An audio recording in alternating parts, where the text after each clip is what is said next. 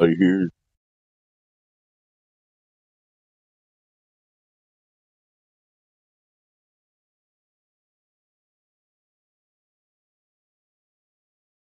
You pick one here, nobody at their mic right now. Alrighty. Another day on the terrestrial plane. We have live from Ohio River Valley. It's CB. Yes, Dave, I saw you in here on your lonesome, so I figured I'd tune in and see what's going on. And we're going through a little slow time here. But doesn't matter. We're still looking for globe evidence that doesn't exist. But you know how that goes. Anyway. Yeah, I've been in the chat, just a couple goofballs in the chat today. So, See that on the most recent live stream, he got the chat open again. So I'm waiting to see how long it takes for the globe clowns to show up over there. yeah, that's their natural habitat, flat earth chats. See the globe sophists in their natural habitat, the YouTube chat box, where they spew constant nonsense and never bring any proof of the globular model they think they live on. Tune in tomorrow, and tomorrow, and tomorrow, and still no globe proof. Anyway. Nope. Yeah, dude's in the chat in the lobby wondering why the sun looks like it's going down. It's like, oh man. It's not starting off on a very technical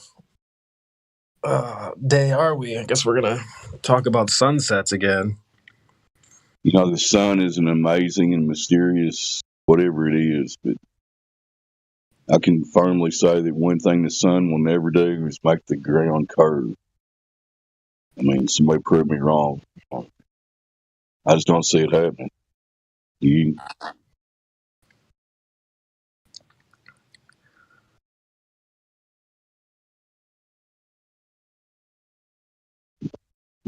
so sad that we're sitting here day after day with such simple questions and nobody can answer them. Well, they're not answerable. So many people don't realize how simple this thing really is. And the globe falls apart at the very basic foundations of its claims. But everybody thinks that smart guys got it all figured out. We've had 500 years of science and blah, blah, blah.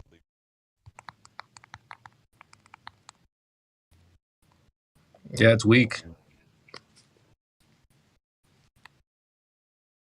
Hiding behind unknown experts, men, scientists, just some vague.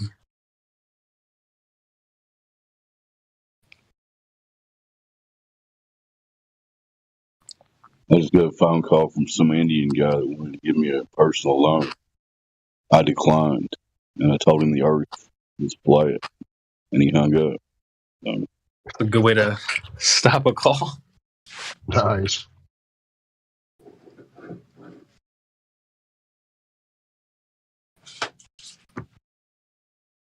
Talk about his sad existence, getting up every day in whatever foreign country, working in a call center, calling people and trying to scam them. That's got to be a pitiful existence, you know. Anyway, Dave, you're just trying to take food off of his table, so. I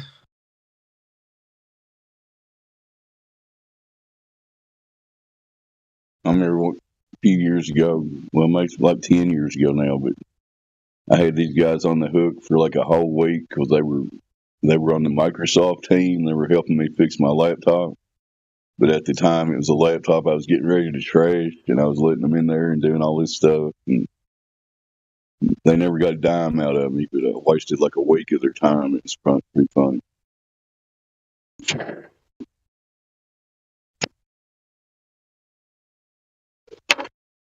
Yeah, Anyway. Dave, you got to take some food off of your table so that the scammer can also have some food on their table.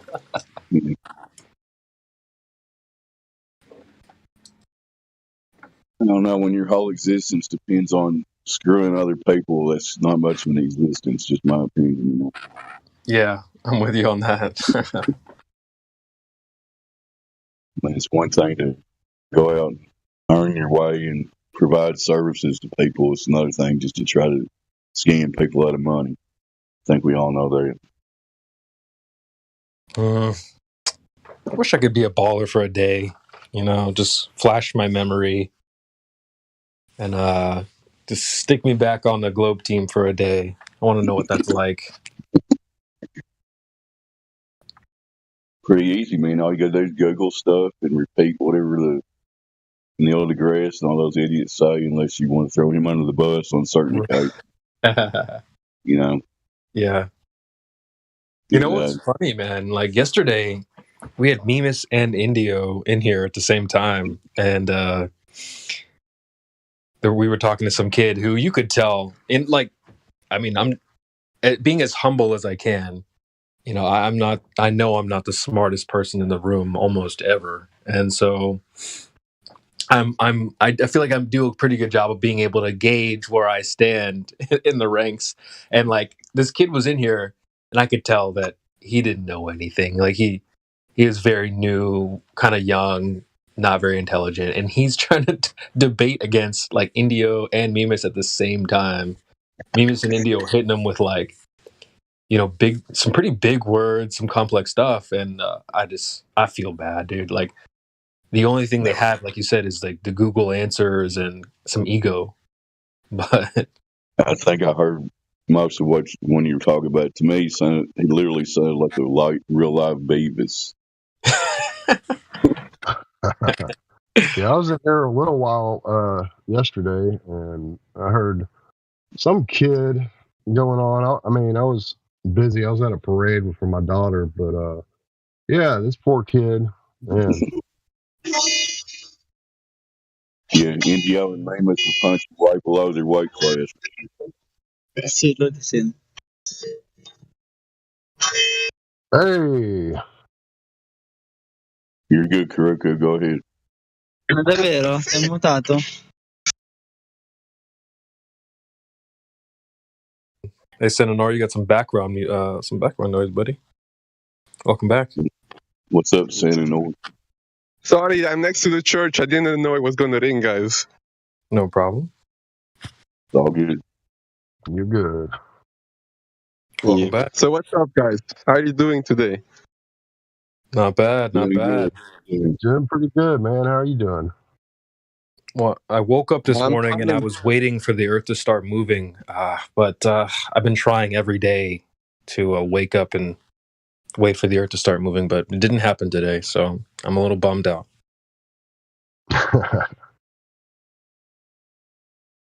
What do you think, Senator? Do you think tomorrow? Just wait for tomorrow, you think? I have a question. Why, if the Earth is flat, the ball are rounds? Okay. Non so.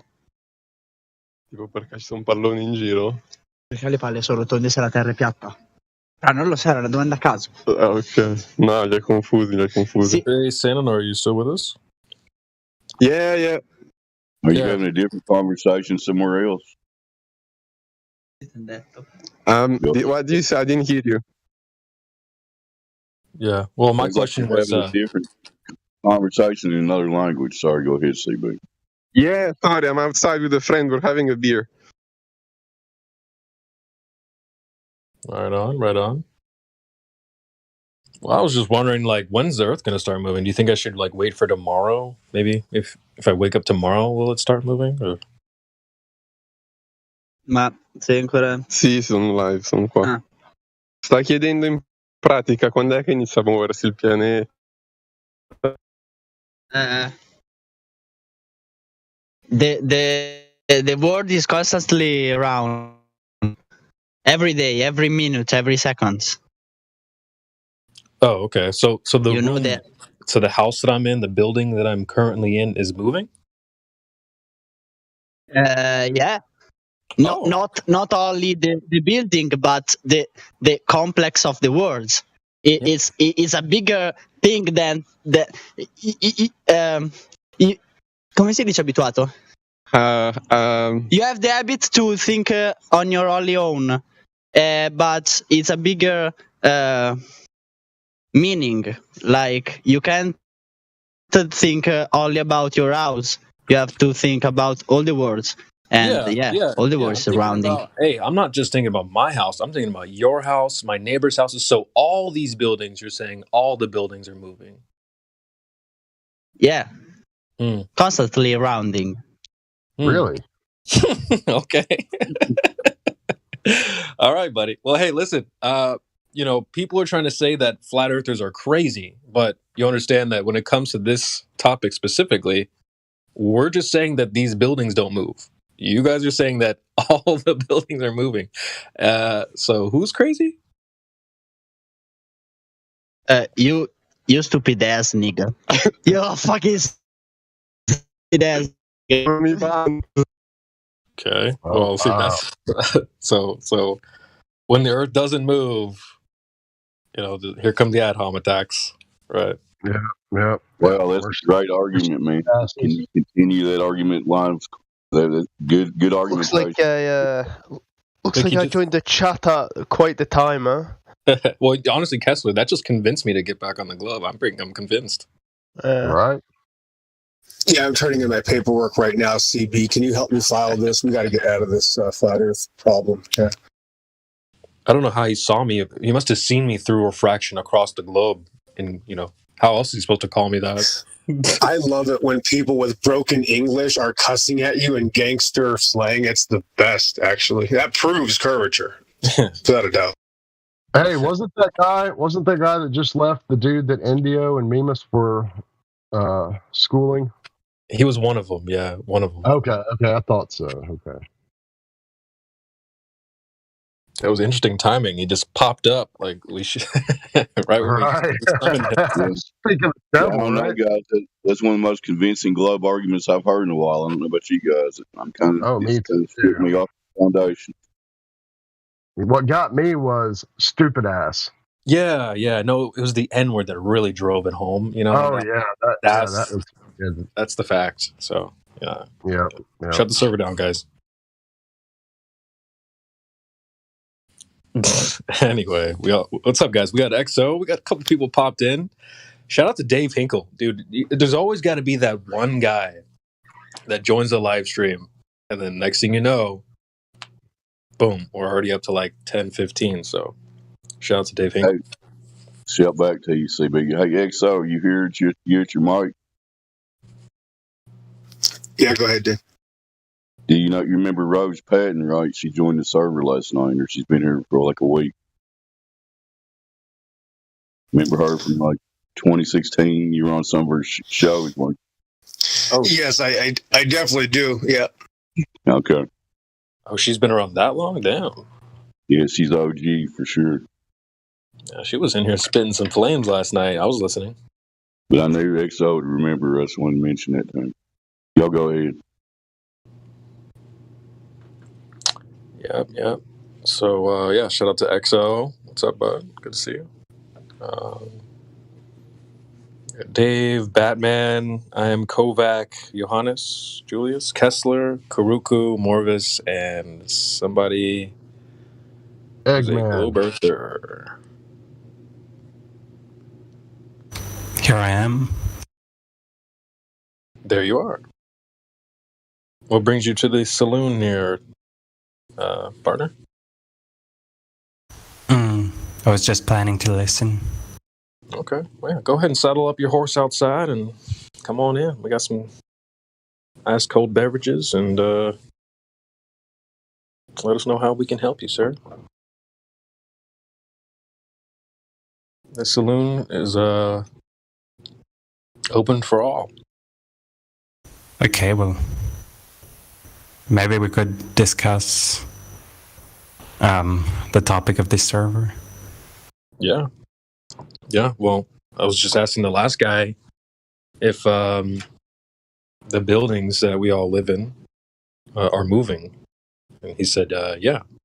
What do you think about that? Yeah, I think they're moving, or rather, they have momentum. It's not really noticeable since you're moving with it, and the Earth is also moving with it. So it's not something you've noticed, it's just something like you believe? Or... I think it can be observed. Okay. So, how? Or where? People weigh less at the equator than they do on the poles, but that's not something I've observed personally, because I've never been to the pole. Let's try to stay focused, because you said that yes, the buildings move and it's not noticeable, and then I asked, is this something you noticed? And you said that it's something you can observe. And then I asked you how you observe that. You said, well, you weigh less at the equator. Okay, so let's just try to focus, because that's yeah. Okay. There's also some reasoning that goes into it. You can't. I guess I don't think information can be obtained directly by observing. It's a process of observing and then making a theory around what you're observing, or trying to explain it in some way. Well, I guess I was just trying to pin you down to what you said, because you said at first it's not noticeable, and then you said that you can observe it. So is it something you... Oh, okay. I mean, it's not noticeable to a human in just with your basic senses, but it's observable using instruments. That's what I meant to say. All right. What instruments can I use to determine that my house is currently moving?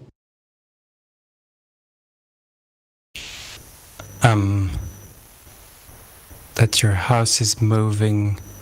Well, yeah, I was kind of I'm mixing up two ways in which your house is moving. But one way is pretty obvious. It's just looking at the sun. The sun is moving relative to your house. So now we can't assume that the sun is doesn't have any speed either, but at least one is moving relative to the other, right? Sorry, can I just point out you started that statement with the sun is moving. You realize you said that? Go ahead, CB. Yeah, I mean, I was going to say the same thing, Dave. It's like, so you're telling me I should look up at the sun moving, and that'll tell me my house is moving. Yeah, or the word kind of takes two different definitions in that sentence. That's true. So you have moving appears to me. The sun appears to be moving, yeah. And from that you can assume two possible explanations: either you're moving, or rather the Earth is moving, or the sun is moving. But those are kind of synonymous.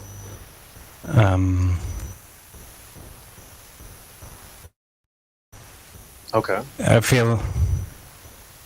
Well, yeah, I'm kind of getting bogged down in the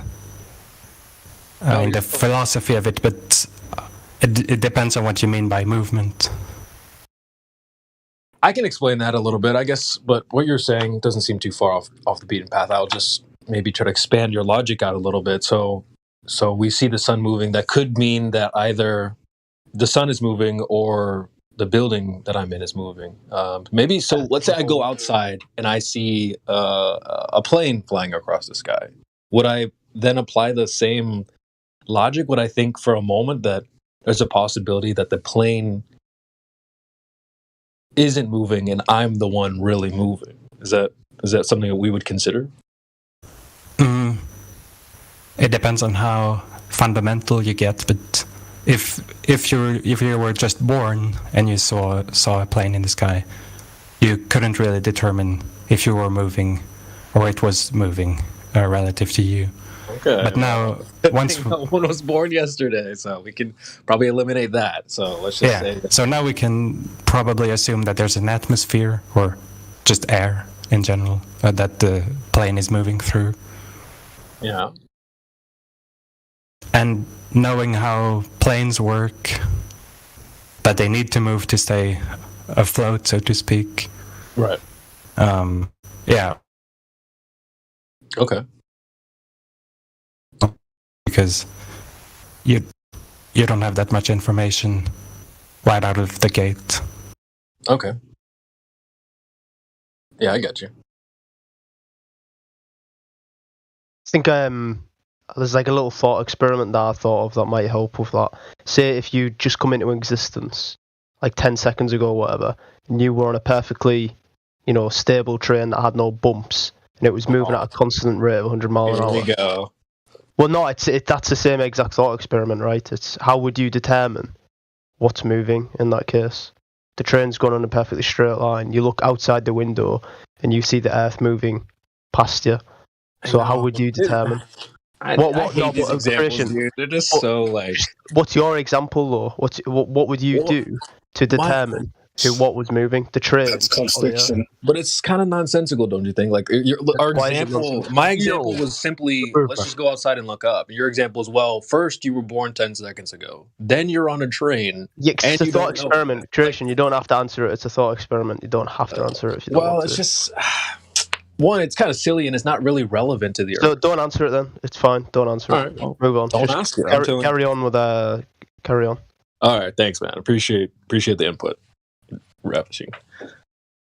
So, not many people answer it. Yeah, I see he's muted and deafened, so I'm going to fill in convo. It's just not many people usually answer that thought experiment. But because everyone's always heard of it. It's kind of faulty. It's set up in a faulty way. You know what I mean? It's like, first of all, what's the fault? If we want to try to compare the Earth to something, like if the Earth was a globe, right? We want to compare that, what the Earth is doing to what it's not doing what a train is doing. It's not moving in a linear path. So that's not even, that's not even close. So if you want to make it comparable to the Earth in any way, shape, or form, it wouldn't be on a train, first of all.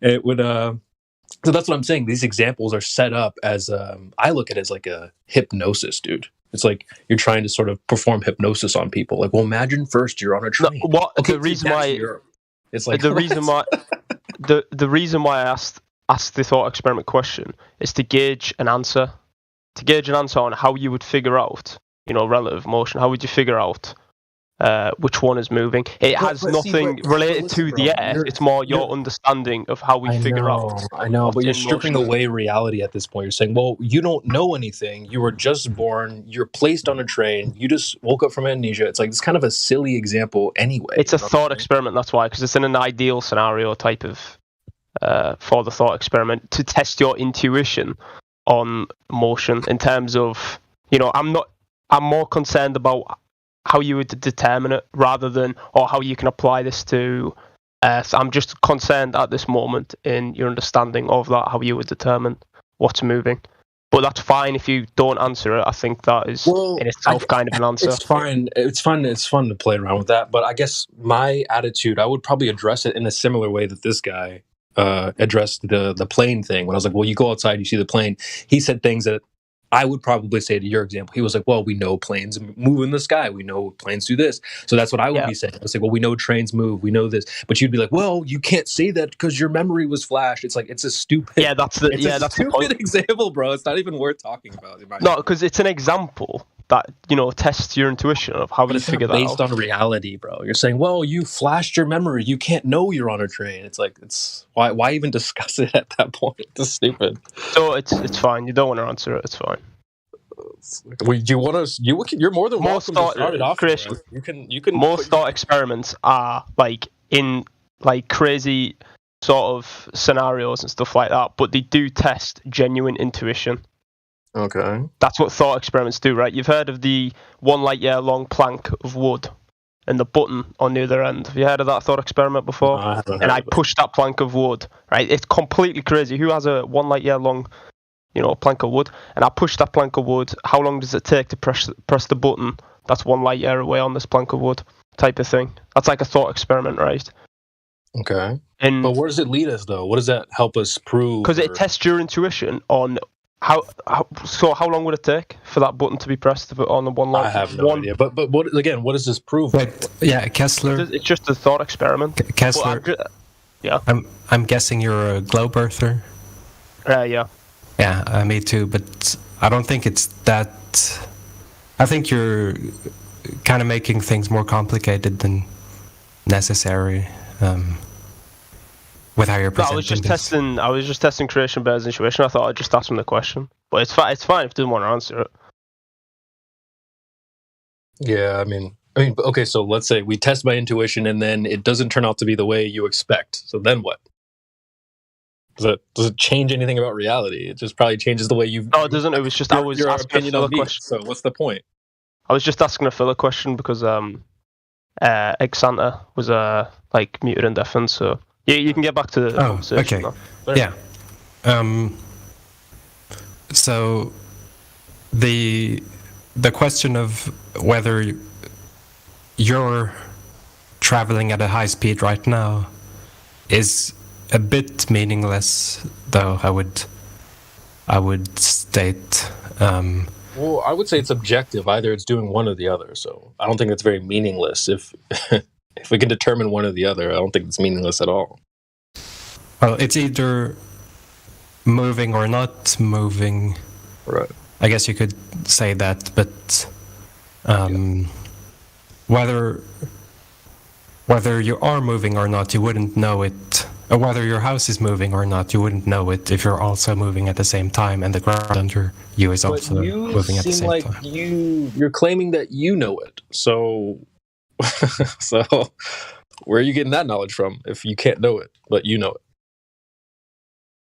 it? Well, it's a part of... Yeah, it's a part of a broader model of the solar system where orbits and gravity and all that. Okay. Really, basically the way I choose what to believe is just by two criteria. One, how internally consistent is it? And secondly, how predictive is it? Or yeah, those are the main two points. Like not if there's like proof for it. That's not really in the criteria. Philosophically, I don't really believe in proof. No. Oh, okay. Damn. Philosophically, you don't believe in proof. Can you expand upon that? Okay.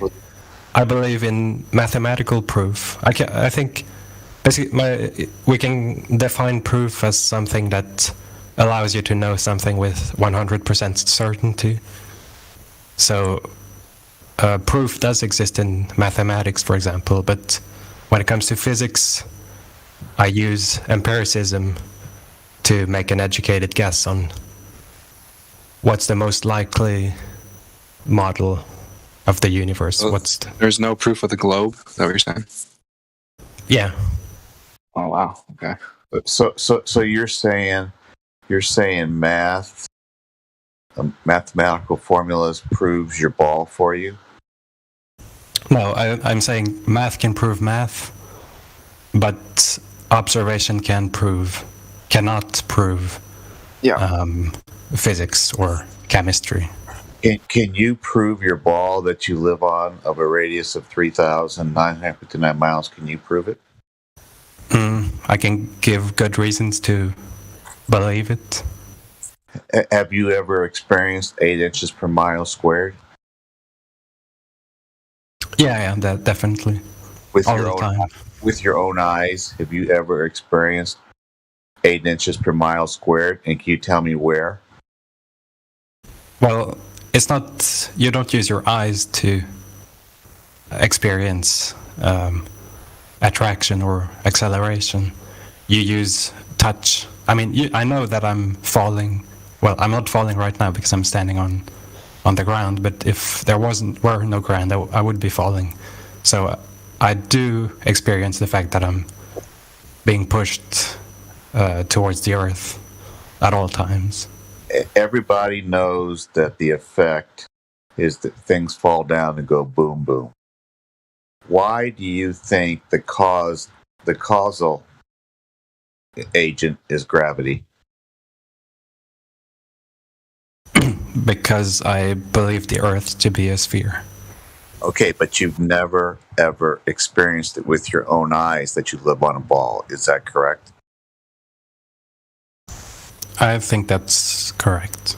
Okay, so if you've never experienced that you live on a ball, you've never seen the geometric or physical horizon that you use, which is 8 inches per mile squared, that mainstream science, NASA, and land surveyors use for a ball of 3,959 miles radius. Why do you think that you live on a ball? Okay, I think I misinterpreted what you were saying. I thought you were talking about the gravitational constant, but you're talking about the curve. Yeah, we can talk about we can talk about gravity at 8 inches per mile squared, either one. Well, what I've seen is that the sun goes under the horizon when it sets, and it also rises from below the horizon.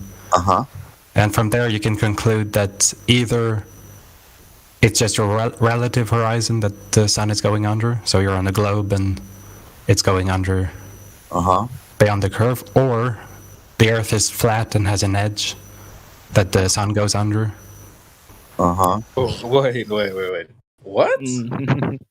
Now, you know, the interesting. Yeah, I appreciate your honesty. I really do. But no.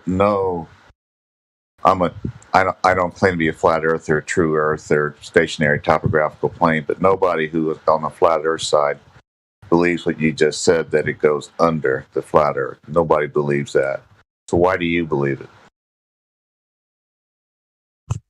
Well, I'd be more ready to believe it because I can see the sun going under the horizon, which would, in a flat Earth, mean under Earth itself. No.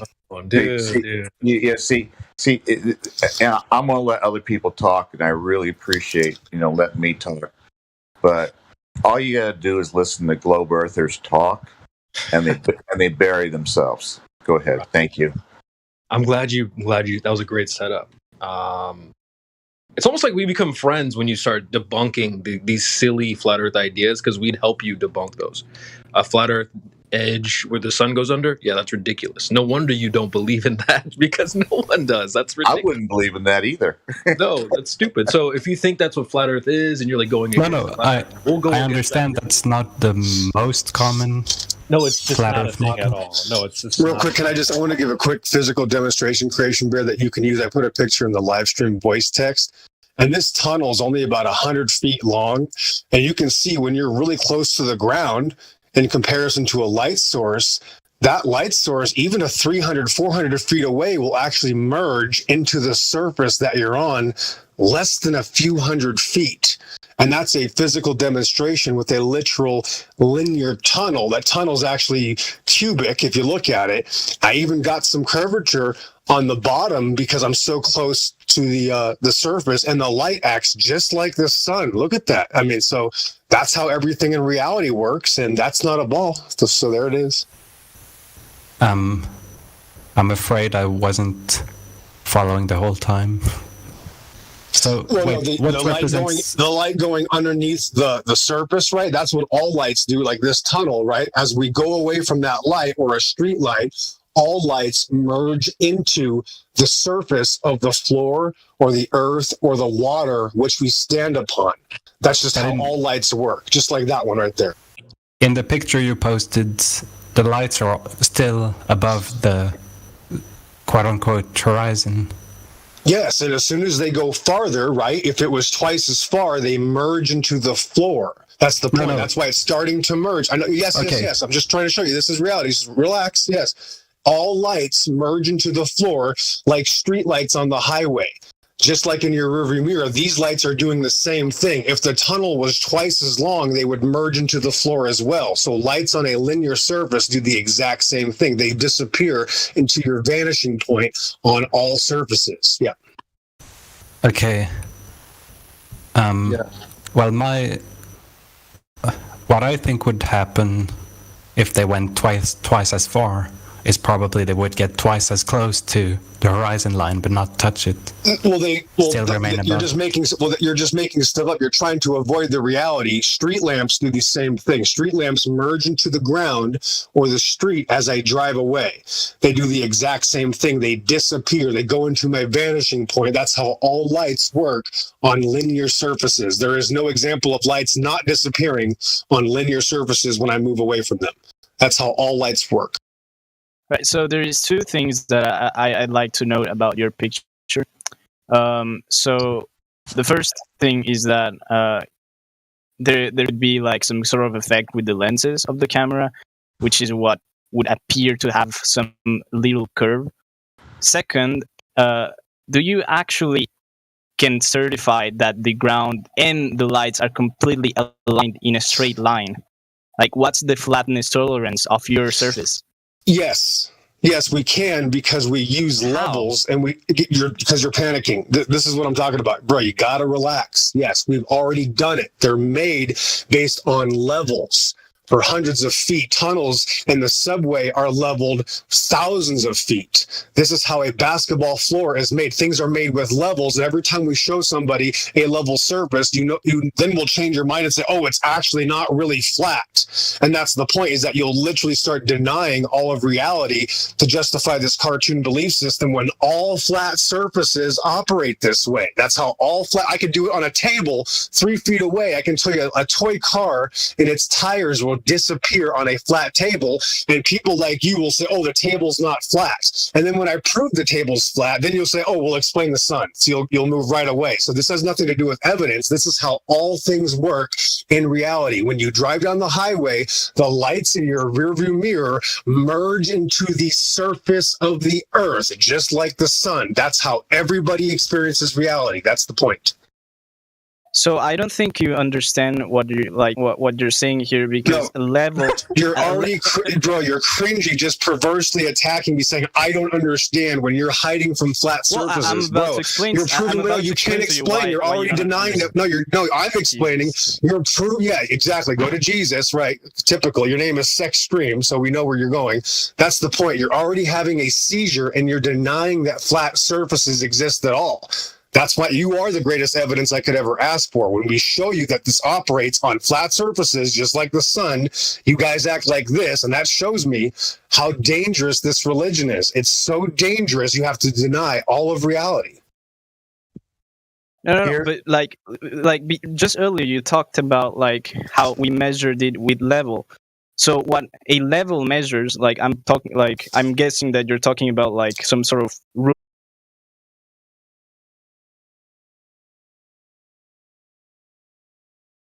And screaming, yes. Do you know what a surface is at all? Yes, all surfaces, that's why you're hiding from reality. All surfaces, every object ever on a surface disappears from the surface up, just like this light source. This is a demonstration of a light source disappearing into a horizon, just like the sun does, and this tunnel is not a ball. So you don't have a claim. That's why you're now scattergunning to something else to try to seem smart now. And that's what atheism. You're going to now play this game now. I'm not here to play a game. No. Yes. Do you know what ontogeny recapitulating phylogeny? Do you know what ontogeny recapitulating phylogeny is? Well, I asked the question first. So. Yes. You don't have a claim. Yes. This is reality. I'm sorry. This is do you know what reality is? No, because you live in a cartoon. You saw it on TV, and that's what you believe. So now you're going to try to seem smart and ask me to define words that you're going to bring up here that are non sequiturs that have nothing to do with what we're demonstrating here. You don't even believe in flat surfaces. You don't even believe in flat surfaces, princess. You're living in a cartoon. This is how all light sources, exactly. All light sources disappear just as the sun does. That's the point. This is a physical demonstration, and that's why you have to deny it. Thank you. Yo, Pillbox. Yeah. If you hear me coming in, it's time to settle down for everyone. Moderation coming in. So we're going to see the new people that are joining us right now. S Extreme has been here a minute. So just take 5, guys. We're going to look at, looks like Bloody Boy. I don't know. Maybe that's your name or not. I'm going to unmute you. Welcome to the server. I don't know what your name is. I don't want to say what it is. Looks like 13LOOD. It's Blood Boy. It's Blood Boy. Blood Boy? Okay. Well, welcome to the server. What brings you by 24/7 Flat Earth Discord? Well, I'm just kind of curious about, like, you know, you guys' perspective. Okay. For sure. We'd like to talk to new people. Of course, yeah, you being just joining the server, we want to know what new people think about the shape of the Earth conversation and why they think what they think. So basically, if you think the Earth is a globe, please provide some evidence. If you're on the fence, let us know why you're on the fence. But if you know the Earth is flat, please tell us how you became a flat earther. So if there's anything that you can tell us about any one of those and then tell us evidence or supporting why you think that, that'd be great. Just so that we can get to know who you are and possibly even get you a role so that other people can know who you are. No right or wrong answers, just what's your position. I feel like there's really no point for people to lie about it being round, because that's just, so the question, I'm not sure. I'm sorry, Blood Boy. I don't know if you heard what I just said, but basically your position, meaning what do you think the Earth is? And then you tell us, let me give you an example. I think the Earth is a globe because I think there's pictures from NASA. That's something that you would say if your position was that you thought the Earth was a globe. So my question to you, and probably to anybody else that's entering or listening, is what do you think the Earth is and why? Is that clear? I don't know if I'm confusing you or you want to reiterate it again, but that's what we're asking for here. And just for clarity, because this forum is an intellectual forum, we want to know that position so other people won't be questioning you, right? Like trying to guess what your position is. So therefore, go ahead. I'll give you the floor once more. I think the Earth is round because there's no reason for the government or NASA or whatever to lie about it being round. Yeah, that's not the reason why it is, though. If that's your position, that's fine. I'm gonna go ahead and give you a Globe Earth tag just so that people can know with the tag, where you stand. It's not gonna confuse anybody, or no one's gonna second guess. All right, so. But Miggy, real quick, if I could, I thought you did a good job of laying out the question in a clear way. I don't think it was really answered properly, but like what I heard in the answer, it's almost like if you asked him, "Hey, what is your name and why?" Okay, my name is John because my parents didn't name me Jack. It's like, well, that's not why you're named John. It's because of you weren't named something else. So the Earth isn't a globe because you don't think it's something else. We're wondering why you think it is a globe, brother. So why do you think it's a globe? Not why you don't think it's flat.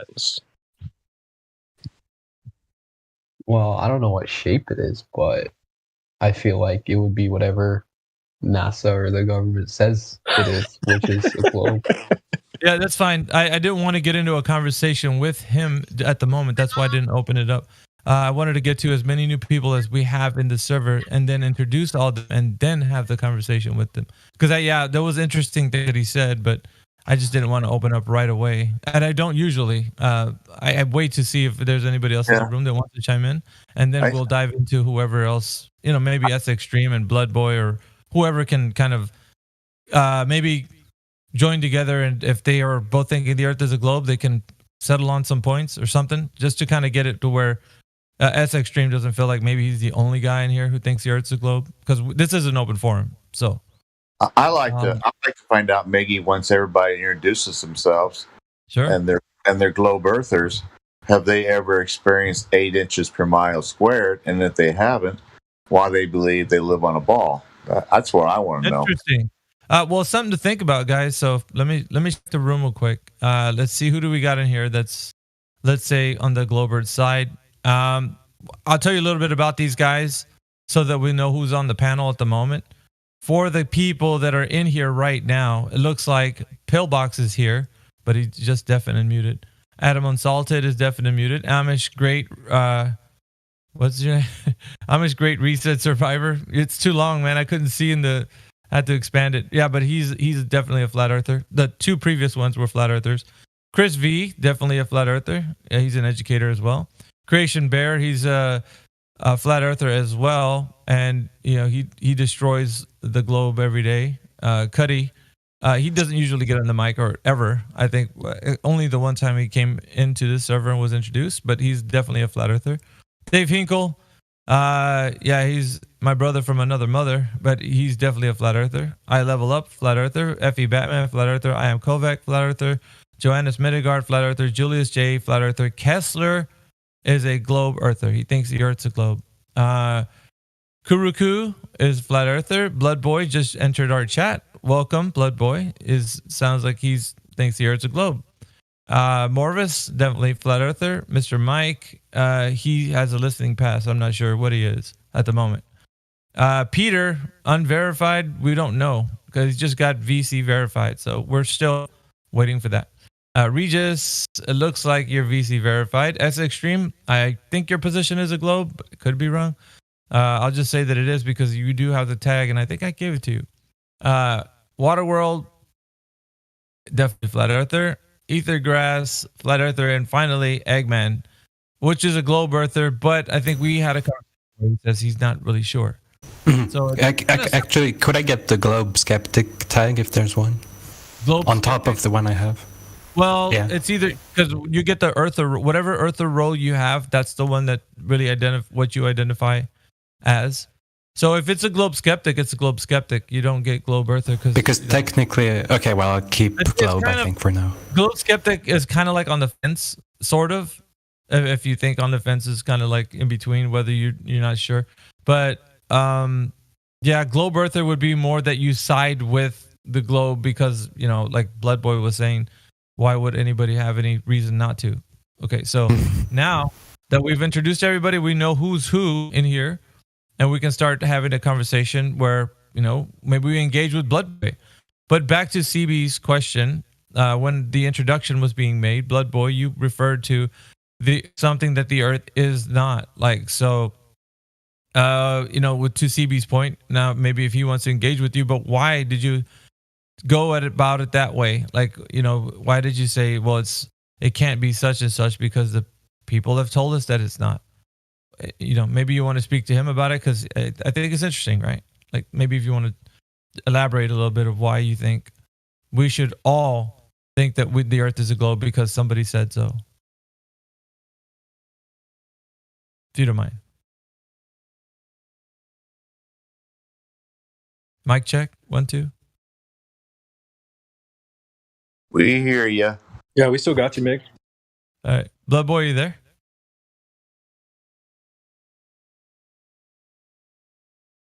Did we lose Blood Boy? Blood Boy, are you there?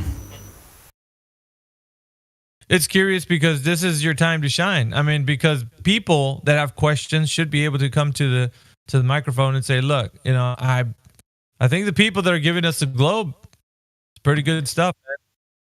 Or whatever. I don't know what you guys think.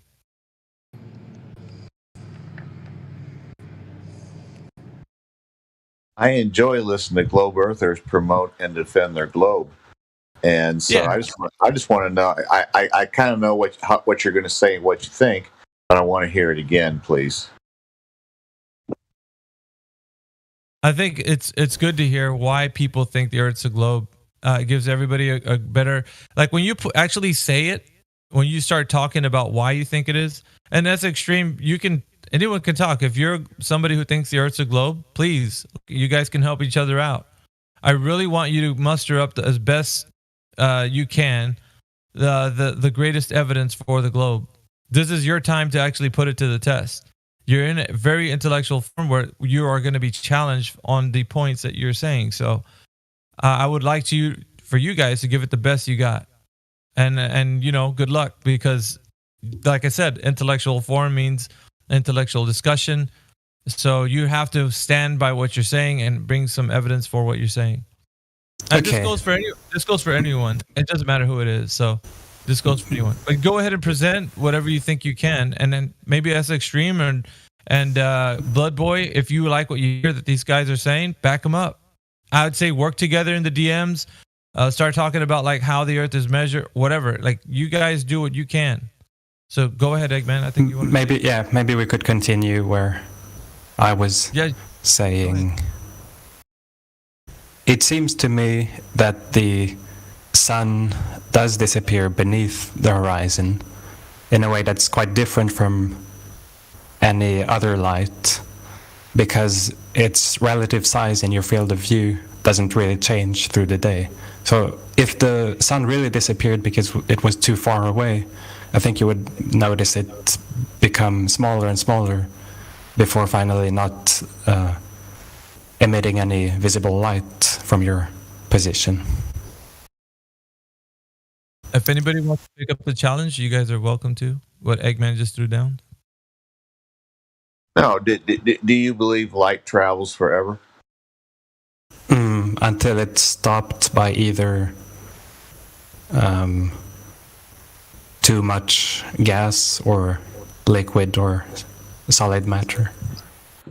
Who is your expert witness that says that the sun doesn't change its size from when we see it in the morning to when we say goodbye to it at night? Who's your expert witness that says that, or is that just you? My expert witness is my eyes. Okay, so you're saying you actually look up at the sun and see it?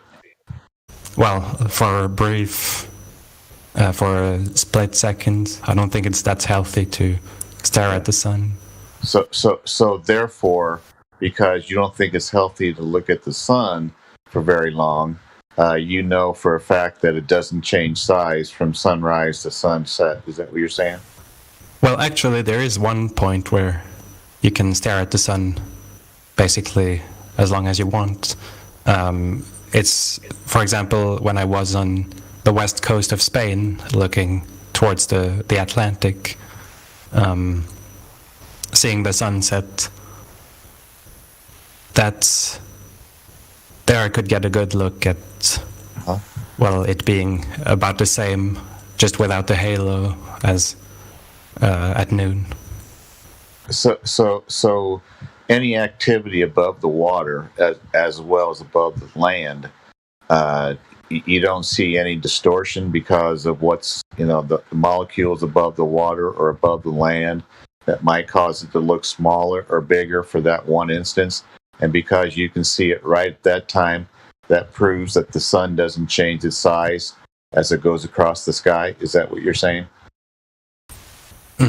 Yeah, that it changes, either it doesn't change or changes so little that it's not humanly detectable. But even though you've only looked at it when it's on the horizon over the Atlantic Ocean from Europe, and you're not taking into account any sort of I don't want to use this word, but I'm going to, atmospheric conditions, and that proves that it doesn't change size as it goes across the sky. Is that your position? Yeah, with some margin of error. I think there could be some distortion, but like in the picture that was posted by the person with the Jewish, Hebrew letters in their username. Yeah, XO. In his picture, for example, the lamps closest to the camera and the lamps furthest from the camera have radically different sizes. Yes. It's basically a 5-time factor. And I would expect, even with some refraction, the Earth looks extremely similar in size at noon and at dawn or dusk. All right, please put a pin on that right just real quick. I'm going to interject just so that I can welcome the new people that have just joined us. We got some new people showing up. And just remember where you left off in the conversation, guys. We got Pickle Soup that just joined us right now. Pickle Soup, I'm going to mute your mic. Welcome to the 24/7 Flat Earth Discord. This is an open forum to talk about the shape of the Earth. If you think the Earth is a globe, if you're on the fence or if you know the Earth's flat, just go ahead and chime in and say, hey, this is Pickle Soup. And let us know what you think the Earth is and why you think it is. What up, my home slices? What's going on, Pickle Soup? What do you think the Earth is? I think with the Earth being a planet and all planets around, and considering we have 2,500 years of evidence against the flat Earth model, Okay. I support the round globe Earth theory. All right. That's great. And so, why do you think it's a globe? 2,500 years of experience of. Let me ask you a question. Why do you think it is not a globe? Wait, are we done with the introductions or? Yeah, not yet. I'm about to. Yeah, hang on, because we're actually Pickle. We're gonna jump into all of that stuff. It's good stuff too.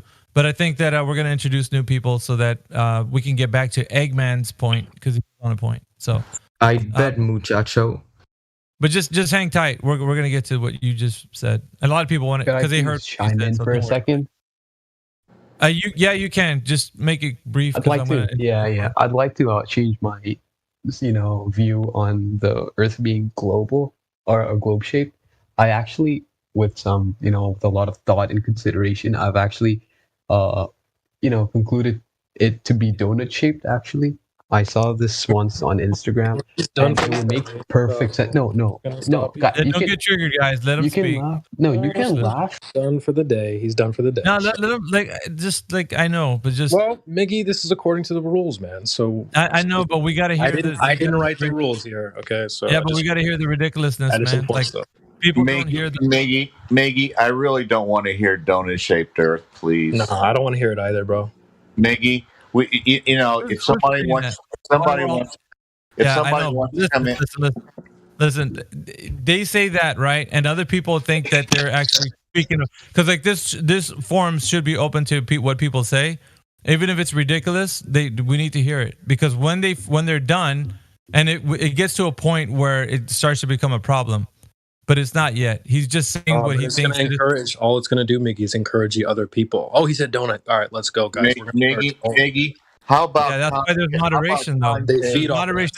Waterworld, like if you guys listen, like I know you're a bit upset about it, but the reason why I want to it's just according to hey, Miggy, we don't know each other very well, even though you really helped me a few months back on something. Please don't strawman me. What? Don't strawman me. Don't say I'm upset when I'm not. Yeah, I'm not upset either, Mig. It's just I'm putting it out there. So I would encourage. Well, I'm upset. Damn. Just kidding. But there is people who would say the toroidal field is donut shaped. So there's that, right? Or you disagree with that? That's not the same thing. No, I understand that. But what I'm saying can I ask a question real quick? 1 second, Pickle. Just 1 second. So I'm addressing this. So like, if he starts going off the rails, then yeah. But I just allowed him to say what he thinks the Earth is, and because of that, I was going to jump to new people. So he could stay in there as long as he's not being rambunctious and running over people. It's ridiculous, isn't it? So if we're not going to listen to how ridiculous people are saying the Earth is, then we're just going to shut the forum. It's going to be a closed forum. Is that what you guys want? A closed forum? We can. If he starts becoming crazy with it and interrupting people, then we can shut him down. But until then, I don't like to be overridden and people are starting to say what they want. It's like we're allowing people as an open forum to say what the Earth is. I agree with you completely, bro. Because they want to shut us up, and we shouldn't be like them at all. Exactly. That's my point. If it sounds ridiculous, it should, because it is ridiculous. But if we don't hear the ridiculousness of it, and it's not, I understand you guys think, well, we're going to allow trolls in here. No, we can shut them down if they start becoming too crazy. If they start saying weird things and then just like mocking us, then we can do it. But right now, he just said the Earth's a donut shape. That's the only thing he said. That's a bannable offense, Miggy. That's a bannable offense. It's in the rules. He's definitely made it clear to us all that he's only here to do the meme thing. So if he wants to try again, though, I mean, here we go. Check this out. All right, let me show you something. If we ban this guy who thinks the Earth's a donut, then we're going to ban concave earthers. We're going to ban simulation earthers. Not concave earthers. No, not concave earthers. No, I will talk to a concave earther all day long. Concave earthers actually have historical basis for their lore, so they kind of have premise. Donuts just I would talk to a concave earther all day long, like I would a Glober. Absolutely. And Simulation has tons of modern scholarly articles related to it. So that, you know. Question: did we allow him to finish saying why he thought the Earth was a donut shape, or did we just shut him down? We're not. That's the whole point. You're not gonna get an opportunity to do that. It's a bannable offense, Miggy. The rules have already been written, brother. So we're just. So when he says it's a upholding the donut rules. Earth, when he says it's a donut Earth, where does it say that we should shut him down? Yeah, it's in the rules. I just posted it 23 minutes past the hour in the chat. So excellent. I didn't write these rules, my friend. I love that rule. Then. All right. I mean, if you guys want to do majority rules here, because I was on a server a long time ago. Well, a couple years ago. It had 36,000 users on it, and we dealt with a lot of very colorful people. And if you give them an inch, they're going to swim all over you. yeah, we haven't given the inch yet. That's the issue. He just We tried to haven't take given his the- inch That's with. the He whole tried point. No, to the take donut his Earth- donut size. Listen, There was a saying that- donut saying that- the size of an inch that he just tried to saying take. that Earth's a donut, that's it the does whole sound point. ridiculous. You don't but give listen, them the inch. The point is this: the saying that the Earth is a donut is the same as saying the Earth is a globe. Concave simulation. It's none of those things. No, it's listen, not. listen to my point. It's none of those things. It is none of those things. None whatsoever. So the ridiculousness of what he's saying, if it's not exposed, other people are gonna be like, so okay, so it's an open forum, and now we're just gonna shut down anyone who says. And it's like, okay, No, it's just what do you trolling, think? Miggy. Come on, dude. Hey, do you want to give him a chance to prove it's a donut? Then is that where we're going? Do you want to give him a chance to prove it's a I want donut? to give him the listen. I Let's want to go. give him a chance. You're trying to I give want to the give him a floor to a chance to troll. provide. I want to give him a chance to provide an evidence why he thinks it is what he thinks it is, and then once it sounds like it's over the top, then you can have an excuse to say, okay, yeah, we're gonna excuse you from this chat because you're just Totally trolling. cool with that, bro. That's what I was trying to get to. That's exactly what I'm saying. But shutting him down at the very first moment, you guys are just like making it a close for him. So it's like, let him say what he's going to Yeah. say. And then he says why he thinks that. And then if you think that's Miggy, but he doesn't think that, shut it down. Miggy. Come on, dude. This isn't your first rodeo. He doesn't think that. He's trolling. You know this. We don't know Okay, that. well, I don't know that he is not schizophrenic or has some kind of dementia type issue and actually believes it's a donut. So let's That's go. what I'm Hey, saying. how is it a donut? Prove it to me. That's exactly what I'm saying. And then once that's proven that he is trolling, then you can get act on it. I get this conversation like Let him dig 3 his own minutes. hole. Let him dig 3 his own minutes. hole. Listen, if It'll you probably guys, last about 3. if you guys want it to be a closed forum where you just That's shut not everybody what- down, that's not- like, that's- hey, I Miggy, think the Earth that's a is, false and you just dichotomy, stop. dude. I want to hear That's that. a false dichotomy. If you're going to Can we say, stop well, if you arguing don't amongst want this ourselves one and let's troll, go with this, man? Let's just if you let don't him. want Let's this just let one him troll try. to speak, then it's a closed forum. That's not Yeah, the I'm with case. Miggy on this Come one. on. Hey, Miggy, when you say you want us to be a closed forum, that's also a form of strawmanning. Nobody thinks we should be a closed forum. So you strawman twice in the last 5 minutes. I'm sorry, Miggy. Jesus Christ. Can we move on? Yeah.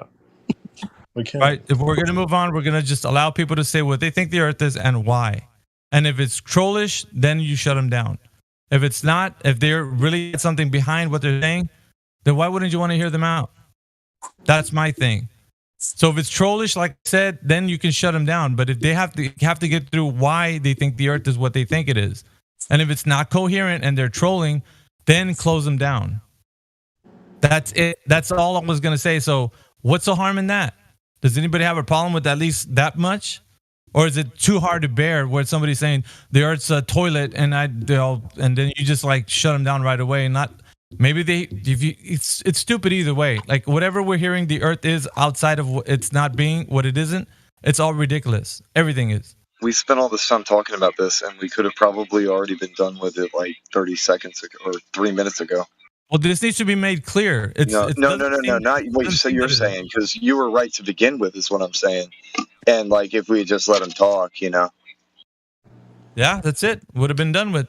And of course, his ridiculousness, if it wasn't total error, would have shut him down already. Let's hear him say how the Earth is a donut, and then we can laugh, and then we can move on. I'm gonna mute myself for a minute and listen to this one. All right, Blood Boy, are you there? Yeah. First of all, I'd like to thank Miggy for giving me an opportunity to speak on my, speak my mind. And Well, yeah, I'd like to- Blood Boy. Real quick before you begin, it's not even about you, man. It's about anyone who thinks whatever the Earth is, You're allowed to say what you think it is, and then go ahead and tell us why. But if it sounds like something that's like really bad and you're just trolling, then we're gonna have to mute you. And like that's no slight to you. That's just because we know that we're dealing with a large forum, and a lot of people that come in here abuse the ability to have like this is a privilege to come in here and speak in an intellectual forum. Okay, I agree. So let me put that out to you. So if you're not being serious, then people are gonna really be upset about it. Just I'm letting you know that. So so first of all, I'd like to apologize to Waterworld for strawmanning him. Okay, and I think personally, Yo, can I have VC firms again? No. Okay, Stop interrupting. so yeah, sorry. Like I was saying before, I was interrupted.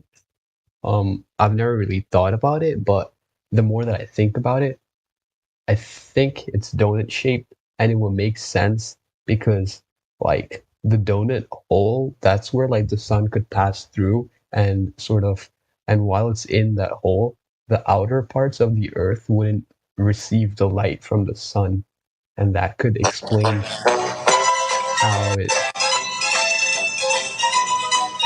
Do you have anything clever to say, Creation Bear?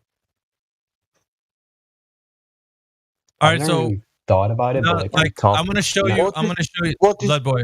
I'm gonna show you real quick, Sasha. 1 second. I'm gonna show you real quick why in this place that doesn't work. You're gonna see in just a moment, okay? But I want you to hold on to that thought. We got some new people coming in. Just keep thinking that, because like you're gonna see why people in here that have intellectual standing are gonna show you the reason why that doesn't. Your ideas, or even if you're just making a joke about it, you're gonna realize really quickly why that doesn't fly in this forum. So just hang tight. You might want to put yourself on mute. I'm gonna introduce more people. We got Nashita. Nashita just joined us. Nashita, welcome to the 24/7 Flat Earth Discord. We do want to know about what people think the Earth is. I'm sorry, somebody's muting Nashita. Let's see here, unmute. Okay. So, Nashita, we want to know why people think what they think about the Earth and why. So, if you think the Earth's a globe, you're on the fence, or if you know the Earth's flat, go ahead and present why you think what the Earth is and why. Sorry? Did you hear me, Nashita? No, you cut out. I'm sorry. So, we want to know in this forum, because this is a discussion about the shape of the Earth, what you think the Earth is and why. Round?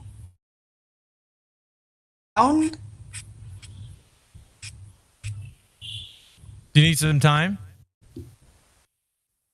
Yeah. Okay, take some time.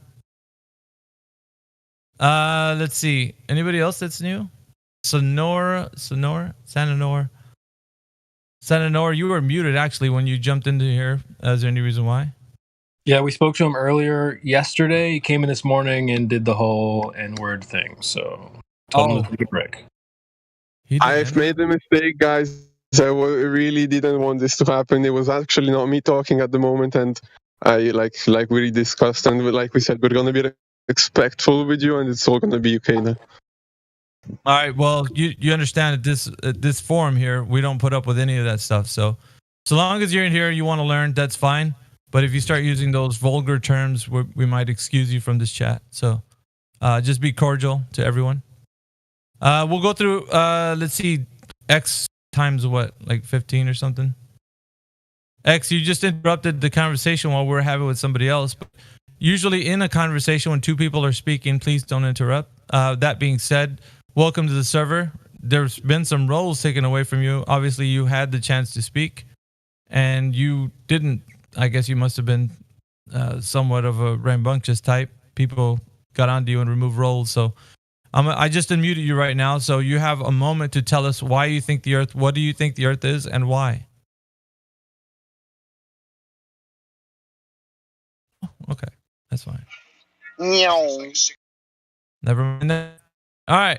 So back to the forum. So we got Nashita, who hasn't spoken yet, but has the ability. Go ahead, CB. You want to say something? I was just going to say That was me. I was just going to say it's kind of suspicious how quickly they left. Like, the wicked run when no one pursued it. Sure. All right. But yeah. Anyway, we're going to address some ridiculous claims that have been made, right? Because they're all ridiculous. If they're not something that reality speaks to us as. But Blood Boy is talking about a donut, and we're going to show him the reason why that doesn't work in this form. If some people think that this is a joke or an internet meme, and this is some kind of weird topic, we're going to explain to you why it's not. This is going to be a crash course for you to understand that how you've been taught about whatever the Earth is, according to what you think it is not even functional. It doesn't measure curvature in any way, shape, or form. Okay, so like if you're just joking around, you're gonna find out real quick why that doesn't work here. So please don't troll this chat. That's what I would say for the new people, and ask any questions you'd like. This is a place for you to learn more about what the Earth is and learn about what it's not.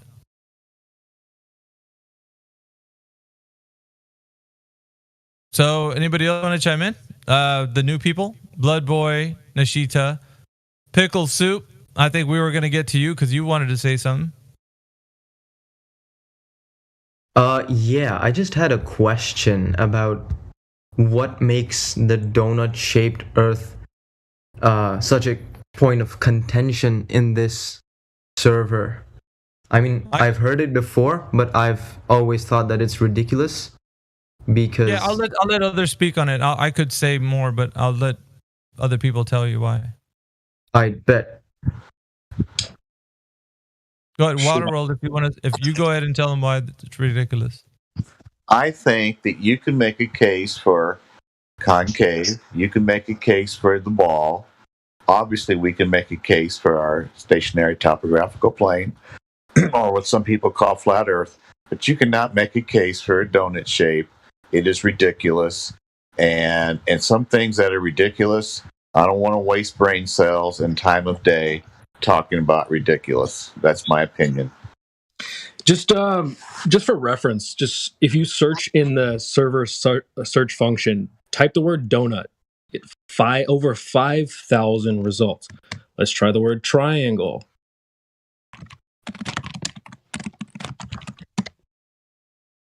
Sorry, a little slow here today. Triangle, another 5,000 results. What else you guys got? Disc? 9,000 results. What other shapes you guys got for me? Globe. Cylinder? Globe. Cylinder. Yeah, cylinder. Yep, cylinder. Okay, 1,400 results. So the thing is, cube.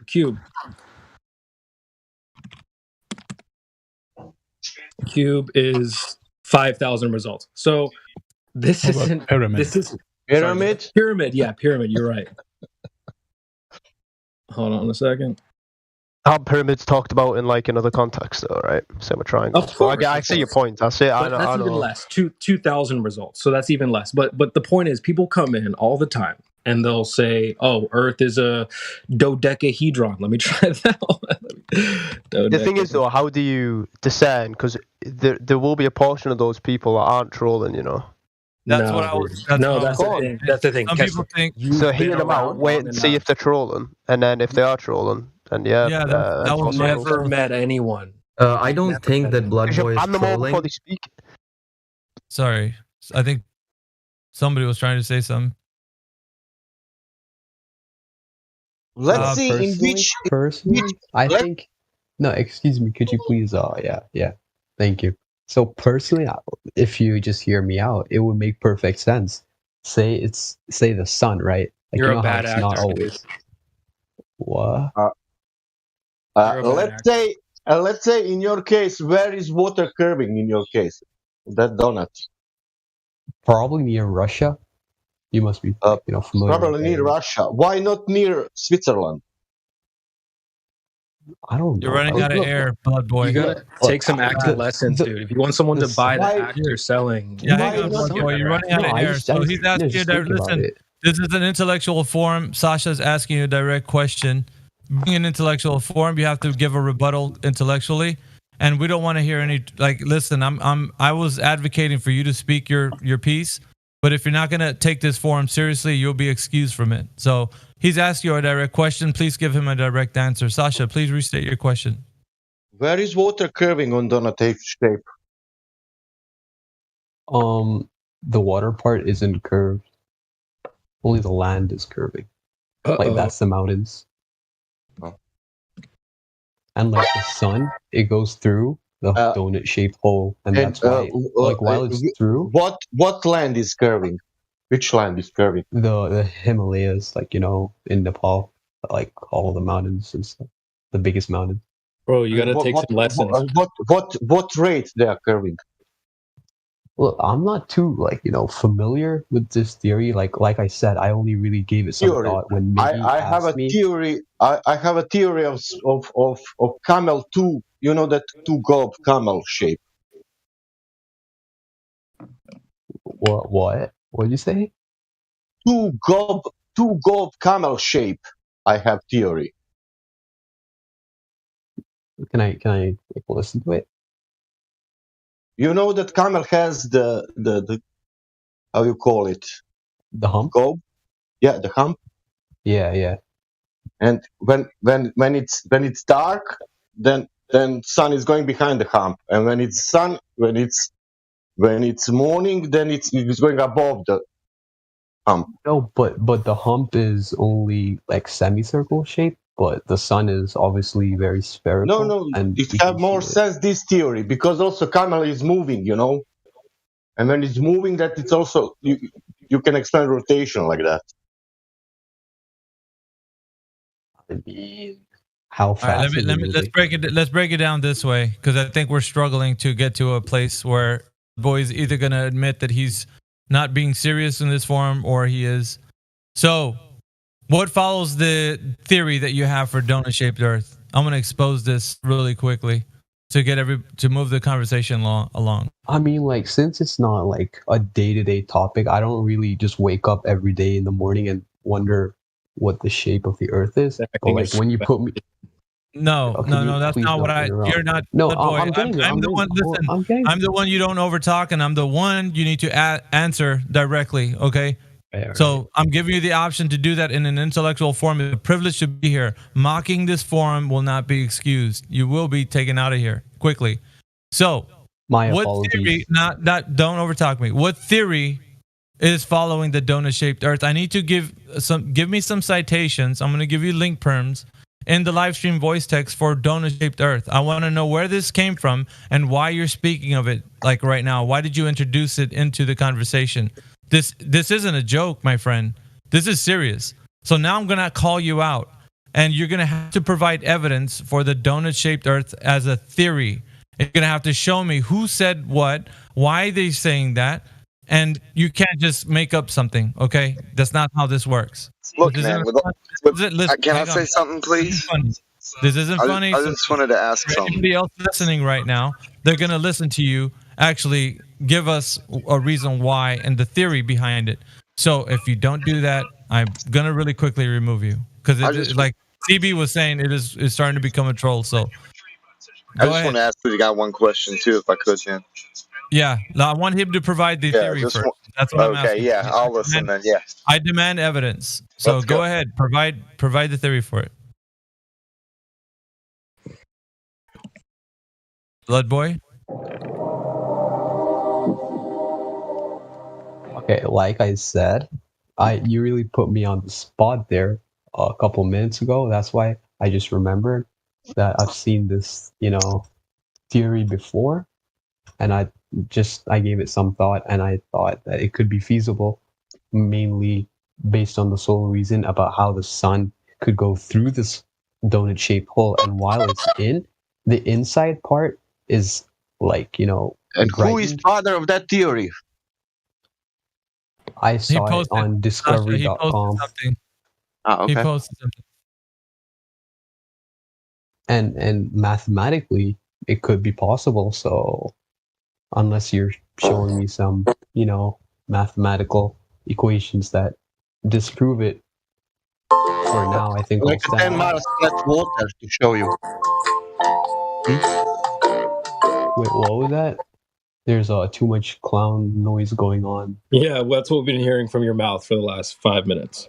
Yeah, so I thought you were, every time you talked, I thought clown noises were coming out. Yeah, that was a good one. It took me 15 minutes to come up with that.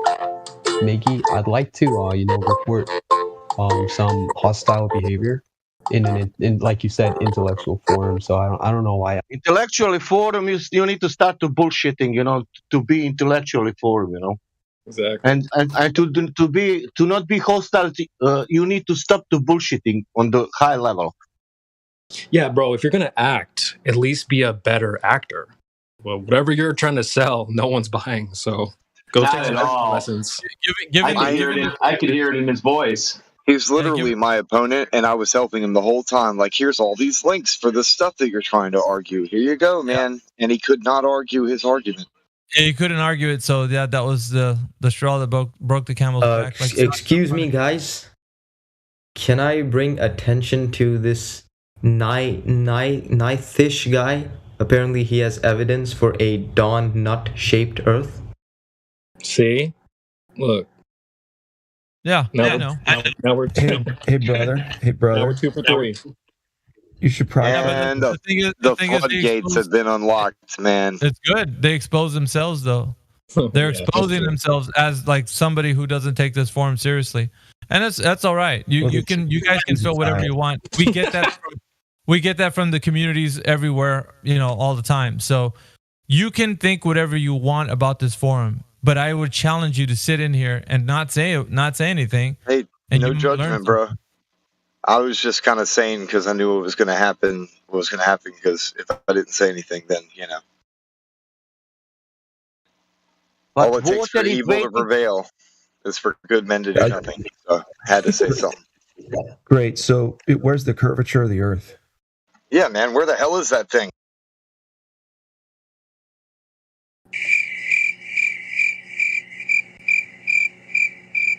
Don't get mad at me, man. Don't hate the player. You know what I mean? Yep. Hate the game. Oh, they hate the players. Oh, they do. Yeah, they hate the players, man. Fuck. Yo, I think that their version of Earth is catfishing everybody, trying to tell everybody how curvy it is, but it's lying. I will say they can't find them curves. I will say this stupid flat earthers that is donut shape, and I will make a laugh of them because they are so retarded. Here's what you guys find out really quickly coming in here is that this isn't a joke. All right. And we do a lot of meme things because it feels like you guys are doing that. You're pretending to think that you want to know something. And then when given the opportunity, you squander that opportunity. And on the best that you can possible, right? I advocate for those who want to come in here and ask curious questions, but you squander it like fools. And then against the people who might care about this forum, I have to fight for you guys to say something. And then you guys open up your mics and say something that ridiculous. How do you think that makes me feel when I give you the chance to do it and then you squander it? That's bad, isn't it? That I have to fight my own community just so that you can say something? Think about it. I want you to have a voice, but that voice shouldn't be something of a ridiculous thing. So this should be a lesson because you guys are testing my patience. Every time that you come on another in here, server. Go and ahead, everybody was just cussing and talking crap, and like they were being really rude and disrespectful, calling each other idiots and dumbasses and all kinds of shit, just cussing each other out. And nothing like this here. And it's like you're sitting here trying to maintain civilized debate and discussion. And people come in here and disrespect that civilized area that you're trying to create. You may as well just go in there and act like savages on some other server talking shit to one another. That's right. I don't like that. And either on Flat Earth or Globe Earth side. I don't like that. So if you guys are listening right now, this is what I want this forum to be. Yeah, who cares what they have to say when they come in here? Let them expose themselves and then cut them down. But don't do it right away. You have to allow them to say that. And then expose them and teach them why this is an intellectual forum. Run them through with facts. Was that other server Tartaria? They like to do that over there. Yeah, That was it. One, though. It was a Tartaria. It was a Tartaria. Yeah. Oh, it was a Tartaria server. Yeah, the Cosmology Tartaria 2.0. I'll just say it was a Tartaria server. Imagine why they allowed Globers on there like it's licorice. I don't know what else to say. When people get more obsessed with having numbers on their server than actually having factual information, people who are good at dating, then they end up selling out to those numbers. They do, and it just makes a toxic place. Toxic work environment. I've told Shane that numerous times. Don't allow the voice text to be taken over by Globers. And now Loon McToon is a moderator over there, or some sort of authority figure over there, and they got all the nuts over there, and Shane doesn't care, and this really bothers me. Yeah, it's gonna get worse. It'll get worse. And then sooner or later they're going to give permissions to somebody that they think they can trust, but they can't. It's going to take down the site and destroy it. Yeah, not here. It never was that way here. It's always flat Earth all the way, 100%. But at the same time, in order for the world to actually look at us like an intellectual form, we have to be open enough to hear the ridiculousness. And then my point if we hear, go ahead, Aether. That's what happened on 24/7 Mostly Level. Tried to compromise with Globers, and then people ended up getting on the staff that couldn't be trusted, and they destroyed it. Compromise with Globers. That's a fucking good one. You can't compromise. Can I bring a question? They are militant. They will do brigading and raid people and try and attack people, and they'll keep on trying to take everything down because they look at us as though we are an enemy to intelligence. You can't compromise with we're the mentally counterproductive. You can't reason with a cornered fucking wolf, right? To them, though, we are counterproductive to the intelligence of the human race, and that we must be exterminated. Our we just had 4 guys coming in talking about fucking donut Earth, and they're gonna say we are counterproductive to intelligence. Okay. Yeah. I'm not going to give them the respect. Take a look in the mirror, please. You get what I'm saying, though. That's why they do this. They're militant. Yeah, I know, Ether, I know. So can I do a question? I'm sorry, they're not wolves, they're hyenas. I wanted people to hear. Yes, hyenas. They won't stop laughing. All you have to do Excuse me, I have a genuine question. Go on, Pickle. I have a question. Sorry. We're gonna take one. We're gonna take one at a time. Don't interrupt each other either when they're speaking. So we're gonna go with Pickle Soup because I think he wanted to speak first. But Pickle, and I'd have to warn you, you were on a bandwagon of Donut Earth, so you're running out of oxygen with that. So please don't defer to some listen. I would say this: stand up for your own self.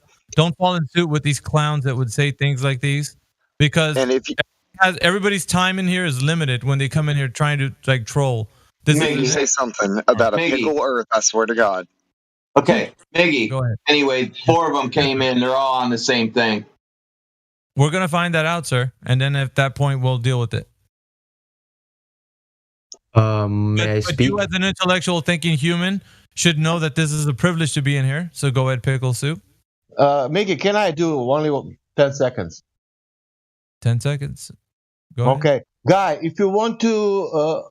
if you are prepared for some good troll, do it very well, If you not ask question about this topic, 24/7 flat Earth. Thank you, Sasha. As with regards to this topic, I remember clearly stating that I do not believe in the donut Earth theory, and I think that is ridiculous. There you go. Now on to my actual question. You can see different weather systems around the world. So you have the dry kind of weather of, let's say, North America, and the tropical weather of India or Africa or Australia. How do those weather systems, how would they exist if the Earth was to be flat? Wouldn't you like to know, weather boy? Hey, can I ask you a question? What about the flat Earth would stop that from happening? That's a fair point. Yeah, and I'll just say that if you learned that the Earth was flat, like today or tomorrow or whenever, nothing would change. The weather systems and GPS and everything that's currently working doesn't just stop working. So if the Earth is flat, it all Everything already works, bro. So. Yeah, this ties into seasons and demonstrates that Globers have no idea what the explanation for seasons is in the heliocentric model, and it's absolutely ridiculous. Where it's far more plausible what's going on flat Earth with the oscillating sun, between the tropics. Yeah, in the the globe model, in the wintertime, the sun's closer to Earth, so it's colder. And who asked the question? Pickle soup. Pickle soup. Can I ask you a question? As Extreme asked the... Okay. Yes, sir.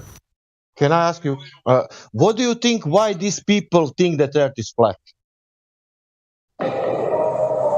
Well, that is why I'm here, to find out why they think that the Earth is flat. I'm here to educate myself.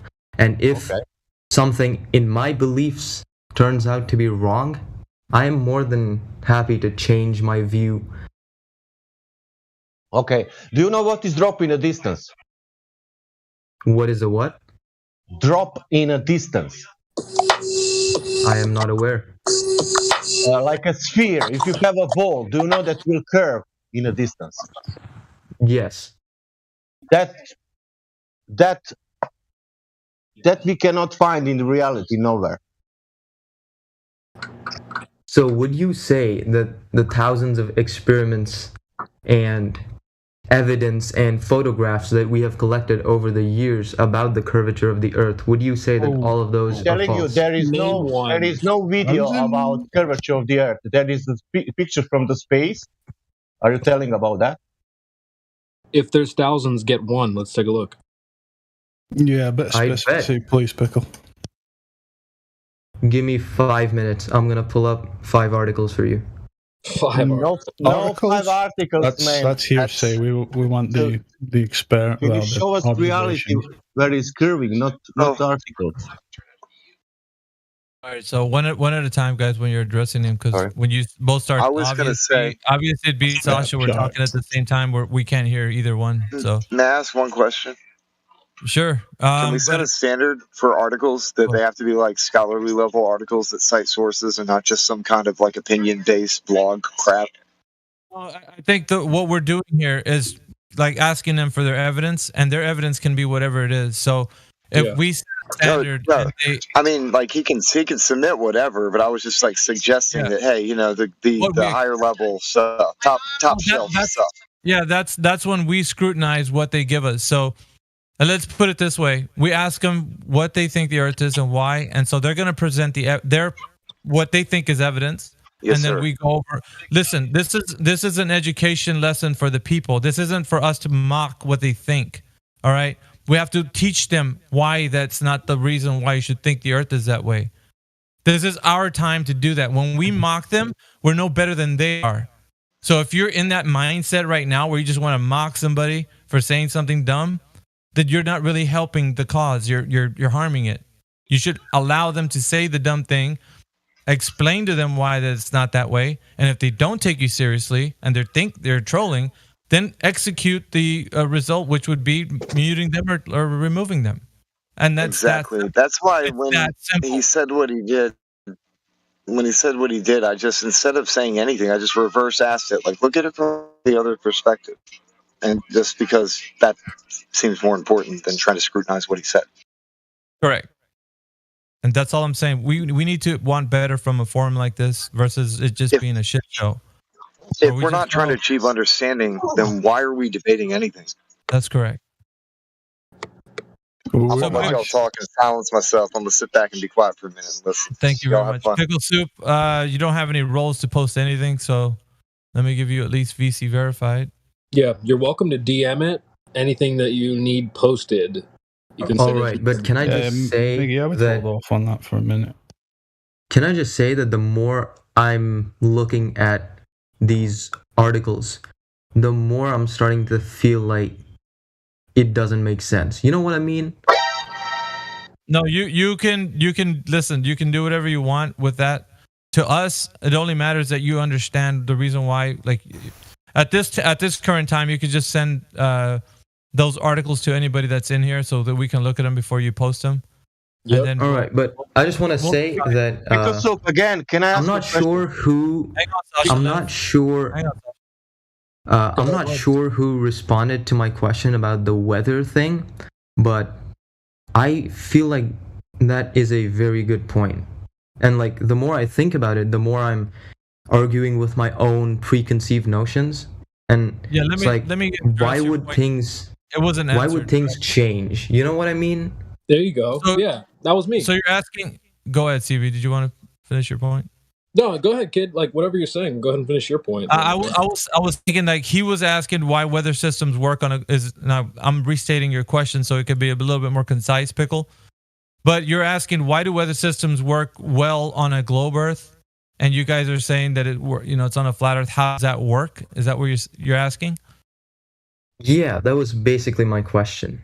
I understood you, but I just the way you phrased it probably didn't come out right. Oh, I apologize.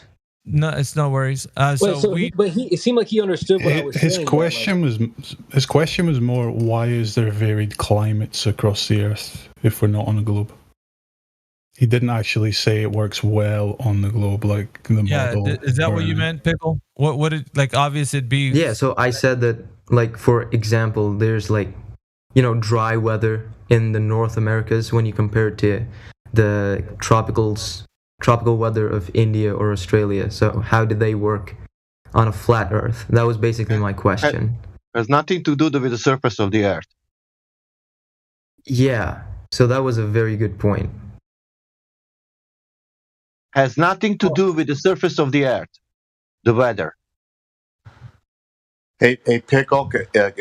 What is your, if I may ask, from our standpoint, the best evidence for our quote flat Earth is that we don't see curve, we don't see curvature, we don't see it 8 inches per mile squared. We don't see it ever. What is your best evidence for your ball, for your globe? I can give you many examples. Can you give me your best one? The best one? Yeah, the best one for your ball. Can someone please stop playing that audio? Yeah, let's like wait till he finishes saying something. Oh, dude, it's just for fun. The best one that I can think of at the moment are obviously images taken from space, but the more I think about it, the more I feel like they can be faked, It is, but it's Pickle with your empirical and physical evidence that you see from your eyes, what you experience. What is your best experience? What is your best explanation for your globe? What's the number one reason you believe in your globe through your eyes and your experiences? What's the best one? Okay, so my uncle, he is in the Navy, and I have visited him on a dock, and I've seen the ship go past the horizon, and it starts to disappear from the bottom. And since I was in first grade, I guess, we've been told that this is how it works. You know what I mean? This is how ships kind of disappear off the horizon, and you don't see the whole thing going all the way onto the other side. You know what I mean? And Yeah, I guess Okay, go ahead. I'm sorry. I guess that's like the personal evidence I have for it. But in case you guys haven't noticed, I'm kind of on the fence about this whole thing. So I'm just here to educate myself. Yeah, I think all of us at age 5. I remember going into kindergarten, age 5. We all saw a ball tilted, spinning by our teacher's desk, and the teacher would never lie to us. So here's my question about boats going over the horizon. Obviously, on a stationary plane, things will also disappear from the bottom up. It's called perspective and vanishing point. Have you ever considered the fact that with your own eyes, because of perspective and vanishing point, which all painters and artists have to take into account when they paint something, that it's just disappearing from your view, and if you brought it back in with, say, a magnifier, a P900, Nikon, or a telescope, that you can see it all. Therefore, you can see much further than you should be able to on a ball of 3,959 miles. If you're 6 feet observation height, it starts disappearing at 3 miles. But you can bring it back, and you can see 10 miles, and you can see that object 10 miles out, and you can also see water beyond it. Have you gone beyond that and maybe thought, hey, maybe I was lied to? The teacher didn't lie to me because the teacher believed in the lie, but I believed a lie, and maybe I should stop believing lies. That does make sense. And that's also kind of why I'm starting to question all of this. Because I want to tell you something. You may lose some friends when you come over and realize you've been lied to about your ball, but the water is warmer over here, and you'll make friends with us over here that you never imagined you could. Yeah, that makes sense. Which part makes sense, Pickle? That's what all of I was it. also wondering. I mean, also, like, if you have someone who thinks that the Earth is round, right, and you put them into positions of power, and I use the term power very loosely here, like a teacher has power over and can influence what the kids think, you know what I mean? So if one of them thinks that the Earth is round, then all the students are gonna think that the Earth is round, and I guess that's kind of what happened to me. And maybe it's what happened to all of us. To us. Yep. Yeah. Probably my friend. Pickle, everybody Yeah, in and here has maybe been through the that's same why- educational system you have been. We all believed in the globe at one point until we investigated it critically and seriously. Yeah. Have you ever thought, Pickle, how ridiculous it is to believe that we see sunsets on the globe because we're falling away at somewhere between 800 and 1,000 miles per hour, depending on where you are, and that you're actually revolving around the sun at 66,600 miles per hour in an elliptical orbit, and that the solar system is going through the Milky Way at 450,000 miles per hour, and that the milk that we are traveling throughout an ever-expanding universe at 1.3 million miles per hour, while Polaris, the North Star, has always remained fixed around the North Pole, and the sky revolves counterclockwise, and the constellations have never changed their alignment within each other, and they have never changed their brightness, either getting more intense or dimmer. Has that ever occurred to you that that's absolutely an insane thing to think about from your ball perspective? I have, but then again, a lot of things about space are just inherently insane. You know, like, how the hell, like, Jupiter is just a ball of gas. Like, it's kind of insane to think about how a ball of gas is gonna have a storm on it. You know what I mean? How about So- gas could be in a vacuum of the I guess you just kind of fall into that way of thinking. You do. know, that this is how things are. It's lazy. It's a lazy way to think because we have abdicated. We have given away our rights to think as a human being to somebody that we don't know, that who doesn't care about us. That's insane.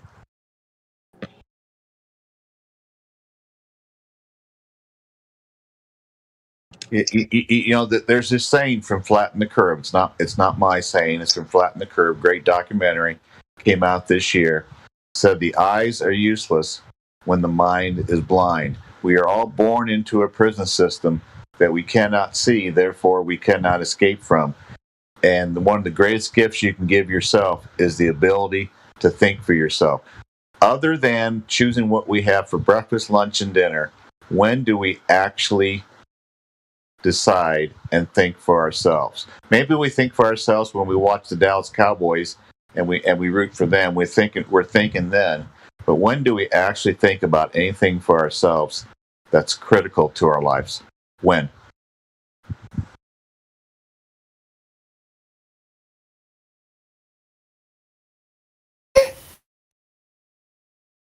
All right, now that Pickle Soup, maybe you answered his question, and then maybe we can get some new people in here to talk to you. Who else we got in here? Nitish, Nitish, I'm gonna mute your mic. Welcome to the 24/7 Flat Earth Discord. Nitish, are you there? Yeah, I'm here. Hey, welcome to the server, and we have a discussion here about the shape of the Earth. This is an intellectual forum, so if you think the Earth is a globe or on the fence, or if you know the Earth is flat, please let us know, and why you think that, and maybe some evidence behind it. So it doesn't matter what you think. So we want to hear what you think the Earth is and why. Actually, I don't believe Earth takes single form. It's because when you get in a plane, you can fly up, right? So if the Earth was flat, you couldn't do that, and if the Earth was a sphere, then you couldn't do that either. So I think the Earth is just like this free-moving body that goes through space that's controlled by the will of God. What? Oh, fantastic. Bro, what are Okay. you talking about, man? So I didn't even hear half of what you said. Even your accent is pretty too. So it's not like it's not a globe. It's not flat. We're just flying through space on some type of friggin' what? That answer was a nightmare. Yeah, I couldn't even understand the gentleman. But anyway, you might want to just sit back and listen and so forth. So you're welcome to do so. But let's see who else we got in here. It still had outer space, which is hilarious. They always got their outer space, don't they? Well, the beginning of Can't what let he it said go. was chopped off, so I didn't even hear what he said. He said it It's really not, fast. it's not a globe. It's not flat. It's a free form something controlled by God moving through. Was it space? CB? Yeah, he said moving through space. Yeah, by God, something like that. I don't know. Moving. It was a mess, man. But how it's moving? Yeah, well, this place definitely doesn't move. You tried, so it's definitely- Nitish. You tried. Yeah, it can't be that because this place. definitely doesn't move. Sasha? Yeah? The picture you just posted in voice text, do you want to... or could you tell me the globe earther explanation for that? Oh, they are saying that atmosphere containing atmosphere itself. Yeah, but can you explain why they think vacuum and non-vacuum can be adjacent? Gravity. Gravity, yeah. Yeah. So that explains it. Not really. No. Gravity has nothing to do with the second law of thermodynamics, but okay. Well, I don't think the second law of thermodynamics is necessary to analyze this. Well, maybe you're just not Yeah, it is. properly at all. It's the answer they give. It's the answer they give for that specific idea there. That the air pressure that we have here and the vacuum of space adjacent to each other would be that air is held down by gravitational forces. Yeah. I will post you another one which is more real than that one, because that one it's stationary. This one is more real. Well, I mean, here's somebody explaining the second law of thermodynamics. One of these bulbs, some bromine, and in the other, I have a vacuum. And if I open the tap, So vacuum is not next to us. We are a dot in that thing. from one of these Okay, bulbs, Earth through the atmosphere in the middle of vacuum. Yeah, that sounds about right. Over the clip, or Because no one can hear anything. because you're Earth, speaking I mean, over in it. vacuum, there's no. Presumably, there are no. Planets? Did you or wanna wait? big objects that could drag gases to it to form an atmosphere? Do you know what vacuum means? Yeah, I think so. It's empty space, or as close as we can get to it. No, it's a word used in place of saying an extremely low pressure system. That's the same thing. Bro, do you want me to post this, or what? You couldn't even make it like 5 seconds into the 30-second clip. So sorry. I can. There post was a it. clip being played, Eggman. I don't know if you heard it or not, but as it was playing, you started talking. The clip was to answer the question you were at. Oh, sorry. I I had, is it Creationist Cat or whatever his name is? Yeah, Creation Cat. Oh yeah, I had him on low volume. Sorry. Oh, okay. I can turn myself. I can be a little quieter. Do you want to play the clip again? Yep. It's only 30. It's only 30 seconds. It's kind of addressing the gas thing. One of these bulbs, some bromine, and in the other, I have a vacuum. And if I open the tap between these two, you will see spontaneously the bromine rush from one to the other. Now, that is the simplest change we can have, perhaps, because all that happens is a change in entropy. In this case, the expansion into a vacuum, nothing else is involved. There's no energy change, there's no temperature change, there's no change except entropy. So without the entropy constant. Yep. So, well, you said, well, I don't think it has anything to do with the second law of thermodynamics. It does. This is exactly what it's about. So did you hear the explanation that was done, Eggman? I can also post this so you can have a visual as well. Okay, go ahead. I didn't hear the... Sorry, go ahead. Because oftentimes there are multiple ways to describe one situation. Well, this is entropy. So entropy is given, and there's examples. So it's not only just that he was saying that that's what's going on. He's stating that with the demonstration, you could see it happen.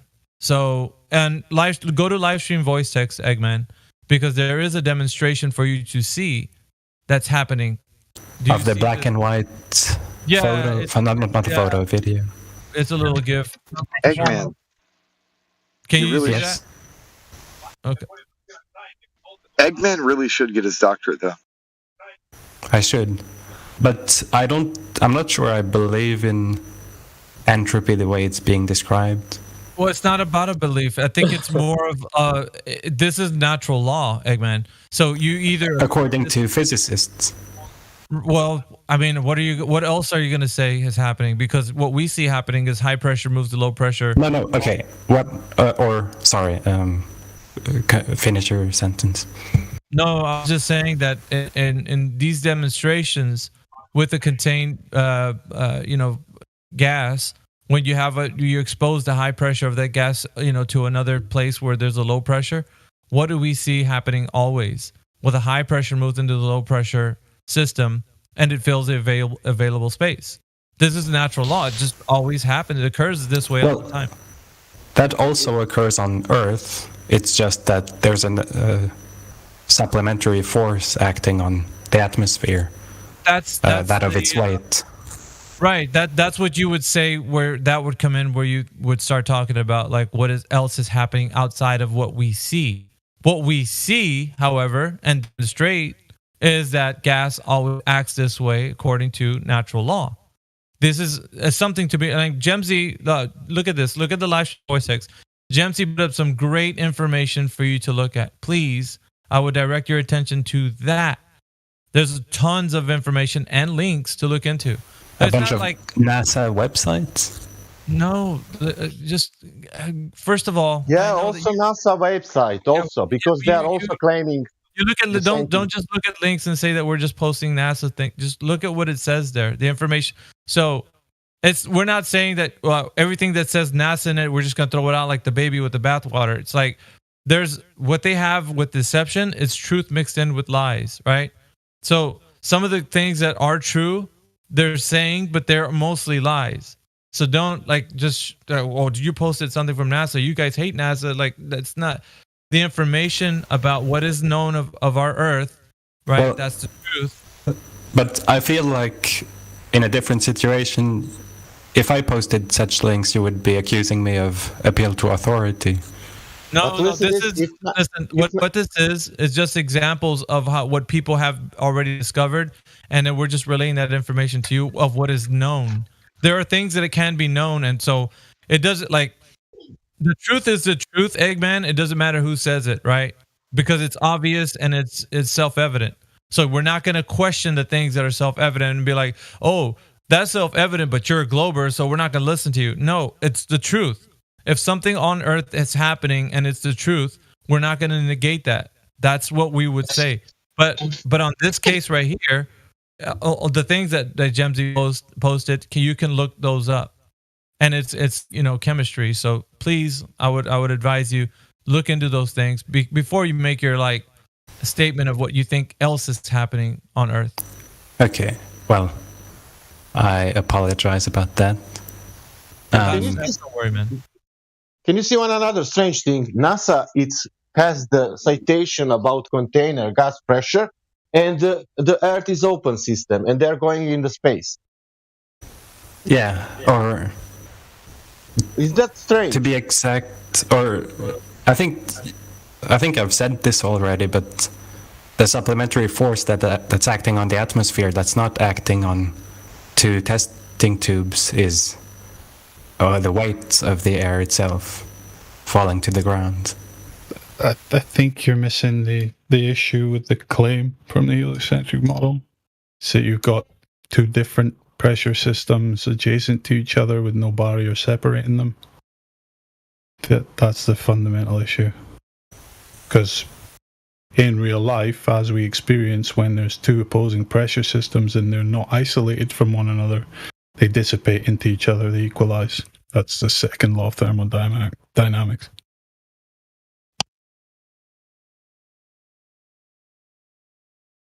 And in the heliocentric model, of course, there's no container around the Earth. It's an open system. The claim, anyway. Okay. That seems like applying a rule a bit dogmatically. I mean, it's nothing to do with my feelings about it or what I want to believe. It's natural law. I can't change it. So that's the difference. I can't be dogmatic about it. Obvious it Beeb just pointed out that it's not about dogmatic. You can't be, because if you think that this is or isn't the case, it's irregardless. Doesn't matter. You could feel like, I don't like this. Well, that's fine. It's still happening. Like, you can feel any way you want about it. It's objective reality. This is natural law. It's not respective of your feelings. It doesn't matter if Obvious It B agreed with it and says, hey, this is how it is, or he disagreed with it. And you're like, well, I agree with your point, or I disagree with your point. It doesn't matter. It's still happening. Do you understand that much, Eggman? It doesn't have anything to do with him being dogmatic. Like, that term is used in an incorrect way. Yeah, I think it was a misnomer the way I use it. I mean, rather applying the rule without much consideration for other factors. Indeed. But once you look into it, I think you'll find out more and more that because these are the way things happen on Earth, then you can start to appreciate that it doesn't matter who says this information. It only matters that it is true. So a PhD could be telling you this, or just Joe Blow off the street could be telling you this, and it still remains self-evident and very obvious. So it doesn't matter who says it. And that should be something to you.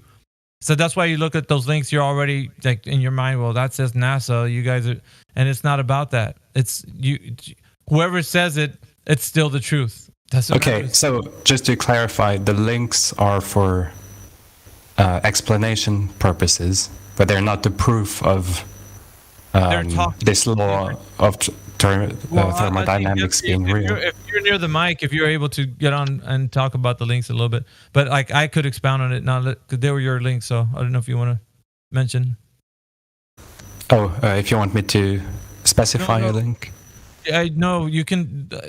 I've seen these links before because we always use them talking about gas laws, but they're definitely something that you need to look into if you don't know anything about this. Then you'll at least appreciate the fact that these aren't coming from a dogmatic position. These are things that are natural occurrences that we can observe, we can test, and we can repeat the test. We can falsify. So these things can be found to be known as empirical evidence, that is, for the case. That's not to deal with anyone's feelings in here. It's just the way it is. I want to address him saying that he feels that we're applying this law too rigidly or whatever. This is the only way it's ever been known to be, because it is a natural law. What's your name? Eggman? What? Eggman, yes. Yeah.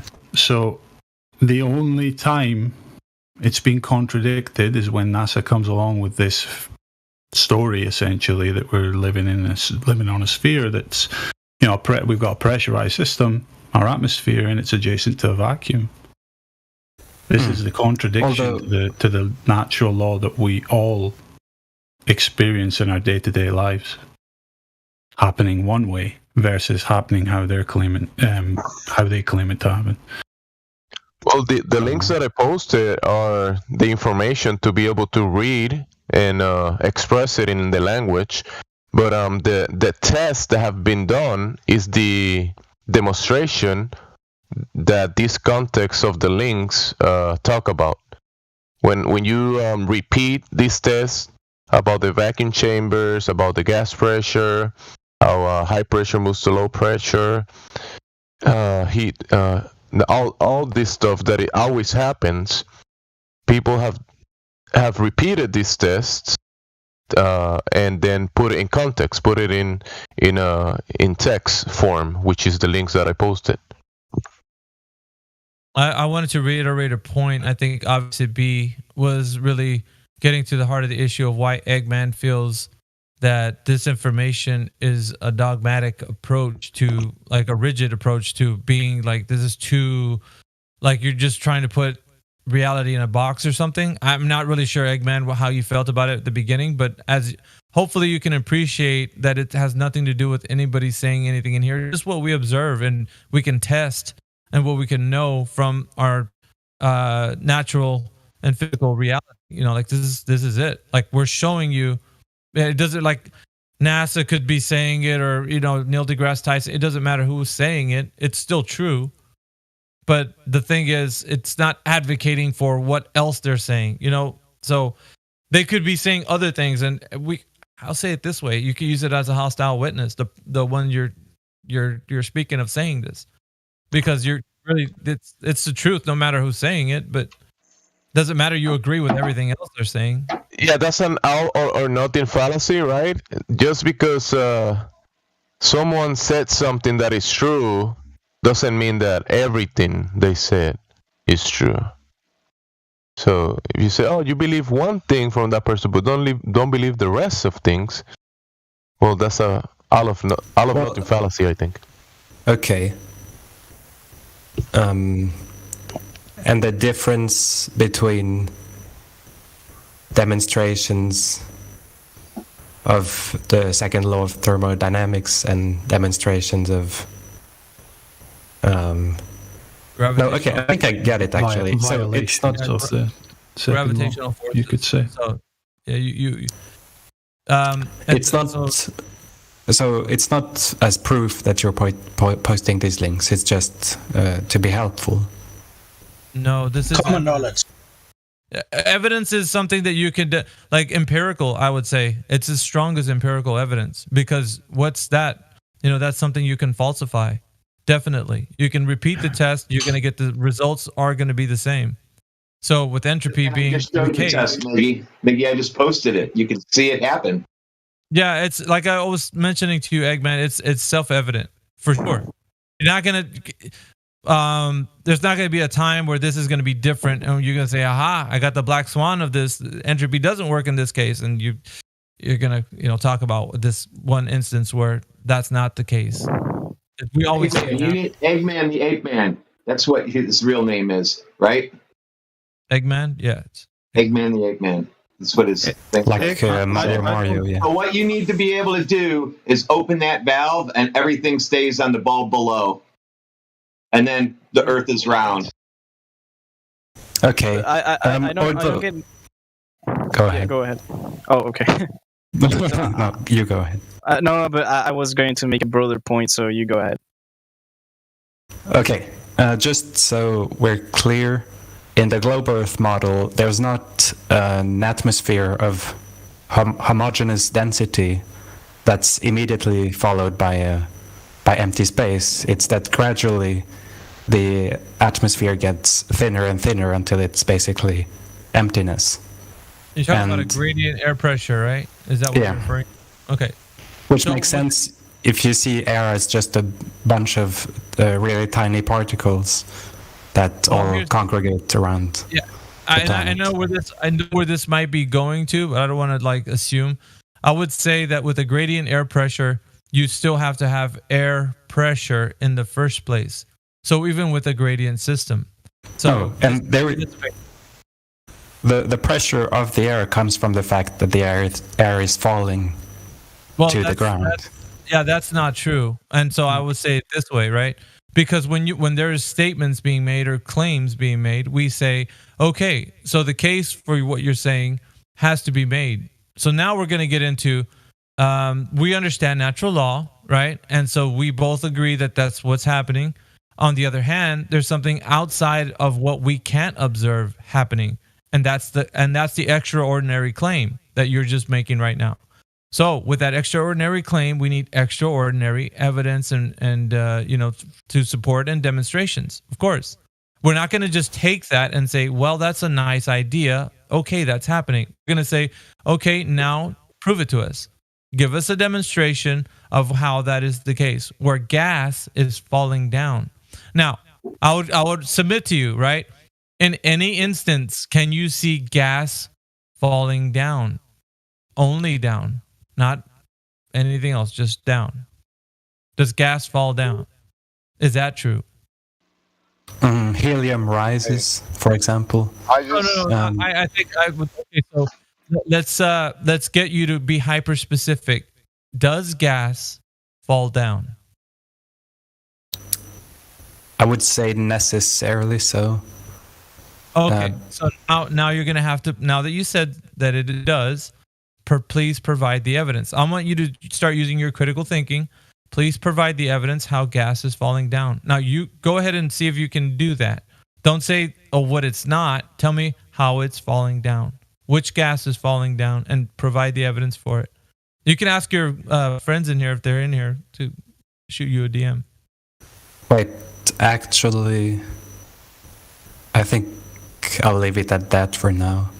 I'll leave it at what? You didn't say anything. Oh, well, okay. If you want me to give... But I don't have much time, but okay. What I would say is, well, when a balloon full of helium rises, necessarily some air, the normal gas we breathe, must be replacing its place when the balloon rises. So air is going down. Rather, air that used to be at a higher altitude needs to descend to take the place of the rising there's helium. displacement. So your claim is because there's displacement, gas is falling down. Is that the case? Yeah. It's just displaced. It's not going it as it's going up. It's just opening up and closing. Yeah, it's being displaced, so it's not going down because you're giving a downward vector to gas. Isn't that the case for you? You're giving a downward vector to gas. Is gas going down, or is it just being moved out of the way? Well, actually, the air going down is the cause of the balloon going up. Okay, so now we got a cause. Here's what's going to be tricky for you. The cause for things going up is things being pushing, like the helium balloon's being pushed up because the air is going down. Is that the case here for you? Yes. So the it's being pushed up because the air is going downward.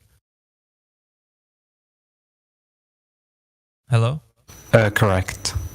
Okay, so in what way is that happening? Because displacement doesn't mean what you just said it does. Displacement just means that something is doing something in the medium, but it's moving through it. It's being like it's moving through the medium, as if like I take a look at it this way. If you drop, let's see, what's heavy? Just a ball. If you drop a ball bearing, and like let's say in pudding, I'll use it that way so you can see it more clearly, and you could have it like a glass that you could see the ball bearing go through that pudding. The pudding won't push the ball bearing or down or anything. It's just going to move out of the way. It's just going to get out of the way of that ball bearing as it's going down into the pudding. So, and I'm looking at you so you could see that it's being displaced. The ball bearing is being displaced. The pudding isn't going up. It's just moving out of the way because the ball bearing is moving through it. So that in the same way, the helium balloon is moving through the air because it's being displaced. But the causation of the balloon going through the air is because it's being pushed up. It's because it's lighter than the medium that it is in, which is displacing it.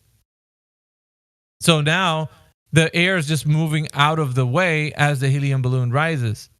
That's all that's happening. Well, moving where? The air isn't going down and then pushing the balloon up, which is how you're thinking right now. Do you understand? That's how you're thinking. You're thinking understand, but where is the air?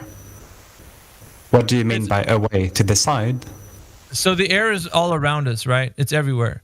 But air doesn't have a vector of down, sir. Air doesn't have a vector of down. Do you know the direction that air moves? Because you're just claiming that it moves down. Well, in a vacuum, it moves nowhere. No. We're not there. We're not breathing in a vacuum. We're breathing in the air that you and I. We go outside. Yeah. Just as depending on the situation. It's not. It's not like so. Listen, you go outside, and what direction is air moving? Is it going straight down, like as you claim? Most of it, no. Well, it depends on the individual particles, but the total mass of the air is stationary, approximately. Yeah, so it doesn't depend. So the reason the air isn't falling is because it's already standing on air. Did you say that it's stationary? Sasha, just one moment, please. So if we're talking about what air is doing, right? And I'm asking you, in what direction is air going? Is it on a vector of down? I need to hear your answer as in yes or no, because the statement that you made was that the vector of air is downward to the earth, pushing the helium balloon up. That's what your claim is, and you said it earlier. It's accelerating downwards, but it's not. No. In the same way that I'm falling at all times, but not really because I'm standing on the ground. The air is also being pulled downwards, but it's stationary because it's... You contradicted yourself. Yeah, somebody... Yeah, I know, he's getting into that. Please don't play that. But listen, so the air, and I'm asking you this one more time. You said, did you say the vector of air is down only? That's it. Air only has one vector. What vector? Movement vector? Acceleration? The direction. So if you're saying that air is going down always, right? Is this what we're saying? Please correct me. No, okay. Air is waiting for an opportunity to go down in the same way that my body, as long as it has a floor underneath, stays in place. But once you remove that floor, it falls. So you're saying that air is waiting to go down, as in it's not moving anywhere? It's just standing still? It's stationary as long as there's no opportunity to. Let me just ceiling fan running. As long as there's no other force moving. All right. So as Extreme, I think you might like what he's saying because I think you said something similar. But if you let me just prove that really quickly. Have you ever been outside and felt a breeze of any kind at any time in your life? Have you ever felt a breeze? Yes. Okay. And what direction was that air moving? Sideways. Okay. So we can agree that I just finished making a statement that air is moving, and you said sideways. Is that the vector of down? Not in that particular case. Okay. Well, not in that particular case. So now we're... Go ahead, S Extreme. Did you want to follow up on what we saying? I mean, we can have several vectors of forces acting on the same object. Well, the thing is, right? We have the thing that's in contention is the vector of down with air, right? So I'm actually saying, is it a force vector or a speed vector, or what do you mean by vector exactly? Well, what is the direction? Motion needs a force. I think we can all agree on that. But that's not what's in contention here. We're actually talking about what is air doing, and so by Eggman's claim, air is only going down. Air is stationary when no force is being applied to it, just like all other matter. When is force never being applied to air? Never, or in Okay, then, so Never, there's- because there's always a gravitational pull. So here's the thing. So you can't give me a claim of something you can't verify that ever exists. You just said never. Never means it never happens. So we never witness or never even can think about when air is not in movement. It's always moving every single time, all the time. So what we're trying to understand is your extraordinary claim can't be proven. Air never happens to be never moving the way you're saying it is.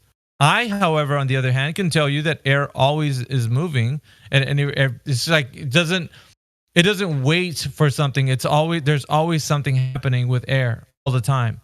So what direction is air moving to? It's not moving in the direction you think it's going because you felt a cool breeze or a breeze of any kind, warm breeze, but you felt a breeze and it went sideways. So it's not the vector of down. It's going another direction. So here's the thing, that now that you're starting to see the point, I that mean, it doesn't matter.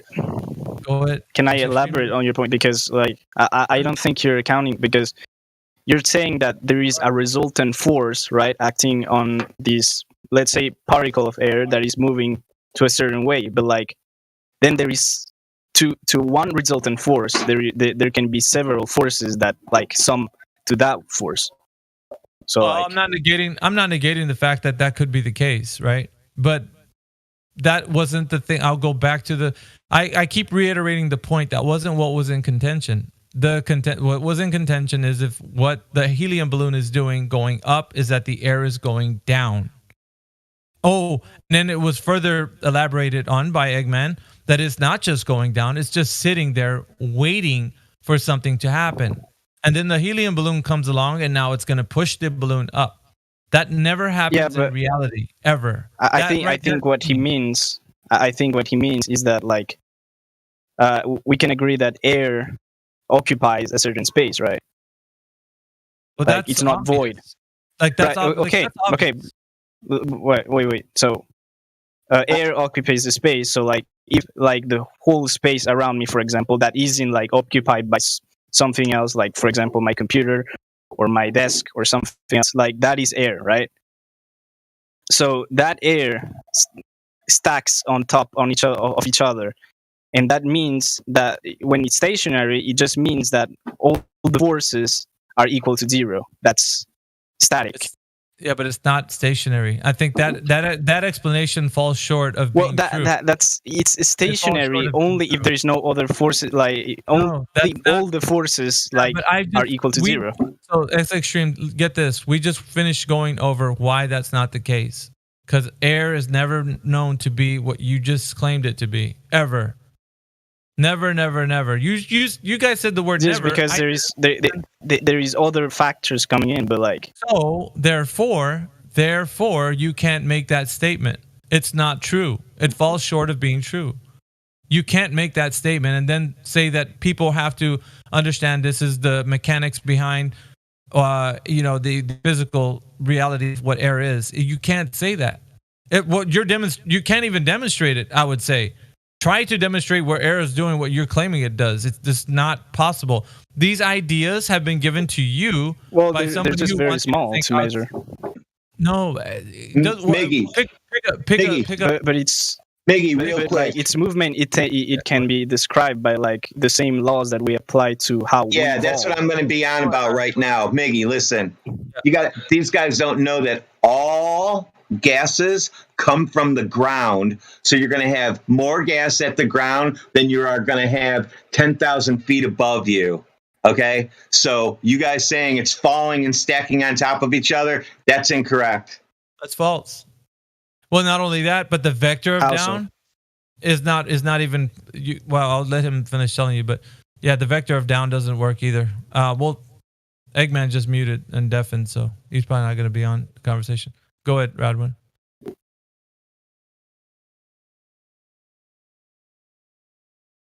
That was it, really. I just wanted to make sure that's very clear that gases are not falling and stacking on top of making weight and making air pressure down here and less up there.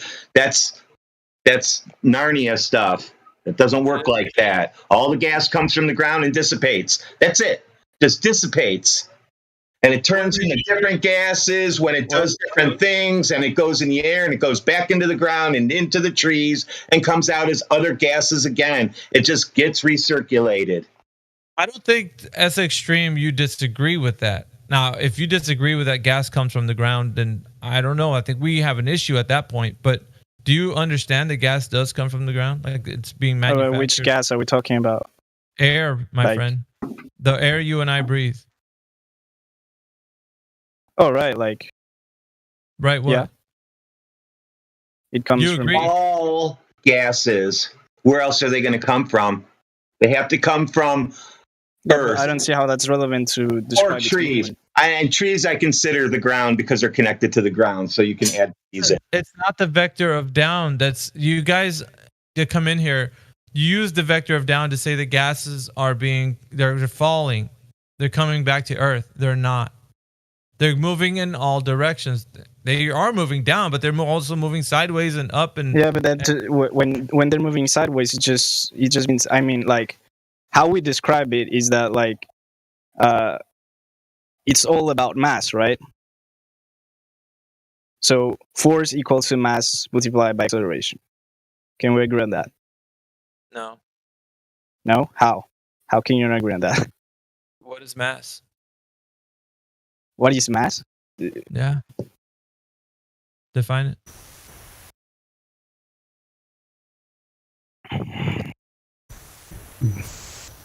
Mass So I'm is trying, kind of like the total count of neutrons and protons we in gotta the body. Now that But you're back, Eggman, and we'll get to the mass bit, but we didn't get your concession on that the vector of down wasn't the case for gas. And you missed Radwin's point, actually. Okay. Sorry. No, it's no worries. No, but I'm saying whatever the case was that you deafened, but you missed his point. Okay. Which point can I hear? Okay, so the point is, all gases come from the ground. The ground being water, the ground you're walking on, trees, grass, flowers, anything connected to the ground is the ground. All gases come from the ground. That's the most dense you're going to find it is at ground level, sea level. Okay, and then as you go higher, it gets less dense. Air does not fall and stack on top of each other and make it heavy at the bottom, and then you get more air pressure, PSI down there. It doesn't work like that at all. So in your model, okay. No, that's in physics. In physics. In your model of physics, the particles of gas are generated by the ground. From that were presented says you have to have a container for pressure. That's it. And you have to have to have gradient pressure, you have to have a container. So you got a container. You got gradient pressure you want, you got a container.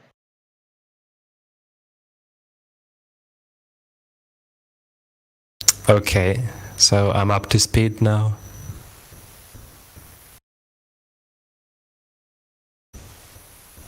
What's the next step? I guess you get flat Earth tags at this point because you don't really have anything left. Yeah, we're talking to SF Extreme, and he brought another point up, but we reiterated the point that Radwin was saying that we all agree. You should too, I think, and not unless you disagree that gases come from the ground. I've never heard that.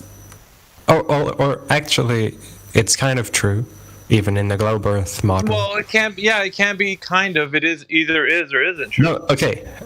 I like to think of things on a spectrum rather than as a binary. And that's not. Here's the thing, though, right? No, it's either true that gases come from the ground or they don't come from the ground. That's the point. If gases are coming from the ground, it doesn't matter what gas, then gas can come from the ground. Like, you can say that with assurance. Right. I mean, is the question whether gases do come from the ground or whether they can? No, all come from the ground. Yeah. All. Okay. Yeah, that's a yes or no question, but yes or no condition. Absolutely. But also you could say 50% of gases on Earth right now came from the ground, and the other 50% came from space, or you could No, say you can't say that. Wait. I'm just talking about possibilities. Why are you trying to boil this down to a binary with no valid? Okay. Yeah, valid. Wait a minute. He just validated it, and you also agreed with the validation that gases come from the ground. No, I said the extra, but that's an extraordinary claim, Eggman. It's an extraordinary claim. Now, once again, going to the extraordinary claim, it needs extraordinary evidence. So now that you made the 50% doesn't come from the ground, we need a demonstration of how 50% comes from another place. So that 50% that you agreed with, right? It's actually 100%. But you're making it 50, which is not true. So I would demand evidence at this time. I think we're focusing on something that is irrelevant to this. No, this is relevant to the. This is relevant because I think you have a worldview that is nonsensical. The nonsensical worldview that you have is 50% of the gas that we're talking about comes from somewhere else. I was demonstrating that it's not a binary. It is. Whether gases come from the ground could be 0 to 100%, and whether they come from some other place could also be 0 to 100%. That's incorrect. What? Yeah, that's incorrect. Well, we're assessing the possibilities. How, and why? Unless I misunderstood. Because we have a pressure gradient. You said so. To have that, you need a container, right? To have pressure. We're going to go back to this until you agree with me. I don't think you need a container to have pressure. Really? So the gas laws that we posted that say that you have to, in natural law, that says you have to have a container. You posted them, but that doesn't demonstrate it to me. You disagree with natural law, right? I disagree with... So now you know what we need, right? You know what we need. If you disagree with that, we need a citation or a theory or something, and followed by a demonstration. Two things. You can have an explanation, but it's going to have to be followed by a demonstration that negates the natural law that we just proposed to you to look at. So that's what we need. So everybody here is going to wait. Can you explain the natural law? That's the... I told you, it's things that we observe in nature that happen always. How exactly is the law formulated? So wait. So I don't want you to get away from this, because it's very important that you learn on your learning process. When you go out into nature and you make observations and you see things happening, and you know that this happens always, it is a law of nature, sir. It doesn't mean like it's dogmatic or how you feel. It's just what always happens all the time. If you observe something be true 100 times in a row, it's reasonable to assume that it's a law. But that doesn't mean that later on you can't have a contrary observation. Well, future proof. Future proof. When you can't do that because you can't provide evidence of when it's going to do the thing. It's a speculation. It's ridiculous. Yes, all knowledge is speculation. No, it's not. Hey, it's just very confident speculation. That's false because you have 10 toes. You can't impose your dogmatic. That's dogmatic, by the way. If you want to ever use dogmatic, this is where you should use it. That's dogmatic. You shouldn't use your opinions that you have no idea of what's happening outside of reality to impose onto other people like you just did. You have a very dogmatic understanding of what you think reality is because it comes without support. It's your opinion, your ideas. Maybe you learned it from some philosophy, but it has no relation to our reality. What we know to be true is that gases come from the ground. What you are saying now is outside of that reality. And with that, I'm asking for you to provide that evidence that we're asking for with demonstration. And then you can have what you're saying because that would be true. It's not true, however, it's binary. It's not true because you can't provide any evidence and you're only telling us about your dogmatic approach. It's a dogmatic approach and you're now starting to realize it's dogmatic. Wow, I'm dogmatic about it. You are. You're dogmatic because you don't have no evidence to follow without a demonstration. So to us, that's what we need. And we're asking for you gish gallop to another thing. Don't gish gallop. Stay right here. Let's get some evidence, okay, for the claim. And it's not free, like Radwin was saying, don't future-proof what you're saying. Provide the evidence. And then we can look into that what you're saying has validation. And it's just that simple. It's binary. You have it or you simple. Well, things are either true or false. So that's binary. But just what I was saying is, where do all gases come from is not necessarily a question that you can answer by a single location. Gases All could come gases from multiple the places. ground, period. How do you know that? Because that's where we capture them at. What do you mean come from the ground? Come from geological activity? They bubble up from the water. They come from the grass. They come out from cracks in the ground. Natural gas comes up by itself. You don't have to drill for it. You can actually go find it coming out of the ground, stick a pipe in there, and turn your kitchen on if you want to. And where? Okay, that means the question itself had a bit of interpretation potential. I was thinking more historically, going back to the earliest point. They captured it from the ground. They didn't fly in the air and capture stuff. What I was proposing was more that it fell to part of gas fell to Earth. And no, I told you gases don't fall. So did Miggy. And maybe 1,000 times we've said it now in this live stream. Yeah, this is no. So listen. No. I think what you're not understanding, and I'll say it once more: extraordinary claims need extraordinary evidence. Eggman, if you say a long time ago gases came from outer space, provide the evidence. Demonstrate also. So you're met with something that's important for your, kind of cognitive skills. You have to figure out how you're going to go about giving us an explanation with the demonstration, right? With anything that you're saying, and then provide the evidence so we know that it's true.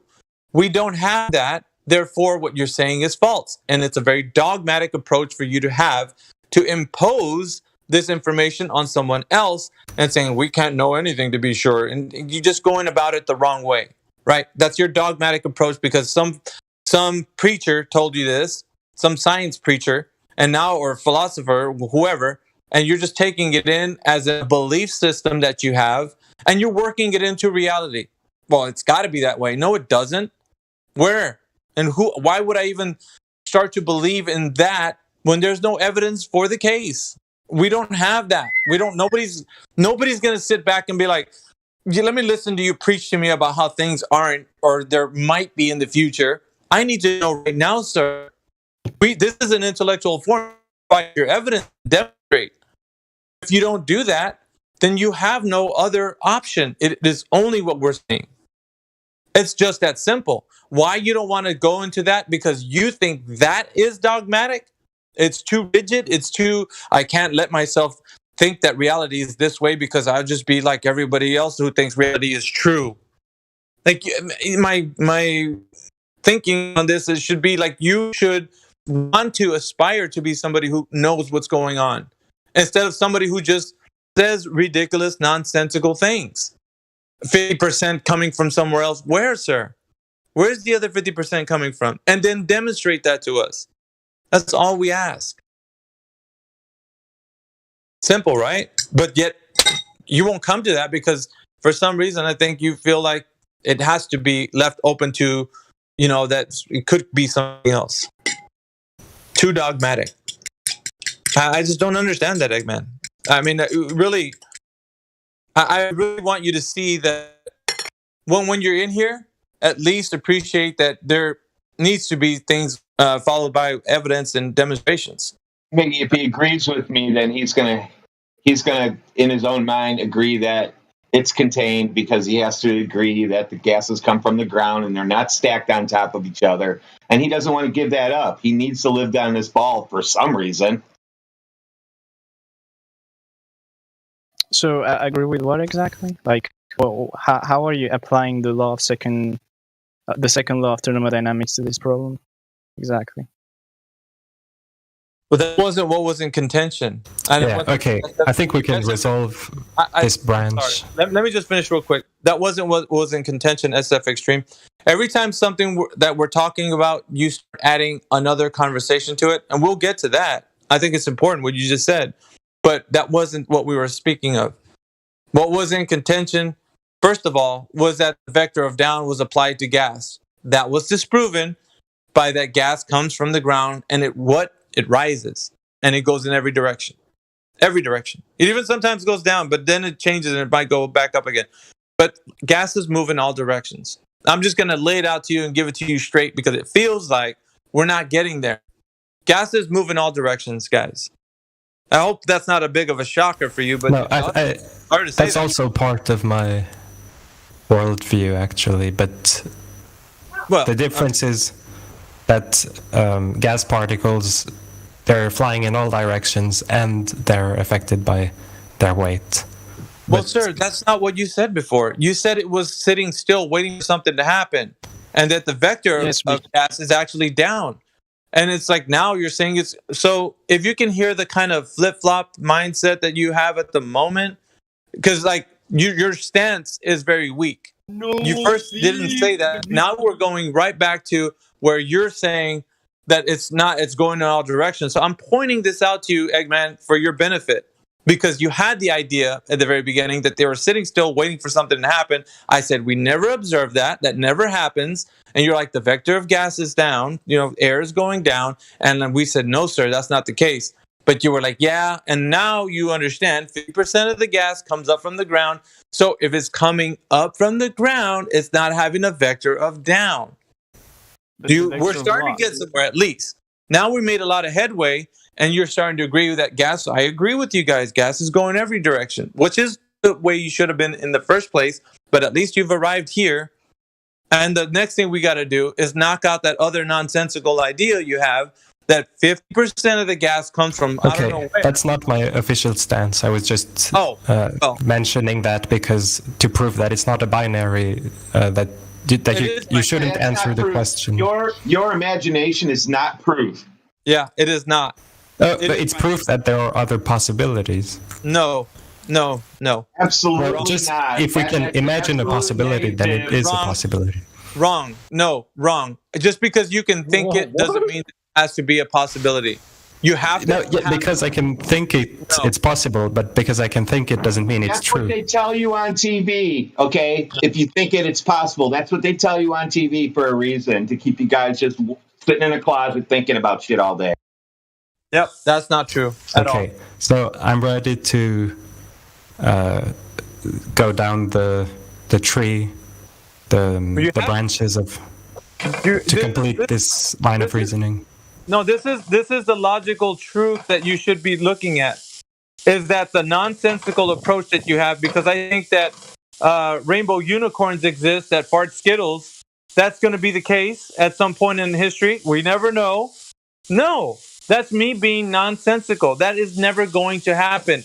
Now, when I leave that up for interpretation and I say, well, you guys can do the same. Think about whatever you think your future can be and let it manifest into reality.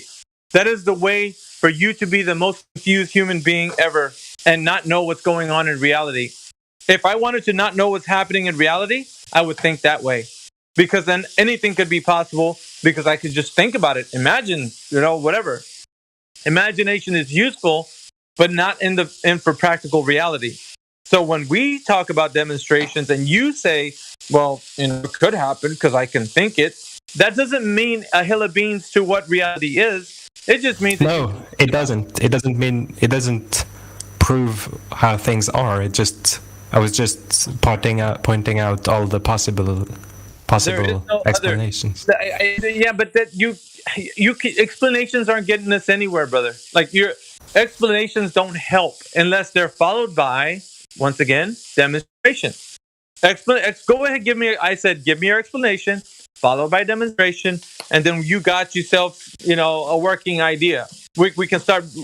Yeah, you said you've explained it to me. Now we're doing the demonstration. We're moving somewhere, but you haven't done that. You're just basically saying, I can think of, excuse my language, but I can think of some shit and I can just let it be. And no, you can't. I don't care what you say. It's either going to stand by the scrutiny of the intellects in this room, or going to be like, that doesn't make any sense. How is it? Where's the evidence? Where's the demonstration? There isn't any. It's void. It's just because you want to see things and it's nice to say things. That's great, but this isn't a place to like. And Indio calls it mental masturbation. This isn't a place for that. You're gonna have to, go ahead and give us some demonstrations. And if you can't do that, you're gonna have to say, well, I don't have that. Now I realize that my approach is a dogmatic one, which it is. Okay. That's the point. And excuse me because I'm making chorizo and eggs again. That's not a problem. But please continue. So, what should I? What exact point were we on? We dismantled the vector of down with gas, being as that there wasn't any demonstration for the opposing view. Also, I think SF Extreme wanted to bring a point up, and I told him to wait. But like now that we got the air kind of cleared out, pun intended. SF Extreme, did you want to say something? I'd actually like to go back to how you view the downward vector and all these things, because sure, Radwin, if you're here, just hop in anytime, dude. I'm kind of trying to finish this eggs and chorizo. So the claim isn't that first of all, I want to understand like what do you mean by vector, because vector is just like a mathematical tool. It's a description, yeah. Yeah, but like vector of what? Of down.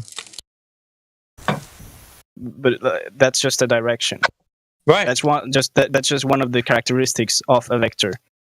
Okay, so what is it? I don't know. What's your point, by the way? I mean, like, I'm guessing that you're using vectors to describe motion. Freaking eggs. Yeah, the right? direction of the gas in the air that you and I. Yeah, I think that he's trying to get at that most Glovers, people that believe we live on a ball, want to believe that vector of down goes from upward toward the center of the Earth. That would be the vector that they try to call gravity. That's not the issue we're having. Okay. I don't think. As extreme. No, I think like the thing is that like I just told you just like a few minutes ago that like force equals to mass multiplied by acceleration, and this is how we asked you we what describe it. No, we didn't. What's the definition for mass? But like, why do you need like a specific like? I can pull out a definition from Wikipedia if you want, but like, what would that do to the conversation? Go ahead and tell us what the definition for mass is. What is mass? So let me catch this. Okay. So mass is an intrinsic property of the body. It was traditionally believed to be related to the quantity of matter in a physical body until the discovery of atom and particle physics. Oh, interesting. Mm-hmm. So like, wait. So when like you measure how much you weigh, what do you think you're using? What do you think that those units that you're using, those pounds or kilograms or whatever, what do you think they are describing? Yeah, what are you saying though? What is this advocating for? What's your point? Well, I'm going toward the point that you're saying that the vector, and I'm guessing that it's the vector of force because there can't be no motion without force. I'm guessing so. Yeah, but when you include mass into the equation, mass of what? What mass are you talking about? The whole Earth? No, of the body, of like the body that we're talking about. Like, for example, a particle of air, if we like going that small, or like it could be like my mass.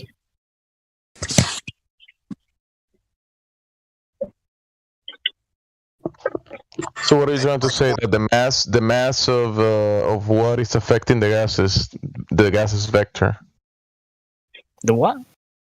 You're saying you gave a definition or something. I mean, before that you were talking about the vector and in relation to mass. What are you trying to say with that? I'm trying to say that like you're saying that you disproved the vector of an air particle being downward, right? No. But like the air particles do go downward, but not just downwards, like gravity claims. The gravity particles of doesn't claim gas, that. they are omnidirectional. They go to all directions, not just one. So here's the thing: like you can apply multiple forces to one single body, and like at the end, you're going to have a resultant force that will describe the absolute movement of that specific body. Sure, we And can like do that. what we're Yeah. saying is that there is still a gravitational pull on that little particle, and there can be another force that like pushes it somewhere else. Because but you can't describe the thing you're describing. I'll say this again because that's the same thing that Eggman was doing. Once you get to your explanation, it has to be followed by a demonstration. So explain. You did that already, right? At some point, you're saying that things are moving against this particle, right? There's things acting upon it. Forces are acting upon it. Is that correct? At least I'm following you. Mm-hmm. Okay, and the next thing is like the underlying, the thing that once you get down to the root of that particle is that it's being pulled down by gravity. Like after you account for all the forces, but it's still being pulled down by gravity, right? Sure, but we can like even simplify. Like we're like if we jump into gravity directly, we're going to get into relativity. But like if we just boil it down to the source and like let's say that we agree that there is a downward force, we are moving downward, right? Yeah, but Like you call even it on a flat Earth. you define it as a pull from the ground, as a pull, gravity, the body Yeah, I pulling define it as everybody. pulling. But why isn't it a push? Why isn't it a push coming from the heavens above? Like the thing is, you have a claim that you think you know what it is, but in reality, you can't even demonstrate it. You actually don't know what it is. You don't know what gravity is. You're making claims about it, but you don't know what it is exactly. So like I don't understand like what difference you're saying like between push and pull. Push and pull is just like in any case it's the same direction, like depending on where you're pulling or where you're pushing. It's like the same. Sure, we observe the phenomena, right? We observe the phenomena happening, but the thing is, people claiming But we can gravity quantify causing the Earth forming into a ball. Sorry. I think the Earth is a turtle. Yeah. You can think that, but don't interrupt. Wait your turn, please. But like you can quantify that, no? The thing is, the claim that you bring it with this whole thing, because we observe the phenomena happening, things going down, going up, left and right, or whatever. We can all observe the phenomena. But then you're implying that the warping and bending of space-time is causing this phenomena and causing the Earth to form. I'm not even going into I'm not finished. And causing the Earth to curve and form into a sphere, going through the vacuum of space. That's gravity for you. Right. But like I'm not like. But that's wrong. No, but sure. Like I'm literally describing the phenomena. Like believe what you want to believe about the phenomena, right? But like It's not about belief. Not about belief. You said the word phenomena, right? Phenomena is something you don't know what the fuck it is. You understand that? That's what a phenomena is. You don't know what it is. That's why you call it a phenomenon. Something you don't understand. A phenomenon is something that you observe. Right, and it's something you don't understand. Right? So if you see like you see a light in the sky, it's an unidentified flying object, it's a phenomenon. Because you don't unidentified. You cannot prove what it is, right? It's something you see, but you can't prove it. You can't prove what it is. You just see it. So basically you're describing something you cannot demonstrate. This is what we're trying to get you to understand, and you will not concede to that fact. You cannot demonstrate what you're talking about. That's why everyone's getting a little frustrated with you, because you're just rambling on and you're missing the point. The point is, can you provide us with a demonstration of what you're talking about? That's all we're really asking, dude. We don't need to hear the mumbo jumbo all about how this makes sense and how it makes sense to you when it doesn't make sense to us. Obviously, if you want it to make sense to us, you have to show it. If you can complete that, we would be happy to accept what you're talking about. Until then, dude, Right, you're but, just like, whispering.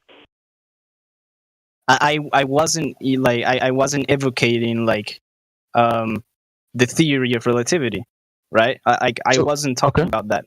I was like saying that we know that there is a force going down. It says theory. Do you know what a theory is? Do you understand? Do you understand the words that are coming out of your So mouth? if we're gonna talk about relativity, we're gonna say that here the whole night. But like what I'm talking about right now is about the points being made. You're not providing any facts. This is the problem. You're saying theories, phenomenon. Look at the words you're using. Words are powerful. Okay, they have meaning. Okay, you can't just skip past them. Use them like they're just air that you breathe. These are things that are Sure, important. but we That's can. why you That's the point. Like I'm trying to tell you that we can all observe that there is a downward force, right? What is that one force that you're talking about? What is it? We're not gonna jump into that, but like can we all agree that there is a downward force? Like there is something that is making us go down. No. That is causing us to fall. No. And there is a no. How? Like, well, how? We can explain to you what is going down. Heavy objects, I'm guessing, like everything, pretty much. I'm looking Where around that me. I don't heavy see object anything going down? right now. I don't know if you drop something. Why man, like, that heavy object is going down? You picked it up.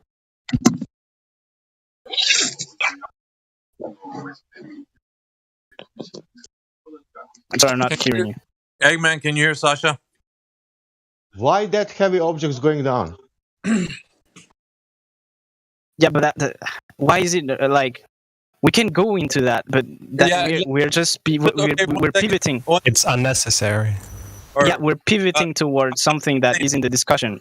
We're talking about this is discussion. Sasha, 1 second. Okay, so when somebody's asking you a direct question in this forum, please respond to the direct question and don't obfuscate and go to another. It's relevant to what we're saying. We're never going to go out with like that's something that's not relevant. And I know Sasha usually stays relevant to the topics, so please just answer the question, and that's all. Like it's just that simple. And if you don't have an answer, if you don't have an answer, 1 second, Sasha. If you don't have an answer, just say I don't know, so that he can know that you don't know what. What is going down? We're pivoting, but we're pivoting from the point, from the original point. Please answer the question. Are we going to talk about relativity? What is going down? Fine, gravity, but like, how is that relevant? No. You tell me. What is Sasha, go ahead. Go ahead, Sasha. You said that we observe that the things falls down. I'm asking what is falling down? Anything that has mass. I'm asking you what is falling down, man. Anything that has mass. Look around you. Anything has mass. For example, my glass on the table has the mass, and it's standing on the table, and it's not falling. Sure, because there is an opposing force going up. Like it's static. Yeah, it's static. It's not falling. What I'm asking, what's falling? Anything that doesn't have an opposing force. What is falling, man? Nothing is falling. Can you look around yourself now? What is falling? Yeah, what's falling around you right now? What's falling? Nothing is, because we're at static. Okay. All the forces in the system are equal to 0. The sum of the forces in the system are equal to 0. Okay. That means nothing is falling. Everything is static. Yeah. Thank you. Good Not answer. necessarily. I mean, like. You said it. Don't mean not necessarily. Hold on a second. Don't. No. Like you just said it. Jesus Christ. You just said it. No, you said it. After what you. I'm only pointing out. So, like, if you take one of these objects that are laying on your table, Okay. You wait take it now, with your wait hand. now, wait now. Who caused that? Gravity.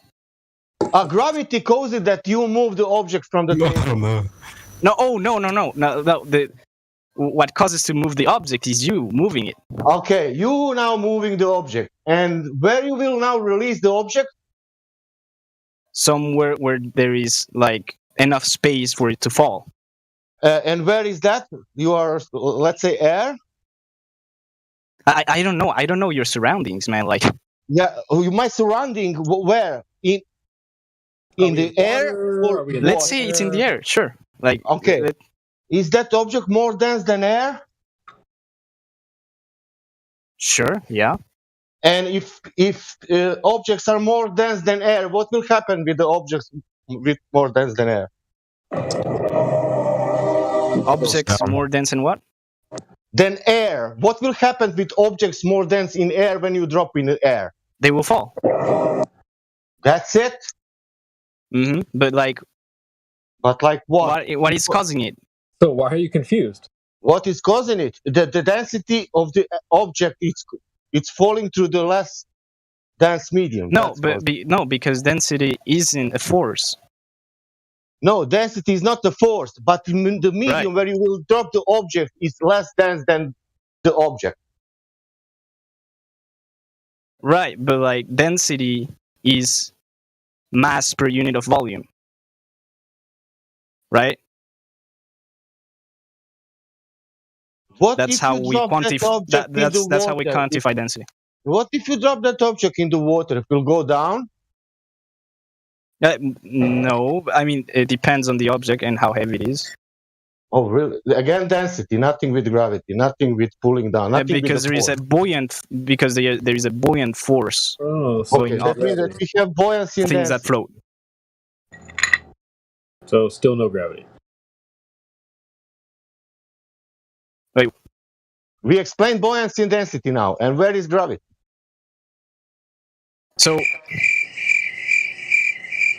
you're saying that it's density that causes objects to fall. No, you just said it, bro. No. Bro, you just said it. Is that right? I'm saying that nothing is falling. You pick up something, that means you use your energy to move that object from equilibrium, and now you will move that object through the medium, what is less dense, and you will, even if you keep it in the hand, you're moving that object, it's in the air because it's in your hand. If you release that, you're releasing in the less dense medium, of course that will go down. If you take the helium balloon, it will not go down, it will go up because it's less dense there and then air. There is no gravity. But how can you quantify that movement? Like, then density cannot explain movement. Density cannot explain movement. When you just explained it. The only thing that can explain movement is a force. Your gravity. The only thing that explains movement is changing of medium. So your gravity didn't explain movement either. By the way, you've explained it as buoyancy and density per you. You just said that. When Sasha was giving you the example, when he picked up his glass and was moving it, he asked you, where do you want me to place this glass? You're like, in the air. Okay. What do you want me to do? Release it. Okay, so he did that. And so you saw the glass fall through the air. And why did he say that it was falling through the air? And you agreed with him? Because it's less dense than the air. So therefore, you admittedly said that gravity has no correlation to what you're trying to say things move to. It is, however, in fact, observed that because the glass is heavier than the air that's around it, it will displace the air that it's moving through. But it's not because it's being pushed or pulled. It's because it's heavier than the air and it will fall through it. It's really that simple. But you overcomplicate it with these equations that you heard seem somewhat of an intellectual position. So you want us to talk about them, and you're like, well, mass times volume. It doesn't matter. How it's it doesn't matter. It doesn't matter what you say about those equations because you don't even understand those equations. So in an intellectual forum, you're trying to use that to sound smart, But my friend, you don't have to. You can make natural observations of what things are doing. And just by him walking you through this, you saw for yourself it was buoyancy and density of how things actually act and react with their environment. So to you, density is a force. What causes dense objects to move downwards compared to less dense objects? The medium that they're in. No, what causes the force? The force, the force that you're talking about that's being actually applied whenever you see something is the one that's displacing the item or the object. So the object moving through that will be displacing the medium because it's actually acting. The medium is acting upon the object. It's the medium and object relationship, my friend. That's what we see happening every time, all the time. So you take an egg, and I always use this example. It's important for you to realize that an egg in water, in fresh water, will sink. It will go to the bottom, right? You add some salt to the medium of water. The egg then becomes buoyant. It becomes lighter than the medium that it's in. So the egg will rise. And that's a perfect example. When you change the medium, the object-medium relationship will change as well. Do you understand this? This is obviously true. It's self-evident. We all know this. You have an anvil, let's say a heavy metal anvil, and you drop the anvil through air, it'll fall through the air. You can drop the anvil in water, it will sink to the bottom. The moment you put the anvil in mercury, it floats. And it isn't magic, it's the object and medium, it's object and medium relationship. So the object, whatever it is reacting to the medium that it's in. And you will do the same. You are going through a medium, right? So think about it like this. The medium that you're in right now, you're heavier than the air, so your feet are on the ground, right? But go into water. What happens? Well, there's a couple of things. You might sink to the bottom, but since you your body also has air in it, it could float. You could take a deep breath and you fill your lungs with air, and you could float above the water. So, object and medium relationship. This is true. We can demonstrate this. We can say this with all assurance and follow it up with demonstrations everywhere. Doesn't matter where. So you change the object and medium relationship. You change the direction in which that object is actually going to respond to in the medium that it's in. It's really just that simple. Now, the causation for it, the natural law that happens because of what we see, nobody knows that. And you guys are trying to give an explanation to something you have no idea of what it's about. And saying equations in this intellectual form is not really good, because when you're called on upon it, you have no clue what they mean. None whatsoever.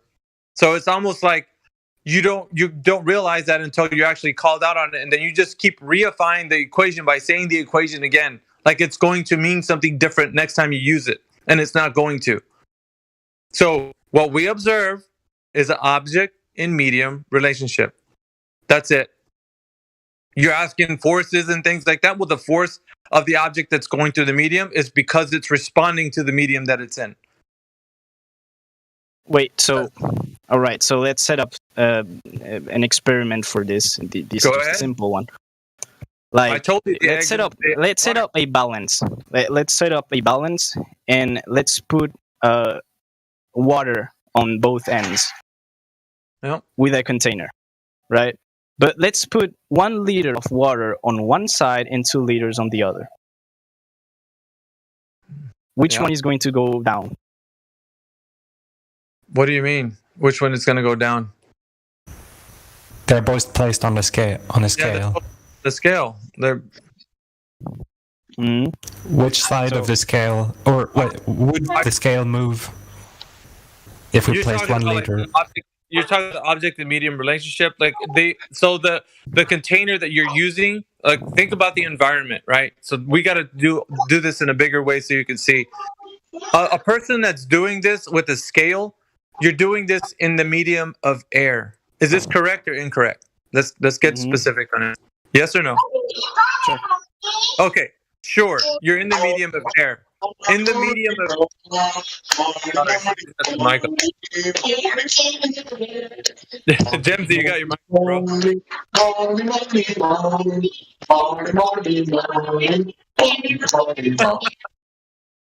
Jemsy, you got your mic on, bro.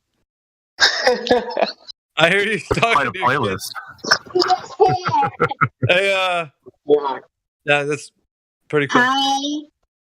Hey, is that your little one? Hello.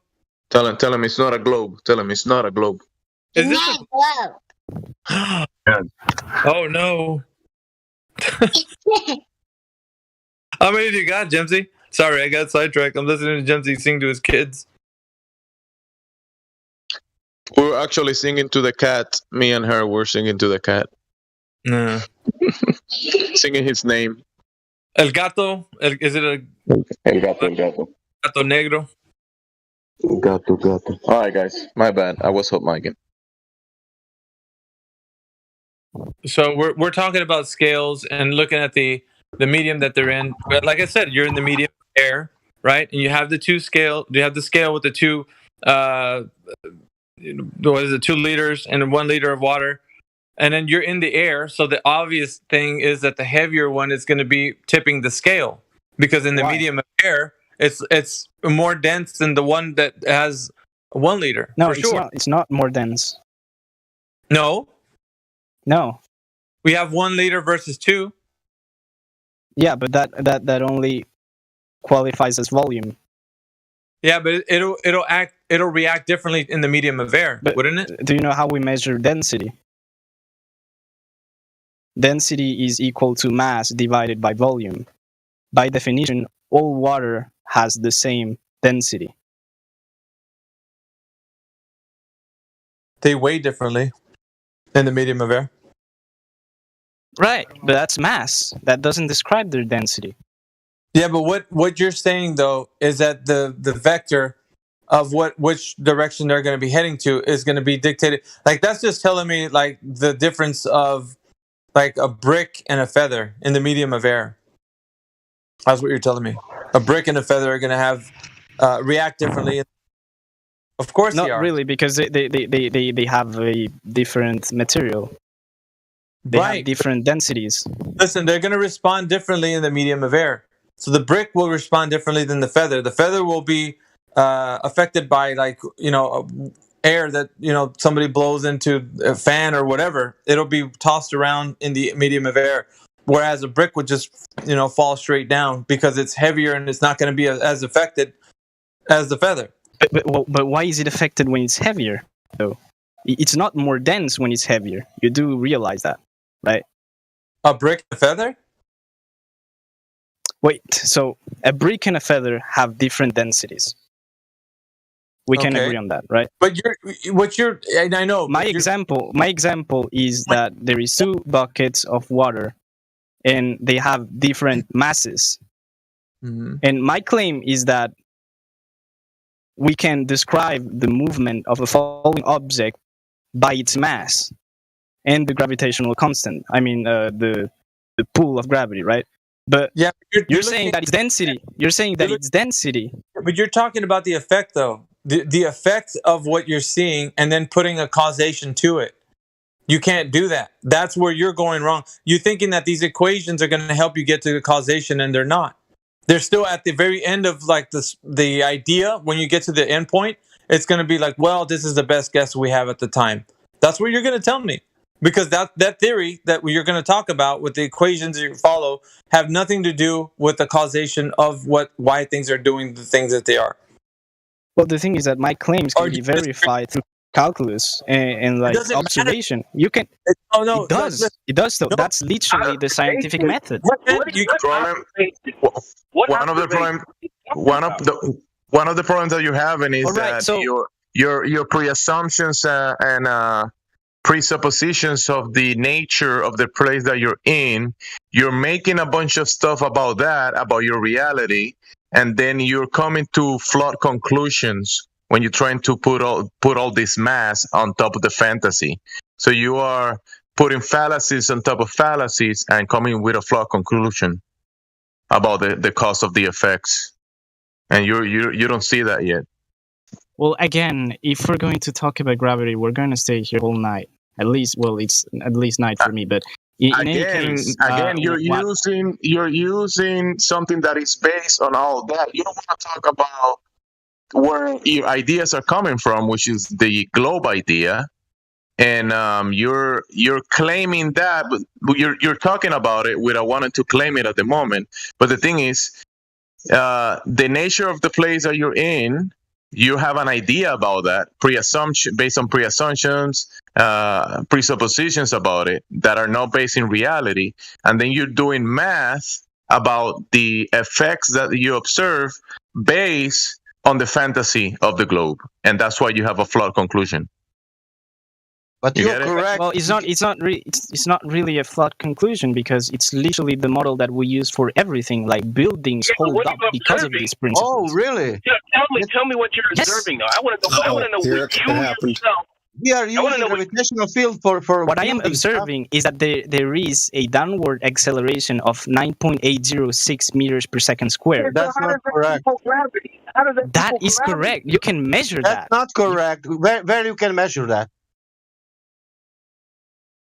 You can measure that in vacuum chamber only, and we are not living in vacuum chamber. Dang, I just dropped this feather here, and it didn't drop at 9. So there is an experiment that I did a long time ago, actually, but okay, let's put it but like it's this. about Let's say that you are correct. Let's say that you are correct that force exists. And what shall we do with the surface then? What should we do with what? With the surface of the Earth, because gravity is pulling down. That means it's making the ocean curving. Is that true? I mean, yeah, you could say that. Why they are not curving in reality? What is not curving? The ocean is not curving? Yeah. Did you know that? But how can you say that? How I can say that? Because do you know the size of the Earth? It's what, a radius of, not a diameter of 13,000 kilometers? Yeah, 40,000 kilometers. No, not the radius. Radius is 6,000 kilometers. And do you know what I that was talking means? about diameter. And do you know what that means when you are on the beach, on the sea level? Mm-hmm. That means that on your 1 foot height, you cannot see more than 1.2 miles. That depends on the atmospheric conditions, though. That means that Earth is not geometrical; it's optical. Wait, but that's what we were saying as flat Earthers. Well, what is geometric? What is optical? Does Earth has physicality? Yes. Where it is? I mean, you can touch it, you can feel it. You can measure it. It is physical. Can we measure it? With what? With what? With the distance. But what do you want to measure on the air? I want to measure the curvature because that is a sphere. On the air? Earth curve that boats go over. I want to measure curvature because that is a sphere. In a distance, it must be some drop, or not? Oh, right. Yes. Sure. There is no drop in distance in reality. How do you know that? We check that, all of us. Where exactly? Santa Barbara, Croatia, UK, Brazil, Hungary, California, Bolivia. Yeah. But like, how are you Australia. trying to measure it? I'm telling you. Russia, radius, everywhere. It's a radius. You know, there is a radius. There is a drop rate, curvature, and that's it. But I mean, there is several places where you can see the curvature. Where? No. I mean, plenty. But Where? I mean, Where? Well, but Neil deGrasse Tyson said that we cannot see curvature even from the aeroplane. Yeah. so I think what he means is that we can't see it like exactly from the ground level. And You from think our current that he position. means something different than what he said? Yeah, He's just Yes. So speaking he's English. he's, No, he's no, not what- speaking proper English. That's what you're saying. Yeah. He's just No, I speaking mean, what I'm English. saying You is don't that need the to two claims are translate. different. What I'm saying is that you can observe how objects are dropping over distance, but you can't see exactly the curvature because Where you can from where ground you can level. observe the objects dropping over distance. Can you show that? Sure. Okay. Please post that. Second. I want to see that. Yeah.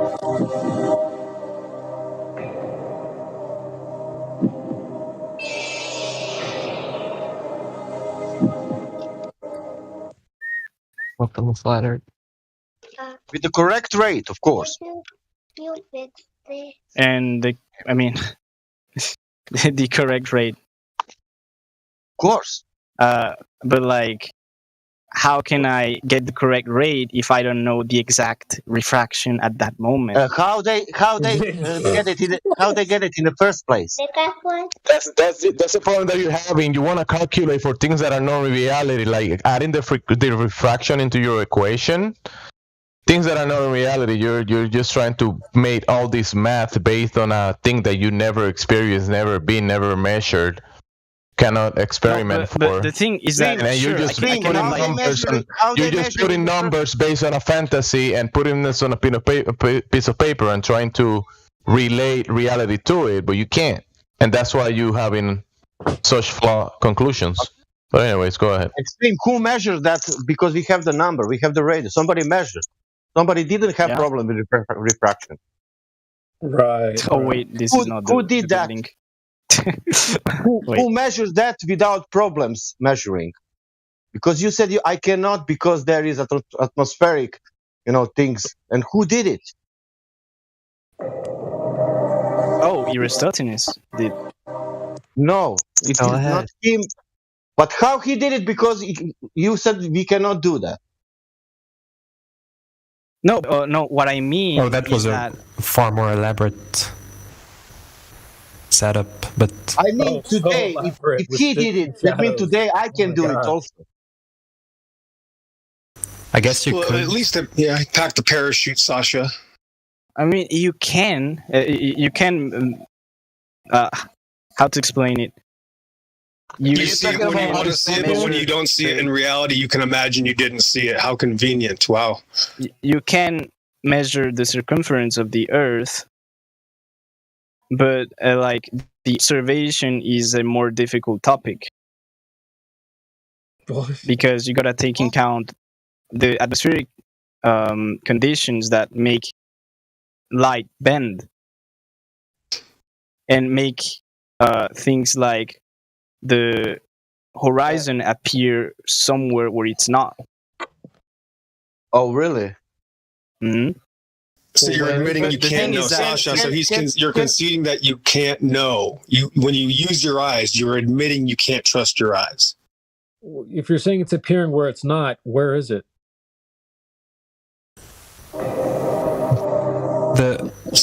I just got to point out real quick, guys. This was, remember when we talked about the floor earlier, you told me the floor really wasn't flat. You said floors don't exist.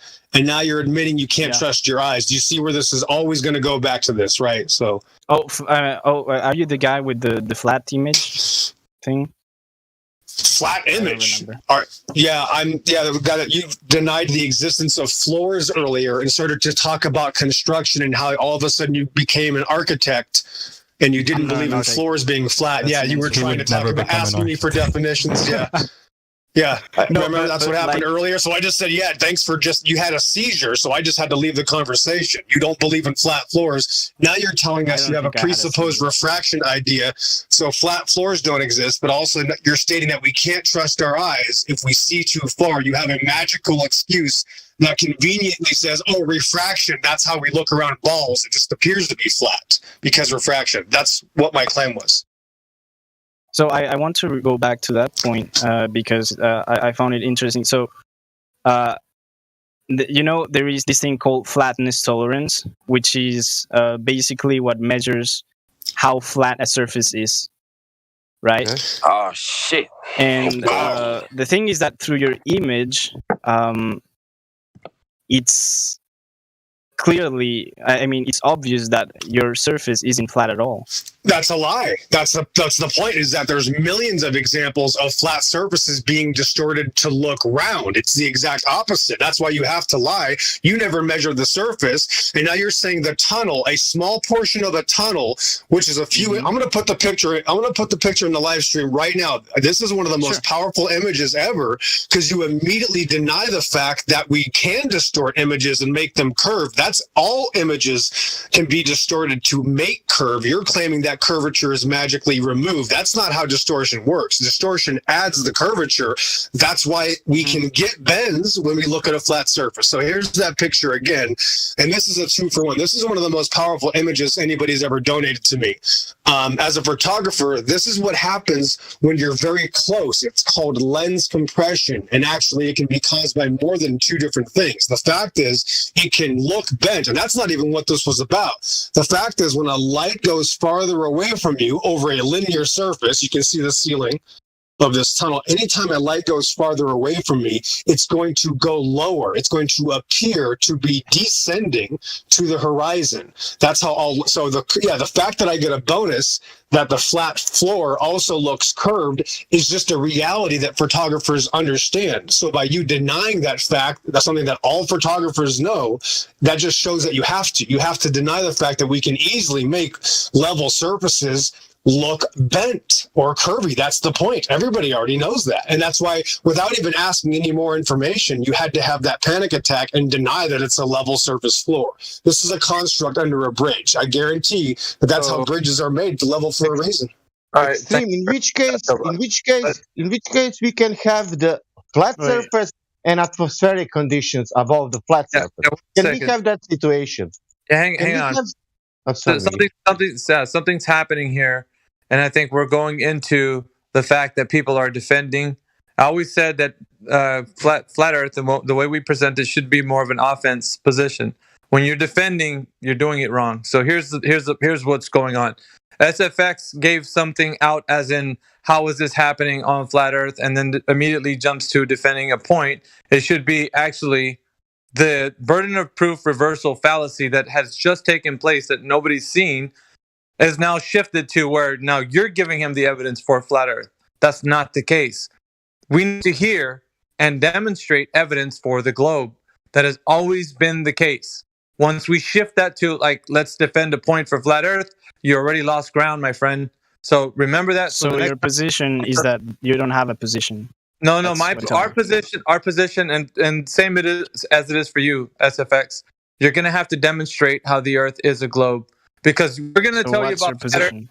My position is your position is bullshit. So we're going to tell you about flat Earth, but first you have to concede that you do not have a position and understanding that the Earth is a globe. In other words, when we ask you questions, it's like, I don't know what the Earth is. I thought it was a globe. Rather, I believe it's a globe. I believe that it is, but I don't have any evidence to support the case. Now, is it the case for you that you don't have any evidence to support the case for the globe? Well, actually, for today, I don't have any more time for this. Right now, I have to go. Yeah, SFX. Okay. Next time you come back, we'll pick up where we left off, and trust me, we will. Sure. I mean, but where we left off, remember that we left off at density. No, we left off of the last of the curvature. Yeah, hang on. We can talk I remember that. I'm sorry, when you come back, we're going to address the claim that Pillbox was saying, that you're trying to talk about putting the burden of proof on us for us telling you the Earth is flat. No, sir. You have to tell us how it's a globe. So when you come back, we'll get to that, and we can get back to the density topic as well. Why do the globies always leave when it's about to get interesting? These guys are all crying about their injuries. They've been whining about how hard this is, and then they quit. It makes me sick. It's usually it's usually the case, but when you don't, with this, I would say, getting used to the forum, right, guys? When you get used to it, you start to understand the fallacies they invoke without you knowing they're invoking them. So don't indulge a question that puts you on the defense, because then you are looked at as the one that you don't know what you're talking about, even though you do. Even though you are saying something very coherent, something logical, it just seems like now the guy has the questions for you. And it's like, that wasn't the case. Anybody who comes in here with the globe stance, they have to provide the evidence that the Earth is what they're claiming it is. And if they don't, they have to say it's just a belief. That's just something I believe. I don't know anything. And that's good. That's what we want. And then we can talk about what we're going to show them with any evidence that we have. That makes the conversation better, because if not, they're going to be dug in their positions. That's just the way it is. But listen to the fallacies also, because he committed one right in the midst of you guys, and you were. And I know Sasha wants to jump. It's like everybody wants to dogpile the defense, and it's not about that. It's about showing them they're ignorant. Miggy, you're right, but I only wanted to, in the end, to say information, because that's the point. I will tell him information if he wants to know information. If he don't want to. Yeah, of course. I understand that. They live in the world of fantasy and theory, and they won't come out of it. See, that's what I'm trying to get to get to a demonstration, to stick him there, keep him there, because he's gonna just keep rambling off this stuff he just believes, and he doesn't even understand that he believes it to be true without knowing it to be true. And the problem they have, they cannot come out of that process. I don't know why they just accept anything without having any evidence behind it, and I don't think they know what evidence is anymore. This world is getting crazy. So that we have to about explaining to them the underlying problem for them. That is, it's a psychological issue that they're dealing with. They don't know that. They think that it's like right to, like Eggman, if you're in here, it's right to say things in a dogmatic approach. He's not in here. But they are very dogmatic in their belief, right? So they don't know that. You have to expose that. Before you get to the bit where you're showing them things from the flat earth side, here's the thing, they'll always say this in the midst of you trying to like talk to them about their evidence. They're like, yeah, but you didn't explain how the earth was flat. And then immediately it triggers you. Let me show them something. No, that's not going to work, my friend.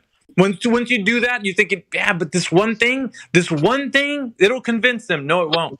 Their position, they're looking at you like you're crazy. So they don't know you're crazy. They think that what they're thinking is logical. So if you shift the burden to yourself, then now you have to provide evidence for flat earth, you've already lost, because they're now going to look at you and hand wave dismiss everything you show them, and with good reason, because they don't think that they're wrong. Yeah, you're grasp that. You're spot on, dude. And it's not fair when they go, well, you didn't prove the flat earth. Dude, they didn't ask. They spent the first 15 minutes of them being here trying to punt in all these, there's space pictures and all this. Don't try to flip the burden on me. You didn't even ask if there was proof of the flat earth. Of course I didn't try to prove it, because I'm trying to address exactly what you're saying. Exactly. The veracity that comes from a flat earther really wanting to ramp in there and just let me give it to him. Like, I got the answer. My friend, I know you're logical. You're going to come in with some good words. They're not going to hear you. I'm just saying, that's the way it goes. So we have to address the issue, which is the psychological warfare that's happening in their mind, where they're trying to state things to you that doesn't have any relation to reality. Expose that so they can say, I do hang on to a belief. So what's your position on flat earth anyway? So that's good. Now that we know you are just a believer, let me tell you what the reality is. So now they don't have any credibility as a person to come in talking about what they think the earth is, because they lost it all when they say they just believe. Because they're no better than somebody who just believes in whatever thing. So anyway, and that's the approach, right? Always on the offense, my friends. Don't go on the defense. It's not going to help us. And it's like, Sasha, I know you want to come in and this one thing, and it's like, they're not going to hear you, brother. It's going to go in one ear, out the other, until they realize they're not knowing what they're saying. They have to expose their ignorance. Miggy, I guess air coming from the ground didn't help. Well, and with this guy, the thing is, like, when we start providing, we're providing things that are demonstrated. It's like even self-evident, right? Because we can get to the point of that. But SFX, we had a go round about the Earth. He did say that it was just a belief, but like with these guys, they have amnesia. So once again, we're gonna have to talk about his evidence and then go back into what we have to present to him. That's why the order, the way I said, because he wanted to talk about buoyancy, but he needs to be reminded that he doesn't have an answer. Once he's reminded, then we can go right back into density and buoyancy and talk about it, so that he can get a grip on like, okay, well, I didn't have an answer, but at least these guys are giving me something with demonstrations. Because then at least he can't compare. It's like right now he's trying to compare the globe with what we got, and it's like, well, I got all the scientists over here saying, formulas and mathematics and calculations, and it sounds elaborate, and it's the pageantry behind it is so great. It's like you got all these professors in academia, and who cares, man? None of it has any correlation to reality. You're not gonna take what their gobbledygook is saying and then say, look at all these math formulas, now we got reality. No, you can't do that unless the math language is speaking to what you're seeing. If it doesn't say that, I mean, whatever the calculations you're doing have no correlation to reality, then you got nothing, which is what I'm trying to tell these guys. They're like, well, mass times the volume. And I'm like, so what, dude? Like, is that going to tell you what you're seeing out here, natural phenomena? If not, if you're trying to explain gravity, you're barking up the wrong tree. We're not going to get to the what reality is side of things with you telling me, just reiterating your math points. Because that doesn't relate. There's no correlation to it. Anyways, I know was it Pillbox comes in here? You're Pillbox if you're listening. I know you have that veracity to tell people things, but like that's the thing, man. These guys, they're gonna come in here and they're gonna please be advised that they will shift the burden of proof on you in an instant, and they'll do it so subtly too. You won't even know they're doing it until you're like, wait a minute, why am I defending the flat earth? Like, I don't have to do that. Like, you have to tell me about the globe first. Yeah, I'm over here thinking about this, Miggy. You're spot on. They're going to be throwing wild haymakers. And like you said, Miggy, we don't need to be on the defensive. They're going to leave themselves open. So this is your chance to either strike, or there's this idea of like jujitsu, where you tie a guy up into a pretzel and don't give them any openings. You almost don't even have to throw a strike at these guys anymore. No, they strike themselves, to be honest. They're striking it like if you do tie them up in a pretzel, their fist is facing their face and they just keep punching it. Like, exactly. You're just punching yourself. Like, obviously right now, there's nothing in this argument that's for you. You're just called a tap. You're saying things. It's called a tap out. Yeah. So. These are people that put words in a book and pictures are the same as demonstration. That's facts to them. A book and a picture. That's fact. That's all they need. Something in a book. Oh, it says that. All right, I believe it. And that's it. It's sad. It's sad. That's hard. That's hard to change somebody. To show them the truth. Yeah. They see it differently.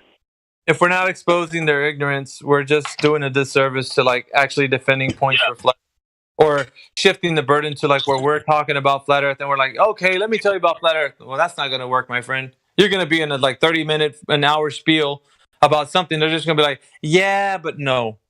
And yeah, good luck to you. If you think that method works, try it. Because it doesn't, man. With experience, we know that it don't work. But this is unmute the Ayatollah of comedy. Yes, sir. I don't even know why he was muted. To be honest, somebody muted him. But well, you had 2 and 3 people at the same time going, and that was a while ago, and we were just waiting for a spot. Oh, yeah. Somebody wanted to. Ayatollah, I'm making some food. Gotta prepare my unmuted. The Ayatollah Comedy Hour. Ayatollah, are you there?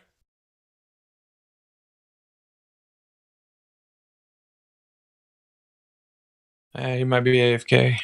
Who else we got in here? I've never heard of Mr. Mike. He's never spoken up. He only has a listening pass anyway. Does he? Oh, really? Let me see if you can unmute him and then. Yeah, because I haven't heard from him either. I thought he was just a bot, man. I keep like I usually tell Mr. Mike, if you're a bot, then you probably won't come back. If you're a person, you will. Unless somebody's checked him in, because I don't remember the guy. Yeah, I don't know. I didn't check him in, so. But yeah, Mike, don't be shy, brother. Give us a shout out. Just say hello. It's always nice to get to know people.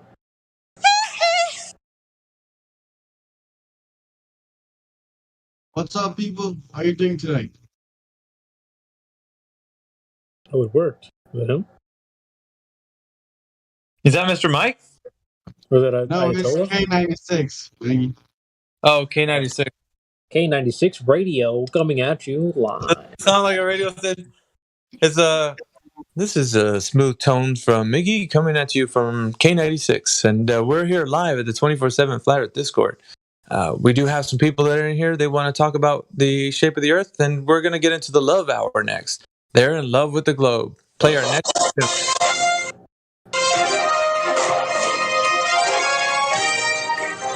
Well, I got my YouTube channel banned. That was different. Yeah, I would have been like, I'm reporting to you live. This is the 24/7. K96 here. Over to you, Miggy. Well, it looks like we got sunny skies with no chance of globe in sight. But yeah, it looks going to be a great day, folks. Yeah, hello, this is Mr. Mike. Can you hear me? Oh, there he is. Oh, we're sending it over to Mr. Mike. Yeah, I'm just here listening. We thought you were a figment of our imagination, man. What's going on? How you doing? No, I'm a flat earther. I'm just listening. Well, welcome to the forum, and listen while you work or whatever. You know, hopefully we're keeping you busy. Okay, thanks a lot, man. And no worries. We got Milk that just joined. He's got a Rick and Morty avatar. Is that Milk? Never mind. Milk just... Rick! He just dipped. What else we got? It's so weird how people do that. Yeah, they get called like, I'm out of here, man. Oh no, they called my name. At Tola Comedy, if you're there, man, just come in whenever you're not like doing something or you're not busy.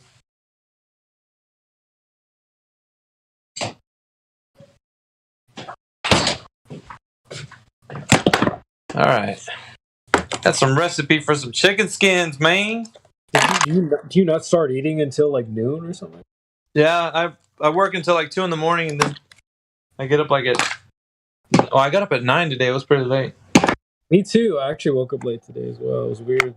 It felt good though, because I felt like I needed the rest. But... Me too.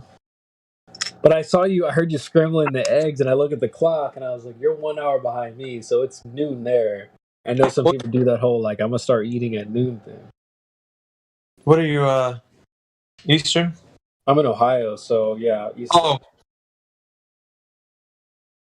My grandma lives in Iowa, Dubuque. What's happening over there in Ohio? It's kind of gray, raining. Yesterday was sunny. It's nice, but we got gray skies here. You guys got it going on in Ohio or what? 53. Yeah, it's nice here, man. I like it. I'm not too far from Dave Hinkle. The river splits the distance between the two of us, that Ohio River. So a river runs through it, like the movie, huh? Yeah. So he's in Kentucky. I'm right in Ohio. There's the Ohio River. So I'm not too far from the river. And then Radwin, Dr. Astrophysicist, he's up in Cleveland, so he's up by the lake, up north in Ohio. Oh, Radwin's not actually there. He's in the mothership. Have you ever seen him when he goes? He goes live on his video chats. So I bought this. I can tell you what I'm doing right now since no one's saying anything. I got this garlic parmesan basil butter, and it's like totally organic, man. I'm putting it on my chicken skins. And I got my oven going. I'm gonna make these crispy chicken skins. So good and tasty. Freaking. Yeah. That does sound really nice. On some protein. Yeah, bro. You gotta try this. Pretty good. I would work on the globe, Miggy. Just so you know. You were... What'd you say? I said that wouldn't work on the globe though. Just so you know. Oh, the carnivore died on the globe. Yeah. How did well, just going back to the guy, what he was saying, the vector of gas is down, and I don't know, saying things like gases come from the ground, and if air is cut from the ground and it goes up, it's like, how is it the vector of down again? Wait a minute. What about evaporation? Right. That's interesting. Wait, was he trying to say that gas doesn't come from the Earth? Was he trying to say it comes from asteroids or something? Well, okay, so very confused people, I would say, would like to think of things that are outside of what was known reality. So, for example, he's like 50% of the air comes from the ground and 50% goes from somewhere else. Oh, he said space, I think. He was mentioning space. And I was like, yeah, that's fine. You can say that. Now, how are you going to demonstrate that? How do we know? Well, back in, when everything started, I'm like, nah, no, I can't say that. You can say it if you want, but it's not going to be followed by you knowing. That's just what some other talking head told you, or you read it somewhere. Right. Really interesting, right? But it doesn't mean that it's real. It just means that someone said X, Y, and Z, and you're just like, yeah, I agree with that. But that doesn't even make sense though. Gas coming from outer space. How does that make sense at all?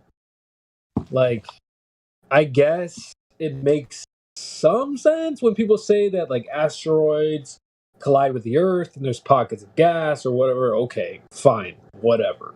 But if you're just going to say that 50% of the gas is produced from outside of the Earth, that doesn't sound right. Well, no, it's also followed by demonstration. Okay, that's fine. Say whatever you want. Unicorns fart, that makes gas. Now show me the farting unicorn that gave you the 50% of gas that doesn't come from Earth. Do that. Now, you can't do it, huh? And I'll tell you why. Because it don't exist. Wow, that's amazing. How did I come up with that? It's simple. I don't have to infer anything that deals into imagination. And he said, well, I can think of things. Yeah, man, you can think of whatever you'd like. Oh, my gosh. Doesn't matter. Because we're not dealing with reality. We're dealing with what you think is reality. Because you said 50% comes from somewhere else. Where did you pull that freaking statistic? That's it's like, well, 50% of it comes from where? Space? Dude, who gave those numbers to you? It's like that clip that you put on all the time, CB. Volumes of data, figures, numbers, fossil records. They're like, yeah, so what? What? Who's putting up these numbers, man? You? Right. Was this the same guy that was saying oh, well, if I can imagine something, then that's a possibility? I love the fact that we're in this conversation. I'm like, I'm swimming, man, because it's I love it when they're talking ignorance to me as just doing it. Cause it's I want to display that ignorance to everybody. Guys, this is what okay. So if you're thinking the Earth's a globe, this is what you all sound like. Every single person. All of you. I want you to say these things. It's my like the guy from Friday. It's my pleasure. When he likes the dogs, the dad smoking that wine and then tweez and everything. But I like that because it shows I don't have to do the work for you. You're doing it for me. You're exposing yourself. Yeah, but still gotta bring them down to the ground and bring back to their senses and do an effort on doing that, because if we allow them just to babble their way into explaining everything that works on a globe, I think that could cause some brain damage to some people actually, because just globe, let's just talk about the globe, how it works and how it doesn't work. I also I hear what you're saying, and I want to hear them hanging themselves, but I like talking about reality mostly instead of just globe for 3 hours in a row. Well, it's not so much the globe that it is their ignorance on any topic concerning what reality is. So when you think of globe, you think of well, of course they don't know the curvature, right? But that's everything that's inside of the teaching behind like pseudoscience. Pseudoscience itself is the fabric of what they're claiming, right? Pseudoscience. This doesn't have any relation to actual real science. So they'll say things like gas doesn't, 50% of it is from Earth. So, and it's not, we're not talking about the shape of the Earth. We're talking about what they think reality, the fabric of it, right? So this is the way things are. So if you can appreciate that their ignorance on topics are the reasons why that you want to like show people this is not the way because there's no evidence behind it. And it could just be any other topic. I would say in relation to the globe, but it could be anything else. Doesn't necessarily mean globe. It's a good way to prove to point out that the guy earlier he was talking about the calculations and this and that, and he wanted to talk about that. And the thing is, like I was trying to point out that his calculations are based on a fantasy, and that's why he's coming with flawed conclusions and not getting what we're trying to say, because his calculation has to be right, because it works with the globe or whatever. But it's In our field, it's by the seat of your pants. Yeah. Right. And that's why when in certain topics, like whenever we exhaust whatever they're claiming about the calculation, hey, that doesn't prove what you're actually claiming.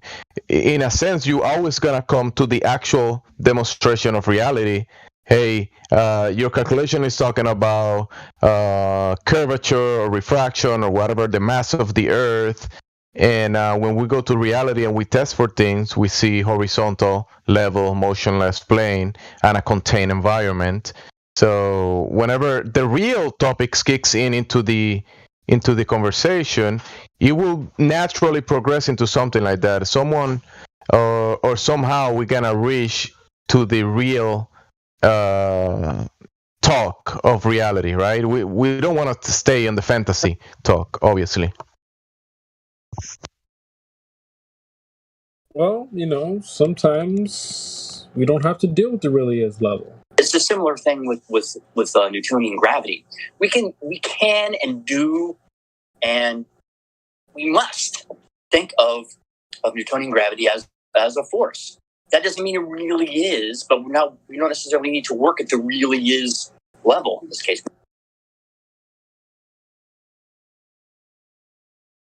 Yeah, that just means they've come up with a framework then, doesn't it? And you can see that across the board, whether it be language or numbers, especially at the atomic level.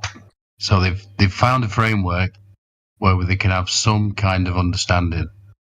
And clearly, in some things, manipulation. And it's easy to manipulate things, especially numbers, especially if you start with a false axiom. It's a description only. And they don't like that when you start unraveling all that. And yeah, I just want to make a comment on what Miguel was saying about the dog pile. I don't like the dog pile here. I don't like it when I've listened to Globers going at one flat earther. But it's almost almost more uncomfortable here, because then you start to feel that inside yourself, don't you? It starts to well up, and then you're like, I've got to say something. You know what, Andy? I'm gonna dogpile you. I'm just kidding. We find ourselves in a strange place where, if we shout down a channel and there's no echo, I don't know. We don't think we exist to something anymore. So I come into this server with the attitude of, I hope I'm gonna. Well, I hate that word hope for a start. That's a carrot on a stick. But for the sake of language, just so maybe I'll learn something. Maybe I'll learn something. That's a good attitude to have.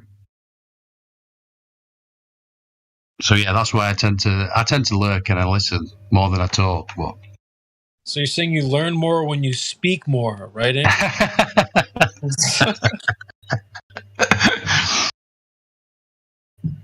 No, the opposite. No, that's a good one. That's a good one. But But yeah, I appreciate Miggy because he gets it. He knows. And so, yeah. I had all kinds of things to say, but then I didn't. Damn it. My bad. I probably threw you off course a little bit. No. It's all good, CB. I'm always happy to hear you as well. Nice to hear from you, though. As always. You been listening for a while, or just Yeah. I'll listen to these guys. Usual, same old. But I wasn't expecting anything revolutionary coming out of them. But you never know. You never know, indeed. Yeah. We've heard some revolutionary things, but probably not in a positive light.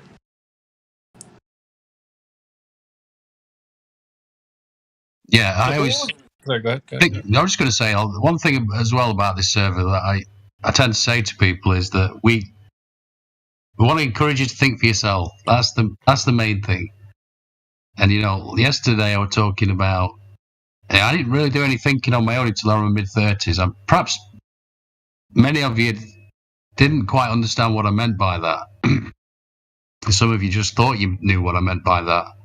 What I actually meant is really getting rid of all the shit that I was spoon-fed my entire life. The ideologies, just packed with them, and sort of emptying all that shit out and starting fresh. And that's weird because you get to a certain age. Maybe this is why they say you can't teach an old dog new tricks.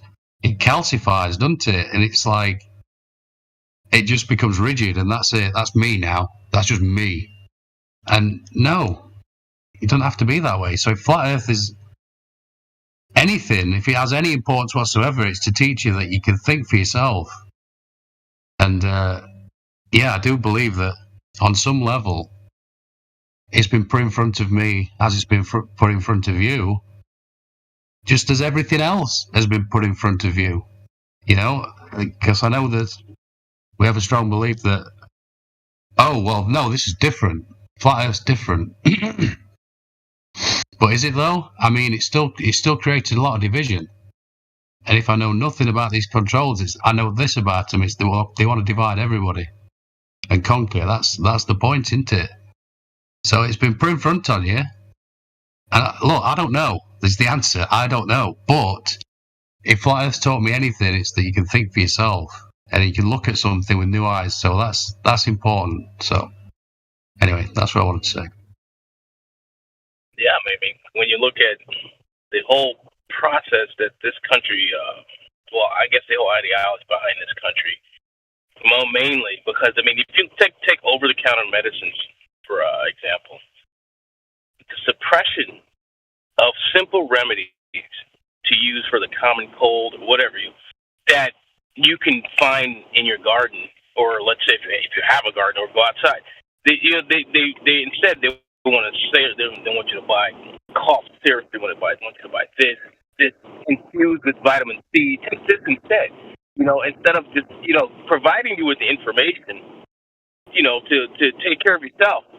They force you to use their items to grow, to make them rich, and to suppress the information that would make you wise, and to keep, so it's just this constant barrage of disinformation and misinformation and suppression of information.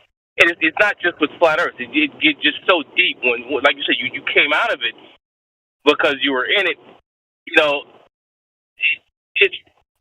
It's everywhere. You can't get away from this stuff. It's when you wake up, when you go to bed. There's programming everywhere.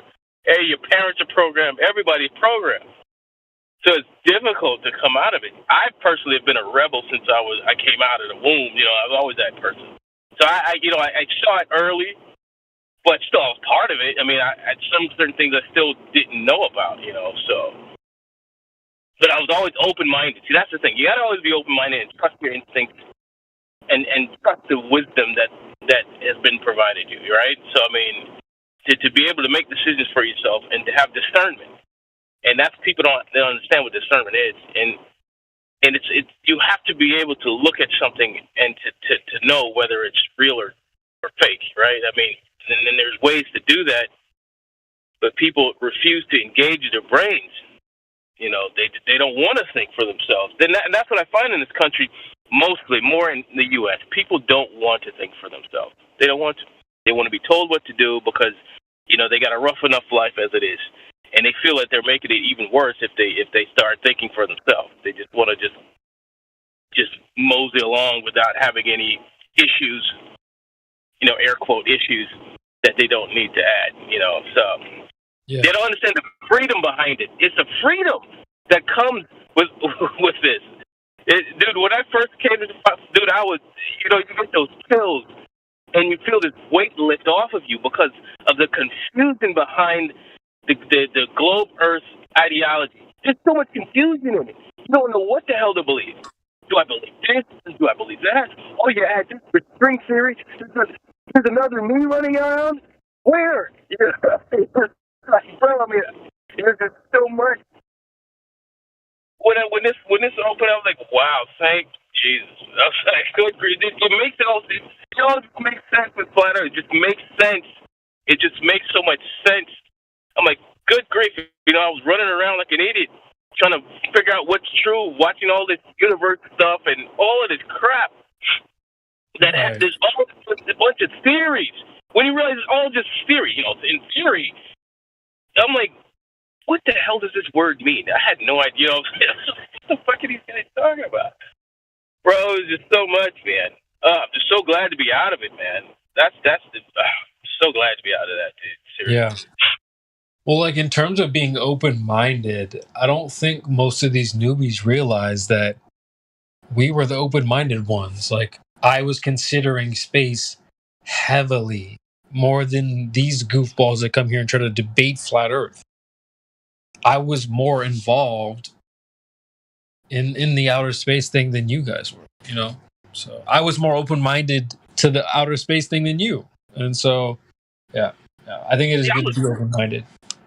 I was heavily invested in space, bro. I mean, I watched all those movies. I wanted to go there. I wanted to be Ethan Hawke and Gattaca, all of that stuff, man. Yeah. I loved it. But then it just, you know, things just didn't add up. You know, I'm like, right, you're making all these movies, all of these.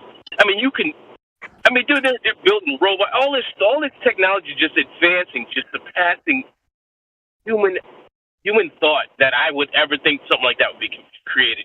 And they're doing all this stuff, but not for space. None of this. So it was like, what's going on here, man? Why is everything else advancing, but this technology is stagnant and nothing's happened since? So it's like ever since this whole flat Earth thing is taken off, now NASA's more active. You have Elon Musk, you got Jeff Bezos. Now they're ramping up this stuff because they realize people are waking up. You know, and now they're trying to, you know, we're going to the moon and all this fake video and all this crap. It's real comforting to see the comments when they show all this crap on TV or on Facebook, that the people that don't believe it, you know what I'm saying, that say that are there. So there's a lot more of us out there than I had imagined, and it's good to know. So people are awake now, and that's a good thing. I mean, the idiots that come in here are just idiots. That's all they're ever going to be. They don't want to believe it. Or they don't want to try and gain an understanding of why we suggest these things and why this is so. They don't even want to look into it. They don't want to, bro. So, you know, I don't understand that, man. Truth to me is more important than anything. Life itself. If I had to die to learn the truth, then that's what's going to happen. You know, I'm not afraid of death when it comes to truth. I want the truth. I don't live in the world of lies. You know. Right. You know, that stuff's outside.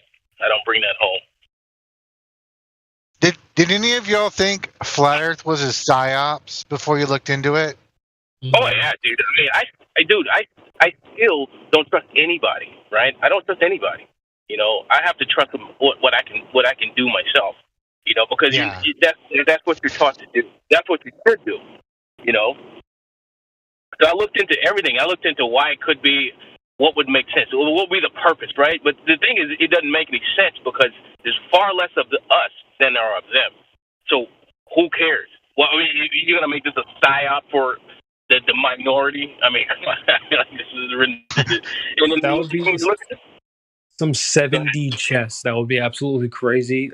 Honestly, that never really crossed my mind, the PSYOP thing, because it doesn't make sense. They're doing Flat Earth Society to promote Flat Earth, to, like, to go on. Like, it doesn't make sense. I don't think it's a PSYOP at all. I think they're trying to control the narrative by talking about this Flat Earth. well, they have to make it crazy. They have to make it sound crazy, and they have to keep from actually looking into it. They don't want people to look into it. They don't want you to. So make it sound crazy, nutty. These guys are goofballs. It would be like 7 layers deep if they're doing a PSYOP. That would be just. But then when you look at the facts of it, it's measured flat, all of that, it's like, well, dude, it's a PSYOP, but hey, it's actually true. It's like, well, it comes out to be true. If you look at the evidence, supports that this PSYOP is real. It's like, come on, man. It's interesting, to say the least. And people, I run into friends, I looked into it, it's not real. I'm like, and then we try and it's people just aren't really that interested in it. They're not curious. Like I said, a lot of people just caught up in their everyday lives and living, and they don't think past, I got to pay the bills. Yeah. That's where they go. I got to feed the kids, all of that stuff. They don't think about, well, the kids got to grow up in the same crazy world that you're feeding them in, and it's getting worse, bro. So you need to prepare them for what's coming. Right. You can't do that just lollygagging and not knowing what's going on around you. Yeah, and someone pointed out recently too. I think it was like, I don't even watch a lot of Dubé stuff, but I think Dubé said it, that like, people will be like, well, why does it matter? I don't need to know the Flat Earth stuff. It's like, well, dude, that's not supposed to relieve you of your responsibilities in life. If you have a family or a job, it's not gonna just start paying your bills for you. You still have to do those things, but it's still good to know the truth. You don't have to wander through reality, just completely unplugged. Can I add something on it too? Because everybody was having so much. Yeah, go ahead. There's one thing that you have when you're on Flat Earth. If you're not from a local area, right? If you're not from the same culture, same tradition, same values, or you're from a completely different world that nobody knows, but you know the truth. The sun and the moon revolve around you, and you're like the black sheep of the society. And you, after many years, and you meet other people like you, they have the same idea, same idea of reality. Then you have the sensation of, okay, there is yet to learn, and I've got families like me other ways, whether they are far away, but I have got people like me that's similar to me, and that gives you hope, a joy, a bliss. Yeah, I mean, there are some pros and cons, right? Because you might lose friends, family, whatever, but then you might be linked up with people who, resonate with you. So I think there is that element to it for sure.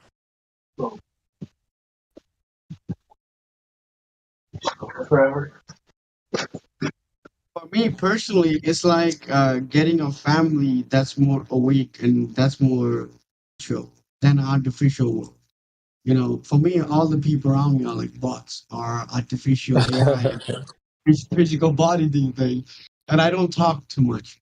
I do my job and come back and just stay quiet because there's no reason to talk no more.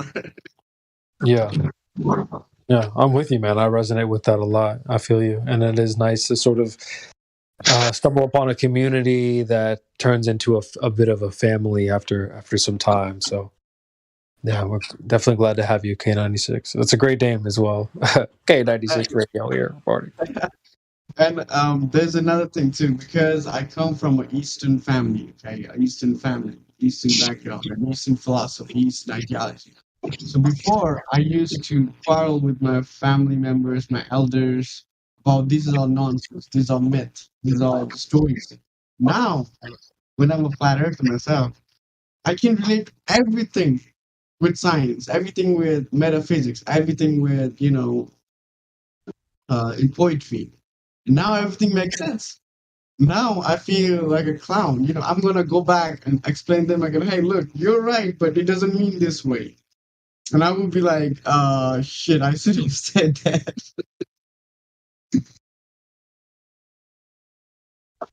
Awesome. What type of Eastern philosophies are you talking about here? Like what stuff? I'm from Vajrayana Buddhism, okay? So I'm from Nepal. I'm from Kathmandu. So over there, two of the tradition, the Eastern tradition that was Hindu or Indus Valley civilization and the Sanatan Dharma, and the new philosophy that was the Buddhism, where there was no God, there was a realization of godliness in you. So there was this two sister religious belief coexisting in the same place. One says there is no God, it is God to realize. Another was on the Serpentalist religion where idol worship was prevailed. So they had this synonym idea of idols can be used as a tool to the higher consciousness. So these two correlation coexisted in Kathmandu for long ago, for like hundreds of years, thousands of years, I don't know. But after, as you guys know, Rockefeller's education took over. Now there are only 2, 3 stupas or temples or old heritage site there.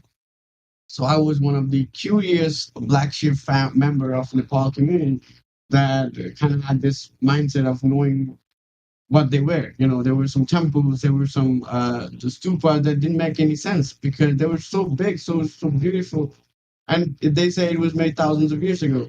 And what I read in school is like we just happen to have the instrument 100 years. So for me, it never made sense. And for our belief system, let's just say ideology, in Buddhism, we don't have an idea of God or worshiping someone. There's a saying in the because Buddhism is also another Masonic religion these days that's been prevailed, but the older tradition that's not in the public because Nepal was never colonized. Kathmandu was never colonized by any British, Portuguese, or Spain, so it's never been commercialized. So what that means is a person who realizes himself, okay, that has the omniscience or omnipresent inside him, now is considered a god man. The whole purpose of your life or a human body is as you have this capability to know your godliness. The whole purpose of having a body is this. And because we have these two species in humanity, male and female, you must, there's the everybody talks about karma, like do your thing, do your work, but nobody talks about the dharma. So dharma means the true nature. Just like sugar is sweet, that's his nature. Like the water has no taste if it's in natural water. That's its dharma. Just like that, humanity as an overhaul has its dharma. So just to realize this is our purpose. That's what the Eastern philosophy's whole thing is. Nice. That's good stuff. That's good stuff. I definitely dipped my toes in those waters before I found Flat Earth, so it's nice to hear it kind of circle back. Bro, the older Vajrayana Buddhist text, it says there are other 7 planes above us, 7 planes below. So it says Earth is flat anyway. So if you go with the other older scriptures, like thousands of years, which has been like translated, roughly translated, so it says it's plane. It has no concept of a globe. Never. Having and all the concepts are about planes of existence. Just like Earth is a realm. I don't know how to pronounce it right, but there are other realms. So we have these 5 elements. That's what's made us humans: fire, earth, water, air, and ether. That you guys talk. That in our language we call it akasha. So that's what makes us the 5. And the 6th element is your soul or the godly presence or whatever you want to call it, consciousness, spirit, soul, the 6th one. And to realize the 6th element is to realize God or to become the Christ or Buddha or whatever you want to call it. Man, I'm glad you're over there. Like, that's cool. I'm glad you found Flat Earth.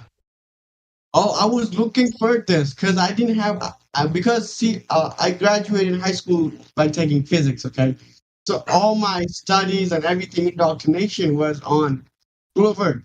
But deep inside, because I'm a meditator too, I teach people meditation sometimes to let the psychological disorder go away.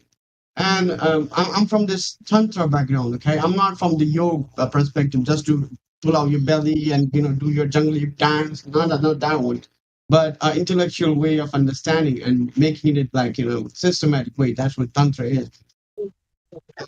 I was searching, and one of my gurus, one of my teachers, is in India. Okay, and what he told me was, you're gonna find your friends pretty soon, and they will take care of you. And I was like, bullshit. He's telling the mythical story again, And slowly I found the flat Earth on the David Weiss app, and then I had these 5 different groups, level communities, Red Pill, Flat Earth, East West, and I was doing my own research.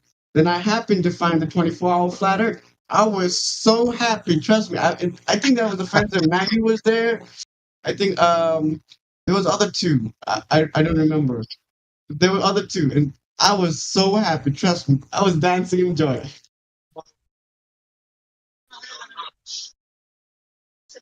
That's awesome to hear, man. That's so cool. That's so cool.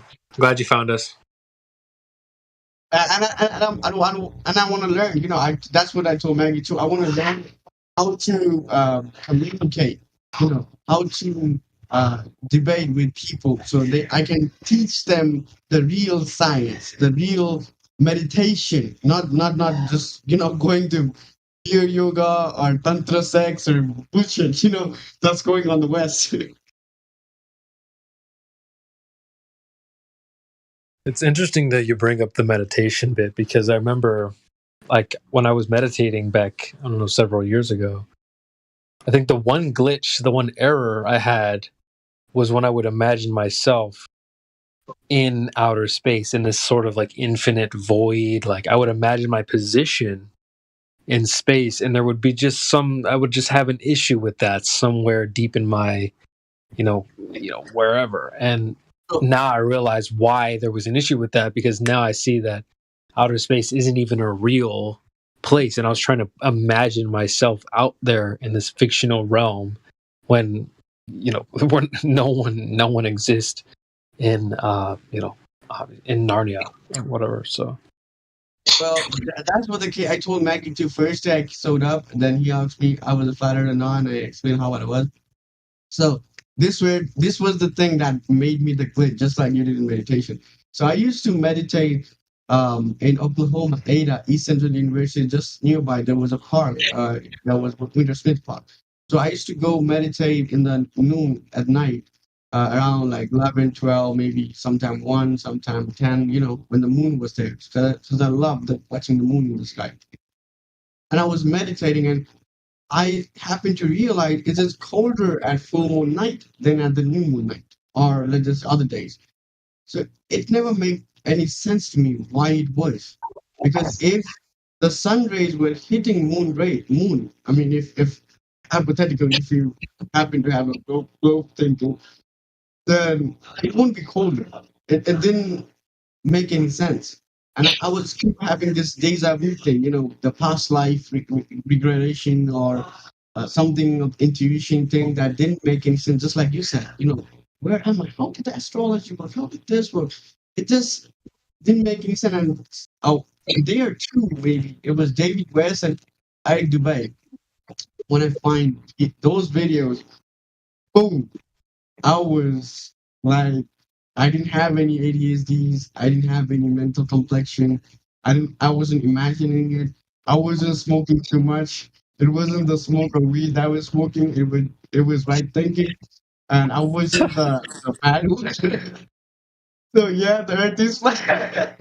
The moon and the sun is revolving around us, and the one thing that saddened me, guys, was if you happen to go across the flags of Nepal, there's moon and the sun together on the same equal size. Okay. yeah, I think someone was hot micing, but continue. Yeah. Yeah. They told us the sun was millions of size bigger than the moon. But in our culture, in every building, there was sun and the moon together. Always. Go to Nepal, to any temple, any buildings older than 100 years ago. There's sun and the moon together with the same size, duplicating two different realms. Just like Pakistan, Afghanistan, all they has the moon symbol on their flag, and some have the sun symbol. It's just meaning which origin they belong to, which energy they worship, or which energy they carry. Some of them might have the moon energy, feminine energy. Some of them have the masculine energy. But that's what they have destroyed by the Rockefellers thinking. From the flag, they have destroyed everything.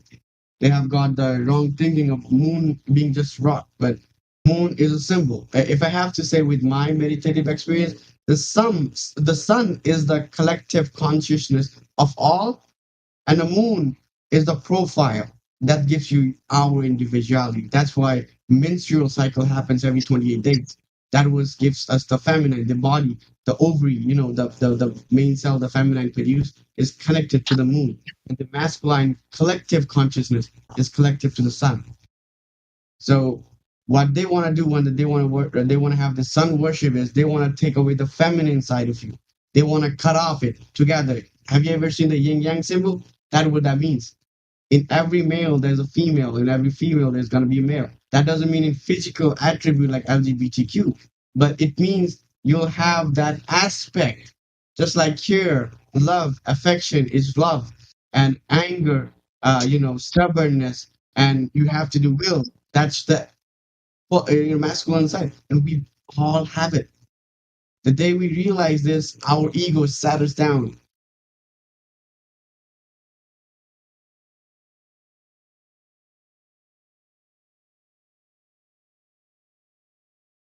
Well, that's all for now. Yeah, no, it's good. We could definitely see a lot of egos settling down. Across the board might be a good thing, especially with these newbies that come here. They seem like they ride up in on a high horse. It's like, relax, buddy. You don't know more than you don't know anything. So.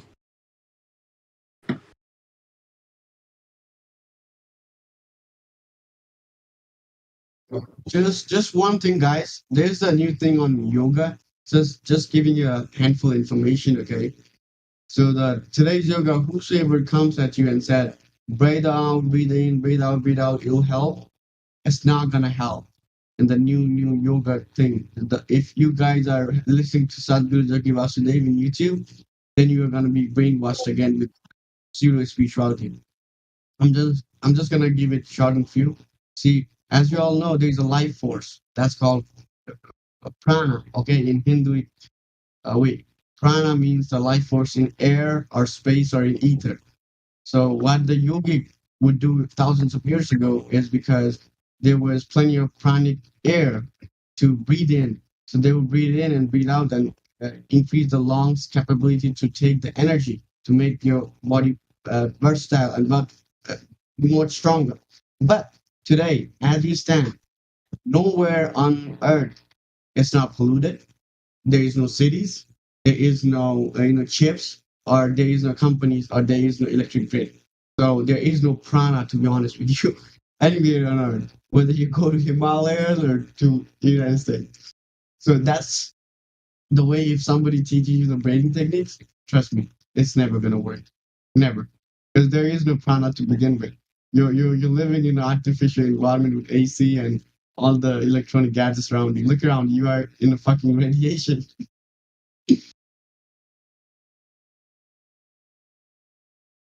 Yeah, it's kind of frustrating because there's, I look out my window, not me, but every once in a while you drive through somewhere and there's a freaking 5G tower on every block and all this. It's kind of hard to get away from it these days, isn't it? And guys, look, people are getting enlightenment with the radio towers. Right. Yeah. I met a woman in Dallas. I live in Dallas, so that was one class I had to attend, English, business English. And she was, because he took my profile, Facebook and Instagram. And she was like, I got like Kundalini awakening. I just smiled because how did you do it? Sitting at your home inside an AC container with all the radiation around you.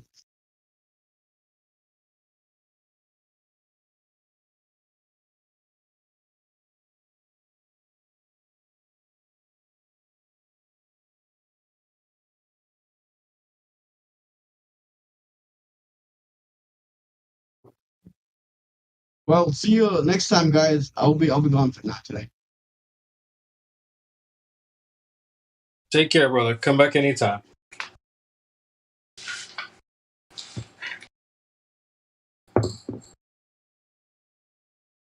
Just making the food. I feel like Andy could probably throw some input on that.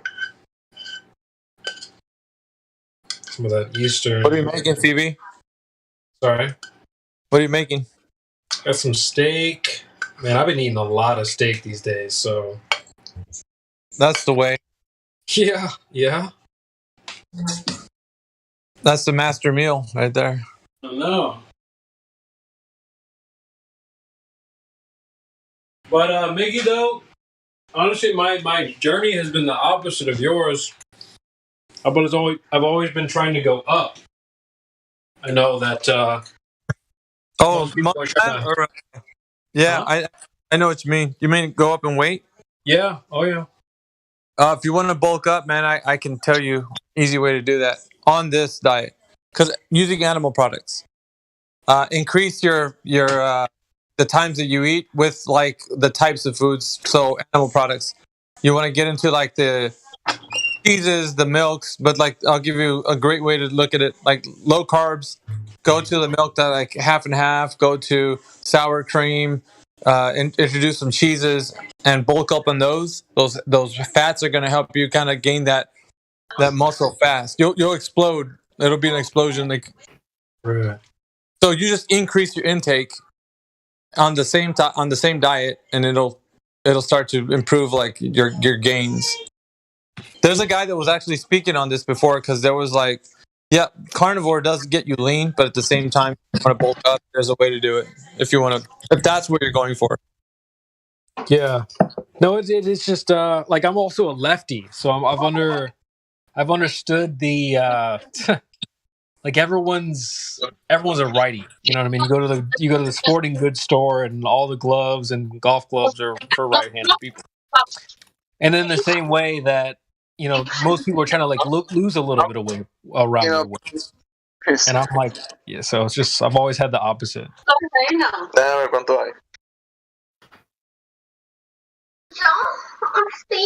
Gems, you got a hot mic. I'm my bad. Looking to both. Yeah, I'm a lefty.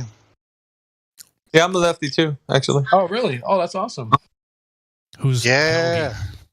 I bet the truth community has a much higher percentage of left-handed people than the world. I'm betting. I'm a lefty as well. I'm just ambidextrous. I don't bend them straight. There's some kind of weird reason why they want us to be right-handed. Is it a brain thing, you think, or? I don't know. There was a huge push in the 1960s and 70s to force everyone in the West to be right-handed. So parents everywhere. Yeah, parents were forcing their children, tying their arms to their bodies and forcing. I did it to my own kid because that's what I thought I was supposed to do.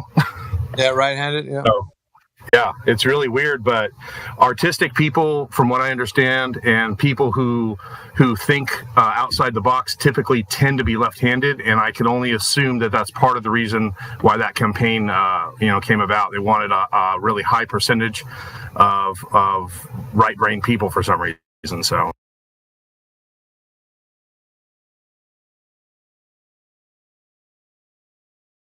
Well, I can think of one reason: democracy.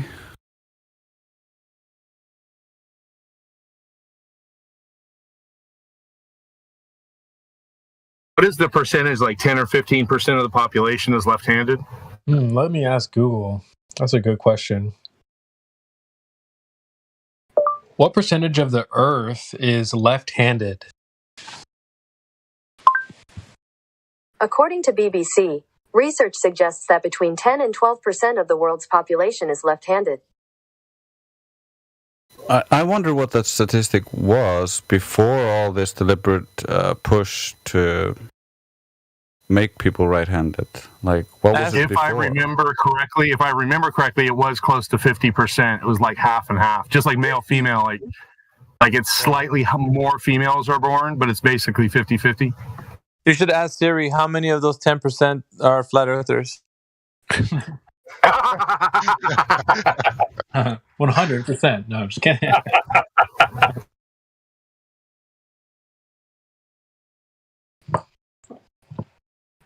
So I'm a minority. Wow. I didn't know that. It's cool to see a few more gathered up here. That's nice. Even Cuddy hit me on the DMs and said he's a lefty as well. So I got a train in the background, fellas. Hold on.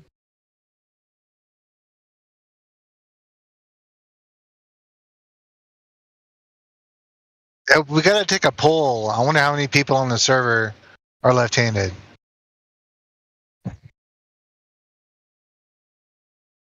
Julius, I'm making some chicken skins with basil and garlic butter right now.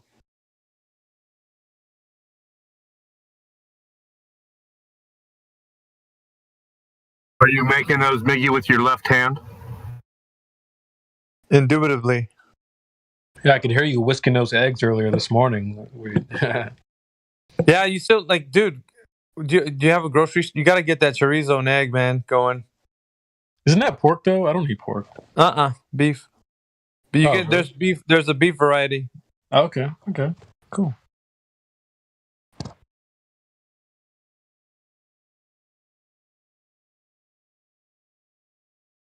Technically, you're supposed to eat it in a tortilla, but no tortillas for me. Right. Yeah, when I'm eating real clean and healthy, I don't even want that tortilla, to be honest. Weigh you down. Anyway, we had some good. It's been a good day. It's been. I feel like it's been kind of quiet lately with Globe Earthers, but today especially, we had several, and I think yesterday. So, well, you got Sin that's sitting in the chat right now. You might want to say something. And I don't know. Ayatollah Comedy. Maybe he's gonna once he gets on the mic, and I'll be like, "Earth's a globe, it's round," and all of a sudden just pop in here and.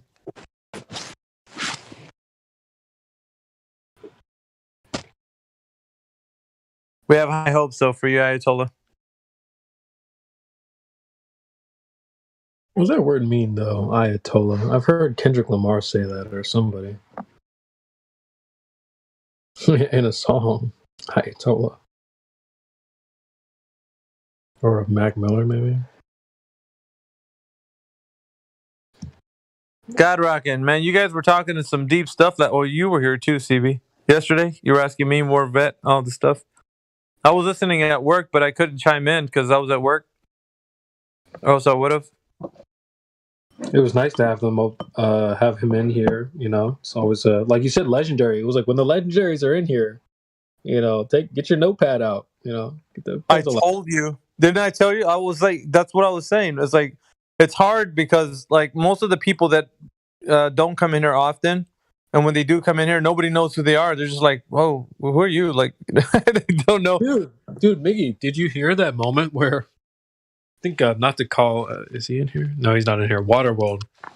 Not to put you on the spot or anything, buddy, if you're listening, but he was like asking Mickey or not Mickey, Mimas questions like he was a baller. It was like so a baller, yeah.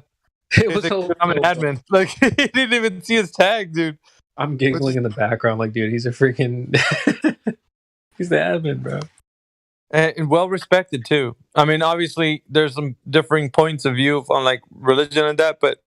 The guy has a great head on his shoulders. Like if you speak to him, he's like a wealth of knowledge. Like just listening, and then he like deferred to Indio, which then tells you where Indio stands. Like in his subject, he's Indio. He's not very boastful of himself, but he's kind of like a He's one of the cool, smart kids. If you ever like, he's really cool to hang around with, but he's super intelligent. Like, he'll pants you if you try to go at him like with your big brain. Right, Like right. easily.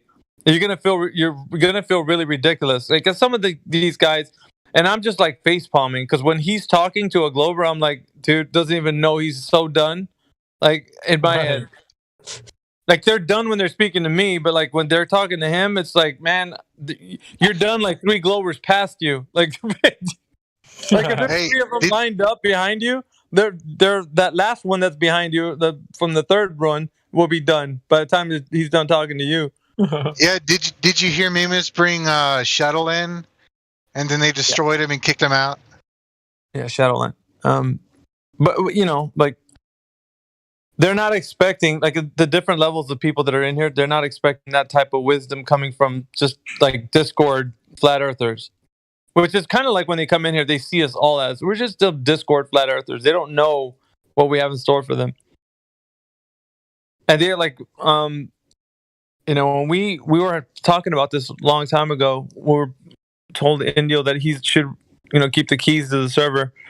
It was kind of like unanimous. We all voted him into that position. He's like the king that didn't want to be king, but was like put, you know, like he just is, you know, because he's like a great guy to be in that position. It's true. It's true. But no, he's just a great friend.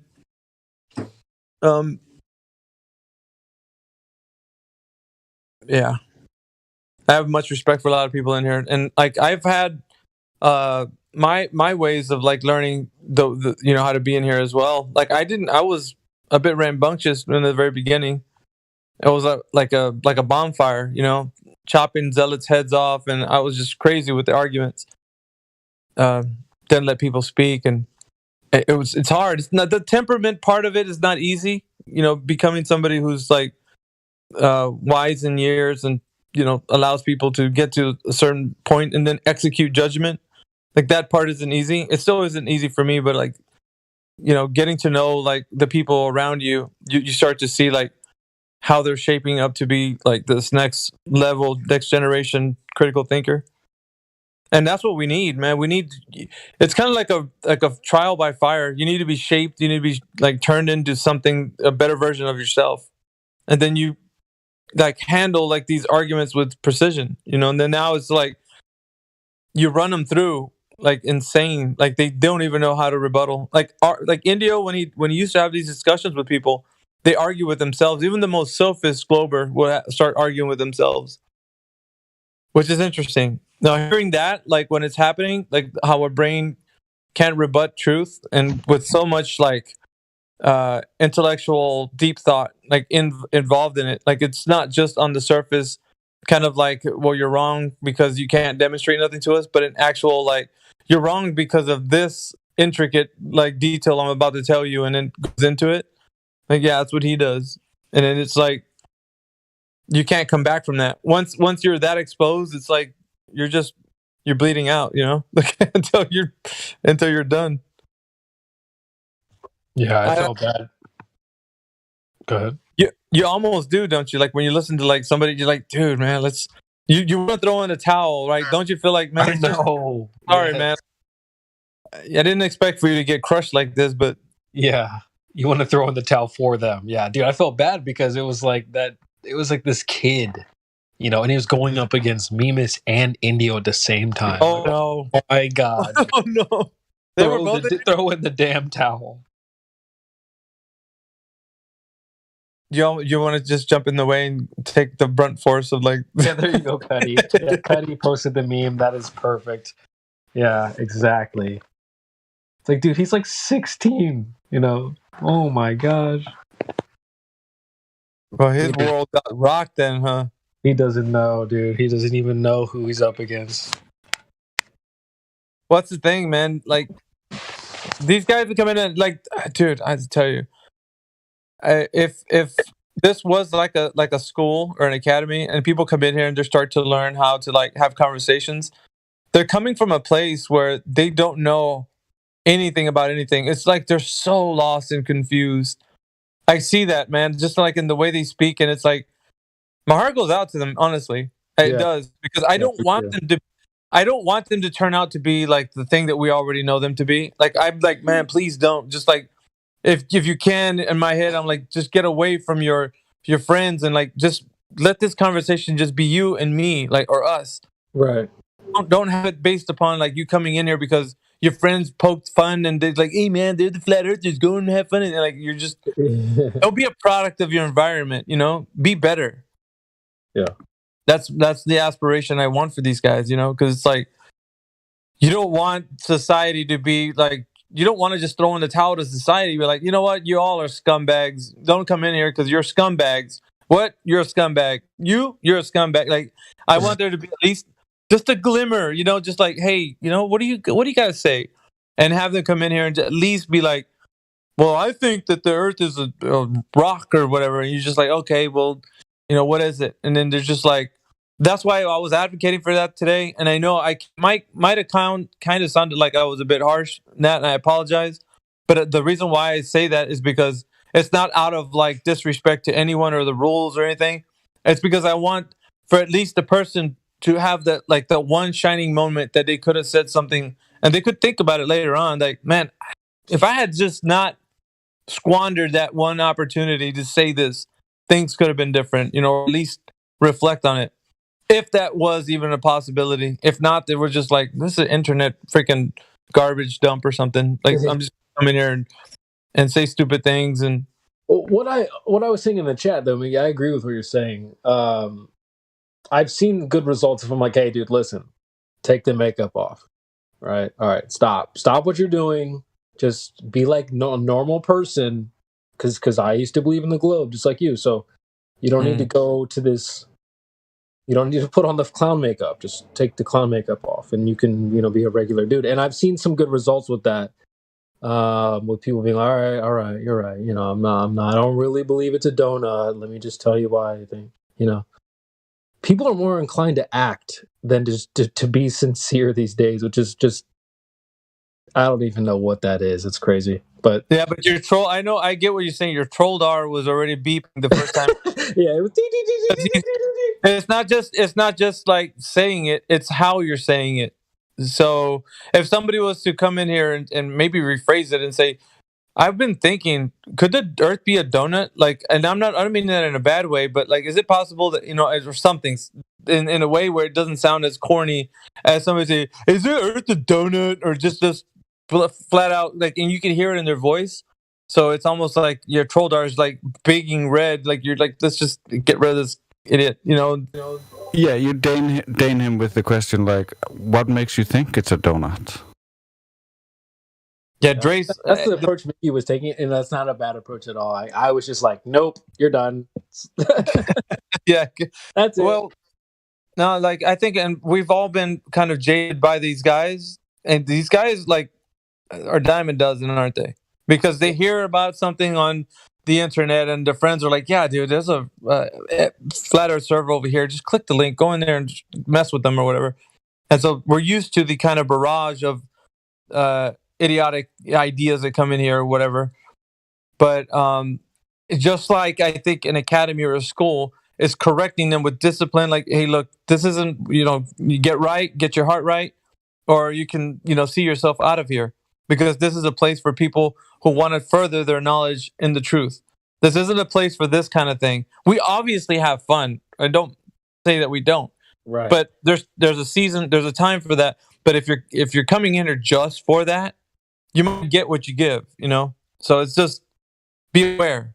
And that's why I always preface the thing with them is like, make sure that if you're going to say something, that you're taking this opportunity to do it in a way that you're actually wanting to be curious and not just blurt things out just because you want to have fun with your friends. Like, they're not going to be there when you're all by yourself in life. You know, you have to do things for yourself. So you're really here on your own at the moment, speaking to us.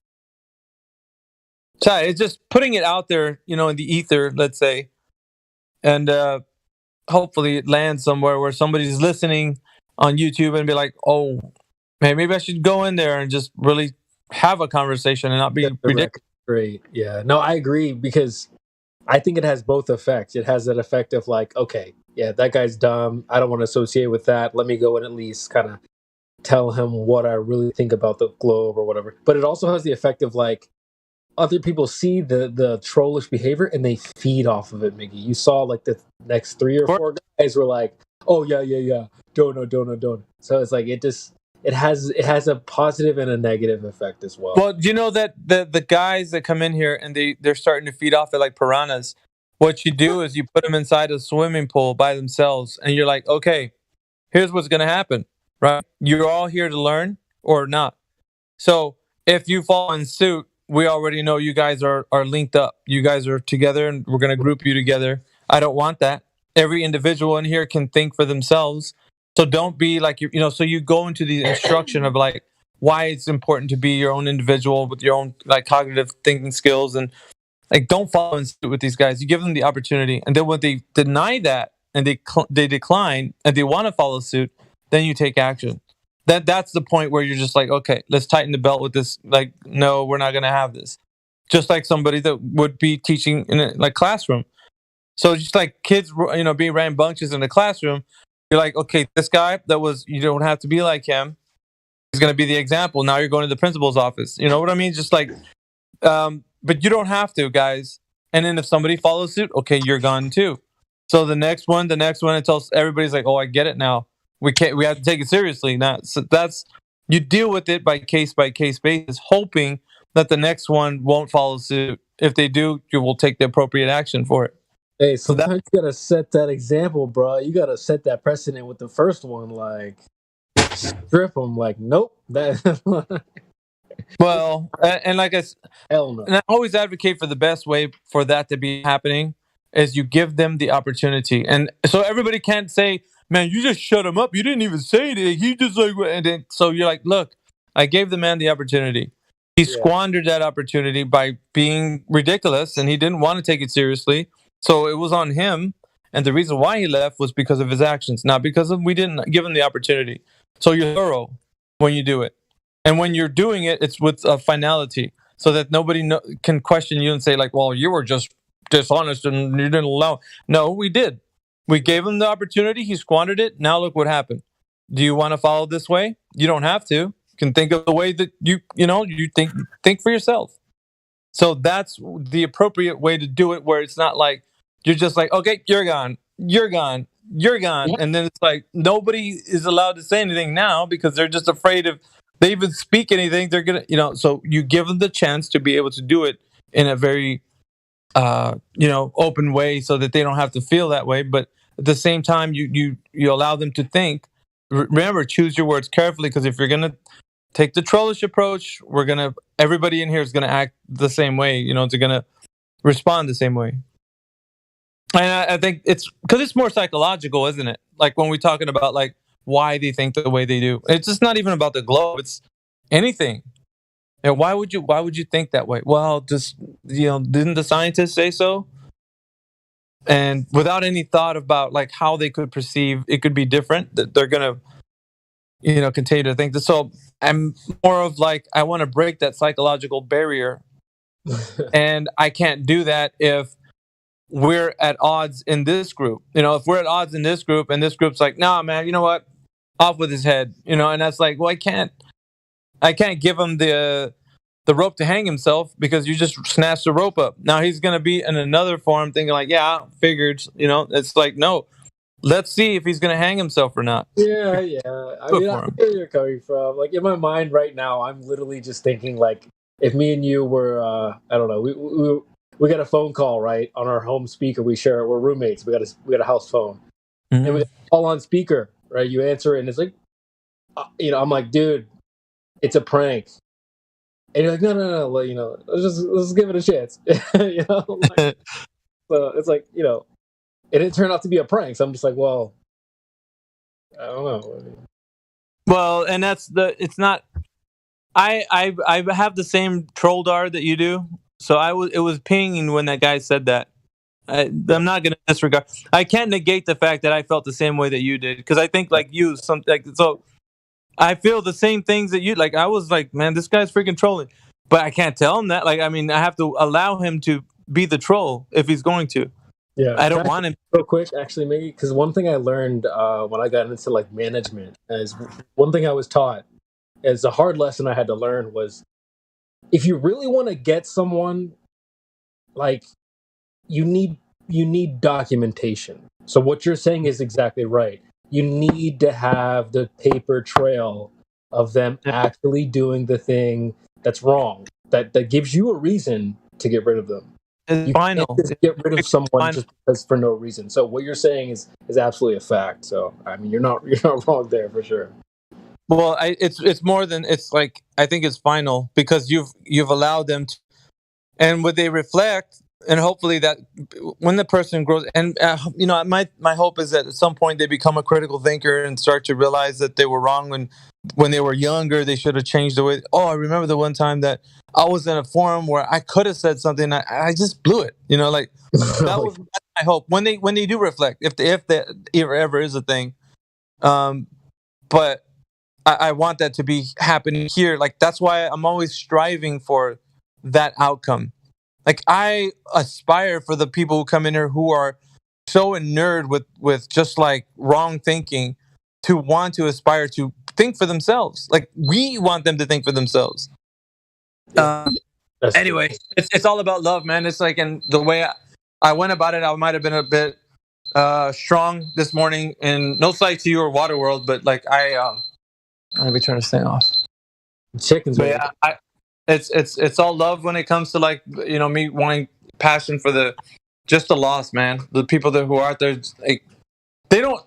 We have each other. We can argue about certain things, but at the end of the day, like I still side with you no matter what. So they don't have that. They're lost. Their friends, they're not their friends if they're pushing them to do idiotic things on the internet, having them trolling that. They're just. They don't care for him. If they cared for him, they'll be like, dude, if you go in there, just be yourself. Think that's the way a friend would be. If that was a friend. So they'll throw each other under the bus. Yeah, that's what I'm saying. Like, that's not.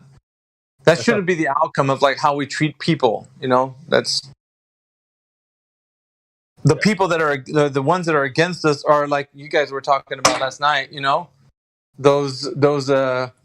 The agenda pushers, man. The agenda pushers are what we're fighting against. That's the war for your mind. Yep. Oh man, see how these crisps now. Yeah, you said you blew it, and immediately I thought of the Dana White clip. If this is what you really want to do, but bro, you blew it. Blew it. Good, huh?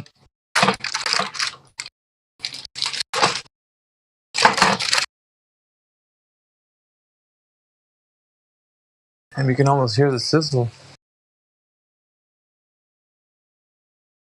Yeah, I mean, we got a thick panel today. We got to give a big shout out to Dave Hinkle because, dude, I fell asleep last night. I don't normally do this, but I fell asleep. I was muted, but I fell asleep with the Discord on, right? And I woke up, and it was me, Adam Unsalted on Deafened, and like, I don't know, some other person on Deafened, right? It's like three of us in the Discord by ourselves. Dave Hinkle pops in and just starts chit-chatting on his own. And that's sometimes all it takes, friends. So I see him in here on his own. I pop back in, start chatting, and the next thing you know, here we go. We got 10, 15, 20, 25 people. So if you want to get the live stream cooking, sometimes you got to be that one guy that just pops in and starts just mumbling and, whatever. Just starts getting through it because then people will join in and listen. Dave Hinkle's my brother from another mother, man. That guy, I like that guy. He always say, "Dead Air Dave coming in here." It's so catchy. I hate saying it, but it's so catchy. Dead Air Dave, we love you, man. Like no matter where you're at right now. Yes, sir. Yeah, he got this whole live stream cooking today. It could have been just bot all day long. You guys know how it is. I'm personally, I'm not a fan of the bot. I don't like it playing even for like 10 minutes. Make it 30 seconds and that's it, But so it's if someone's that guy, the soldier that steps up chit-chatting for 5-10 minutes. That's all it takes. And here we are. We're like, I don't know, I can't even count. We got like 20. How many people got in here? A lot. So you know, with the other guys coming in here with the Glober perspective as well, because we had SF Extreme.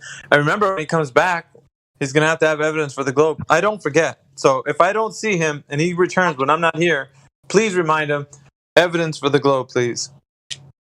Because he tried the burden of proof reversal fallacy, and that's what Pillbox was answering, but not going to happen anymore. He's going to have to, because we were talking with the buoyancy and density, because he already said that he believes the Earth's a globe, which I let him go on it. So now we're going back where he's turning the proof on flat Earth. We're going to go back and remind him.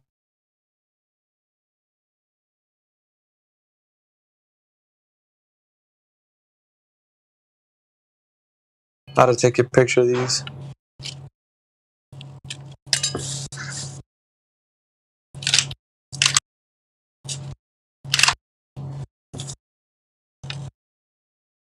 Who else is in here right now? yeah, XO, shout out. Say something, dude. What's up, man? We got. Dude, Sergey's in here. What's up, Sergey? He's a Glober. Well, no, he's not. Sorry, wrong guy. He's a flat earther. Sorry about the Sergey. Maltsev Sergey. I don't think we spoke, so hello, Sergey. Yeah. Oh, you haven't. I think he was the one that argued with me about how the sun moves across the flat Earth, and that it has to go in a circuit. And I disagreed with him. Oh, okay. Well, it might be a little bit better than what the last guy said. He was like, "Whoa, if the Earth is flat, then it has an edge, and the sun goes down under the edge." It's like, dude, what? It's crazy that these guys become flat Earth spokesmen all of a sudden. You know, oh, you're the spokesperson. All of a sudden, well, if it's flat, our sun goes under the Earth. It's like, well, according to who? Why would you ever say that? Like, so. Anyway. You do realize on a flat Earth that the disk is moving upwards at 9.81 meters per second squared, and that's what gives us gravity. You do know that, don't you? Right, exactly. It's like a court. It's like these dudes will just say that. It's like, dude, now you're just concocting a position that no one even holds. In my mind, there's two camps. There's the Globe Earth, Team Globe, and there's Team Flat. I don't take anything else seriously. I look at it as a dichotomy. So if you're going to introduce a third dichotomy called, you know... I think just the short time I've been looking at this, I think there might be three camps. You got your stationary topographical plane people, flat Earth. You got your social media globers, you know, who are just basically, whether they're paid or just completely dumb and they have absolutely no life. And then you have your credentialed academics. And your credentialed academics act nothing like your globers that we see on here, Twitter, Facebook, Instagram, TikTok. They act nothing like them. So, you know, in the long run, it's actually better if you were into debating to debate only credentialed academics. Only do that. Forget anybody who's on social media who thinks they're a glober, because they're not held to any standard whatsoever. They can change the globe post or the goalpost anytime they want to. They could just make stuff up. And a credentialed academic at a college or even a high school, it doesn't matter, can't do that. They can't move the goalpost because they have, they have the reputation on hand. A glober on social media, a non-credentialed glober on social media, has no reputation to uphold.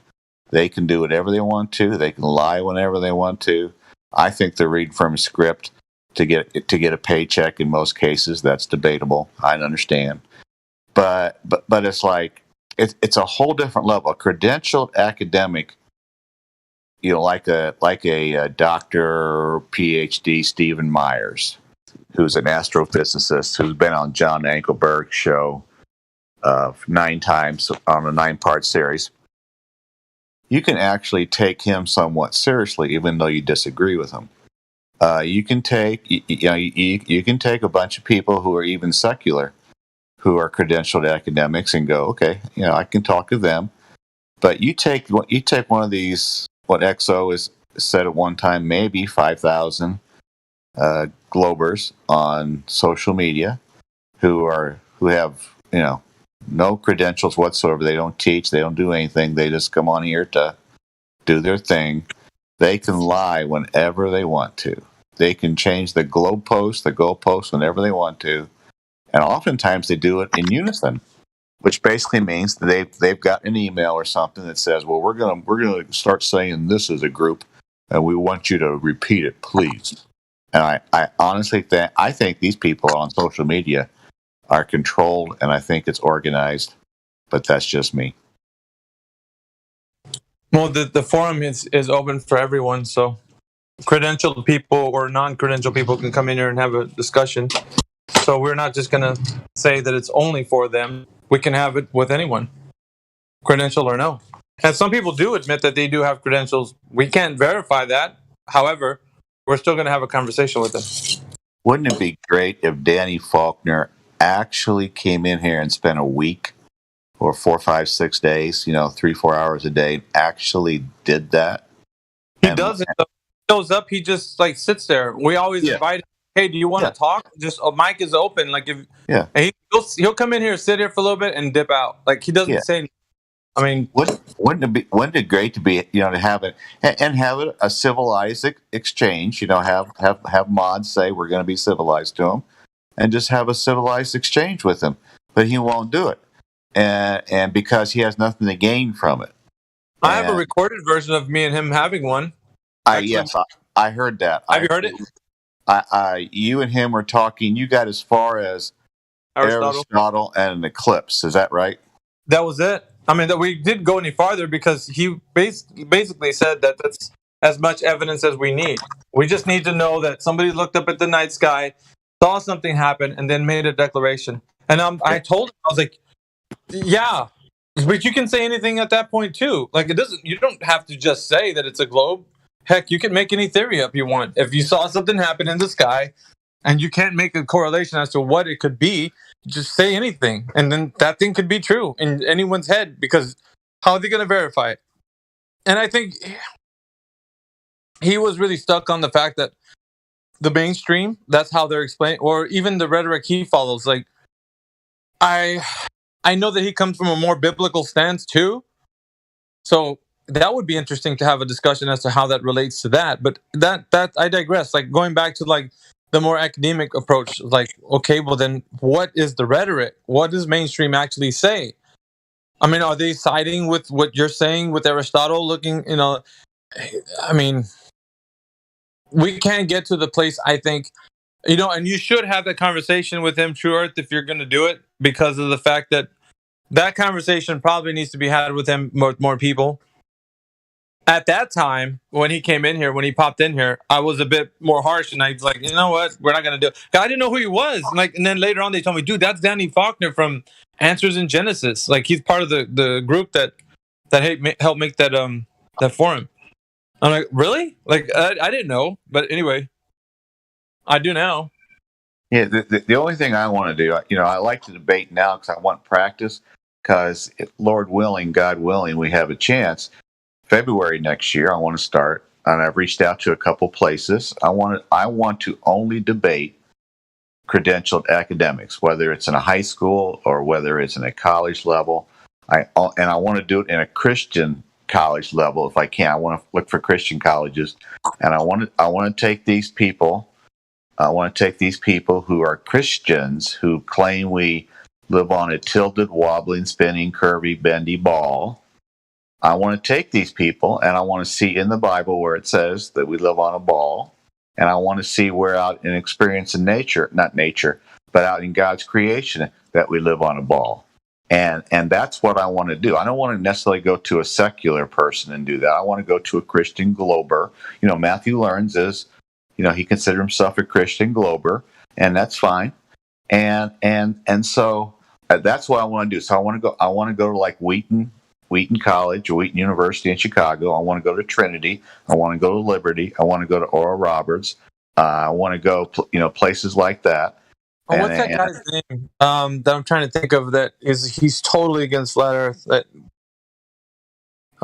he talks about dinosaur bones. Ken Hovind. Ken Hovind, man. That guy right there. I mean, he's been approached by people telling him about it, and he's like, "No, that's a lie. Like he just will totally hand wave it." And it's like that person is so dug in with the globe. Yeah, I think it would be interesting to have, like, if you want to do something like what you're saying, he would be a prime candidate for somebody that you would approach this topic to, at least to just say, "Hey, look, let's see what's what. Let's have a conversation and perhaps a debate, and you can take, whatever biblical reference you can if you want." Because what they do, this is what I've heard most of the time, they'll take the context of the word out of context. They'll say, no, it's not saying this is what Earth is. What is it? Job 14, which is what Job 26:7 says he hangs the earth from nothing. Not that, yeah, that's one of them. Yeah, and they take that and they go with it. But then hangs from nothing, as in it's not hung on anything. Like you could take a look at it in that way too. Yeah. But it's not like saying that it's something to be thinking of, like as if it's hung on something. So that you could take it in that reference, and it still means the same thing. Like for someone to think that there's some sort of mystery thing that it's hanging upon, like which is the galaxy universe that it's hanging in the middle of, like suspended in midair or in mid vacuum, like it's not. So it's not hanging on anything. So that's the important bit. They turned it around and saying, because it's saying it's not hanging on anything, that it's flying around in space. But it's the opposite.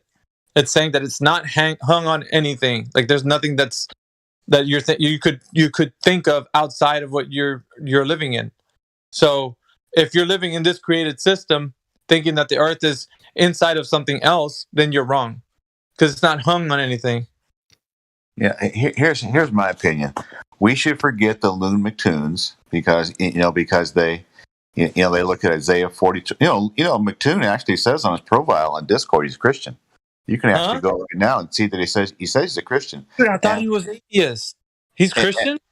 He says on his profile, Discord profile, that he's a Christian. Oh, that's weird. And his first part of his website is he takes Isaiah 40:22, finds these two obscure Bible translations and says globe or ball. And in NAB, NIV, KJV, and the Hebrew, it clearly says circle of the earth and not ball or sphere of the earth. So if you take the genuine verb of the word pervert, it means to distort. You have the word pervert, and it can mean, in the verb it can mean distort, and in the noun it can mean the other thing that we don't want to call anybody or be ourselves. And so he actually takes the circle of the earth, changes it to the ball or sphere, so he actually perverts it or distorts it in the verb to what he wants it to be. And he has all his loyal followers go along with it. Yeah, they buy it because they're agreeing with him, which I'm telling you, the rest of the world that is doing the same, because these preachers, pastors, or advocates for the globe that are following after like Christian beliefs, that they're all going to fall in line with people saying these things about what the globe is, and then just happily agreeing with them, because man's knowledge supersedes that of God's. So when you're looking at what his word is saying compared to like what some scientists said, well, we got to go with that scientist because that's empirical evidence. In their mind, that's what they're thinking. They just found out what God was actually, his creation is. It's an ever expanding universe. So they're going with that information. that supersedes their actual biblical understanding and taking it out of context, which is what they're all doing. And I didn't know McToon. I thought he was an atheist, to be honest. Like, he's so adamant about the globe that he's just like, I don't think he's a Christian. Like, I'd never thought in my mind. If you go to Discord profile and see what he says about himself, it says Christian. Wow. Okay. Who was that again, Jim? I missed who you were talking about. Oh, McToon. Oh gosh, that guy's the farthest thing from a Christian. My goodness. I told you, right, Pillbot? And I was thinking in my head, like, he's not. I never thought he was. And it's shocking to me that even in his profile, he says he's a Christian. Like, even to claim it, like, I was like, dude, you're not. Like, even if you, I don't know. It's weird. Who do they think they're? Well, I just got to say that's a perfect example of a dead dog in sheep's clothing. Nobody buys that. Yeah, that's dead. Well, I never even, like, this was kind of shocking to me because I'm like, for sure he was a staunch atheist. Like, I thought that's what he was advocating for, and now it turns out that he's a Christian. Like, it just doesn't make any sense to me. So I'm trying to realize where in what he says, like, does it show through? It doesn't, not to me. Yeah, no one. You can't even point out a time when he's ever defended the Bible. Anyway, no, that's just a psychosis. I have to point out something Jim said though. When they bring up circle of the earth, which is what it says, the problem is the earth is not a circle either. So it's not saying the earth is anything. It's saying the earth has a circle, which means just like I have a pair of shoes, I have a table, I have a truck. I am not my shoes or my table. The circle of the earth means the earth has a circle. It does not mean the earth is a circle. So the reason that's inverse squared, that's wrong quad damage. It never mentions a ball. It also does not say the earth is a circle anyway. So you got to be very careful with these words because every word matters. So actually both sides are wrong because you have to completely remove the concept of the earth being an object anyway. A circle actually is not an object anyway either, but neither is the earth. That is an extension of one of the qualities of Earth's design, that it has a circle. One of the things that people would argue is that they're trying to qualify that, and I think that they're misinterpreting that because even God says that nobody knows the length or breadth of the earth. And so if he's saying that nobody knows that it's not meant to be known. But a lot of people are searching for it like it's something to be known, which is what Job was actually the same place where he was a righteous man, right? But he was in front of God and God was saying, gird your loins like a man because I have some questions for you and you better answer them. And so where were you, right, when I laid the foundations of the earth? And like going on about like what the earth, the realm of existence actually is. And so when he was describing it to him, he's like, tell me if you know what the length and the breadth of the earth is. And Job didn't have an answer for that. Why are we so ready to give an answer to something where God stumped Job on, and then we're going to be in an age of enlightenment? Are we going to give a rebuttal to that? Are you not like Job, trying to be somebody who's in front of God, trying to figure this thing out, and nobody knows? Like should be the answer. All of these are mysteries. Why are we trying to then say, well, we can know what it's a circle? Like, we don't know that. What's the earth in its entirety? We don't know. Yeah. Ask God. Don't ask me. Ask whoever you think. It's what Exo said the other day to me. He said, John 3:12, how can I tell you of heavenly things when you don't understand earthly things? I mean, exactly. So here's three things that the Globers here on social media, not academics necessarily, but here on social media, three things they will not give you. They will not concede, because for a Glober to concede to a flat earther on social media is some sort of blasphemy. They will not give you sunsets, even though you explain it well. They will not give you the moon, even though you explain it well. And they will not give you southern star trails, even if you explain it well. They won't give you those. They will double down, triple down, quadruple down on the fact that flat earthers don't understand sunsets, moon, and southern star trails. Therefore, the Earth's a ball. And they will not give you those. And no matter how good you are, they will not give it to you because it's in their script not to concede to a flat earther because it's blasphemy. Yeah, it's ridiculous. The sunsets one alone is stupid. Just to hear what people have to say about the sun. They're saying the sun goes under them. You can't get more. or not Professor Dave, 2-time dropout Professor Dave, wannabe Professor Dave, says under the flat Earth quote model, we don't live on a model, that the sun would never go down. It'd just stay in the sky permanently. There we go.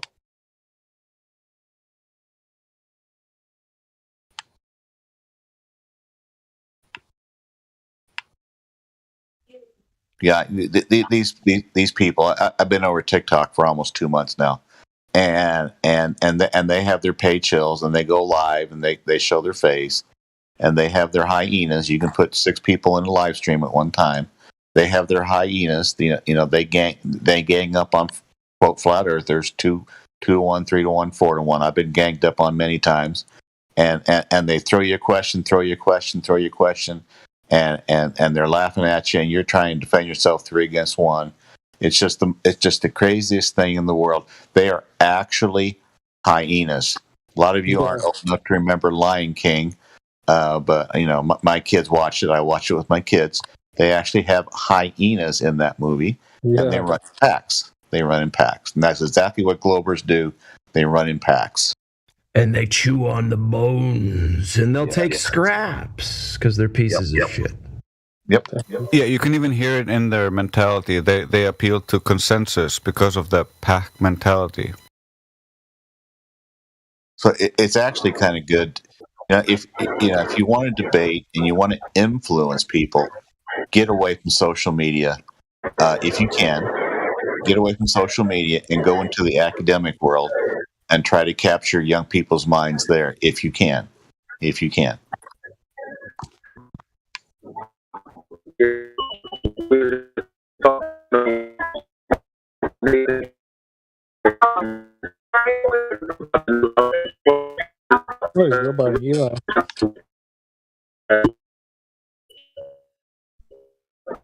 Somebody's roboting.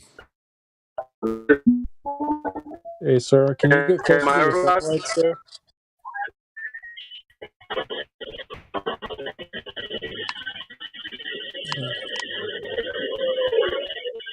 Go ahead and reestablish your connection with the satellites there, mister.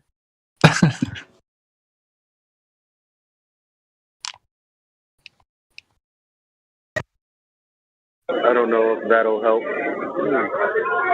I heard New York rotates at a faster speed. Is that better? Am I in? Yeah, I think so. Yeah, I was saying that earlier we were discussing the new housekeeping question. Before we changed it, it was originally structured as, is there any evidence that level is equidistant from the center of the Earth? And it's now been amended to, is there any evidence that level is not horizontal? Because that's their claim. Their claim is that level isn't horizontal. And the beautiful thing about it is, well, level being horizontal is kind of just an axiom. So they're arguing against an axiom, and there's no way to justify it. We should never have to prove an axiom because it's an axiom. You're not going to be eating a banana. You're not going to be proving it.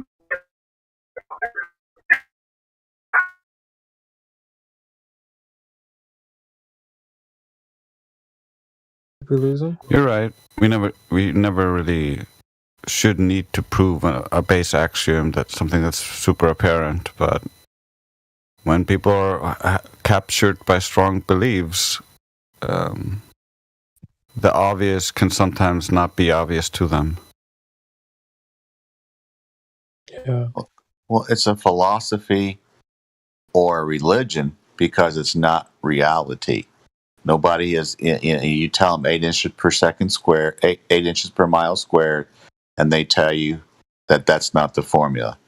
You tell them that, and they'll say no. I had somebody over on Earth Awakenings tell me no. They gave me another formula, made no sense, and it's just like, I mean, the mental gymnastics, the 1984 doublespeak that these people go through to prove their ball. Hate to use, I hate to bring Calvin up, but I will. John Calvin said, you will see people that are so deranged that they will see that the earth moves around the sun. And when you see such people, you will consider them devil possessed, and we will put them as a mirror so we can see who we shouldn't become. Now, I can't say, that was a paraphrase, but it's just like, that's right. Martin Luther saw the Catholic Church was selling salvation or repentance because they had no money. So when you went in to ask for forgiveness, what they do with priests, you were charged for it.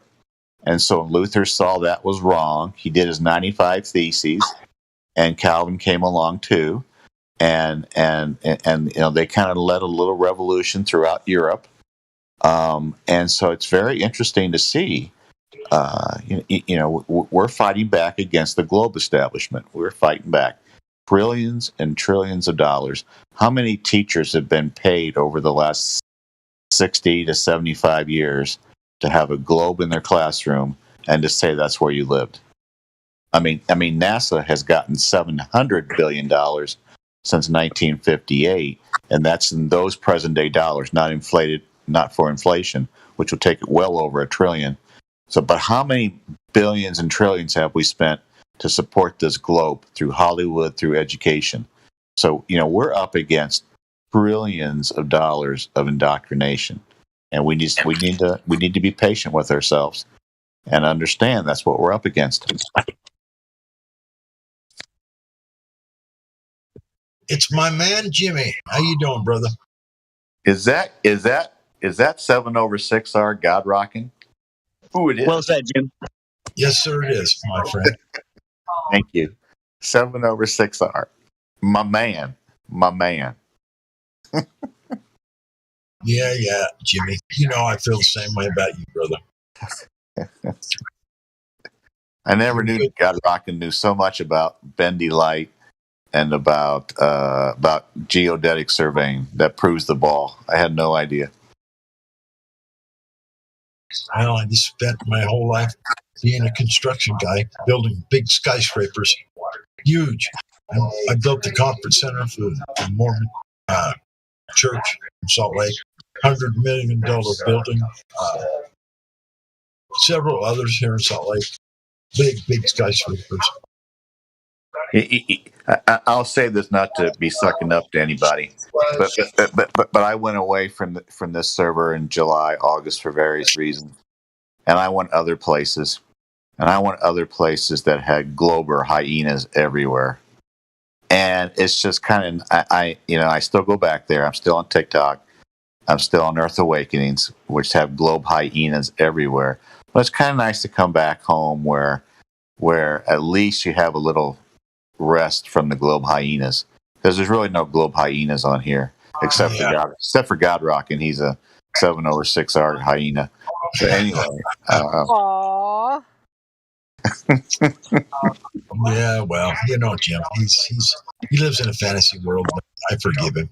And I'll say this: you allow, he's left, he's gone now, but you actually allow XO in here. It's like, oh my goodness. Hilarious.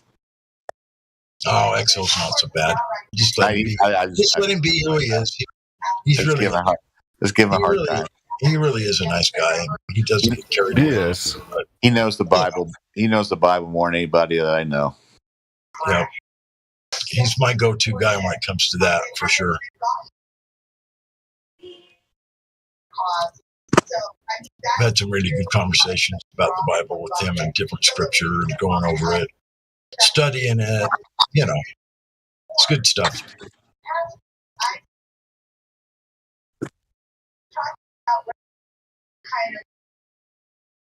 Yeah, it's funny how people just hear like, "Oh, he's yelling," and then that's just like they don't really hear what he's saying. So like, yeah, that's true for like guys like Huey as well. Oh, he's being mean. It's like, well, dude, do you even hear what he's saying to you, dude? Like, it's funny.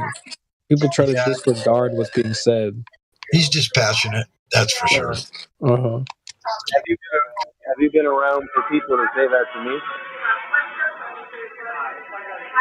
Yeah. Oh yeah. People don't. They're like, oh, like I don't want to speak to Eli. Like, dude, what? What? Saying, what did I do? You know.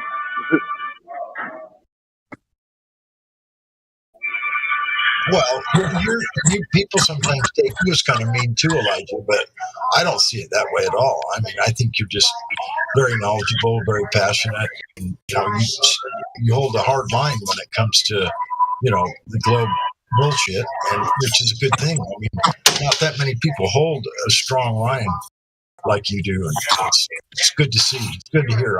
I like it. So.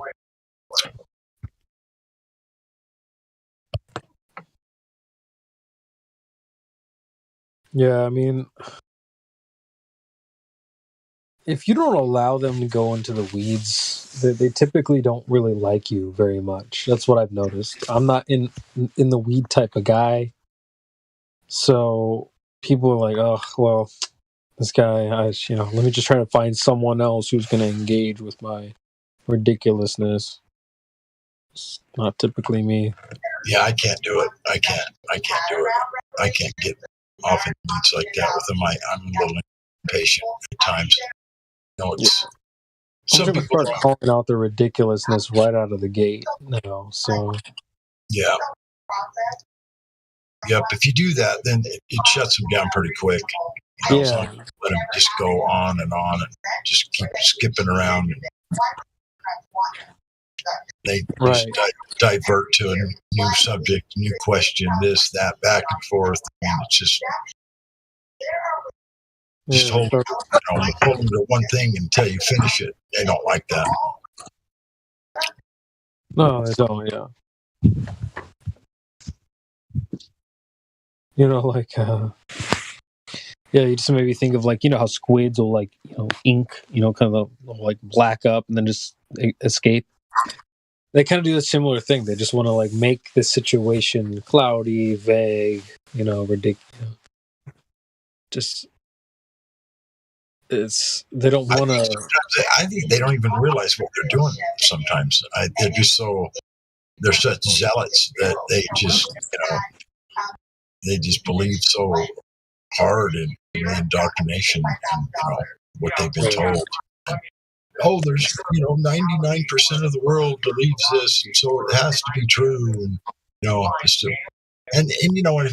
if you don't understand things that we understand, then that is sort of a hard thing to break away from. It's like, well, why would I want to be different?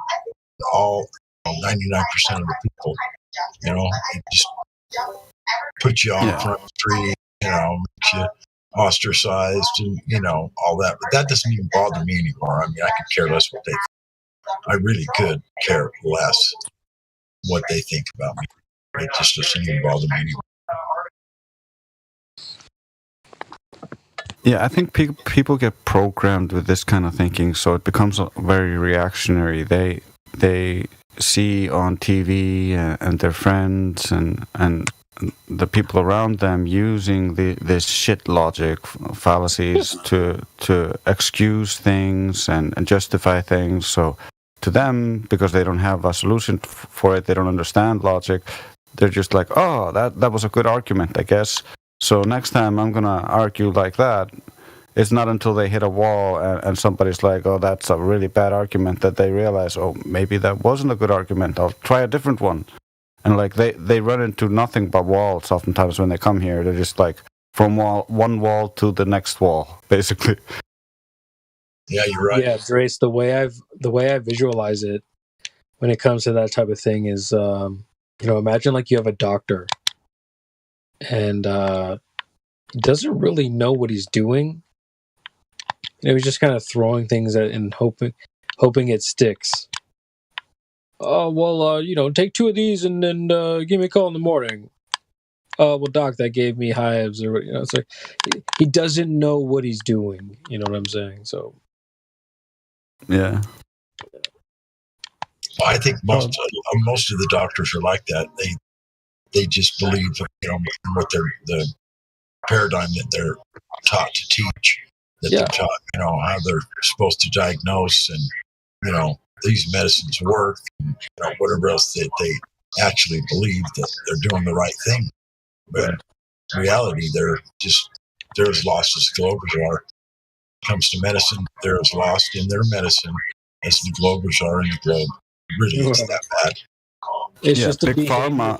Go ahead, Jason. Big pharma, of course, finances a lot of the studies, and so when they are left just reading the studies, it's the same thing as a Glober who's just left reading the things that came from Aristophanes. They're just reading the studies, and they're like, "Oh my God, it must be true." Yeah, that's exactly what the same exact thing I was saying, just a different way to say it. Exactly. It's just exactly. The they don't behavior. even read the studies. Yeah, right. Well, that's what I was going to say, Obi, is like, they don't even, it's like if they're the doctor, right? You're supposed to see the patient, hit the knee with the freaking, you tap the knee with the thing. You can check them out, you know what I mean? See what's up with them. But remember, it's no different with doctors. 90% of doctors will just do the minimum to do their job. There's only that 10% that will go out their way to continually educate themselves on new drugs or coming on the market and all this. And then that 10%, they're swamped with workload. They don't have the time to read the studies. So overall, yeah, they don't get read. They just trust and push it. Yeah, oftentimes it gets cited, or the abstract gets read, and like that's it. Like that's why a lot of these things, like when there is a scam within the studies, it doesn't get discovered until like many years later. Like they just found one that took 16 years for them to figure out that the slides in the study that like underpinned everything were basically just fraud, were not real. Wow. Yeah.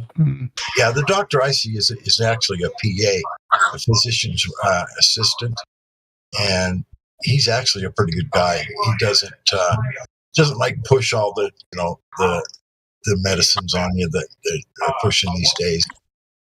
He just wants to know how you're feeling. He just wants to know how I'm feeling. Does blood work on me or once a year, stuff like that. Make sure it looks like it's in line or whatever. But he doesn't push anything on me, which is good. I don't like that. That's good. But just to tie this back to the globe earth thing, I just see these globe earthers. Like a good doctor like that is supposed to see you and everything. But these guys, you'll be in the waiting room in their mind, and they're not even going to see you, but they'll start prescribing you. Oh, here, watch this video. You're a flat earther? Yeah. Here, watch this. I really try to just sit and try and put myself in the position of like someone that's about 20 years old now, maybe a bit younger, and like what it's like to come up in the age of the internet and this insanity that just the world is in. Because I'm sure everybody here that lived pre-internet remembered there was it seemed like there was some semblance of sanity to the world before the internet, or especially when social media kicked up with the internet. And I don't know, man, it just, to be born in this world and like the status quo is that fucking insanity that we know today, and you don't know any kind of opposite to it because you weren't around. That must be, that must, as we see, it does the works on their psychology. They're totally deranged. Yeah, they don't know left from right, up from down, quite literally. Yeah, literally. Yeah, I'm quite a bit older, as you guys know. I'm 66. Hell, I think about it all the time. Hell, I'll be 70 years old in 3.5 years. I mean, good heavens. But I don't feel that old. I feel young. I feel energetic. I don't feel like I'm all fogged up and just this couch potato that just stuck in the past or whatever. I'm definitely a boomer, but I'm not your average boomer. I can guarantee you that. I'm educated. Definitely not. Sure, so you're a fly earther. Yep, that's right. I don't know. I thought you were younger than that. You thought I was younger than that? Yeah. Most people do. That's good. That's a good thing. Yeah. I mean, your Yeah. mind seems fresh, young. Young. Right. Well, I think that has to do with how much you exercise it. You spend a lot of time doing this research that you have to do to understand the flat Earth, understand where you live, and all the other stuff that's going on. You spend a lot of time keeping your brain fresh. If you just sit around and watch TV and don't really spend any time doing research, constantly learning. If you don't use your brain and teach it to learn, you lose it. It starts to die on you. It starts to slow down. It starts to become, archaic and old and just, it's not good. And so I found it to be quite a blessing to have learned about all this stuff. History, got into that, got into, to all the flat earth stuff and all the other things that, the medicine, the big pharma stuff. I mean, it just goes on and on and on. You spend all that time researching, learning with an open mind, critical thinking. It doesn't keep your mind fresh. It keeps your mind young, keeps you sharp, all that stuff. I see some friends of mine I went to school with. I see them and I think, oh my God, what happened to you, dude? You look like you went to World War III and lost. You're all beat down and, you're slow. And I don't say that to them, but I look at them and I think, man, these guys are my age and they look 10, 15 years older and they're like they act old. You need to freshen your mind up, keep it working. It's what keeps you young.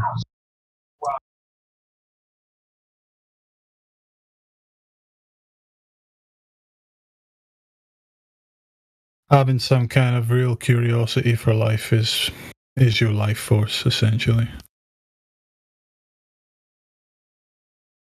If I had to try and sum it up. Yeah, well, that makes sense. It'd be a good driving force, that curiosity of a child type of thing, so. Well, I don't know, maybe it'll sound extreme, but if your curiosity is dead, you're alive, but you're dead, right? Your soul's dead. Oh, yeah. That what's that? How's it said? Most people die at 25, aren't buried until 75. Wow. Wow.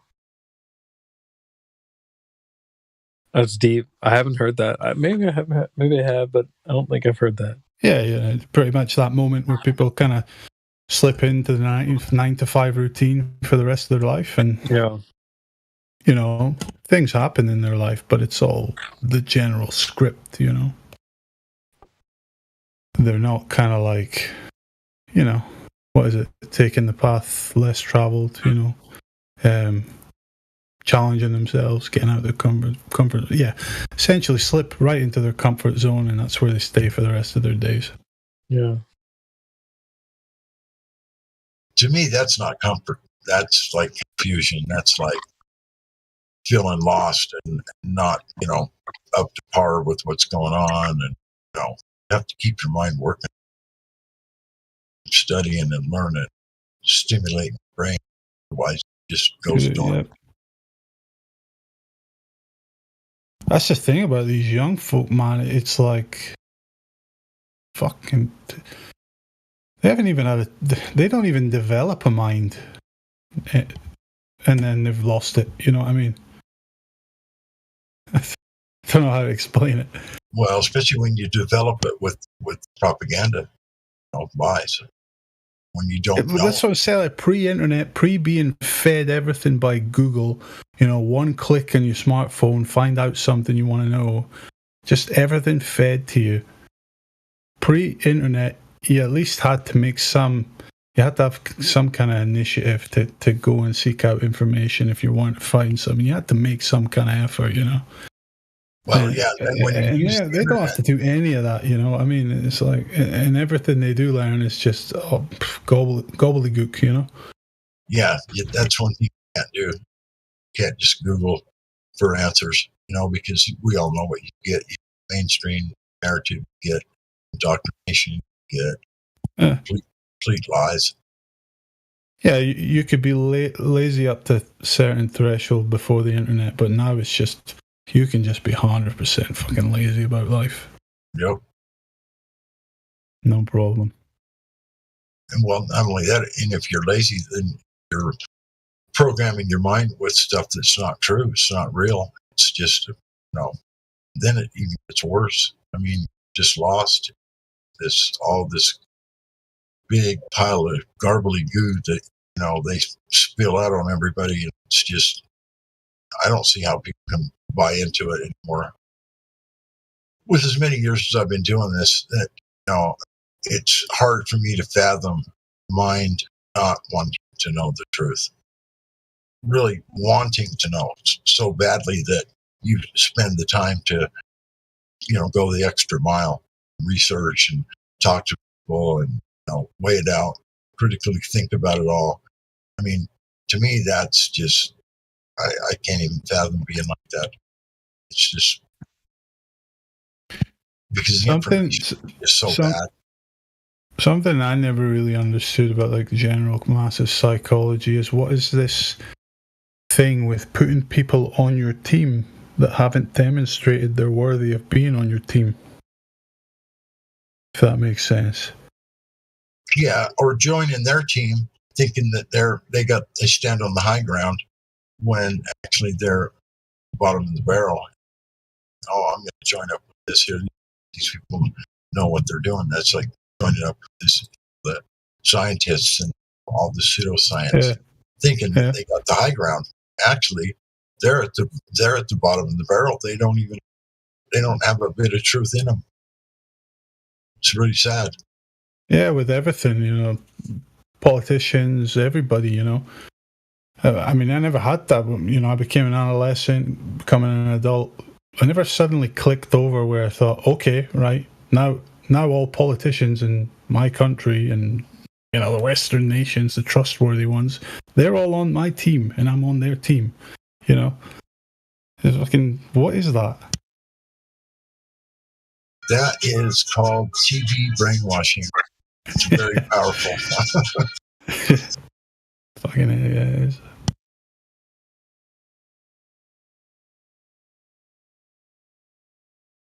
That's a big problem, though. The psyop of us versus them as well, though. Because they come in and we're their enemy. It's they've done such a number on them with the Stockholm syndrome. Yeah, I've had a few conversations with neighbors of my parents, like the bishop in the Mormon church. I tried to have a flat earth conversation with him one day, and he's like, "Oh no, look, first thing he did was grab his phone, Google it. He says, look, here it is. Here, he showed me a picture of the globe. He said, look, here's the truth right here. All you have to do is, don't you know this? All you have to do is pick up your phone and Google it and get the answer." And I'm like, what? He actually believed 100% that all he had to do was put the question in his phone, and the first answer that came up was like, oh, there it is. There's the truth. See? It's that simple. What's wrong with you? That's what he said to me. Like, wow. That's like the depths they will go to. That's depth for them as far as research goes. Right. Just Google. It's amazing. It's amazing. That's a lot of depth, isn't it? That's a lot of effort. Click, click, click, click. Oh, there you go. Done. Yeah, you're done. All right. Even if it was real, the globe, you couldn't just that's just so. It's just pathetic, honestly. To think that's like the standard of evidence, Well, it's so silly that as much as we know about it, I mean, it's literally just a silly idea. The heliocentric model makes no sense. It's silly. It's impossible. It's all the things that are just like, what are you talking about? I mean, it's so ridiculous. And then to see so many people just buy into it 100% and treat it like it's gospel truth 100%. blah, blah, blah. It's just nothing but propaganda, lies.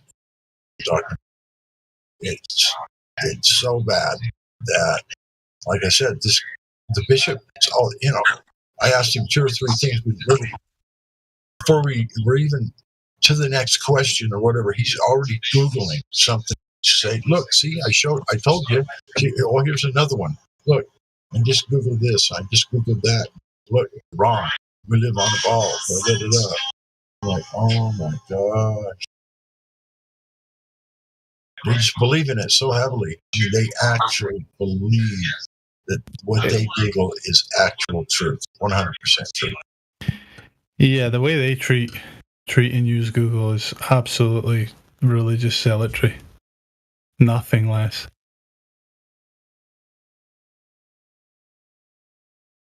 That's a god for them, you know.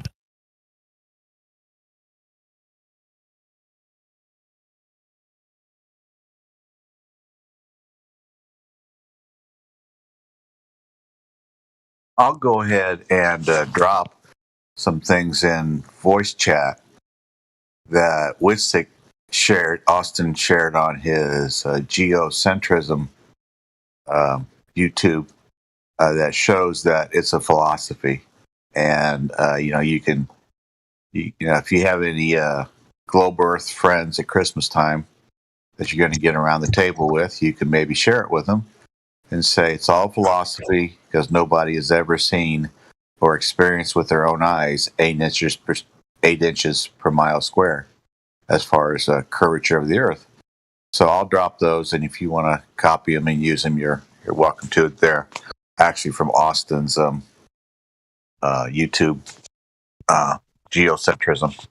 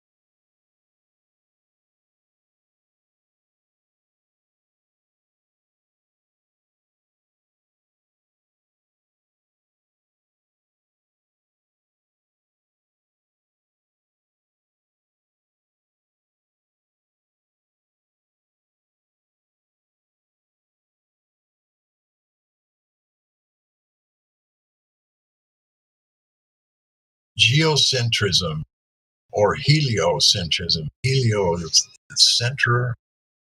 Everything is the sun. Helio god, Helios.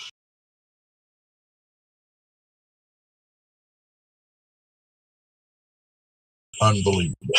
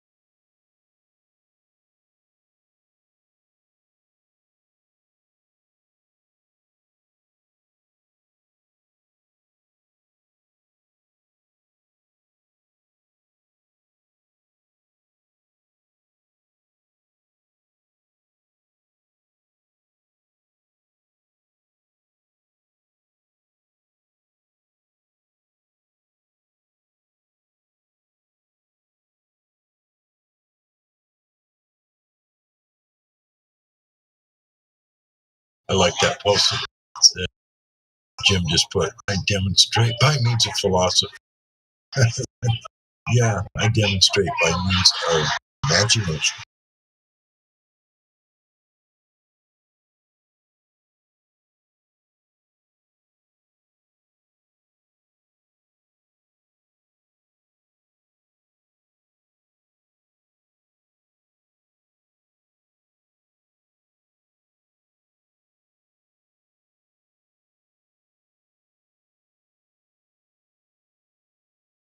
I seen a stupid thing Neil deGrasse Tyson's hand. Glover said, "Oh, I'm using physics or math and physics to prove that the Earth is flat." Oh, them is fighting words. If you're gonna say you're gonna use physics, then them's fighting words, and I'm gonna attack you. Whatever he said, it was so stupid.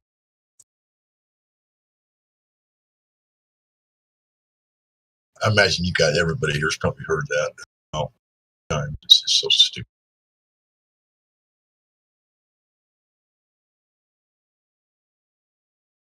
But then there's that 99% of believers out there that are going, "Yeah, Neil, get him, Neil, get him."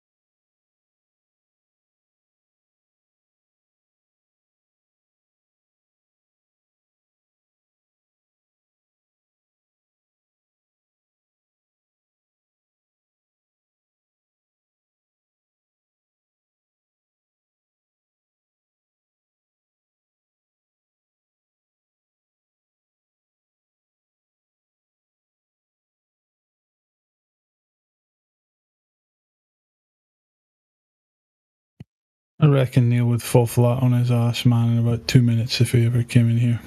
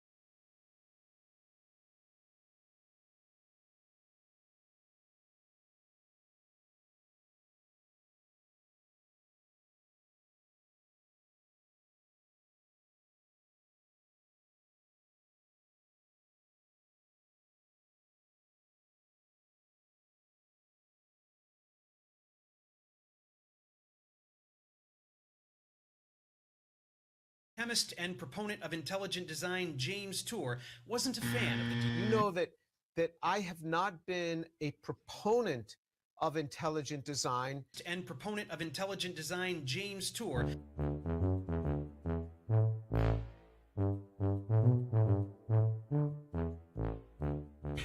I just thought it'd be fun to have like a little persona. You know, Professor Dave. It's just a little name. You know, I don't have a PhD in chemistry or anything, but I, you know, did work in, you know, I took courses with laboratory components as an undergrad, and then I did most of a master's in synthetic organic chemistry. But I didn't really last long. I dropped out in my second semester. I wanted to move up to San Francisco and play music, and then I moved down to Los Angeles again for music opportunities. And but I eventually got this teaching job for organic chemistry at this little trade university. It was a pretty lucky break because with a bachelor's degree, I was only supposed to teach the laboratory portion. But on the first day, the lecture instructor had this freak out. He just took off, and so my boss came up to me and he said, "Look, you got to go teach the lecture. There's nobody here." They offered me the job permanently, but contingent on me getting a master's at the same time. So I went over to Cal State Northridge to give a second shot at a master's degree in chemistry, and found that I really hated it. I really didn't like it at all. Do not enjoy doing chemistry. But through a bunch of bureaucracy, quite frankly, I lost that job, so I had to withdraw yet again from the master's program. A lot of you ask very incredulously, "Are you a real professor?" I sit literally in this room like 60 to 70 hours a week, and I chose the name really without much thought. It was kind of tongue-in-cheek, to be honest. I just thought it'd be fun to have like a little persona. You know, Professor Dave. It's just, you know, a little name. They offered me the job through a bunch of bureaucracy. I lost that job. I chose the name. It was kind of tongue-in-cheek, to be honest. So, and even at that time, I had no interest in being a chemist. Do not enjoy doing chemistry. I really hate it. Professor Dave. It's just, you know, a little name.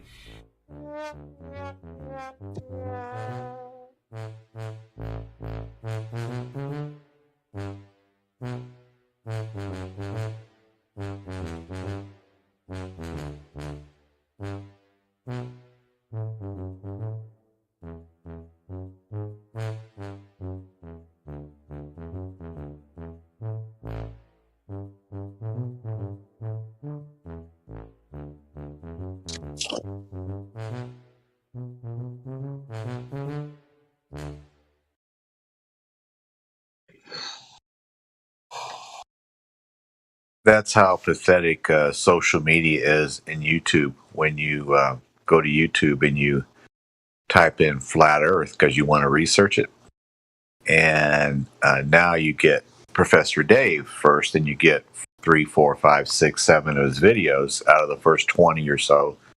And so that's how pathetic YouTube and social media has become when you want to look up something and you get this clown. So I'm going to start calling God Rockin' Dr. God Rockin' from now on. I'm going to call Matt, my friend Matt. I'm going to start calling him Professor Matt. And when Miggy comes back, I'm going to start calling him Dr. Miggy as well, PhD. And anybody else who wants to have a title, I will be happy to give you one because you want one. Not because you earned it, because you're Professor, not Professor Dave, and you want one for gigs and whistles. Yes, I am a professor. I'm actually a love doctor, so grab your pad and pencil because I am about to speak. Just kidding.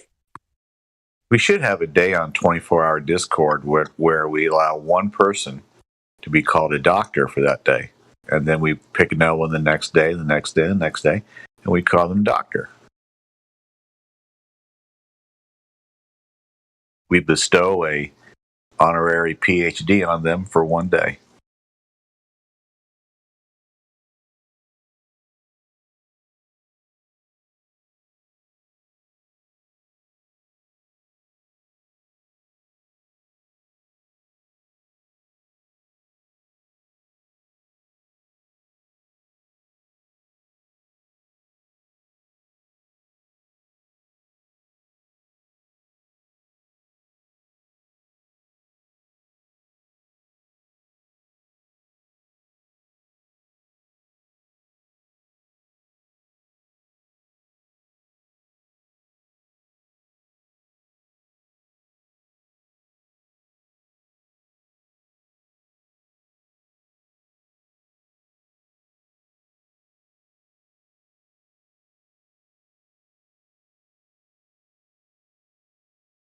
You can talk to me through Earth. You don't have to write.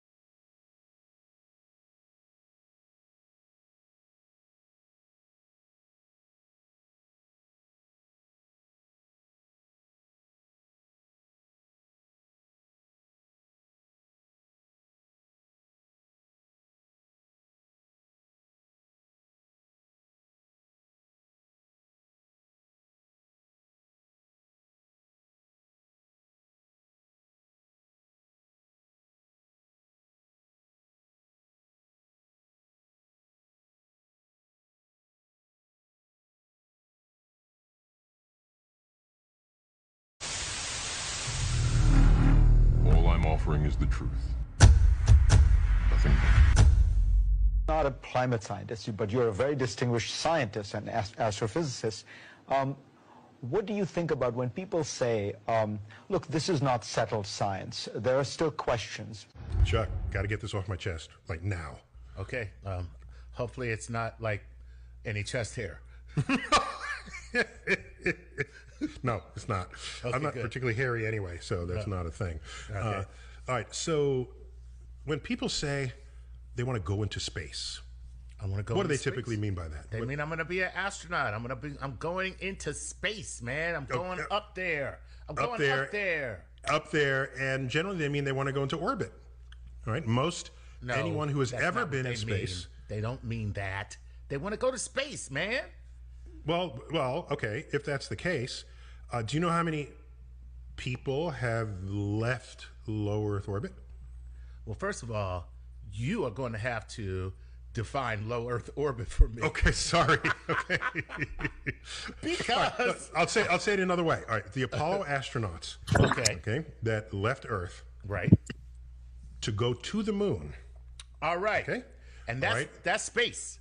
Okay, wait a minute. So there was Apollo 10, 11, 12, 10, 11, 12, 13, 14, 15, 16, 17. So 8 missions left Earth to go to the moon. Not all of them landed, right? As famously Apollo 13 didn't. And Apollo 10 was just a dry run for Apollo 11. But those are the only people who have ever left Earth for a destination. That's cool. Every other astronaut, hundreds of them, are called astronauts, and we still say they went into space. And what that means is they went into low Earth orbit. Oh, that's just awful. And so low Earth orbit is, in practice, where the space station is. It's about a couple of 100 miles up. So the distance from Earth's surface to the space station is less than the distance from New York City to Washington, D.C. Oh, God, why are you depressing me like I'm this? just trying to be honest about this. This is awful. Okay? So when people say to me, you want to go into space, and because somebody's got some orbital tourist thing, and I'm thinking, to me, space is the large-scale structure of the universe. Thank you. Not boldly going where hundreds have gone before, driving around the block, as low Earth orbit indicates. Okay? So, yeah, you can drive to Earth orbit in, 3 or 4 hours. Oh. All right? If the road were pointing straight up. So NASA, when they say we are going into space, that's what they mean. Okay? Okay, that makes sense. That makes sense. So there's a distance for which that's it. And they rounded the number, so it's a nice clean number. It's 100 kilometers up, or about 62 miles. Damn. Okay? So is the space station space? Is that beyond that threshold? It's outside of that definitional layer. But it's still low Earth orbit. It's still LEO, low Earth orbit. All right. Listen, I can't find fault with anything you said. It kind of makes sense. Frankly, I have been pushing NASA to revamp its vision. The shuttle did some extraordinary work in low orbit experiments, this International Space Station, moving cargo. It was an extraordinary accomplishment, and we're very proud of the work that it did.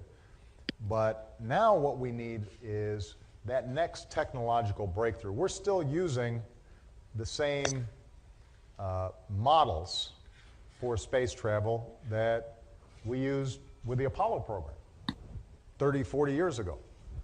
And so what we've said is, rather than keep on doing the same thing, let's invest in basic research around new technologies. I'd go to the moon in a nanosecond. The problem is we don't have the technology to do that anymore. We used to, but we destroyed that technology, and it's a painful process to build it back again. Now what we need is that next technological breakthrough. We're still using the same models for space travel that we used with the Apollo program. The problem is we don't have the technology to do that anymore. We used to. So you have NASA saying they don't have the technology to do that anymore. The technology that they used between 1963 and 1972, they don't have it anymore. But then you hear your ex-president say they're still using the same technology that they used between 1963 and 1972, which is their current excuse for not being able to go past low Earth orbit. Now keep that in mind. Previous program, we are setting a course with specific and achievable milestones.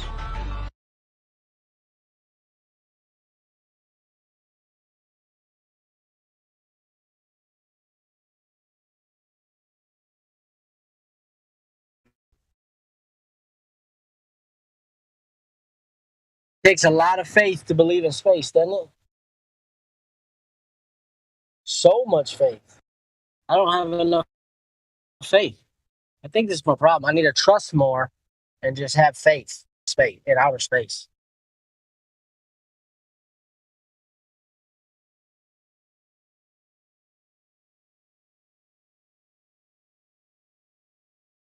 If only space was a place.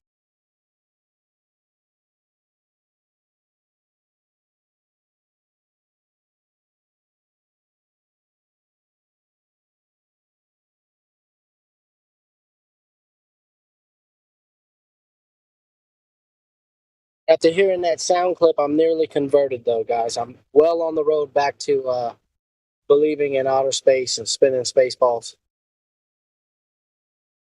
I just need more information, and I'll be a space monkey.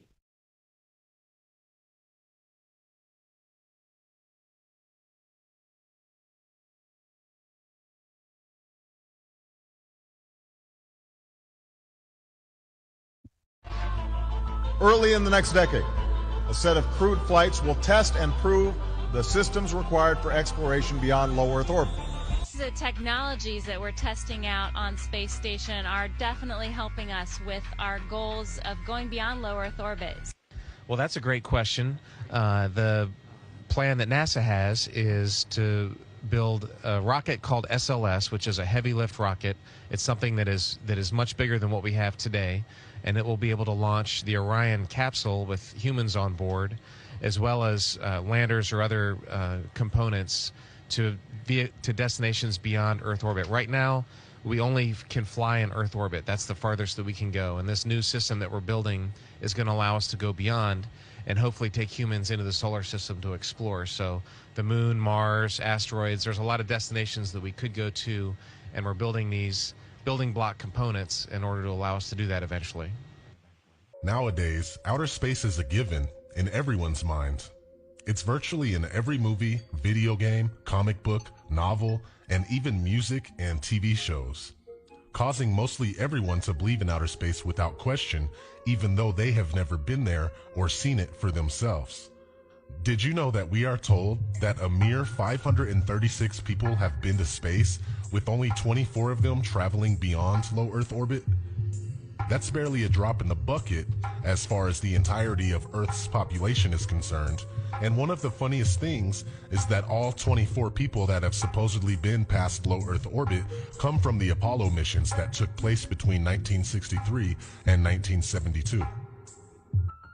Now think about that. The only people that have been to space, and I say that in quote when I say space, are these 24 guys. And the last time they went was 1972. And they just all happen to be Freemasons. And let's have a look at their reaction when being asked about going past low Earth orbit. You're the one who said you walked on the moon when you didn't. Why don't you swear on the Bible that you walked on the moon? Please? Why don't you swear on the Bible that you walked on the moon? Why don't you swear on the Bible that you walked on the moon? It doesn't, sir, I don't have nothing to do with this, but you cannot solicit on this property. We just paid to rent out the penthouse to shoot up there. So you can't solicit like this on this property. Keep shooting. All right, well, then I'd go through my measures. Yeah. You got to keep shooting, man. Okay, well, you can put it on your shoulder. Don't be shy. Just come with me, Buzz. You really like it, Calling the kettle black, if I ever thought of it. Saying I misrepresented myself. Away from me. You're a coward and a liar and a thief. You want me to knock you in the head? Well, I want you to swear to God on the Bible that you walked on the moon. Okay. If you walked on the moon, we're given the opportunity to swear to God that you walked on the moon. I'm going to give you the opportunity to get the hell knocked out of you if you don't leave me alone. So why don't you just put the end to the record in the argument and put your hand on the Bible, swear to God you walked on the moon. Mr. Several, knowing you, that's probably a fake Bible. Owens. Bart Sibrel, ABC Digital. How are you? Good. I'm the gentleman who found the classified tape from your mission of you faking the window shot. Oh, asking you to swear in the Bible that you orbited the moon. Would you please go away? Well, if you really orbited the moon, why won't you swear in the Bible that you did so? I just don't understand why, if you orbited the moon, you wouldn't have a problem about swearing to the Bible on it. Can you tell me why?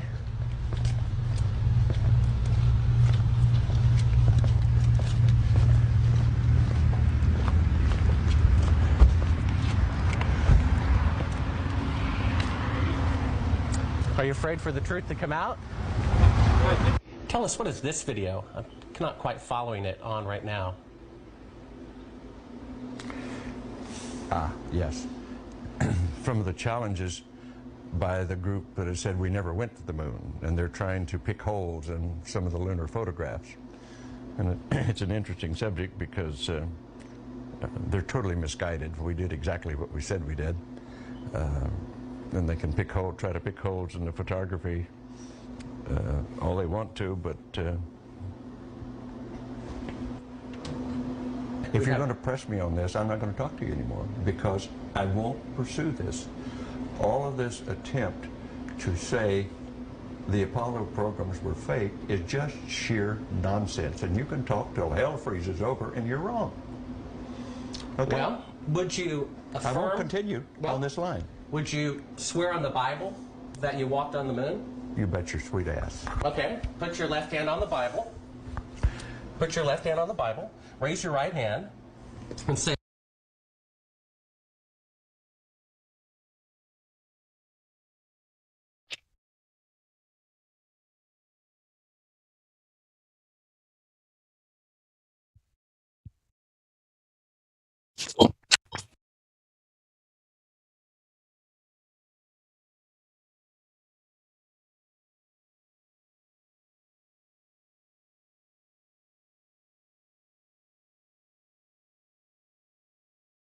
I don't want to be an astronaut anymore.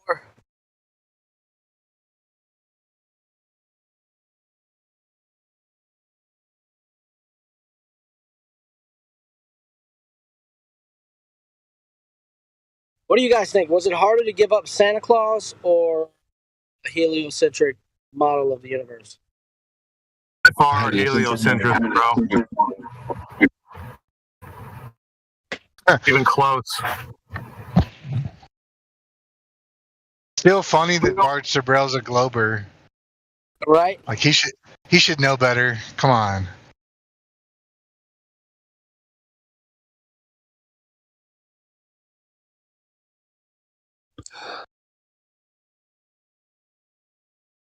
I wasn't programmed with Santa Claus for 35 years, bro. I only was programmed with Santa Claus for like 4 years or something, 4 or 5 years. So the globe had a lot more, had a lot deeper programming in my mainframe there.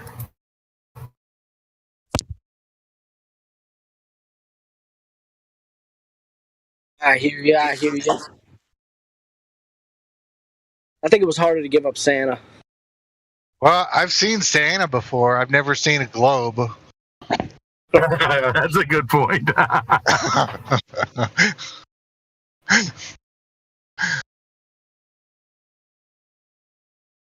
You guys remember?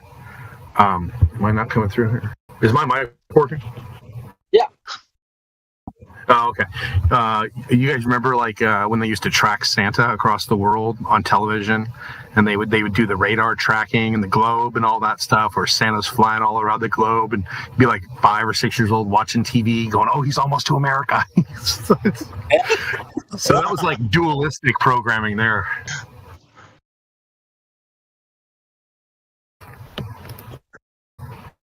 Yep. You guys remember that the Santa Claus show or whatever they would put on? I don't know. Do they still do that today? But I mean, you could. They got those programs where you can call Santa Claus and leave a message or whatever. Have your kid talk to Santa. Is that wrong, do you think? To pretend that Santa exists? Do you think is it wrong that we pretend that Santa exists to children? Yes, it's objectively wrong. Okay. I don't see it as a bad thing. Well, you are lying to them. Well, we're not telling them Santa's real. I don't think anyone's ever said Santa's real. What? You didn't grow up in my house, bro. Well, even if you don't say that, is the implication. I don't know. I tell my kids Santa Claus is a trespasser. Why else would he try to sneak in my house when no one is up or no one invited him? That's awesome, bro. That's even crazier.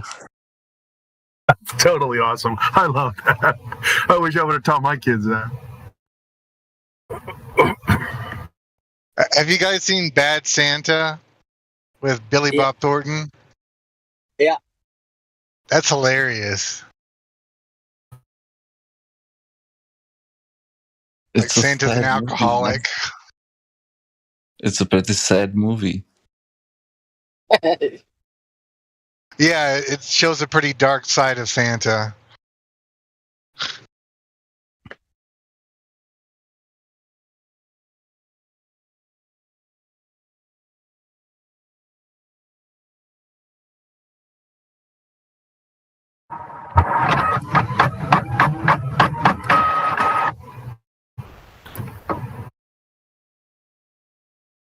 I guess you've run out of Globers over here, huh? I don't think so.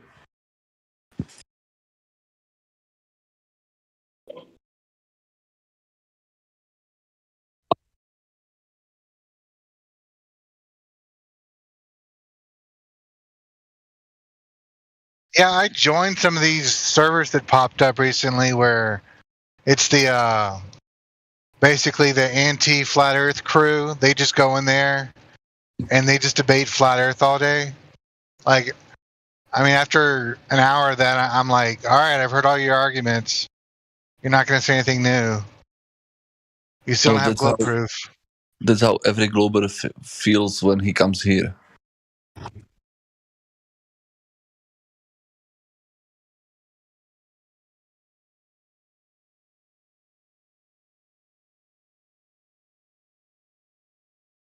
Am I wrong? What was that? what you said, I think that's how every Glober feels when he comes to this channel. No, I said an anti-flat earther. Yes, and I said it's the same for a Glober that comes here. Well, we don't give them, well, except for Matthew, like we don't typically give them like all this room on the server to just make up stuff. And I don't blame you, because most of the trolls that come here just say the same thing. It's boring. It's played. You see the same thing for the 100th time, and you are just bored. But even if someone comes to this channel, I think that's pretty courageous for a Glober to come here, and they are treated pretty bad, mostly in lobby. I agree with you, bro. We're not respectful a lot of times. It really bothers me, but whatever. I don't think it's bravery at all, dude. I really think that most Globers, when they've never been in this server, when they've never really heard of Flat Earth, they think they're going to come in here and help us out or demolish us. It's not bravery. It's just, it's cockamamie nonsense. It's a false sense of security I think they have. No, I mean that you just have to put on the shoes of the Glober that comes here. Don't take it as a group. But if it's not a bot, maybe it's bots. Some of them might be bots, but people come here. Even to come here, I think it's pretty brave. Even if you are just here for show, because you are interested in the subject. No, if they stay here, if they stay, they're pretty brave. Are you kidding me right now? Okay, how many billion people on this plane think that they live on a spinning ball in a vacuum? And you're worried about a relatively handful of flat earthers for one Glober to come in here. That is ridiculous. That is ridiculous, my friend. Absolutely ridiculous. I think I can change your mind. Just listen. I think that if you accommodate every... When they come in here and say stupid shit like that, yes, I will. I will talk down to you because it's stupid.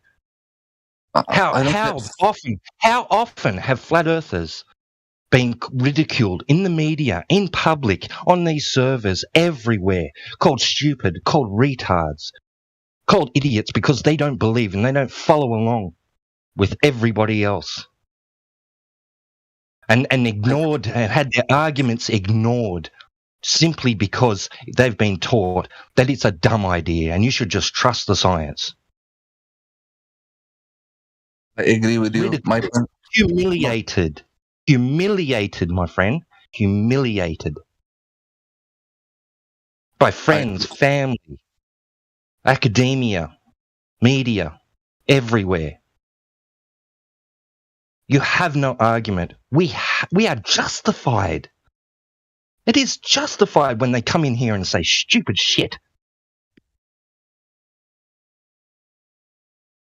I agree with you. My point was that you have to accommodate the people that come here.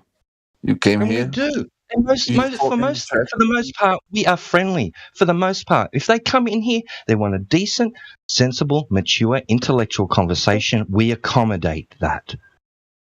Yep. So I won't tolerate people coming in here and just spouting that nonsense. Oh, they get treated like shit. No, they don't. Only if they deserve it. Only if they deserve it. I agree with you, but if you I hear myself. I agree with you, but if you think about it for a second, if Glober comes here, it's the main target that you can get to make him see the truth.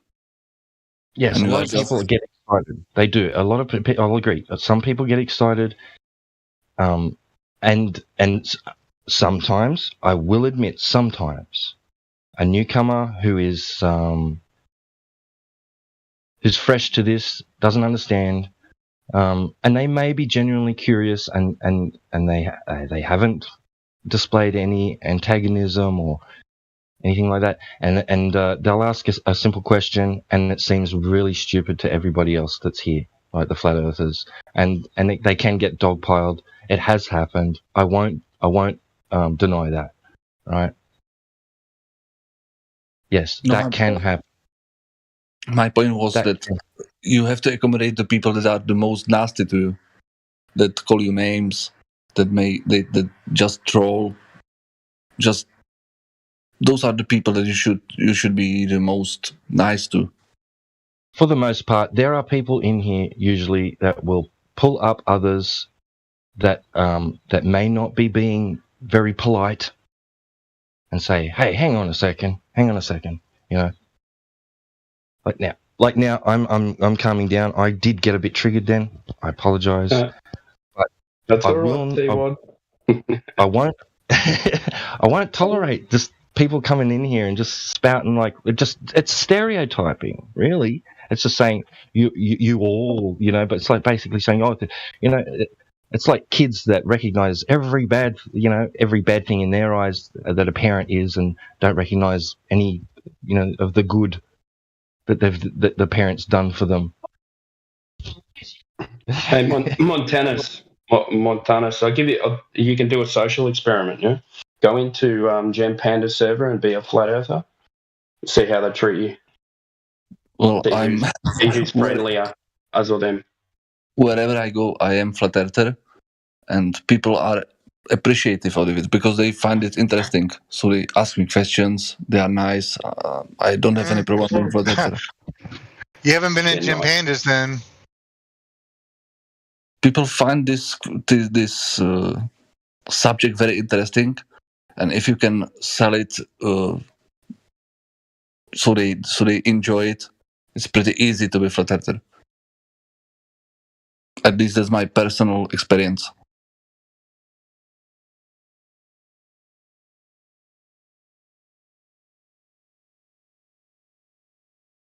Well, you haven't been in Gem Pandas if that's your experience. Gym Pems? I don't know what that's it. Yeah, it's our sister server, kind of. I don't know. It's where all the trolls end up. Well, good for them. I think they have good fun, and I envy them.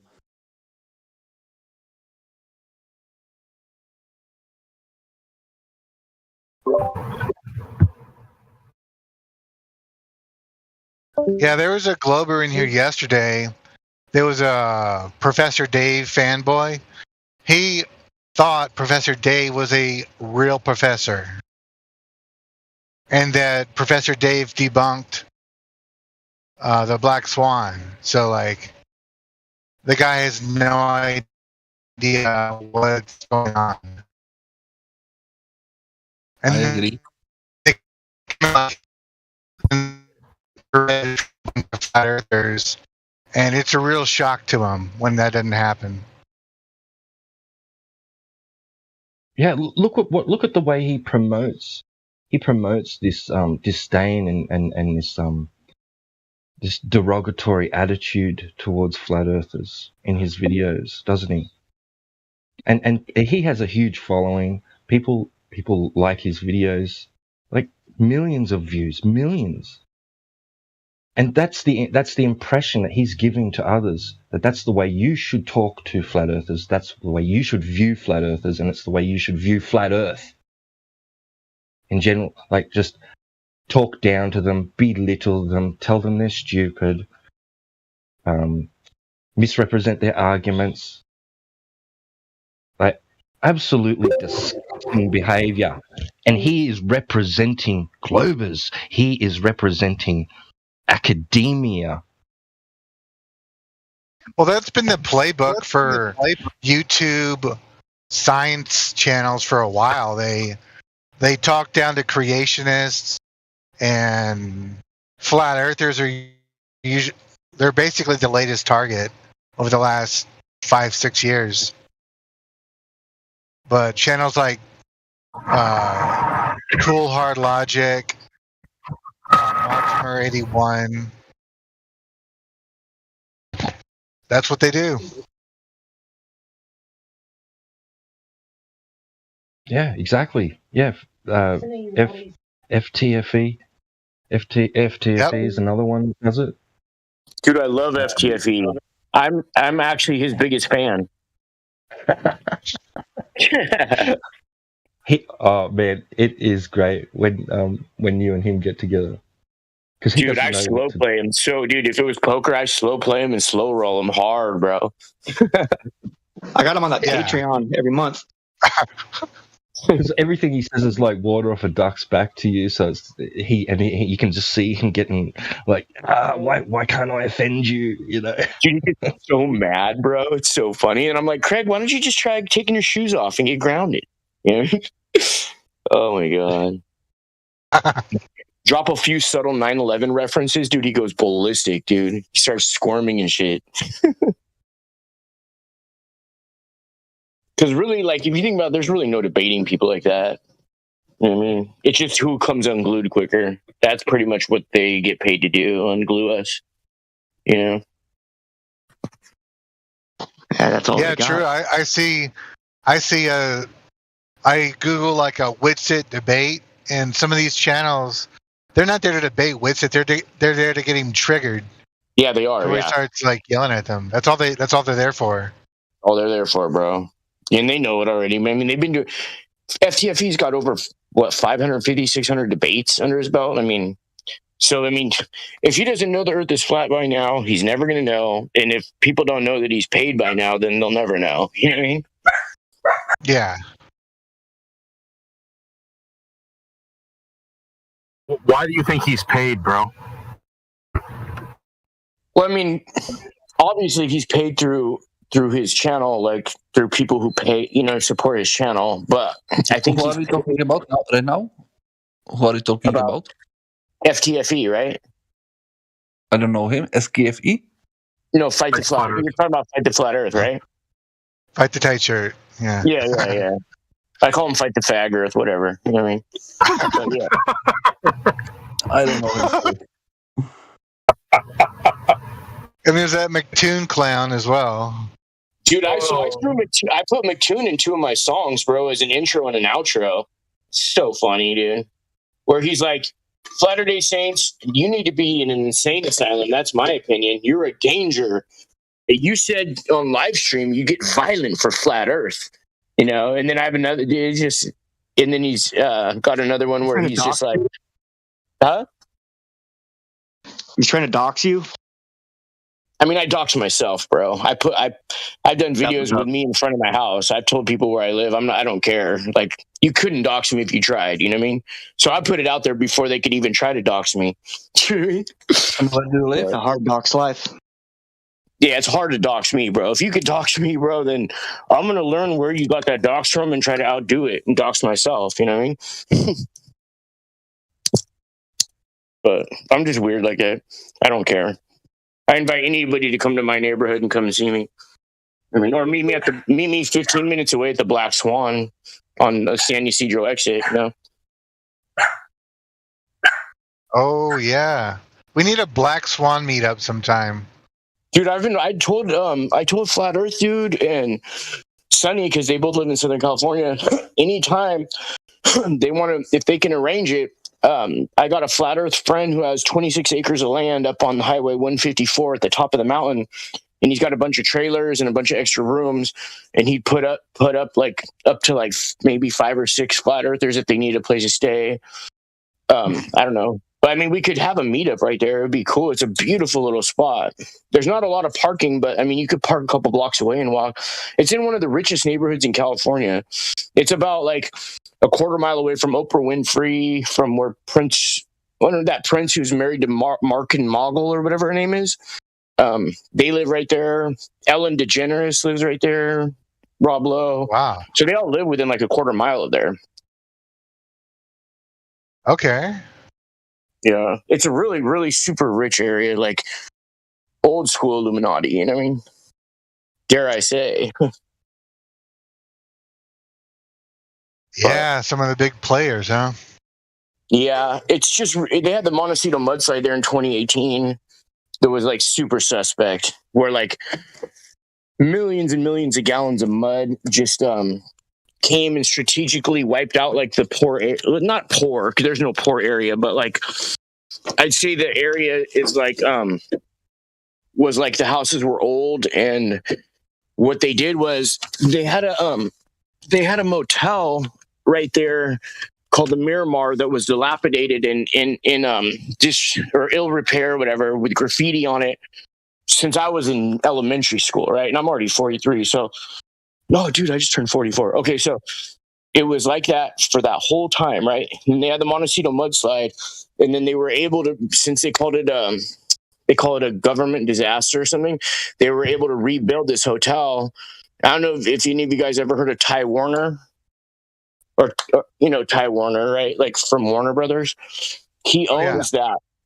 He owns that now, and he was able to build something called the Rosewood, and it's like a resort.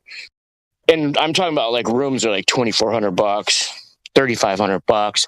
The cheapest room, I think, was like $600, if I'm not mistaken. I mean, ridiculously expensive. It's right on the beach. Like you can walk out of your room and look at the Black Swan right there. And he was able to rebuild it, and they had a ceremony a year to the day. So the mudslide was on January 9th, on 1/9, right? A year to the day, on January 19th, 2019, they had you know how they have like the two light beams that go up into the sky for like stuff, like announcements or whatever, like, but they swirl around, you know? Well, they just had these two beams sticking straight up like twin towers. And so I went there, and it was really weird. You had all these weird people that weren't Caltrans workers and like these weird fake, like bright orange vests and stuff. And then you had the news there, but then there was nobody else there. And they got this really weird old school Catholic, like, it's like a mini cathedral. It's made of stone with like the stained glass windows and everything. And then they had a giant sign that was hand painted that said, I can't remember what it said, the anniversary or whatever. Oh, Montecito Strong. And it was a freaking heart, a spiral heart. You guys know what a spiral heart is, right? I don't. Do you guys know what a spiral triangle is? I don't. Spiral triangle? No. Yeah, I know what those are. You know, piece of I'm not gonna say it, but Yeah, the heart is for the heart is for the little G's, and the triangle is for little B's. You know, yeah, pedo. Yeah, I don't like to say it, but yeah, for lack of a better term. Okay. When they had a giant heart painted with a swirl on it, like this sign was like 6 feet by like 9 feet. Not a sign, like a banner. So weird. It was just so bizarre. But anyway, that hotel was in disrepair for like over 30 years. And then they start building it right after the Montecito mudslide. The mud went so strategically, like right to the 101. And then even if you watch Ellen DeGeneres' show around that time, she has Oprah on, and Oprah's like showing like footage from her house. She's like, yeah, the mud went right up to my backyard property line and stopped. Oh my God, these fucking Mongos, bro. You know what I mean? That lady's such a witch. Bro, these fucking Mongos. Dude, Ellen DeGeneres, you don't even get me started, dude. So 2 of her ex-girlfriends died in car accidents. And guess what her girlfriend's name is right now is Portia. What's her next girlfriend's name going to be? Lexus? God, dude. These Mongos, dude. Man. Yeah, I knew Ellen DeGeneres. She's like, well, I didn't know her, but from everything I've heard and like researched, she's a wicked person. Like she just high order, bro. Yeah. These damn dogs, sorry.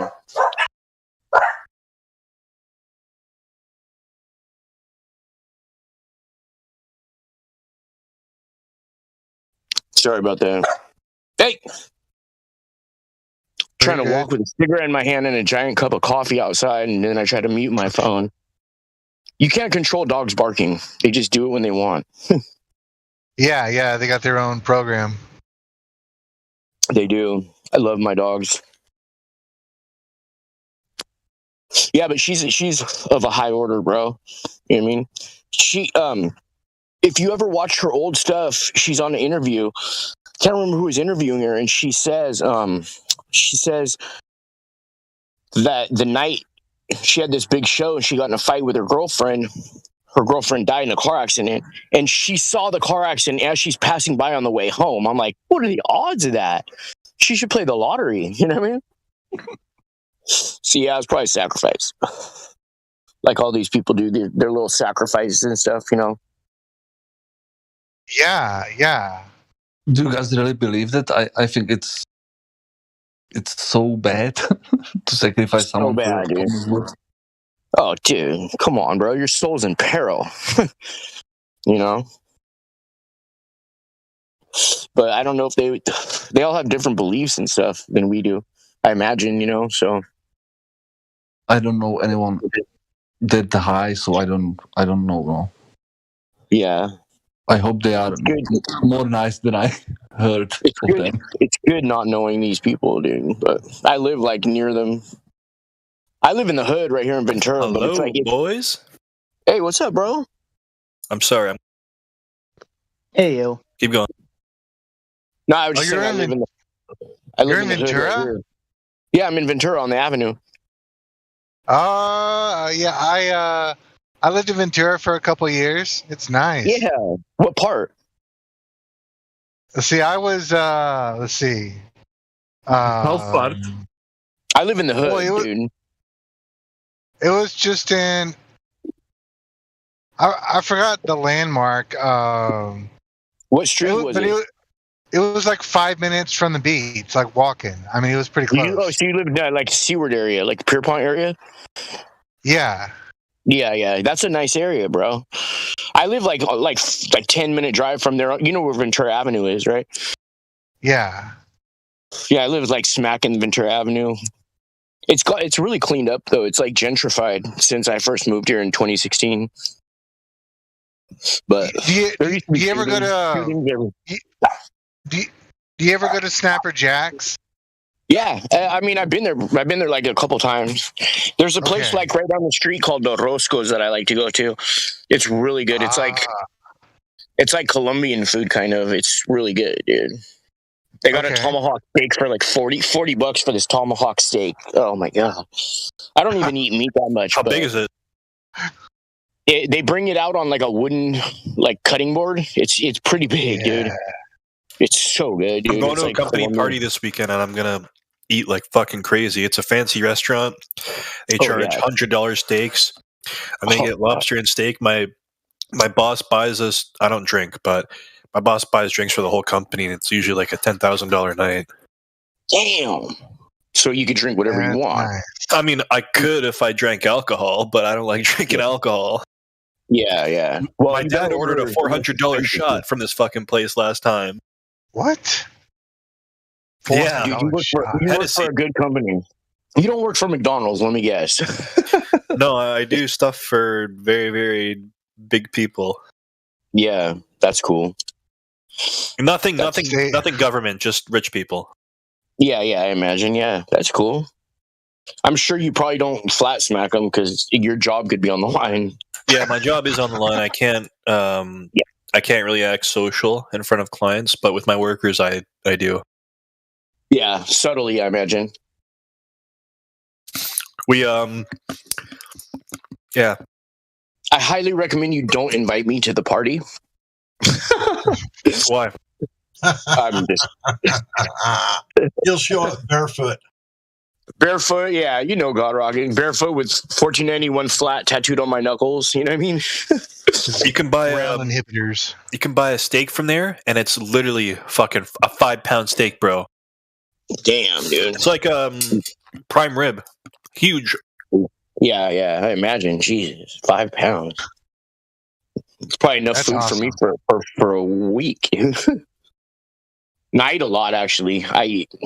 I gorge myself sometimes, especially if I've been smoking weed, dude. I'm an overeater, and it doesn't show because I can't gain any weight, but I'm an overeater for sure.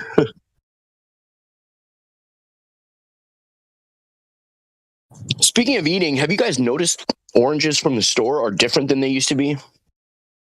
Does anybody relate to that? Because I drink Fresh Squeezed orange juice every day. Yeah, what do you mean by different?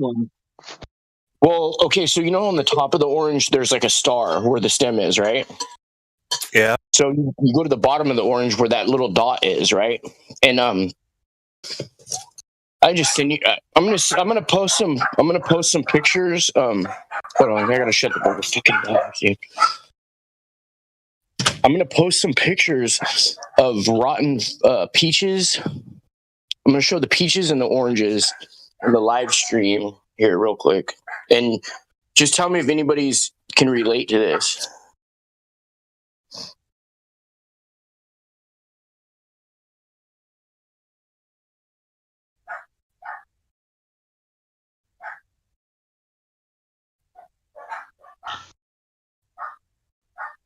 I got a lot of pictures.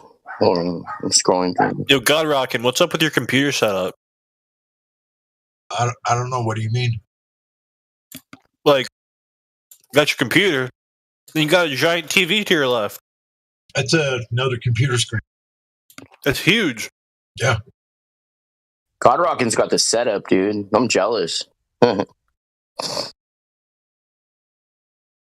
Well, it's a monitor. It's a monitor. I can put. It's hooked up to my computer. I could hook it up to cable, but the screen that's up high, the one on the left up high, that's the only thing that's hooked up to.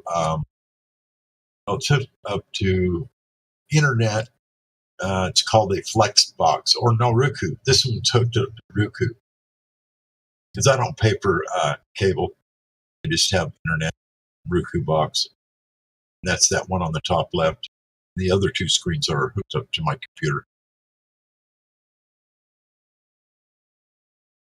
That's just my little station where I spend my time. You know, I can do it all. I can watch TV. I can watch a YouTube video on my left or in front of me, or I can do this Discord on the little one in front of me.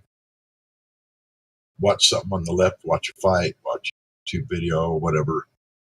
You know, I just like being able to multitask. You guys see the pictures I posted? Yeah. Pretty bizarre, huh? Why are they rotten? That's the thing is they don't rot like normal fruit anymore, bro. I'm a full believer in the nano. What's I've researched nanoparticles. Like nanoparticles are in the water. They spray them. They're in the foods, but it's starting to affect the fruit, especially if you're getting like non-organic fruit from the store. I mean, non-organic fruit's almost an oxymoron. You know, I thought all fruit was organic, but if you get the mold patterns on these things is like nothing I've ever seen before. You know, I remember fruit used to rot, like it would get soft and brown, but it doesn't do that anymore. Like part of the peach is still good, and then like it just will have these rotting spots in them that aren't even anything that I've ever seen. You know, I don't know. I was hoping maybe somebody might know something about this. I was thinking about it because I've been noticing like things are rotting not differently, but I've been noticing that they've been rotting faster. Mm-hmm. You don't notice a different type of rot though? Not from what I buy, but I do notice that it rots faster. Yeah, than it used to, huh? Why do you think nanoparticles would alter the shape of the rot?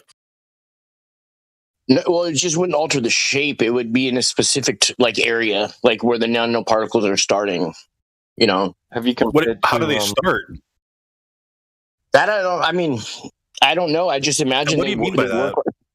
Like, I know there's nanoparticles in all of our bodies, dude. I have a high-powered microscope that I got at a UCSB auction. I paid about $300. It was like a $2,600 microscope. It was an Olympus. I still have it, and so I've taken hair particles and I've looked at them, like hair follicles. Like I pull a hair out from my head, from my girlfriend's head, from my roommate's head, and they're inside the hair follicle. You have another follicle that's like probably 1/5 of the circumference of a hair, and it's inside the hair, and then it comes out at certain places and makes these crazy knots, dude. And it goes back in. And supermarket produce to farmers market produce. Have you compared supermarket produce to farmers market produce?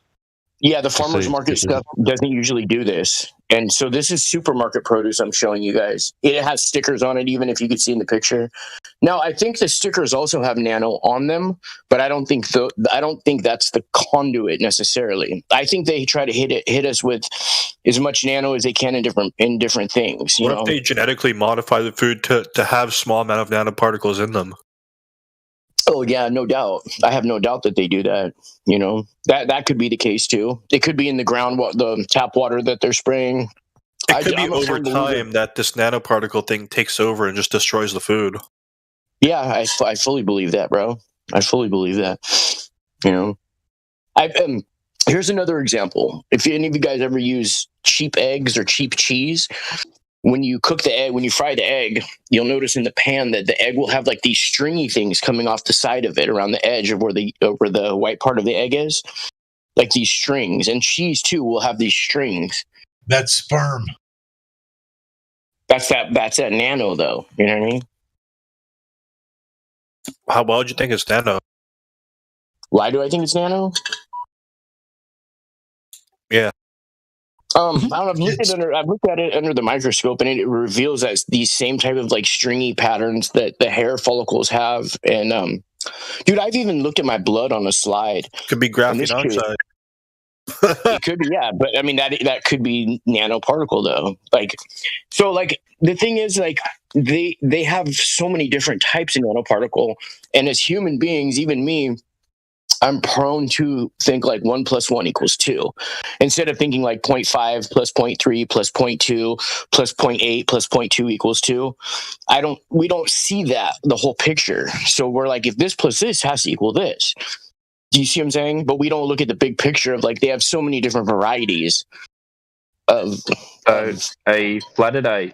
With your fruit. So, I would say you being so close to South America, most of your oranges and things like that would come from Brazil. So what they do is, my wife works in shipping, so what they do is they get a container of fruit and they spray a chemical in there which puts it into stasis while it's being shipped, and that might have something to do with it. So that would be supermarket fruit only though. Although I don't know if the fruit comes from that far, since California and Florida are like the two major orange providers for the United States, as far as I know. I mean, I see orange fields everywhere around here. Yeah, I know. I thought the same thing about here because we grow a lot of oranges as well, but the supermarkets buy them from overseas because they're cheaper. All those ones, all those fresh ones, they go to markets and juicing. So, yeah. Okay. Yeah. And they're also contracted, and for some reason there's this trend that you don't sell what your area produces to your area. It's all import export. Capitalism. Yeah. Just like down there, just like in Michoacan and Sinaloa and all those places, and they highly like frown upon people using heroin. They just ship it out. Like it's sometimes punishable by death. Yeah, they don't want to shit where they eat. Yeah, I get it. Totally, yeah. And you'll see also with the avocados. So I know you grow a lot in California, but most of the ones that you eat will actually come from Mexico. So yeah, they probably do. It's a strange process, but yeah, that's what happens. Yeah. You know, it's a felony here in California to pick an avocado from an orchard. Yeah, because it's run by the cartels, man. Yeah, for sure. Yeah. Have you seen Avocado Wars? I haven't. Is it on YouTube? Yeah. YouTube. I'm trying to think where I watched it.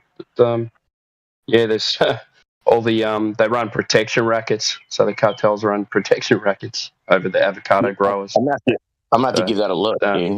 Interesting. Yeah, very interesting. Right here, they sell avocados 2 for $5 at the supermarket. Then Yeah, ours are in season here. We're getting them for $1. So I think Australia is one of the only places that doesn't import any avocados. We use all of our own. Okay, because you have the weather to grow the avocados right there, huh? In some parts. Yeah, yeah. We seem to export all of our oranges, which is weird. Is there anywhere in Australia where it snows or no? Yeah, the Highlands. Does it snow near you, T-Wad, or what? Yes, usually there is some parts in this area where it gets snow every year, but it's not like it's not like it doesn't linger for very long. Yeah, so we have the Highlands. So I'm pretty sure it only snows in Victoria and New South Wales, and that's it. So it's only in the Great Dividing Range, but only maybe 4 or 5 mountains get it. But there's a skiing season, so yeah.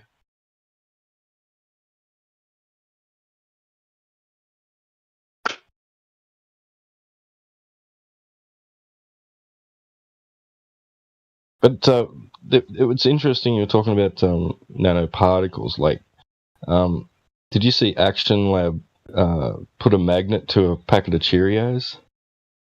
Yeah, I've seen the one where they do the cornflakes. And he got all the iron particles, collected all the iron particles, and they're actually adding iron particles. Like, it's not the correct iron. It's not natural iron that's found in food. It's like mined iron, and they're saying on the packet, this contains so much iron, but it's actual metal, Yeah. Crazy. I can't remember I think it was Gemsy who, I'm pretty sure it was Gemsy, who is an expert on blood. Now, if Gemsy's listening, or if anybody knows, correct me if I'm wrong, but I'm pretty sure it was Gemsy who was explaining to me that we don't have iron in our blood. We actually have gold. And that's why they are so bloodthirsty on getting these blood drives and stuff and getting our blood, because there's gold in it. I'm just quoting what he said, but it makes a lot of sense. And if it's not Gemsy, correct me if I'm wrong. It's somebody with like that, like a reddish like icon though. So I was pretty sure it's either Gemsy or I'm trying to look. See what it is. I thought it was Gemsy. I could be wrong though. Right. So it's funny you talk about that. How they say, well, there's a difference between minerals and minerals that your body needs. So when they say, like water, spring water, say it's good for you because it's got minerals in it. What it is dissolved rock. It's different to the minerals that you get in your food. So with iron, like T-Wad was saying, it's the iron that's in food is nothing to do with the metal iron. Two totally different things. So when they with that water, they say, oh, high in minerals. Yeah, it's high in dissolved rock. So when it goes into your body, it calcifies. So when there's stuff like that, spring water and things like that, it's not good for you.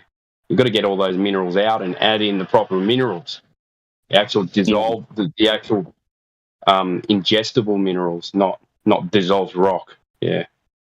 Big difference. So I'm looking at my thing and I'm pretty sure. Okay, so it was either Gemsy or Logres, Logres, Logres. You guys know who that is? Yeah, it would sound more like something he would say. Maybe it was Logres then. They have a similar accent, right? No. Logres is English. Uh-huh. And where's Gemsy from? I think he's from Boston, but with the maybe Gemsy? Yeah, but he's Puerto Rican. He's got like some type of European accent. It's hard for me to differentiate between European and Australian accent. Yeah, so Gemsy's like I think T-Wad was saying Puerto Rican, but he lives in Boston. Oh, okay, then it's Logres probably then. If Logres talks more about that stuff than Gemsy, huh? Yeah, I'm not sure. Yeah. I don't know. I think Gemsy's brother is a lot of people into all that stuff as well. Have you heard Gemsy's brother, I Am Yo? Oh, Oh, okay. And he talks a lot about water and minerals and stuff like that. Yeah. It's hard for me to tell you guys change your icon pictures a lot. Not you guys personally, but like, and then some people change their names too. Names. And then I really can't keep up at that point.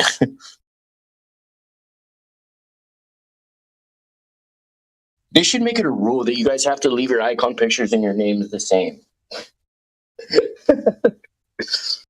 A rule? Oh, I'm so funny. Since when did any of us ever follow rules? You know what I mean?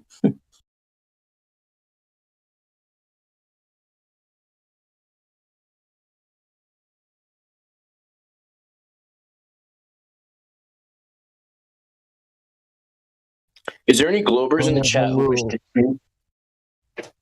Only Flat Earthers tonight. We got any Globe? I don't think we have any Globers in the chat, huh?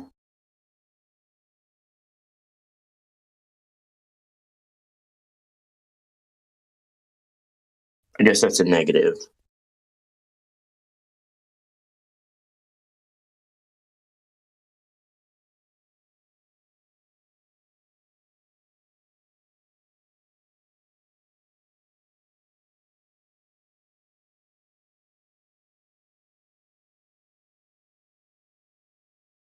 Yeah, there's a guy called Flatter Day Saints. I think he's a Glober. Dude, he's a diehard Glober, bro. He puts his life on the line for the Globe every day. But I'm sorry. He does debates and everything. Was it ES Montanus? Huh? Was it ES Montanus that I kind of jumped on a bit heavy? I was a bit heavy, a bit hard. Yeah, Twad. Yeah. Bro, T1, your accent is so thick. Sometimes I can't understand what you're saying, bro. I'm sorry.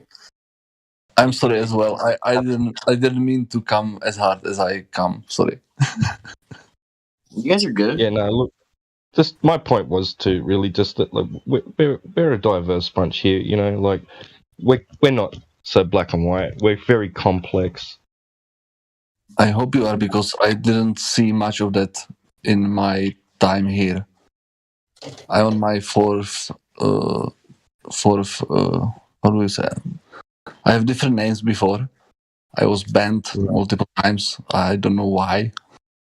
So it's hard to be out here. Yeah. One thing I'm surprised I haven't gotten banned. I'm really surprised. You never said anything remotely controversial. Yeah, that's probably. What was your previous name?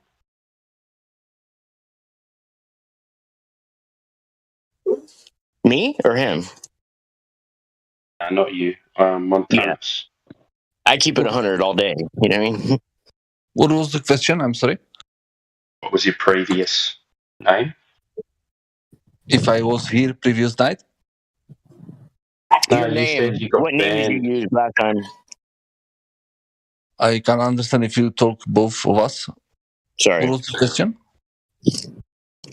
You said you got banned before. Under what name? I was here 4 times under different names. I was banned every time. What was the last name? What was the last time I was banned? Last name. I didn't know my accent was that bad. I'm sorry. I don't. What was your profile name? Jan Nadvorník. When you got banned last time, what name were you using previously? Jan Nadvorník. Oh, jeez, I can't. What?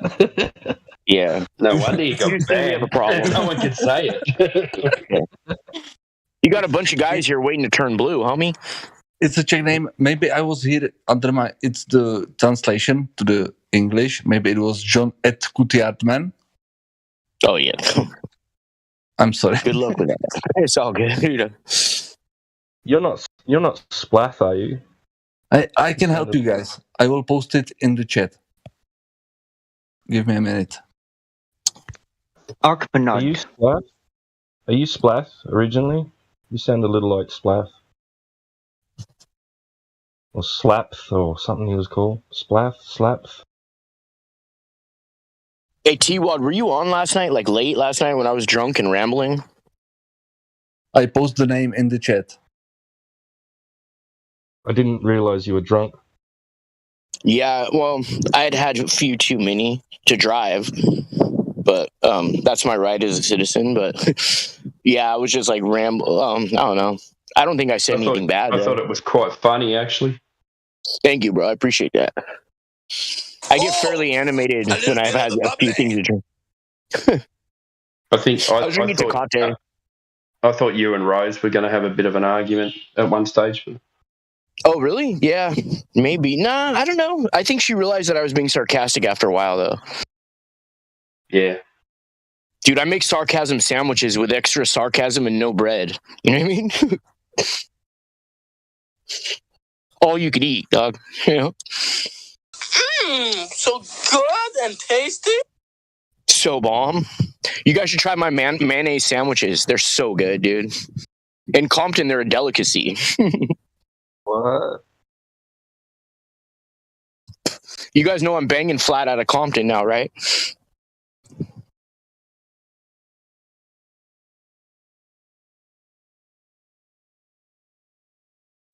Can you tell me why I was banned last time? If you search the name, Jan Nadvorník. Give us a sec.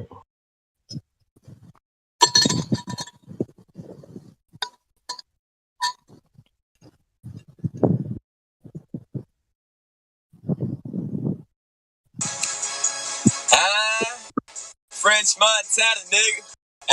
Oh, CB's in the house. Creation Bear. Oh, Creation Bear. Are you working in the lab today, bro? Making new songs? Nah, bro. I'm chilling today. Are you? I'm just flat out of Compton, dog. You know what I mean? Hey, you know. Stay up. Stay up. Yeah. I'm probably the most ghetto flat earther you guys will ever meet, dude. Seriously. But I own the title, dog. You know what I mean? Respect. So,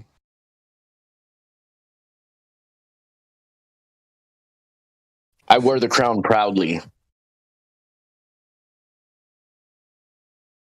that'd be funny, dude. Like, you know, they have different WWE belts. You know? Yeah. The Intercontinental Champion. Yeah, that'd be funny. You're the dude that put the spinner on the belt. Right? Yeah, the spinner, dude. I pull up to the stop sign and my rims are still spinning. You know what I mean? Call that axial rotation. Yeah, right. Hey, real quick, I gotta give. I don't got to, but I want to give shout outs to Paraplegic Coffee. He's a flat earther. He's in a wheelchair. He was shot, and he's paraplegic. Damn good coffee. If you guys are interested, it's called Paraplegic. I love paraplegic. Paraplegic. I'm gonna post one of his stickers right now. I love his coffee. Oh, you've had it? Oh, my legs fell off. You've had Paraplegic coffee. Good. Yeah, I mean, honestly, it's the next best thing. If you can't get access to Space Coffee, then yeah, definitely check out Paraplegic Bear's Coffee. I spoke to him on a live stream, but honestly, if you can get your hands on some Space Coffee, it's a whole new level, my friends. That we've got a toilet that you use, and then a machine that goes chugga chugga chugga chugga chug, and then you go to the galley and you make yourself a cup of coffee, and that's exactly what you are thinking it is. Oh, this coffee smells like shit. It is shit, Austin. Yeah, I posted his sticker. Nutty. I got his sticker and his phone number. Since he doesn't work online, you got to call him for coffee. There's his sticker and his phone number. If anybody's interested in supporting a flat earther who makes really good coffee. Nice. Yeah, he doesn't even like to sell it ground or just ship it ground. He likes to ship the beans whole because he's really picky about his coffee. But anyway, I've talked to him many times for like long times on the phone. He's a really good dude. The classic logo. How is he getting away with that? The bear in the wheelchair. Yeah, he like that. Paraplegic coffee. And then his thing is when you just can't stand for crappy coffee, don't cuck, buy paraplegic coffee. Oh, that logo. I see. Yeah. His logo is the one. Well, that's so funny. Is the bear in the wheelchair? But yeah. That's funny. Yeah. The Jewish star in that. That's funny. He sat on the phone with me the other day for like an hour and a half, like showing me these videos of these coffee wars and all these other things, and like the history of Starbucks, which I didn't know, goes back to like the 80s, dude, or even maybe earlier than that. I didn't even know Starbucks was around that long. Yes, Bill Gates is dead. Dad or dead? Dad.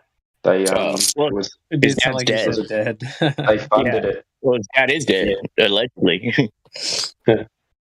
So they approached the guy who started Starbucks and lent him all the money, and then called in their debts, and took over the company. Yeah.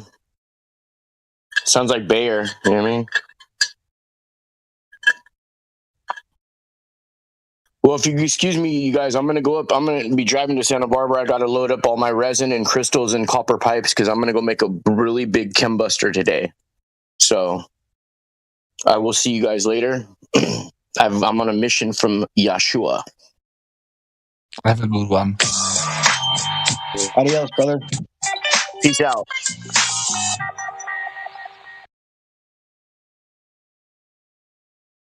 Did he just level up? That's that walk-off music.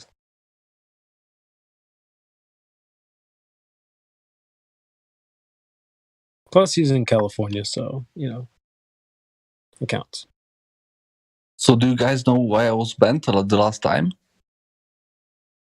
It's not much about it because you never text very much, and it's all just seems to be all just voice chat logging that I can find. So you'd have to we don't really talk about it in this chat, but you could approach the mod, ask them. No problem. I just wanted to know. It would appear that it was due to a voice chat conversation rather than something that occurred in a text chat channel. But I could be wrong.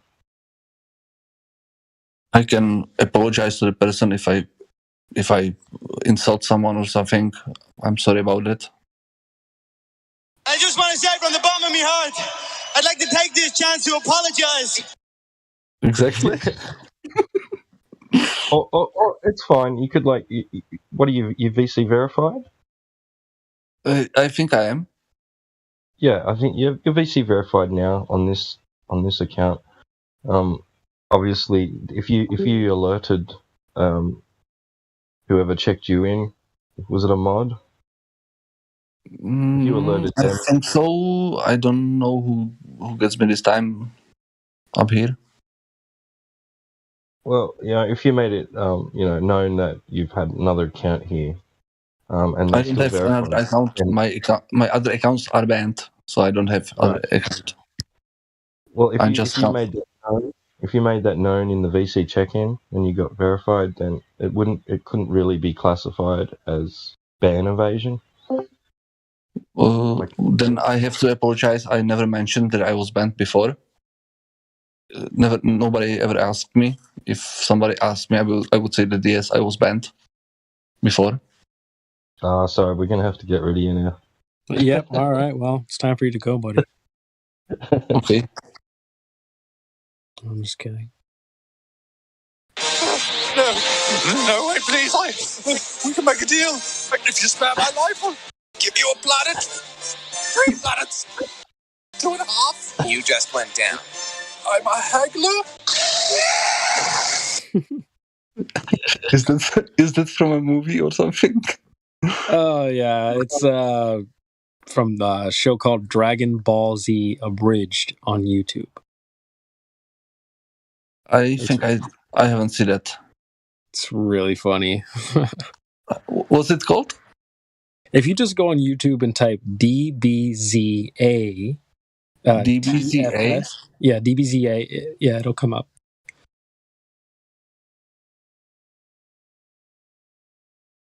It's a 60 episode series. It's over 100 episodes? There should be like 60 episodes. It says 69 videos here, but yeah, about 60 episodes. It's hilarious. Right, I can see it, yes. It's really funny, so. Okay, I will check it out. Awesome. I don't think you'll be disappointed. Seems funny enough. I got a bunch of clips on here from that show. It's just, yeah. It's good stuff. So who's rocking with us here now? I was just listening for a while, but I see EXO's here. What's up, EXO? Hey. What's going on, man? Nothing, man. I'm loving this tunnel picture I keep posting. The guy earlier, I mean, is my perfect example now. And I didn't even realize it. I'm just going to post it again. I was using it to show how lights work, on a linear surface. This is a light. But the camera's on the ground, and you can't avoid the fact that the ground looks curved, and it's not. And this just triggers them. They just lose it immediately. I'm going to put it up one more time. All right, cool. I was going to try and find it, but yeah, go ahead and put that up because it seems like they were trying to fight against that post for some reason. They always go into this whole like, well, if it was flat, then it would do all these things that I say. It's like, no, why? What? No, like you're not the spokesperson for Flat Earth. So like, just stop. Like, what are you doing? Like, you just heard about Flat Earth 2 weeks ago. Don't try to tell me what the Flat Earth should be like. You know what I mean? No, I'm not going to accept that ever.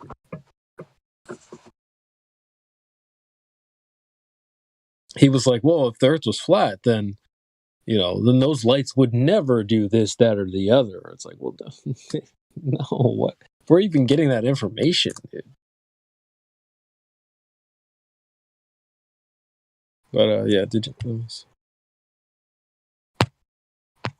Well, you see, if you accept that everything else we've been taught is true, bar the round Earth, globe Earth, then I can just assume and assert that, no, this is the way things would work. That's one of my biggest pet peeves for sure, is that if it was flat, it would be blah-blah-dee, blah, blah, blah. It's like, dude, you just made that up, like that would never work on a flat Earth. Yeah, it's like you don't know what flat Earth is, so you shouldn't be trying to tell me, well, that wouldn't work on a flat Earth. It's like, well, what flat Earth? Oh, well, I don't know. Like, so, what are you talking about then? Well, it's always about the sun, so they go right to sun worship. Sun does something, therefore other things are this. And I go, well, that's how all lights work. I mean, there's a tunnel. I posted it 42 minutes after the hour, of course.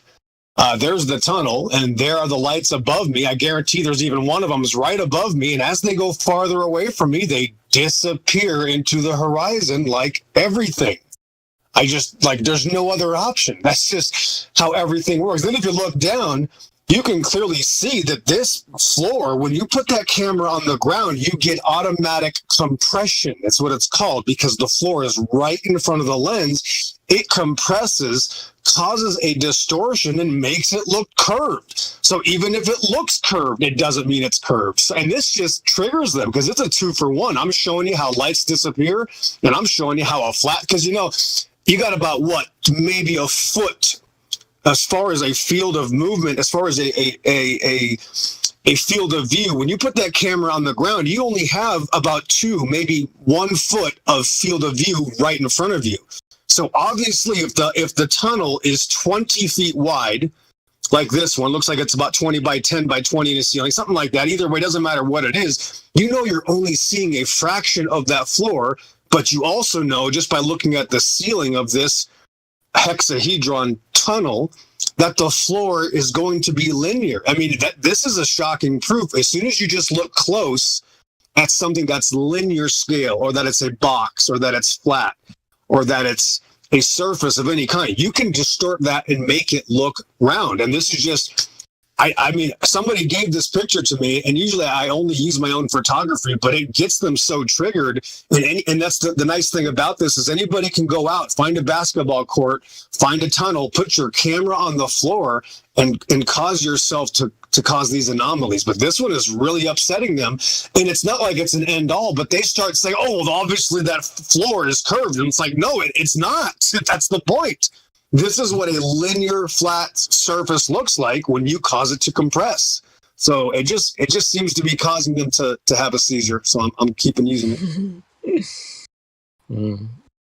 Yeah, I do crack up quite a bit when you're around, Nick. So that gets me rolling.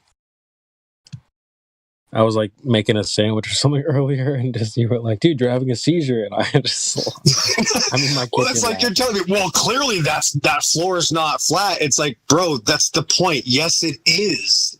Like, you've never done it. How are you claiming it's something? I mean, what are you talking about? I'm even showing you the ceiling. You see you're in a tunnel that's like a hexahedron, right? You can see that this is not a tube. We're not on a ball, and this is just the floor. Some guy did this by accident. He went to a tunnel. You know, he's doing his, hood rat foot photography. He finds a nice tunnel with all kinds of graffiti, thinks, oh, this looks pretty, and doesn't realize that he's showing you the illusion that you live in. And I think that's why it's beautiful.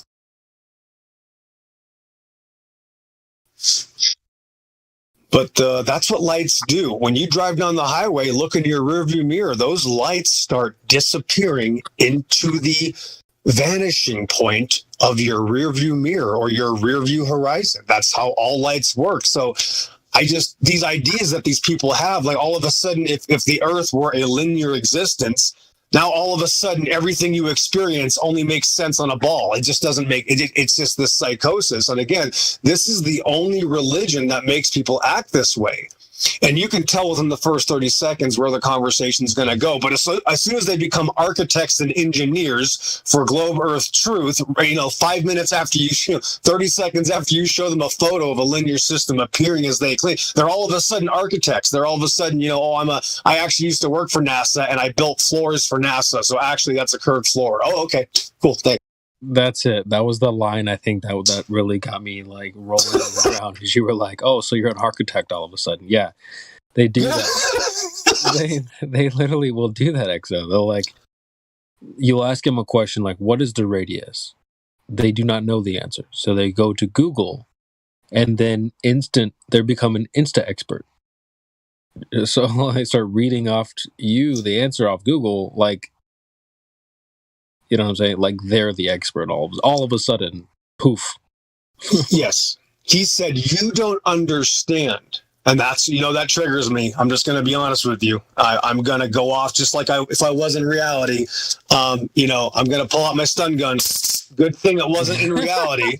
That's going to happen every time. I'm sorry, but you're going to get yelled at if you tell me that I don't understand. You just looked at a picture for 30 seconds. You can see it's in a tunnel. You can see what this is. And it makes them panic because they're like, oh no, oh my non-God, look at this picture. Clearly we can tell this is a flat tunnel and it looks literally how you would claim. If the earth looks like that, you can see that's a ball. And then you show them, yes, here's a tunnel doing the same thing. And they had to use a level to make this tunnel. And then he started, a ruler? I said, no, not a ruler. Not a yardstick. No, we have to use levels and we have to continue to level these things out. That's how, I'm not an architect, but I've seen these places before. There's no ball here. That's the point. It's like they don't understand. They have like this this closed mind insanity to think that everything has to be this. If it appears, and they'll say the opposite. Though, oh yeah, well of course balls can appear flat. Actually, that's not true. I don't know of any ball that you have to manipulate it significantly to make it look flat. So they're claiming the opposite because everybody knows that it's easy to make a linear surface look curved.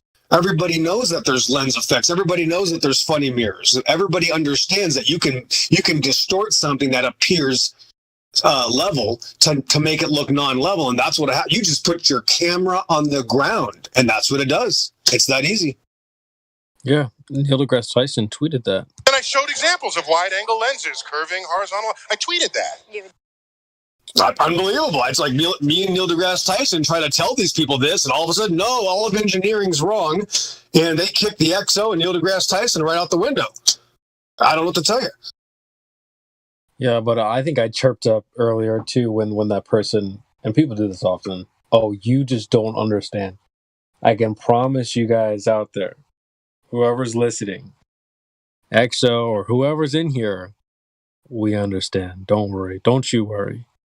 We understand a lot better than you. And, yeah. So you don't have to worry about a lack of understanding on our part. It's you. There you guys, the issues.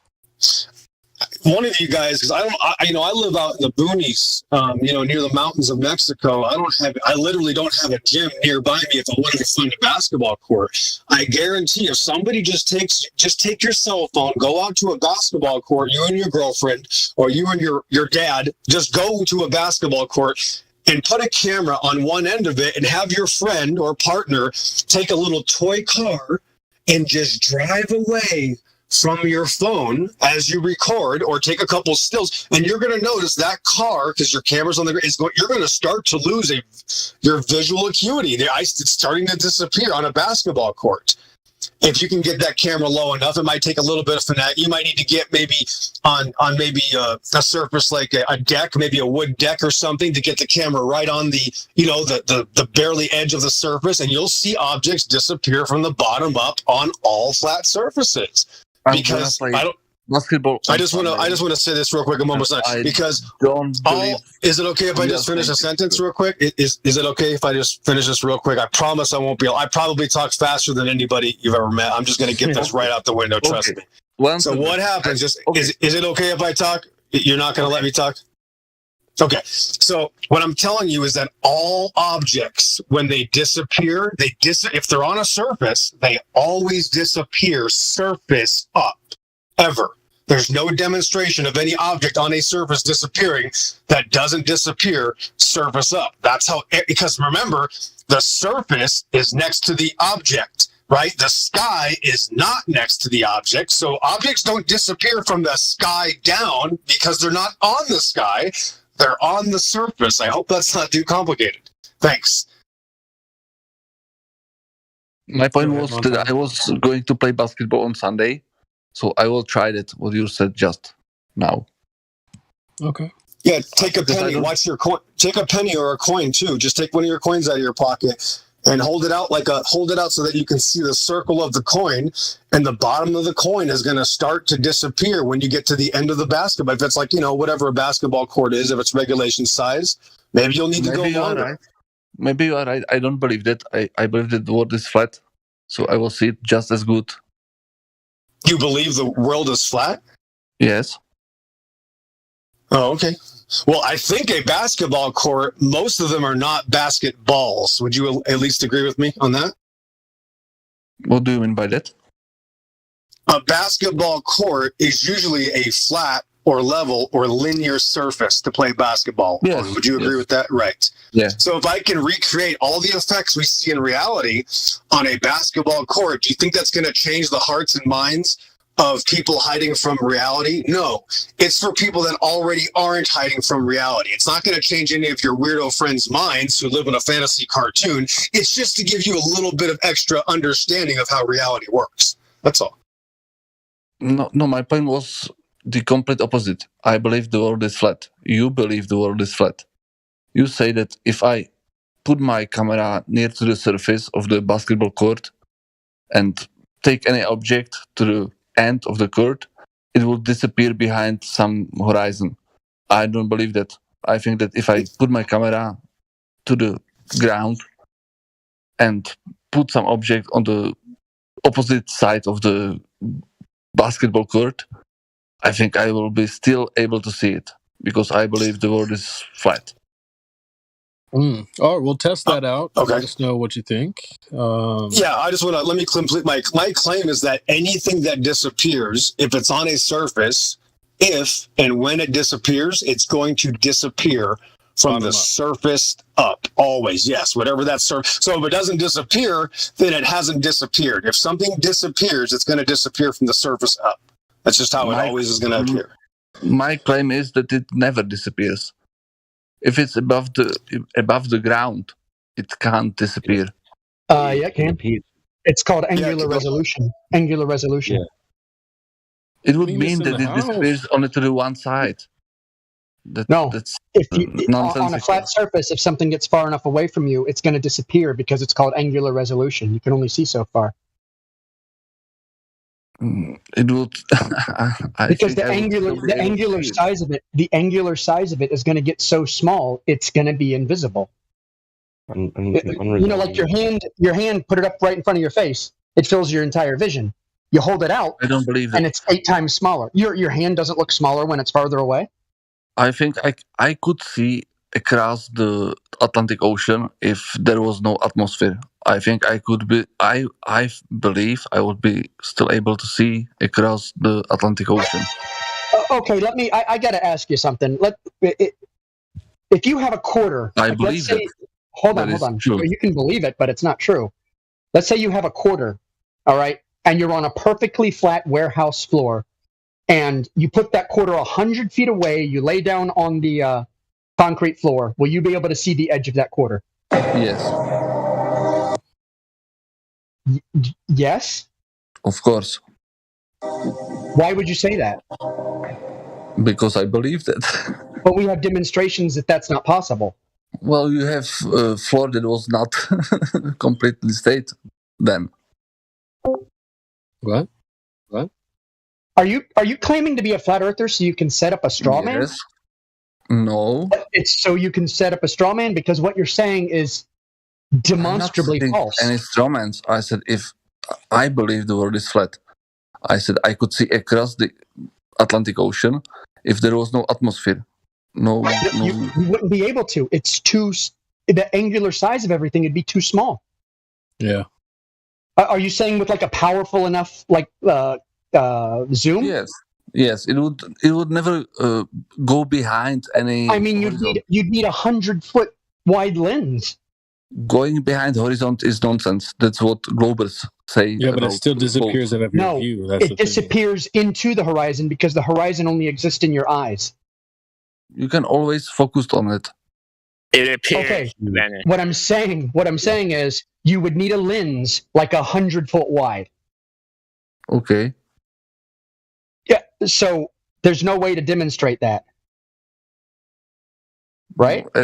As far as let's clarify, it appears to vanish. It doesn't actually vanish. It appears to vanish. Appears to, yes, that's what I said. Yeah, it's moving too far away. You look back at Exo's example that he posted of the hallway, right? Everything's converging towards a point. Everything's appearing to get smaller, closer together.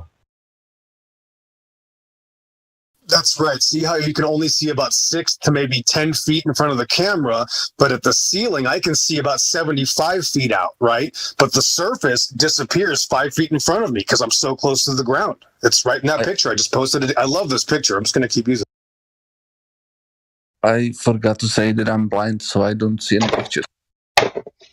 All right. Oh, that's okay. You continue, man. I'll go back to. I'm going to go back to Flying Dragons. I'll be back later. Thanks. And that's the problem. That he said it. I cannot see. I'm legally blind. Legally blind. How do you? Is your name Gumby? Can you explain someone who is blind that the world is flat? Well, they can probably understand that whatever building they're in. Can you prove it to them? So, you don't have to see to understand that wherever you are, when you sleep at night, your bed doesn't travel. So, well, my question is, can you prove to the blind person that the world is flat? Can you prove to the blind person? Can you show a blind person the color red? No. So how are you going to show them? How are you going to show them a measurement?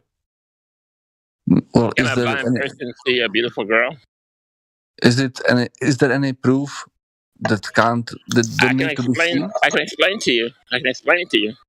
Okay. Go ahead. Everything we have works on flat.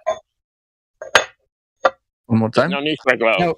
The question is, can you prove to a blind person that it's round because they experience it as flat because of the vestibular system in their head? Right. Well, if I was blind, I don't think I will ever be Glober. Exactly. I don't think that anyone who is blind can believe globe Earth. If you're blind? Yes. So you're not blind? I'm not. I was kidding. Nobody could. Nobody could tell. I'm blind to one eye. The second one is perfectly good, so I can down see. Now. Boy who cried wolf. No, this is good. This is actually a good example. I just want to point out that all blind people, just like 7 other billion people that exist, all admit they depend on not experiencing Earth curvature or spin. That's how all science and all engineering and everything that's ever happened in reality also depends on this fact. So everybody already agrees they experience a linear reality of Earth. I don't have to convince anybody. Thanks. I mean, if you just put the shape aside, the Earth doesn't move. Wherever you are, these buildings that we all live in, they don't move. So exactly. It's just like, sorry. I mean, whatever they're saying the Earth is, it can't be that because clearly this place doesn't move anywhere. It's not going anywhere. Well, my point is now, I just think of it. My point is that you can't really tell that the world is a giant ball, so why believe it? Well, if it were, you would be able to tell. Exactly. Well, you should believe it because everyone else believes it. That's the only reason that I found from listening to people when I talk with them about flat Earth. Because people are interested. If you are not weird about it and be approachable, funny about it, people love to talk about it. And you find out that people believe it just because other people believe it. That's the only reason. Like the globe? Yes. Yeah. Just like any other religion. It's interesting how Michelson Morley in 1887 assumed that we were moving at 30 kilometers per second, throughout a elliptical orbit around the sun, and they couldn't even find 2 kilometers per second. And so, and they repeated it basically, and they did that over a course of a year. And they repeated it. The Air Force repeated in 1987. It was actually published in Nature magazine that there's no movement about scientists. Nobody cares about scientists. They lie. That there's no movement at all. So what you do is you Google how fast is the Earth, revolving around the sun, and it tells you 30 kilometers, per second. So Michelson Morley and the 1987 test basically are just thrown out the window because we're going 30 kilometers per second around the Earth, no matter what the science tells us. Meanwhile, outside, bruh. Hey guys, I got a question for you. Go ahead. Now I've hung out in the group a little bit. I'm pretty much flat earther, so I'm not trying to debate or anything. But somebody asked me, he's like, how did the moon phases work on the flat Earth model? And I thought to myself too, I'm like, how would they work? Is there any explanation? First of all, hold on. Is there any connection between the moon and the measurement of the flatness of Earth? There was another question. He asked something. No, stop. Please, stop trolling. Yes, thanks. I ask a question, I have a reason. No, I know. I think I understand why you're asking it, because it's not really related to the shape of the Earth. Yes, that's the point, right? correlation has nothing to do. The fact that the moon moves around in the sky has nothing to do with the shape of the Earth. Okay, I get that. But is there a workable explanation for how? It's not that there's an explanation or not, because they're not related.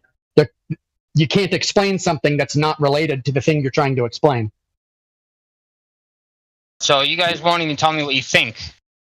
Exactly. I have no idea. Okay, next question. Because I think Hang on. Can you tell me the globe? Can you tell me on the globe model how the moon phases work? Go ahead. I can't believe I agree with Ginger. Say that again. I can't believe I agree with Ginger. Tell us on the globe model how the moon phases work exactly. Go ahead. Guys, I think Mimas is trying to get through. You got to let him go. Yeah, I agree with that. It's better to be one at a time anyway. Just let Mimas do this real quick since he's available. Sometimes he's not. Go ahead.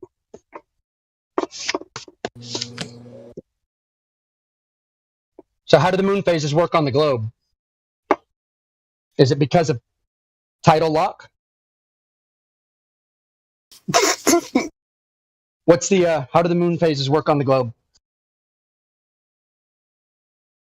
Because I mean, you got to understand how their model works first.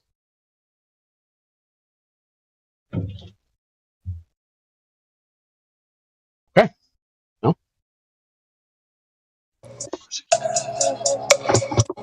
We can add to this. I mean, how does blood coagulate on a flat Earth, too? I mean, any question that has nothing to do with Earth itself is going to be a non sequitur.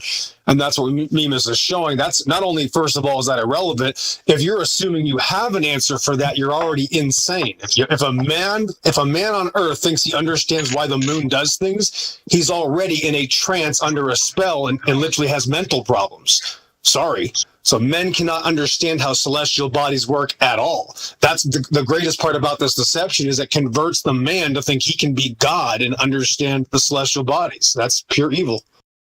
I'm not gonna lie. I think the Bible says that you don't even have to look at the stars. Just don't look. That's in Bible, if I'm correct. Yeah, they're for signs and seasons, and the heavens declare the glory of God. The firmament showeth his handiwork. We are in awe of the heavenly bodies. We cannot understand. In fact, Job 38 says, "Canst thou knowest the ordinances of heaven?" Meaning nobody can understand how heaven works. That's why he asked Job, one of the smartest men in all of history, probably top 5 smartest men ever, has no idea how the heavens work above. That's why God says, "Canst thou knowest the ordinances of heaven?" Right there. Unbelievable. It's believable because no one can understand how the... Does anybody know exactly how the moon works on a globe Earth?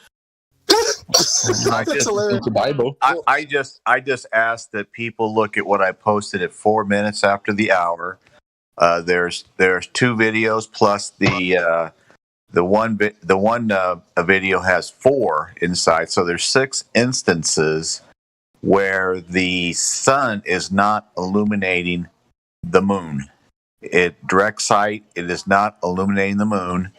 And obviously people have been shied away from Genesis for, at least since 1962, when we told kids they couldn't pray together in school with Engel versus Vitale Supreme Court decision.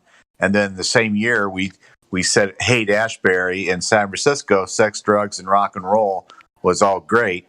So we have been told for at least 50 some years, that the sun illuminates the moon. And here are 6 videos that show that the sun clearly does not illuminate the moon. Therefore, we do not know other than Genesis 1:16-17.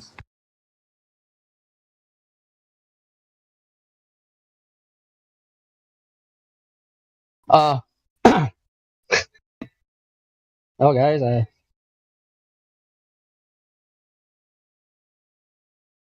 I have a Bible in my lap. Do you want to translate one of the paragraphs? No. You don't want to hear Bible? I don't want this to turn into a religious discussion. Okay, no problem. I don't like Bible as well.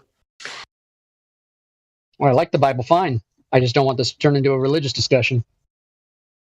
No. It wasn't religious. I just said a random paragraph. Here's the question: Is what there are scientific paragraphs in Bible? What I'm showing you here with these 6 videos, is that biblical or is that science or is it both?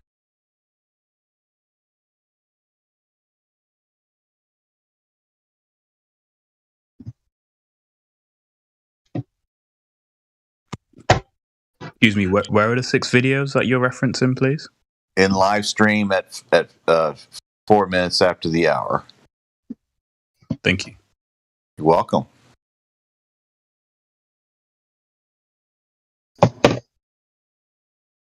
The 2 top videos are from November 1st and November 3rd of this year in Central Time, USA. Hope all is well with everybody. How's it going? Está bien. Howdy.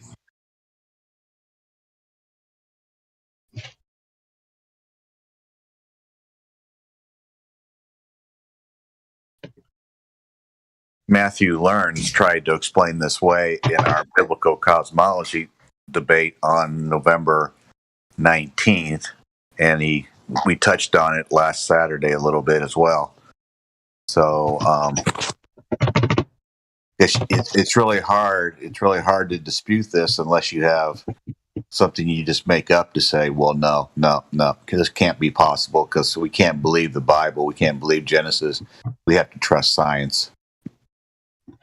Well, we can't believe both, I think. Don't you think the same? Well, you can make the argument that the Bible is the greatest science book ever, but don't tell the world that. Well, it's not a science book. It has some things that are scientifically true, but it's not a science book.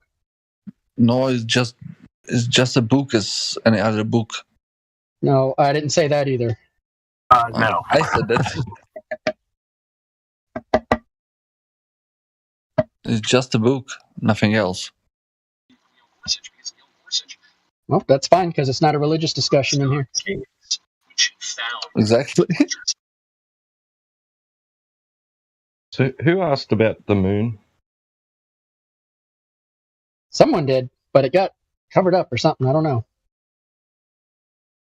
Hey, whoever asked about the moon, I would like their opinion on these 6 videos.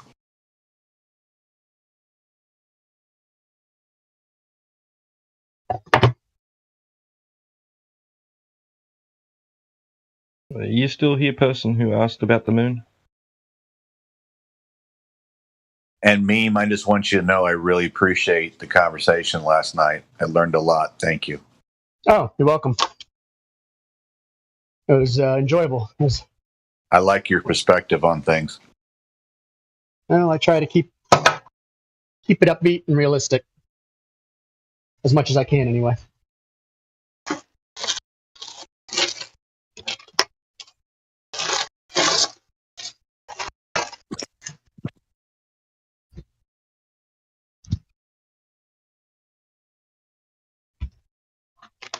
Just looking for answers that make sense.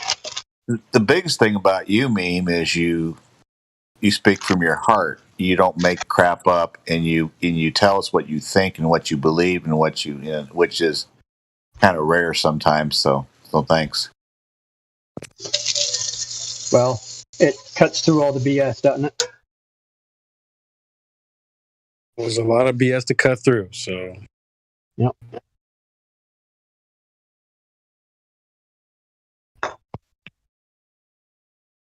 We do need a few BS cutters up in here. So. We got several good ones. That's true. See, I just want somebody, I don't care who it is, and again, these videos are just from November 1st and November 3rd, and then the other 4, 2 of them are I took, and the other 2 somebody sent to me. So I just want to know Is it a it can't be possible? Can you explain it away like Matthew tried to, which is fine? Or can you agree with it? That's all I want to know. Is it a Is it a explain away? Or is it a I agree? According to what? Just what my conclusions are in the videos. You make videos? In the chat. It's 4 minutes past the hour in the chat. Yeah, short one. I'll check it out. Is the Robert McNeil video? Waterworld. Yeah, Robert McNeil is my name on YouTube, and then the top two I just made November 1st and November 3rd.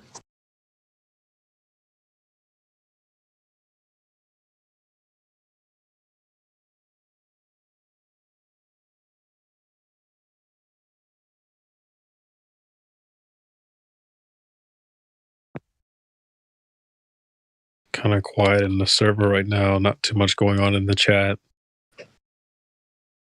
You guys are from America, or what's the time where you live? We're all different people, different places, under the heavens. Where I live, it's 12. It's we're different. We're not like NASA. We don't all gather in a call center and pretend to look at cartoons and then jump for joy when the cartoon, phallic symbol lands on the ball. We don't do that. So we're in different places. Wow. Well, I just got to say this. I had to go real quick.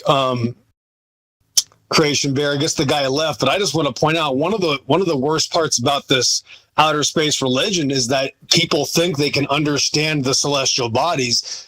Just that idea in itself is crazy, right? Like, we can understand celestial bodies, but we really can't figure things out being down here on Earth. And that's literally, in my opinion, one of the biggest parts of the deception is people thinking they can map the heavens. That's really what this deception is about. That's where the evil starts, is, we understand heaven now. We understand outer space. And you can't understand any of it.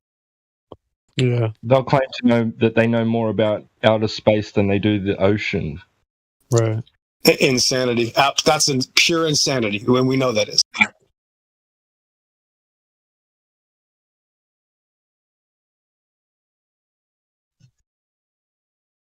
I've heard that so many times, but just hearing that again, it sounds even more crazy now. Like, just to say that, it almost seems like they're just like mocking on purpose. Like they want. That's clearly ridiculous. We've explored outer space more than the ocean? Really? I mean, outer space is supposed to be huge. There are beautiful mountains where I live, and I don't even know the mountains. So right, exactly. go out before trying to say someone shit that there is a million other galaxies. Yeah. Just another good example of that is here in the southwestern United States, quote unquote, there's large water courses that people know as like the Grand Canyon and Glen Canyon. They're actually much bigger than a canyon, but we can actually go to those places and they are actually not measurable. People actually don't know the full size of Grand Canyon or Glen Canyon. They are so big. Just a couple spots on Earth are not measurable. They don't understand how big they are. They don't. You can see from one end to the another. I think they are not that big. You can't see from one end to the other. You can only see as far as your eyes allow you to. The Grand Canyon is so big, it's farther than your vanishing point of your eye. Even from 35, 40,000 feet from the air, you can't even see the whole thing. That's how big it is. Yeah, I don't measure it. Go ahead. The naked eye can only see a few miles. How many? What did you say, Emus? The naked eye can usually only see like something like, or a resolution for like 4 or 5 miles, where you can actually resolve things, where you can see details. Oh, okay. Okay. So once you start getting into the hundreds of miles, so you might see the shape of a mountain 80, 90 miles away, but you're not going to make out the details of it. But I can see the stickers on the ISS. Oh, yeah. Yeah. It's only 250 miles away. Does ISS have stickers on it? Yeah, I can see it. Question: like, if a guy's doing a moonwalk, he's fixing the ISS, like he has a screwdriver on the outside. Can we see that from the Earth?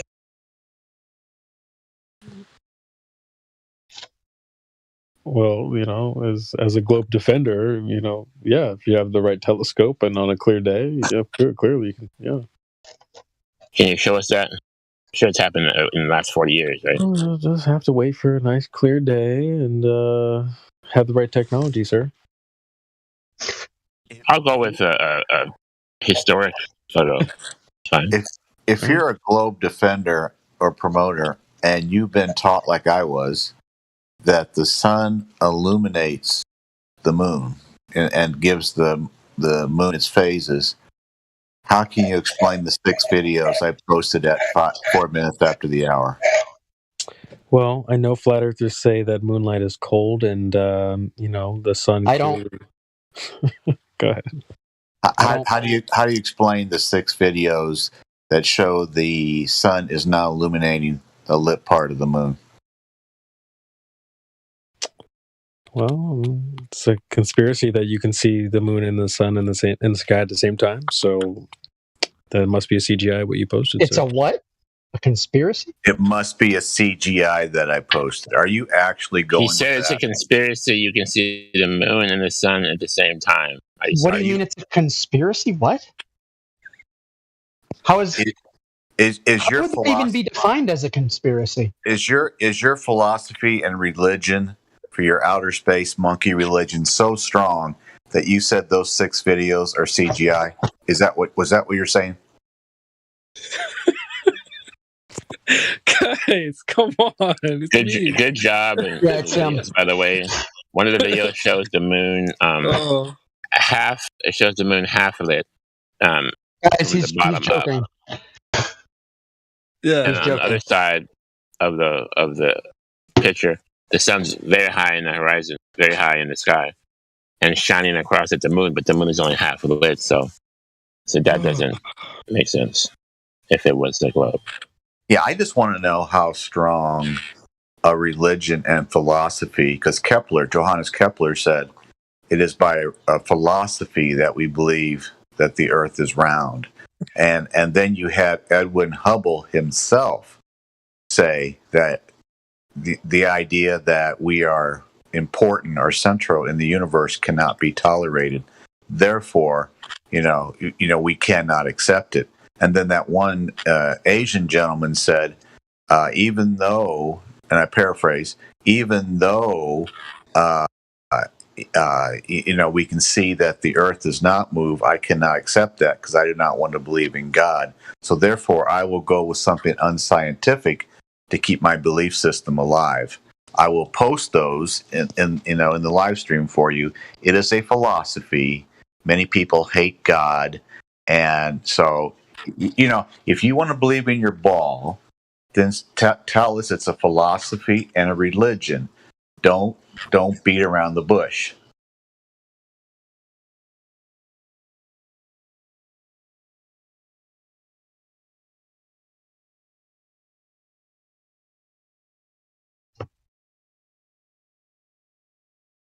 No, I've thought about asking that question though to people just to see if they're paying attention.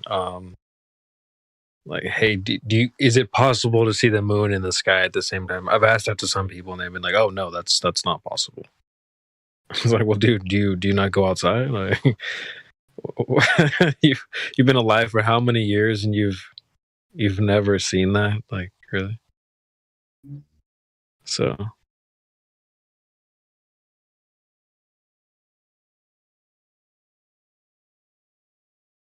When I see it, I like to take a couple pictures of it just in case, some goofball's like, no, that's not possible. That's not true. Buckle up. It's impossible. AB, are you saying that you ask people regularly if the sun and the moon can be at the sky at the same time, and people regularly tell you no, that's impossible?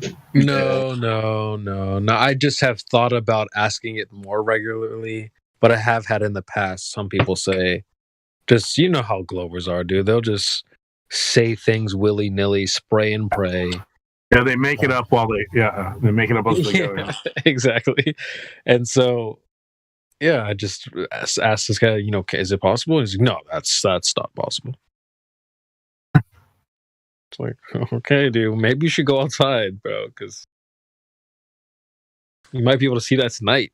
It's like half the year it's like that, bro. Right. So that's funny.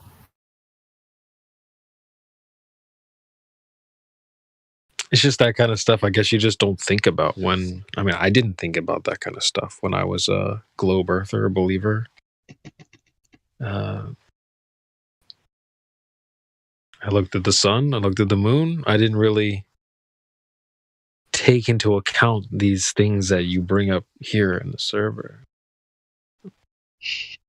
I didn't notice it till February of this year. I looked between two houses in the later part of February, and the sun, was about 5 o'clock, so the sun was, pretty low in the sky because it was February.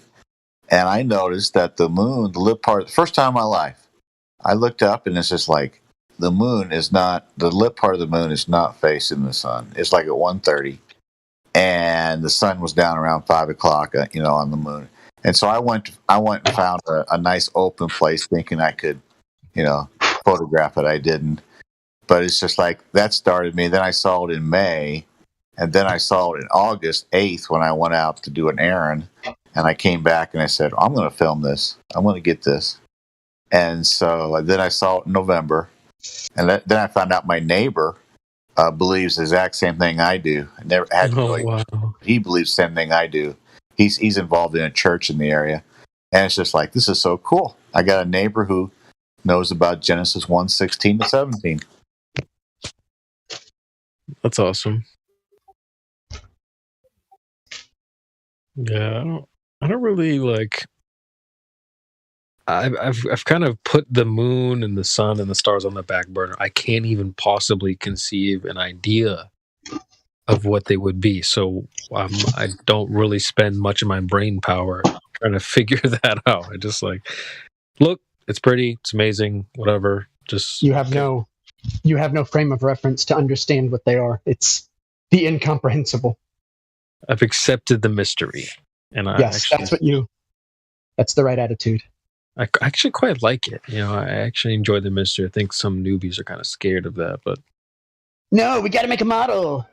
Yeah, I need answers for everything. I need to know. Actually, you don't need to know. And once you accept that you don't need to know, boy, it just simplifies everything, and you get a lot more relaxed and chill.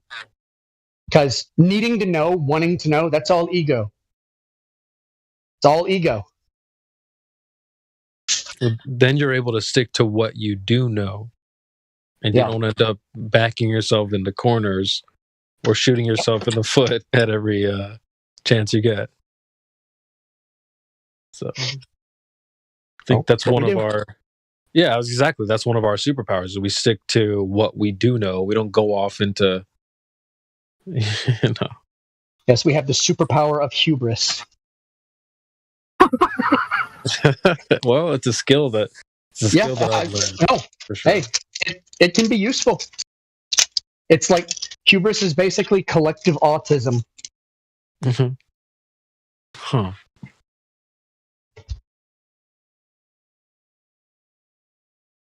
You guys know what's crazy about Globers? It's like 90% of them still believe in Newton's theory of gravity. They do say that, dude. All of them say mass attracting mass. You're right. Can you basically all of them? But the crazy part is, Einstein destroyed that theory, and he says it's the bending and warping of space-time. So in their mind, Yeah, in their minds, gravity, Einstein said it's not an invisible magical force. So if it's not a force in 90% of Glober's minds, what turned the fucking Earth into a sphere? Well, yeah, it's a force and it's not a force. Firstly, they want both, and so it's maddening to even talk to these people. It's a similar thing. The idea that space-time can be bent. Space is literally nothing. Time is a concept, and somehow they're bending nothing, a conceptual nothingness, and that makes sense to them. Like, how do you bend something that's defined as nothing? It doesn't even make sense. Now you're going far beyond the simplicity of what I was trying to call out, you know what I mean? And that definition is somehow even better than the first one, the Newton's. They're like, oh yeah, this one makes way more sense. I don't know. It's crazy, even Einstein's, because his is just a four-dimensional equation. It has nothing. It's not four-dimensional, you know. We live in three-dimensional, so it's just an equation for an imaginary world. It doesn't even exist. It's a similar thing with Newtonian gravity. We can and do, and we must think of Newtonian gravity as a force. That doesn't mean it really is, but we don't necessarily need to work at the really is level in this case. Right. Well, Newton said himself that, you know, I'm paraphrasing, he pretty much said it was a bunch of bullshit, his own theory. In 1692, he said, "Please do not assign innate gravity to me." Yeah, he said something like anybody with any faculty of thinking would never fall into the theory. It's ridiculous. Because it's retarded.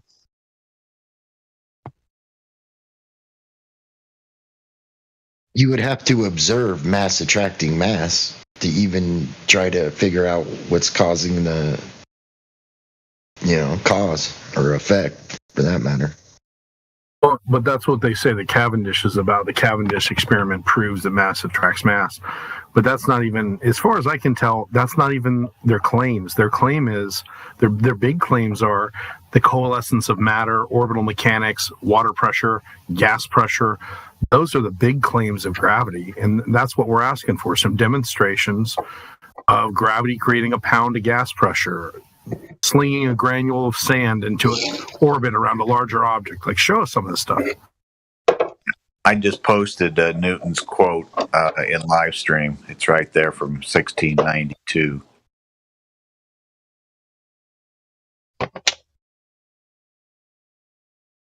It's just crazy that they believe that, and that has nothing to do even with the so-called science of the so-called sphere of today.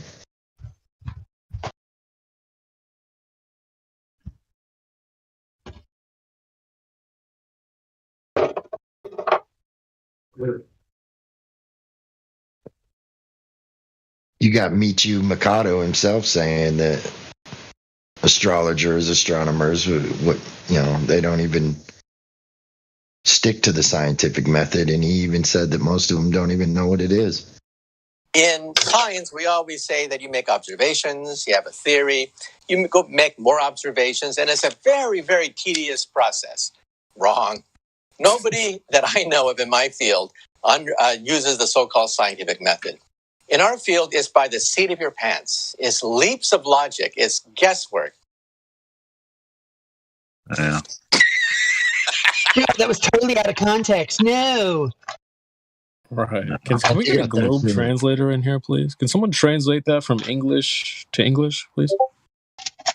He really means that they use the scientific method. You got that shit ready to go, man.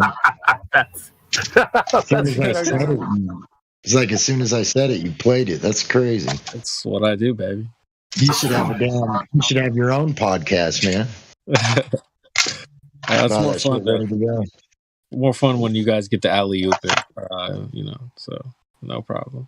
Do you have Kennedy's 1962 University of Rice speech? That is hilarious when he was out there talking. It was like I wonder if Kennedy actually knew what he was saying was a lie. I just want to know. I can't know, but I just love to know. I'll drop a link in the chat. I'm not familiar with it, but I can kind of pick through it if you want me to. There's a contradiction there, though. If Kennedy didn't know it was a lie, it's not a lie. Plausible deniability. Huh? Called plausible deniability. C'est la vie. Where it's all compartmentalized, I could see how he didn't know, but I mean, sitting at the top, I'm sure he did know.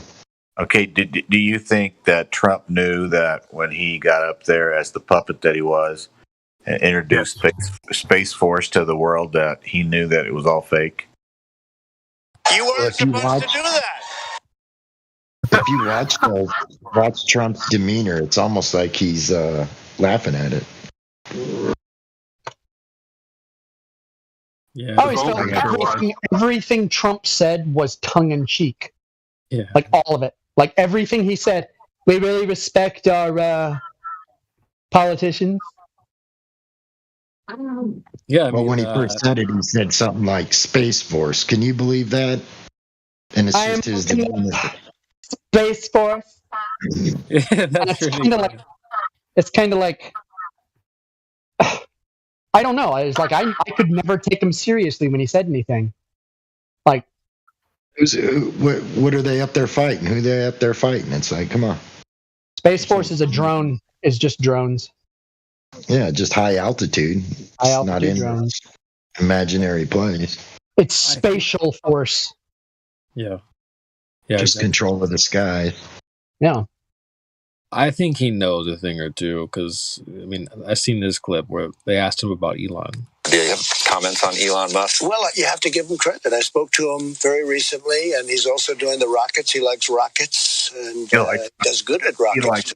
He likes rockets. So where the engines come down with no wings, no anything, and they're landing, I said, I've never seen that before. Oh. Yeah, I mean, it sounds like he's tongue-in-cheek on it. He likes rockets. I love it. It's like calling him a child. It's kind of like one video. There's one video where he's Elon, he likes rockets. It's kind of like the Jetsons. I like rockets. Yeah. I like rockets. Yeah. There's one video, guys, where he's like, why do billionaires like rockets so much? I just don't get it. I don't get it. Trump the classy billionaires like hot air balloons. Right? What do you think? I like turtles. It's almost like he wants to call him out, but he can't. Yeah, that's what it feels like. Yeah, bro. He can't. He called out 9/11 on 9/11, bro. He did. I remember that. He knew the day of or the day after that whatever story was cooked up, he knew it was bumkus, bro. Did you guys see the new document they released on that? Which one?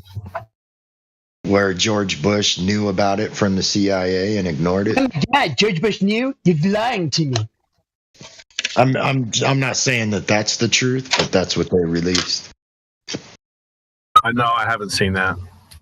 Yeah, I think it's Judicial Watch.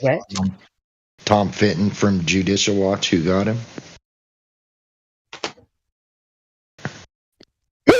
Jesus. Right. Bless you. It's like a freaking ghost comes out of somebody when they sneeze. Ooh, man. I have 4 more followed that one. Like they're trying to do the same thing with COVID, but longer. I guess I can't say that anymore. Huh? Yeah, please don't say that. Yeah, be careful. Well, I won't say it again, but you know what I'm talking about. They don't want to release the data for this so-called whatever for 66 years. You say 66? 66 years. They don't want to release the data.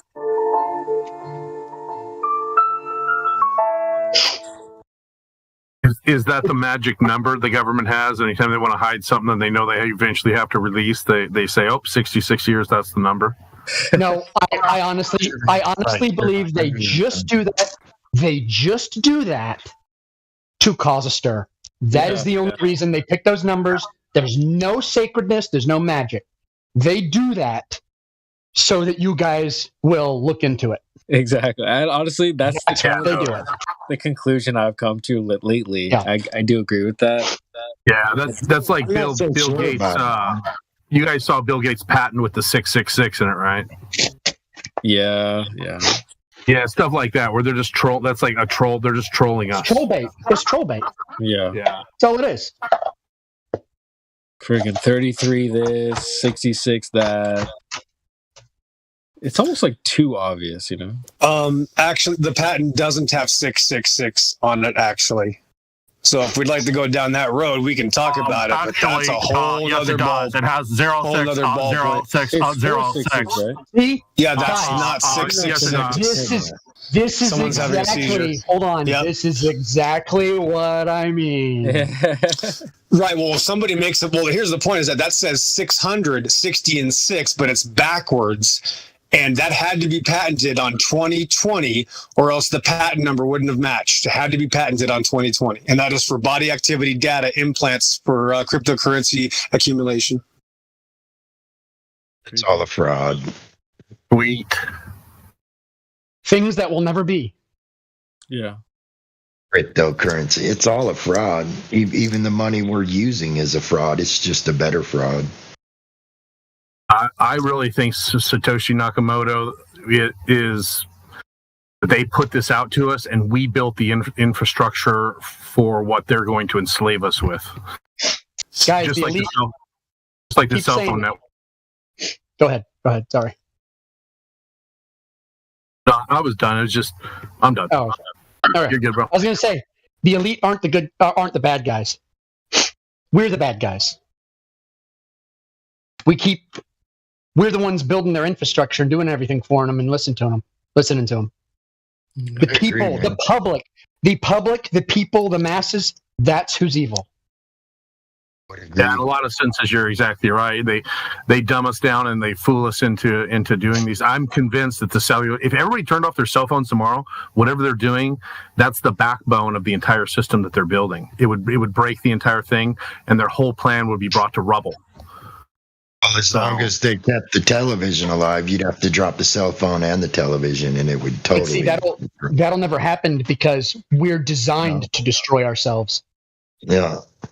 Well, you make a good point because everybody, even when you get a new phone, your point is we accept it, and just like the privacy policies, we accept. So it's like you're the one that took the deal, that shook the hand. God put in us when He made us. He made us like self-cleaning ovens. So every once in a while, we are designed to wipe ourselves out. And that's it. Yeah, sometimes I've actually thought of the phone, the smartphone, as the mark of the beast because, it's in your right hand and the numbers are in your forehead. It's usually in my left hand. Well, even in the Bible, what he means by right hand is the dominant hand, kind of like. No, I mean my dominant hand is my right hand, which means the cell phone is usually in my left because I dial with my dominant hand and do everything with my dominant hand. So you would hold it in your left hand if you're right-handed, usually. Yeah, but I think like when it says that the mark of the beast will be in your right hand or in your forehead, I think to left-handed people, it could be in their left hand, and to them, that's their right hand. See, like Jesus is the right hand of God. As things go on, I get more and more of the opinion that is actually symbolic. The longer it goes on. Because, half the stuff in that actual chapter is symbolic. It's a symbolic chapter. It's speaking in a lot of symbolism. Yeah. That's why I think that you're right. That's why I think when he says in the end you'll know them by their fruits, fruits is symbology. Yeah. Well, that's the thing. Symbology. You know people by their fruits. You don't know them whether or not they have an implant. Well, you could have a wolf. Yeah. You could have a wolf in sheep's clothing that appears to have good fruits, right? And that's my point. in the end, the fruit is the symbology. If they have the symbology, you know, like the Freemasonry or anything secret, the secret societies. I think there's plenty of Freemasons who think just like we do. I think there's plenty of them. I think there's plenty of Jews that think like we do. Plenty of Muslims. Yeah, anybody can join the Freemasons. Yeah, it works like a pyramid. If you're at the bottom of the pyramid, you're just as average as anybody else that's not in it. Oh, well, I mean, it's the thing. None of that stuff that might have meant something to me years ago, like 15 years ago. But like now, that stuff seems like the least important thing to look at. Because ultimately, the only thing you can do is look at yourself, and that's it. And one of the big tricks is to be looking at everybody else. Hey, Miss. Yeah, but what got you there is a certain truth, right? That you never. Somebody said you my had name. to revelate. Yeah, it's me, Timbo. How are you? I'm doing all right. Yeah. I was just asking, what do you think the context of that? He will know him by his fruits. Well, fine trees produce fine fruits, and bad trees produce rotten fruits. Yeah, so it's it's your roots, yeah? Yeah. What you do is what the fruit produces. Well, what you do is the fruit. So the way you act in life, that's the fruit. So how your spirit is, how your mind is, if you have a good spirit, good mind, your actions, what you do in life, or you're going to help your neighbor, you're not going to be lustful, you're not going to be destructive to other people, you know. But if your spirit and mind are bad, then you are going to be deceitful, narcissistic, psychopathic, all that stuff. Rotten fruit. Rotten fruit. I'm glad that's how I took it, and without even asking questions. So I'm glad I'm on the right track. The only thing I would say to that, though, guys, is you could have a suit and tie and billions of dollars, and to the world look like you have good fruits when really it's rotten fruit. Well, let me ask you this, because I'm not anti-billionaire. The fruit, yeah. So it's what's inside grows the fruit. Yeah. So sometimes it can be hidden in our eyes, right? Unless you got the eyes to see, the ears to hear. But my whole point was, it's symbology. Wicked men still know how to make good gifts for their children. Like in the end, you'll know them by their fruits because it's all symbology. Look at how many sovereign nations have the obelisk somewhere in their country, somewhere in their nation. They have the obelisk. Thank you. I mean, and then you got like the Roman Catholic Church. I mean, the Bible says to not have statues of dead saints. And it does. And you look at the Roman Catholic Church, and it's everywhere. I don't think it says don't have statues of dead saints. I think it says idols. Don't worship idols. Yeah, it says something about not having statues of dead saints. It just says don't worship idols. It says it's don't. The Old Testament. Well, yeah, but it breaks it down on why. Well, I don't want to. I would just say is not to have. I would just say this though. I will just say this, that Christians aren't under the old law at all. No, they're not. But when you look at like all the nations, when you look at all the nations that still like do it, go by the old law. Like that's what they're trying to get us back into. It's the old law with modern technology. Yeah, and it's under the old law that, you know. In fact, I think Paul just says avoid idols. Yeah, it says in the end, old ways will become new ways. Oh, he doesn't even make it. He doesn't even make it a hard rule. He just says avoid idols. I know exactly where you're coming from. It's a 10 commandment to not have graven images. Well, we're not under the 10 commandments anymore, though. But the wicked one's going to use. He can't help but use symbology. He has to. No, he cannot help but use. He's got to let him know what door to go in. I'm just saying, symbology doesn't even matter. None of that even matters. It's all how do you work on yourself? Because you can always look at how everyone's like, oh, look at all these symbols everywhere. And in the end, what the hell does it even matter? Who cares? It's being able to see your enemy. Pray for him. But how can you pray for him if you can't see you him? don't have to see him. You don't have to see him. It's not your job to see him. Yeah, it is. It is? Yeah, it's your job to search for the truth. And when you find the truth, you will definitely have enemies. Who is more of an idol worshiper? Someone who may be a Catholic or someone who obsesses about seeing 666 everywhere? I would say the person who tries to see. Idol worship is spending more time with anything than you do God. Well, what I'm saying is, the trick is in the truth community. So we're all guilty of it. They idolize a lot of the stuff that they're looking for. That's why I don't get involved in any of that stuff anymore at all. Because they're just obsessed, and it doesn't benefit them. It stresses them out. It makes their life terrible. It alienates them from friends. Yeah, but you can be in a state of idolatry and not know it. What defines it is spending more time with anything or whatever it is you idolize than you do with God. Well, that's actually what I'm saying. They're idolizing. Yeah, you're saying it's like it's on the individual, and I agree. Yeah. But we'll never have a world of sinless people. So you have to have the discernment. But that's inward. That's only something you can work on yourself. Yeah, it's like people say the Bible says to not judge, but that's not at all. It says to judge with righteousness. You have to. So if you know of somebody that's a murderer or a pedophile, it's not like you're going to send them to hell, but you're damn sure going to keep your kids away, and that's righteous judgment. Yep. So fortunately, I don't know any. I'm just saying, it's like you can't just worry about yourself. There's so much around you, and people. I don't know. It's hard to. I agree with you and disagree at the same time, and it's kind of hard to. What it is, there's a difference between worrying about everything around you and just having situational awareness. I'm situationally aware.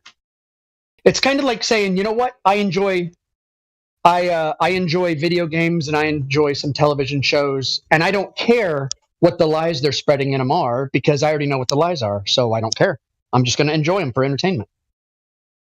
Yeah, it's like you can't control if the government becomes tyrannical, but you can make sure you observe and notice it, and it'll ease the effect.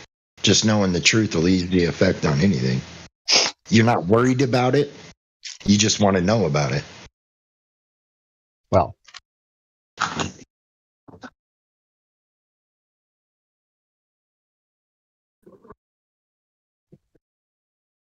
think we're probably just approaching this from two different philosophical angles.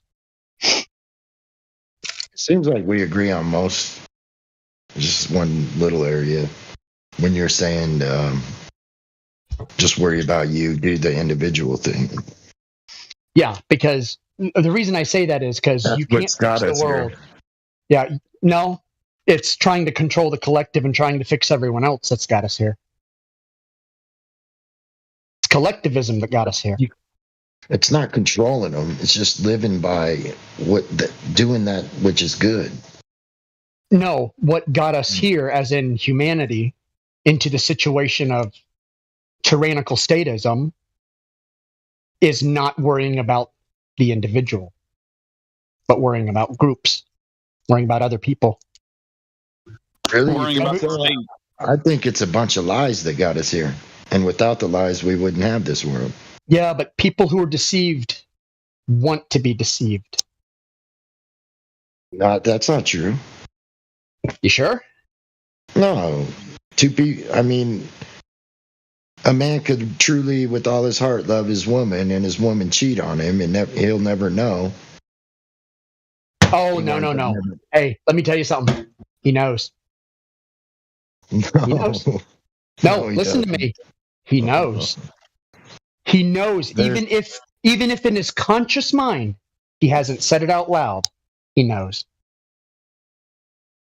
No, there's ways you can be deceived. That's the whole point of deception. Look. That's quite a claim, bro. That is an outrageous claim. What is your name? Mimas? How do you say your name? Mimas Aurelius? Mimas Aurelius. Yes. Cool name. That's an outrageous claim, bro. Come on. What? You cannot seriously. Those who are deceived want to be deceived.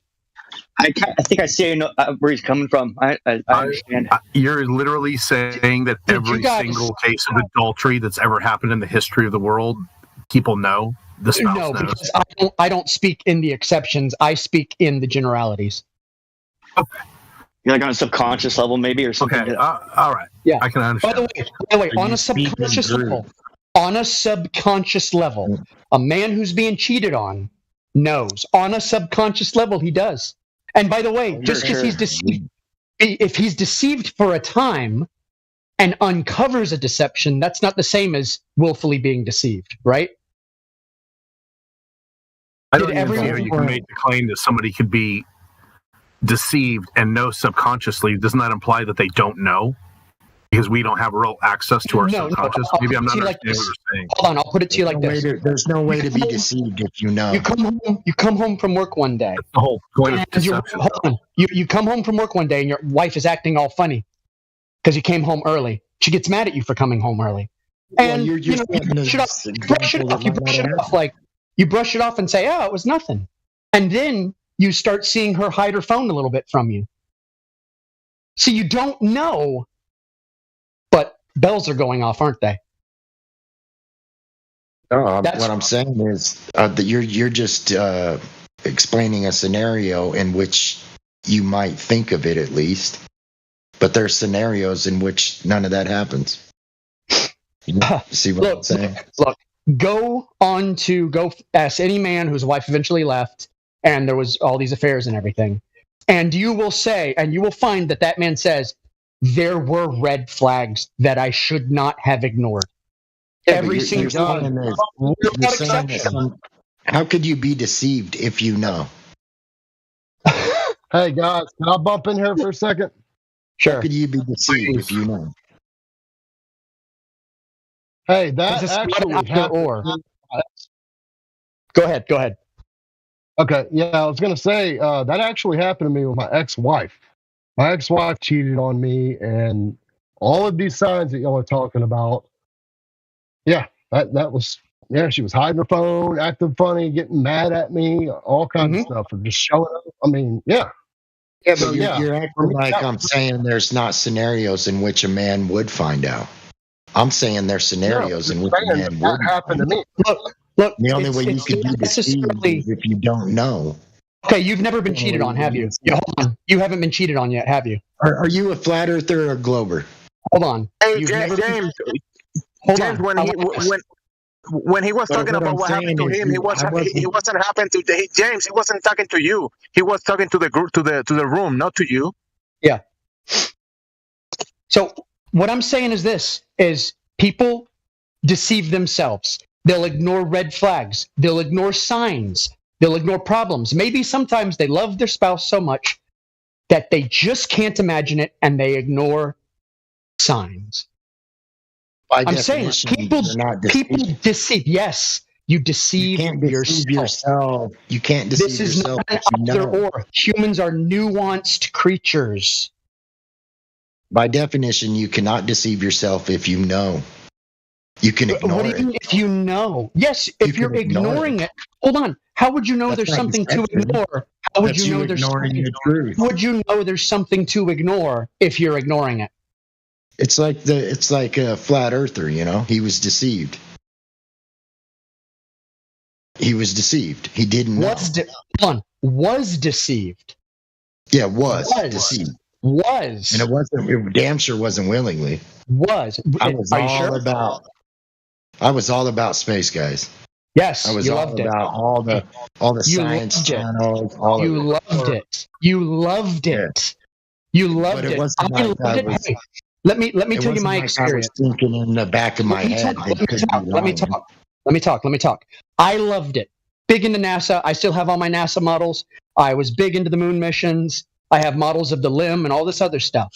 loved NASA, loved space. And at the very same time, I understood all the problems with it because I knew so much about it. And that's why I was always looking into alternative cosmologies for the past 20 years. Because I did understand that there were problems. I understood there were problems with it, but I still chose to believe it. That's a little different than mine, though. I didn't see any problem. What I'm saying is, let me ask you, when you were shown the problem, what did you do? Yeah, that's when I started to look. When I was shown it in a very. That's when willful deception happens. What did I say?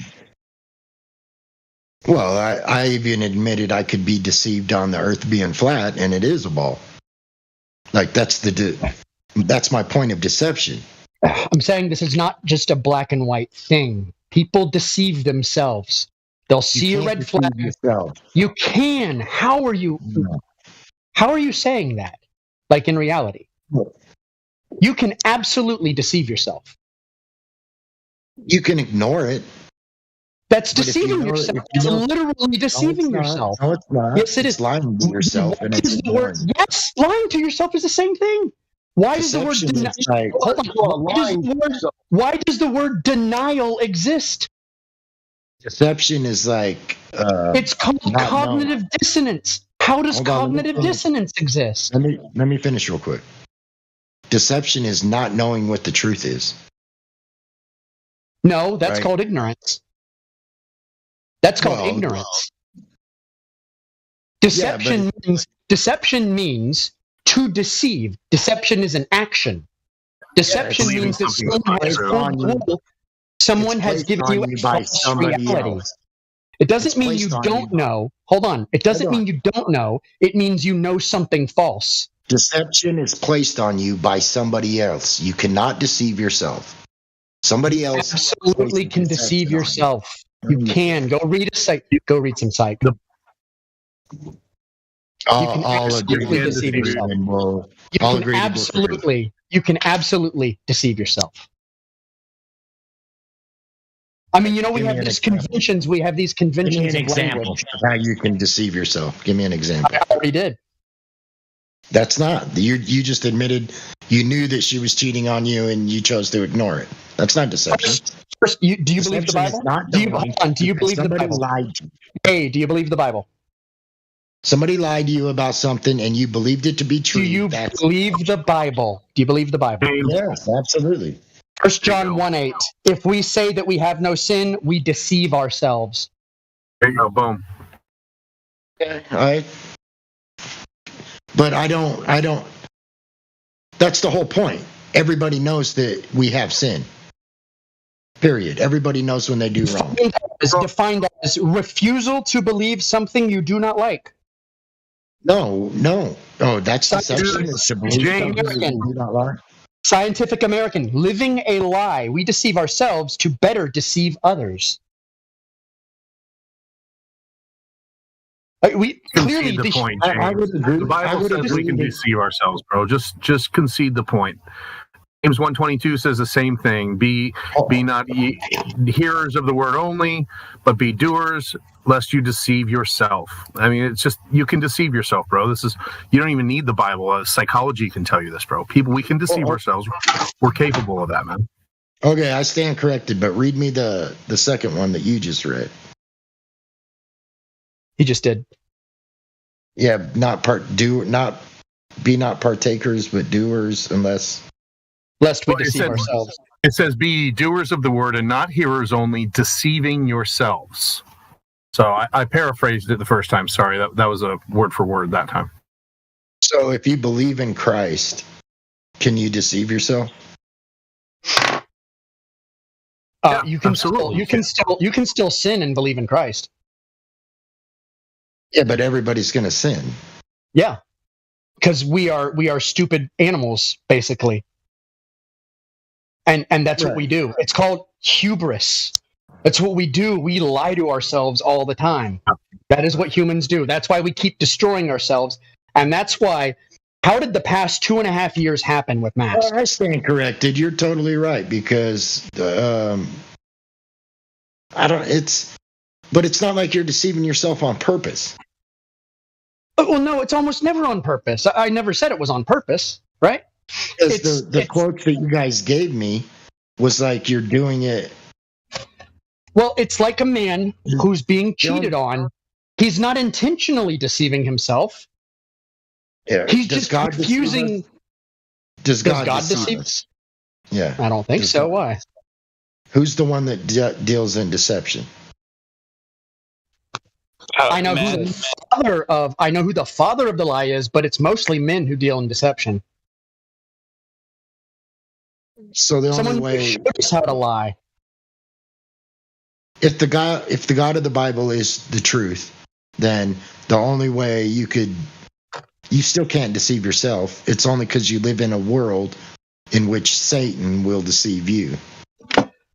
Well, the Bible says don't deceive yourself, though. And it actually says you can't say the devil made me do it, which that would be kind of like saying the devil made me do it, doesn't it? I didn't lie. Satan. Yeah, if Satan I made agree. me lie. I agree. Yeah. It's Right. a little deeper, Right. but I agree. It's more complex than the agreement, but I agree. Well, like I said, humans are nuanced, crazy, and contradictory. I'm actually glad we had that little argument because I agree now. Well, I appreciate your concession. I definitely agree with both sides there. I think I still probably have one small bone of contention with your original point, which was to say that all deception is willing. I think that's completely untrue. The whole art of deception is to not reveal the deception or reveal the true plans behind the deception. So I wouldn't say that all deception is willing, but that's not to go as far as to say that you can't willingly deceive yourself. I definitely agree with you on that. Well, let me put it to you like this. Someone who says the government is up to nothing, I believe that person is willingly deceiving themselves. Because just common sense overrides that. I mean, like I say, I agree that you can willingly deceive yourself, but I wouldn't go as far to say that all deception is willingly done.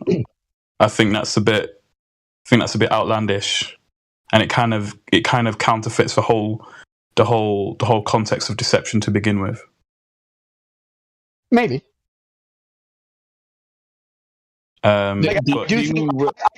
I think you can directly lie to someone and trick them into doing something. The question is, when they're presented with evidence, do they maintain the lie or do they uncover the lie? Yeah, so again, it might take like more than just one thing. Like you could have a lot of different pieces of evidence, right? If you're building a case about something, you're gonna you just have one little piece of the puzzle. It doesn't mean anything. You need more pieces before all of a sudden you have a case. Yeah, like I would say the past 2 years have showed me that most people, by and large, are willingly deceived. About the last couple of years, I would say at this point, correct. Yes. I think either through complacency or willingness. I definitely get. I would say you're correct. Just I'd say because there's of all still the a lot of mask. There's still a lot of deception. Yeah. Go on. Go ahead. No, I was trying to get you to go. No worries. There's still a lot of deception out there that I wouldn't credit as being willing for deception. But I do get exactly what you're saying as well, that we do live in our current day and age, in the age of information and technology. A lot of the deception that is currently going on at this stage could possibly be a result of willful deception. Yeah. So I get what you're saying. I should qualify. I should also qualify what I mean by willing deception. If you're deceived for a time because you lack information, that's being deceived. But what if people are just that naive? To me, that's willing. I'm sorry. that if you're just complacent, that's your fault. That's your own fault. I got no sympathy. Yeah, but people aren't given the tools. Some people aren't born with, all the same cognitive skills or critical thinking ability. Like, what if that's the point? Is that supposed to be our fault? Yeah. And two, what if that's the point? What if that's like one of the things that were designed? I mean, it's more than just what they're born with, though. Like being given the tools. Like I'm talking about education too, or like life experience. Like again, all of a sudden I'm going to start sounding like a leftist. Well, how did they? Did they come from poverty? Like, have they been given the tools? A lot of the people I know in poverty, they tend to be more wise to this shit. Actually, they actually tend to be more wise to everything. Yeah, that's true.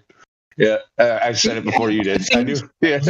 Yeah. They may not be able to, and if they're uneducated, they may not be able to articulate what is wrong, but they know something is wrong. They don't know what it is. But see, to me, that's someone who's deceived, but not like willingly deceived. They know something's wrong, though. But there are a lot of people out there who pretend to believe that nothing is wrong. Even if they don't know what it is, they pretend nothing is wrong. And those people I have absolutely no sympathy for. And unfortunately, there's a large amount of people who fall into that category. Definitely agree. Definitely agree. I've been making good headway with my family on that. I've been talking truth for 20 years now, like to them openly. Like I was never shy about it. Like flat Earth is just the newest phase, really. Like this is something new. Fucking yeah, they've been hearing me, and at some point, they got to acknowledge, like, by the way, he's kind of been saying that shit for a long time. Yeah. Yeah. Doesn't that feel good, Lou, when they come back and go, damn, bro, you said this 6 years ago? Yeah, I know. Remember what you said when I said that? How crazy I was? Although they don't come back as often as they should. Like, remember when you guys were all like together, all 40 of you laughing at me? Fucking like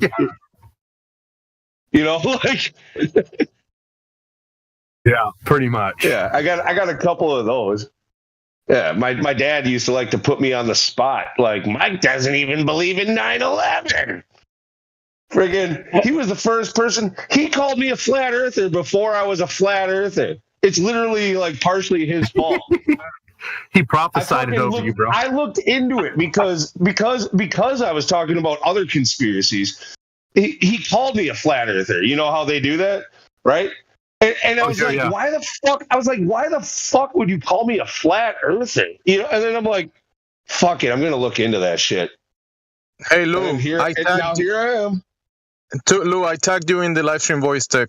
Check it out. That's literally you.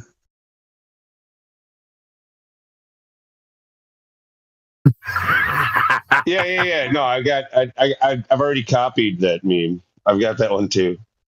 Good. Make a shirt. I got another one that says, y'all gonna keep believing the government until your pronouns are was were. Yeah, that's a good one. Yeah.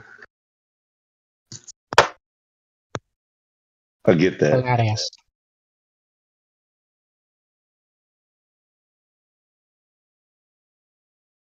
Yeah, no, we're not conspiracy theorists anymore. You're not a conspiracy theorist if it's all true. Yeah, that's right. Yes, you are, Lou. What? What world do we live in? Well, remember, theory has a deeper meaning than when people think, right? There is a conspiracy and a theory that can be demonstrated to be true.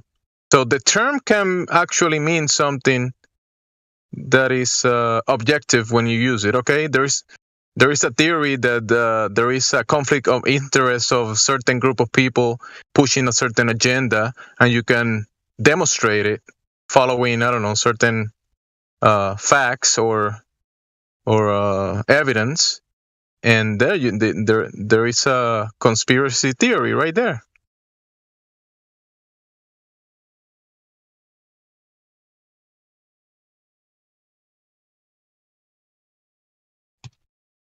Hey, are we streaming live right now, or I know we weren't yesterday? Well, you want to say something? We'll mute the live stream voice if you want to keep it in the group only. Yeah, it'll be quick. I had to go ahead and do it. Let me know.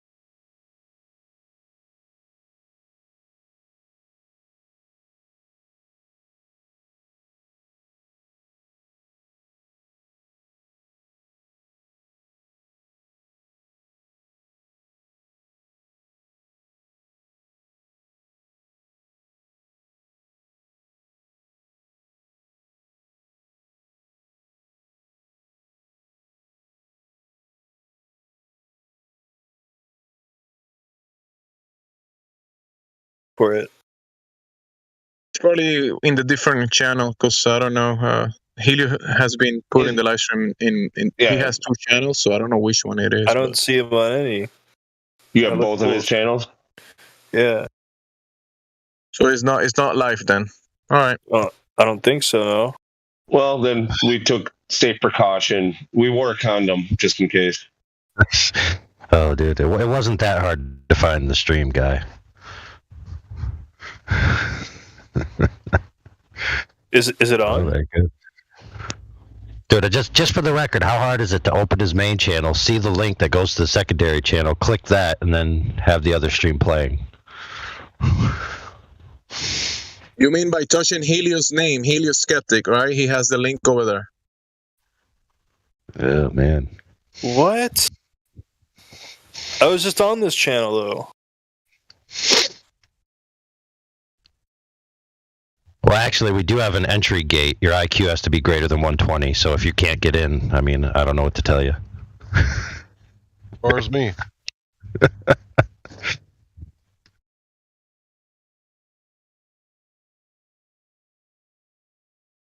All right, well, there's 8 people watching.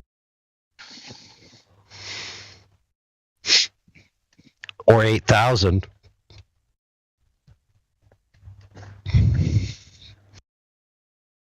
Quit acting like a Glober. You're off by orders of magnitude, bro. What? What if they're all demon possessed and they have 1,000 demons each? Yeah, I didn't factor in for that. There's also YouTube throttling all Flat Earth content, so it's hard to say. Exactly. It's very important that people know that only 8 people watch Flat Earth content and 80,000 people watch retards light their farts on fire.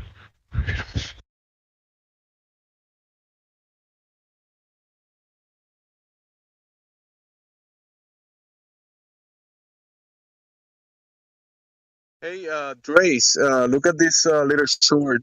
It kind of reminds me of the Northern Lights a little bit.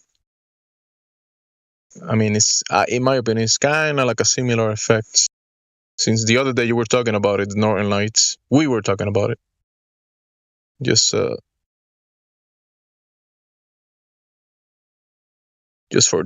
Drace. Yeah, they do call the Northern Lights plasma, or say it's charged plasma up there.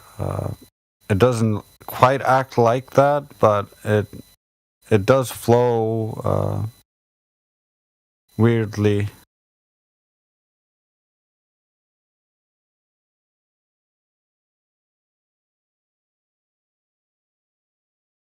Kind of cool effect, this short.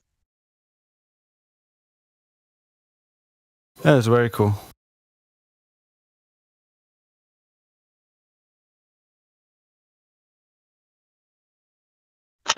Hey, AI, I was just wondering, can you describe a little further how you find the link to the secondary or third YouTube channel for Helio Skeptics first? Because I don't see where you find that link on there. You need a higher IQ for that. Sorry. I mean, I'm just wondering if is it maybe because I'm using mobile, not a regular computer? Yeah, it's your fault. Wow. Let me see. Let me do it and I'll see what happens on my end. So what I do is I go to subscriptions and I see my little icon 24/7. I click it. Then the first thing that pops up is the link. It says copyright strike for no reason. Live stream continues here. Let me click that. There it is. Boom. Done. Yeah, because you were subscribed to that channel. I wasn't, so I couldn't do that. Okay. Okay, so let's see. So if you go to the channel itself, Drace posted the channel anyway, so yeah. Problem solved. Yeah, there you go. So home, maybe it's in the about. They used to have an about. Yeah, way over there on the right is about. Do. All right, so let me click that one.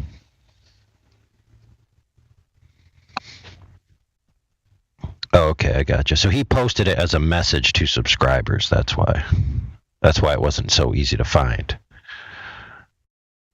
Yeah, that's why you need a higher IQ to find it, for sure. Yep. Right on, I follow you. Right. So the high IQ is subscribe to your favorite YouTubers. That's the moral of the story. Like, comment, subscribe, share. Yeah, that's how I got here.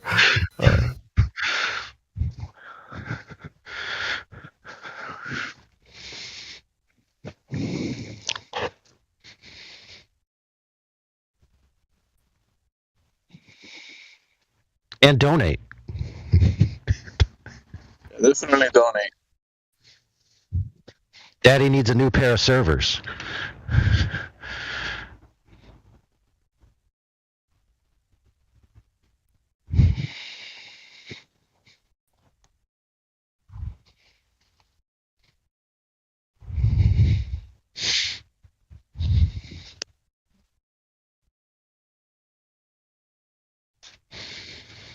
Yeah, we also got a GoFundMe going for the Dr. Bob Marriage Counseling Fund. So the purpose of this fund is to get him and his wife to have a better relationship so he gets more loving, and that way he's not so angsty and taking it out on flat earthers. It's a valid plan. That is a tough one. I don't think there's any fixing to that guy, so maybe his wife has a point.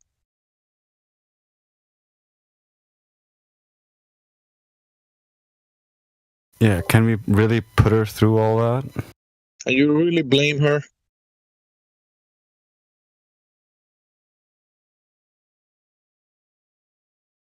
Can we get him like a full-sized like anime like girl pillow or something so he could just be happy?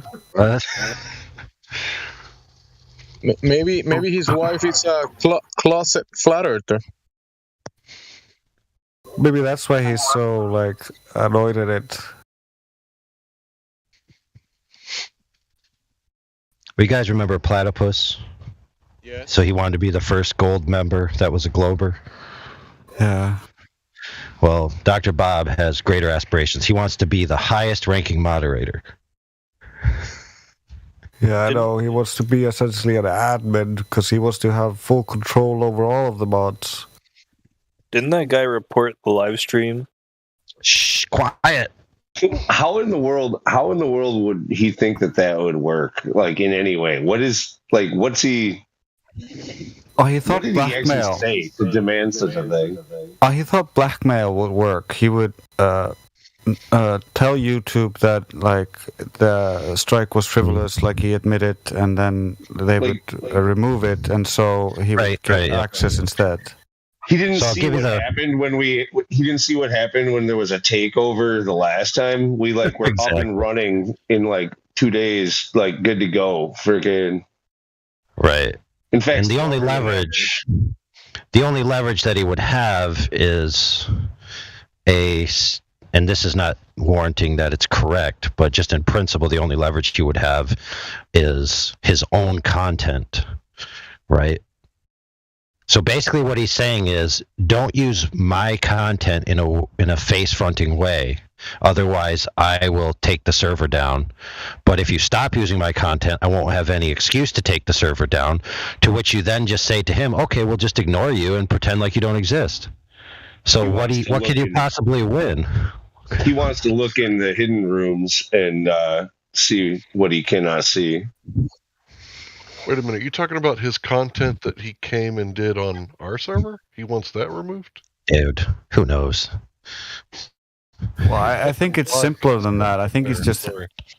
I just think he has this vendetta against us. Like, when we still had the chat on this channel, he was like bragging about having cut the channel in half because not as many people were watching the new channel because they didn't know about it.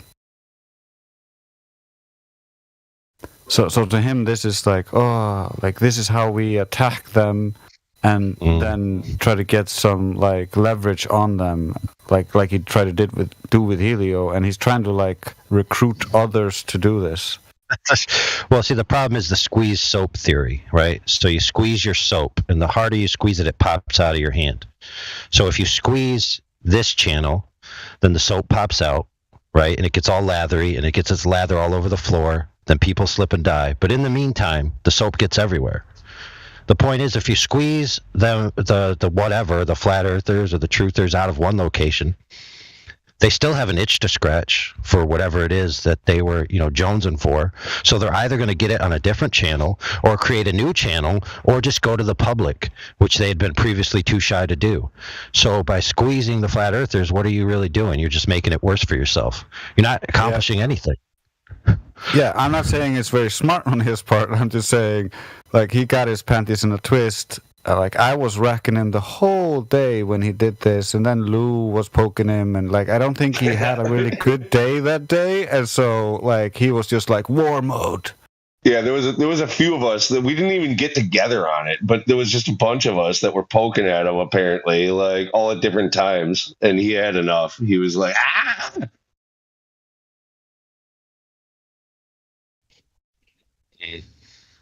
Yeah, whatever. Well, he was stalking us. I was just responding to what he said and just showing everybody how dumb he was, and he just didn't like it. Fair. So does letting him have this pseudo victory count as our helping the elderly merit badge? I think so. Hey, I don't know. Plug his business or his channel, fucking see what happens. Maybe that'll make Guys, him. I just verified Saint Nick. Yeah. He joined the server. He got the link from one of his friends, an atheist. He said he joins servers. He's an atheist. Yeah, atheist, whatever you say that. And he joins. He joins this Discord to see about the topics. But you got any questions for the panel about Flat Earth, Saint Nick? Nikki? Oh, no. I generally, I hear about it constantly. Sometimes I hear from some folks, but generally, I don't look into it too often, which is somewhat sad. I like looking into diverse opinions. So I'm more here just listening. If I can contribute anything, I'm just gonna share my 2 cents, maybe. Cool. What if anybody has questions for you? Are you willing to maybe engage in maybe a back and forward a little bit, if you like? Oh yeah, no doubt. All right. Anybody want to speak to Saint Nick by any chance? Well, I vote for Larry or AI. They're my favorites. I haven't gone in a while. AI, do you got any claims? I'm one of Saint Nick's elves. We demand better working conditions. Oh. I'm sorry, we can't offer it. North Pole, it doesn't exist. All right, so this argument, it basically boils down to the claims made by the heliocentrist. So the standard model says, quoting Bill Nye and other people, that boats go over the horizon, and this is how we know. Well, when we actually look to see how far, we could actually see too far.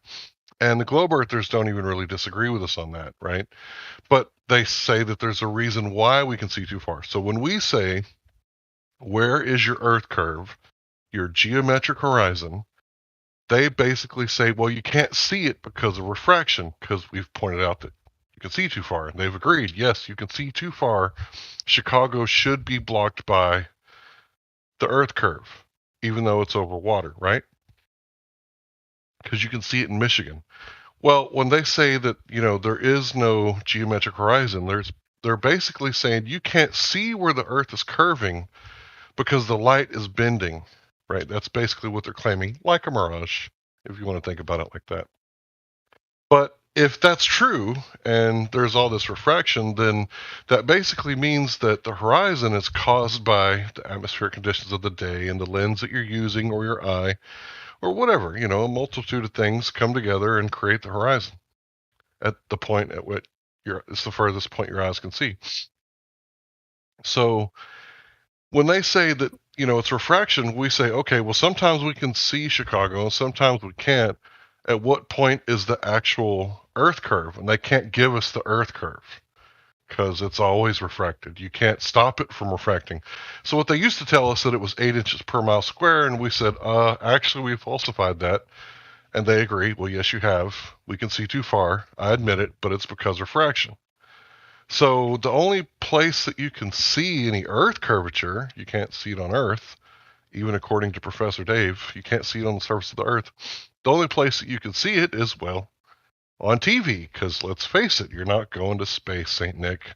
Your reindeer can't take you that high, neither can the mushrooms.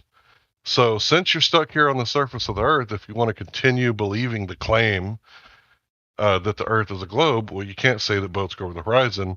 You're just going to say you believe what you saw on TV and magazines and artist renditions, because that's basically all you have. You got cartoons as your evidence, because I can put anything on the TV screen and you could choose to believe it or not. I don't really care, but that's what the argument basically boils down to.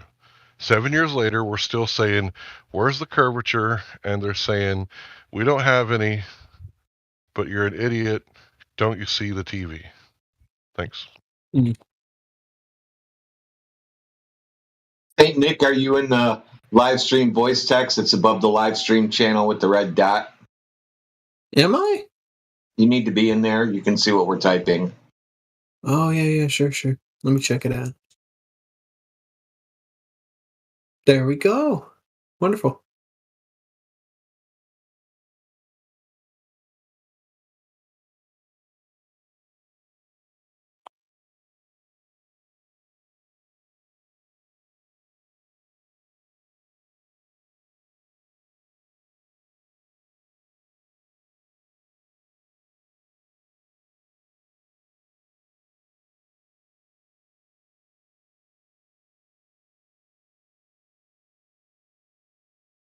And so many of us have gone out and tested the world and tested the claims we were told as children. And the problem is, they just don't work out. And there's all these excuses that have no scientific evidence to back them, just assumptions, like we assume all the light is doing what we needed to do to explain away what we see. But there's no proof or evidence that the conditions required for that do exist, or that happens. At least not on the side of the globe. And so what many of us had to do was go out and try to figure it out, go out and test it, and look at all of the different tests that have been done and see if any of them revealed anything about these things. And there have been many. It's just those things are not part of the mainstream story, if you will.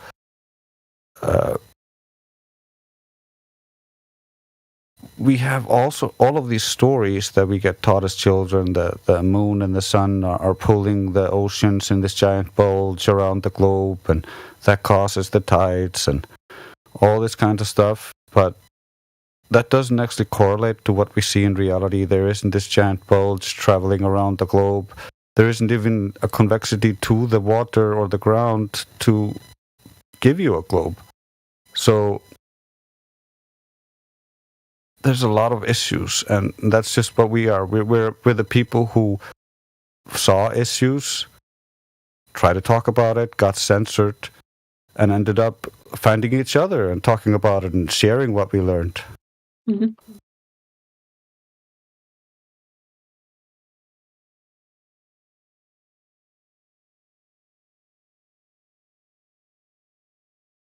Yeah, so this whole refraction thing has become a mantra. But if I were to, make a claim that something is happening, I would have to be able to demonstrate it, right? Like if I claim that I'm 6'3" and I say, no, don't take any measurements, like that's really dumb, right? That's kind of weird. So when you ask them or ask Google or anybody, how do you prove that the Earth is a globe? They tell you to look at the sun, the moon, and the stars. But what they won't tell you is go out and make measurements for yourself. That's kind of weird, because if you wanted to know if your shoes were tied, why would you look at the ceiling, right? You would look at your shoes and make observations, right? And that's the thing. We're telling you is, people have looked into this, go look for yourself over a large body of water. We could teach you how to make the measurements for yourself and, let the world tell you what it is. Because when I say Earth, you're picturing like a blue marble floating in nothingness of space, but that's just a model. That's not the real Earth. The real Earth is at the beach. So go get the sand between your toes, right? That way you're dealing with the real Earth, and then make some measurements over large bodies of water at rest. But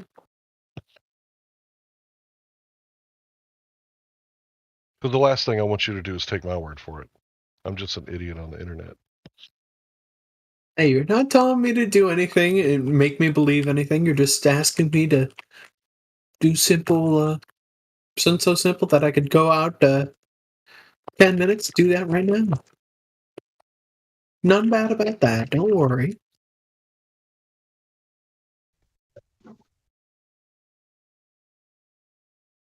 That's the beauty about the world. It's pretty amazing, and if you just go out and look at it for yourself, you'll find it's pretty wondrous.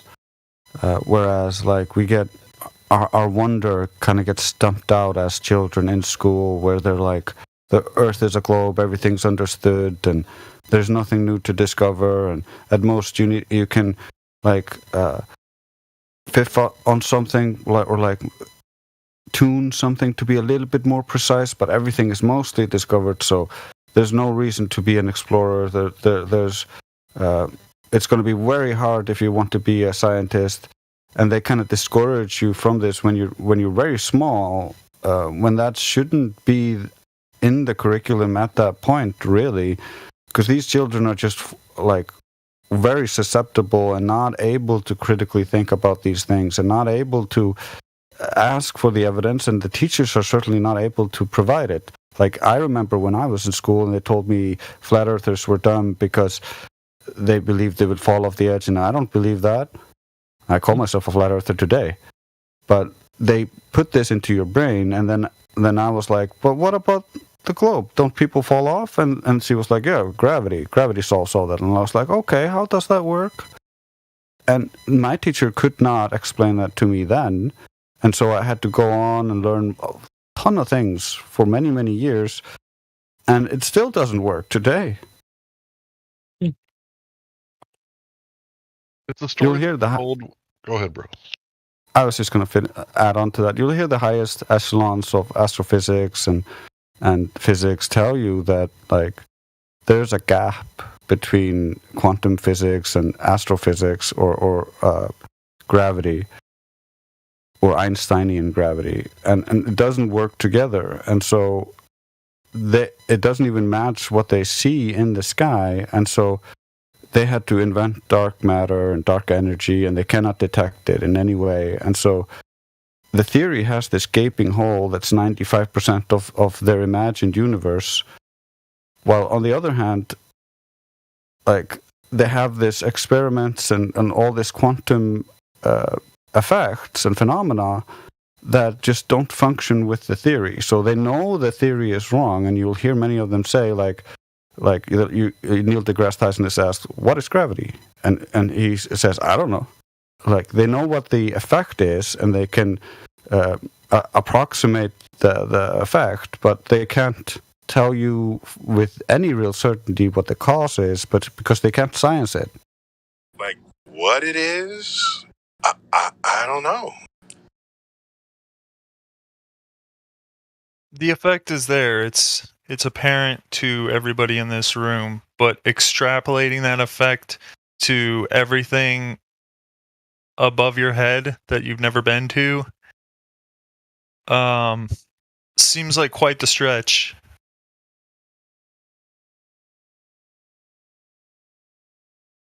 Especially when you're using it to describe the entire surface as being, or the entire volume of the Earth being responsible for it. Yeah, especially, it's so funny because when you have this imagination thing that's causing all these balls in this imaginary land, but then the supposed ball we're supposed to be standing on doesn't have the convexity required to be that ball, so there's something wrong here.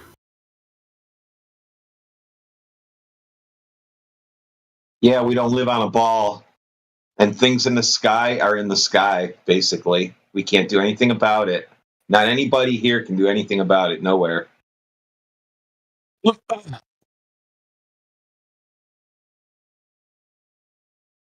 But they've been to the moon. You don't look into it. You don't have to look into it. We have all the answers. Just carry on.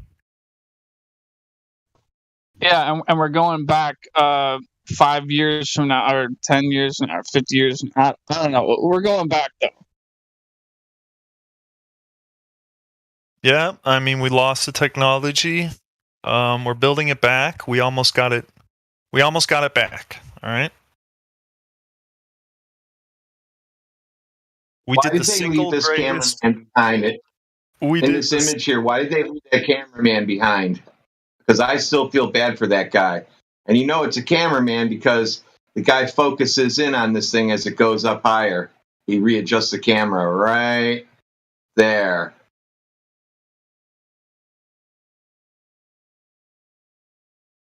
That guy had terminal cancer, and that was his dying wish to be up there.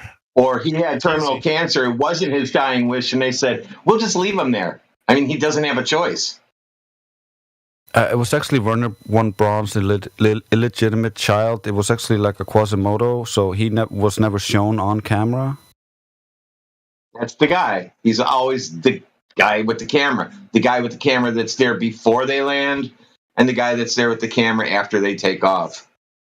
I'm just joking, but it's much easier to fake this in the studio.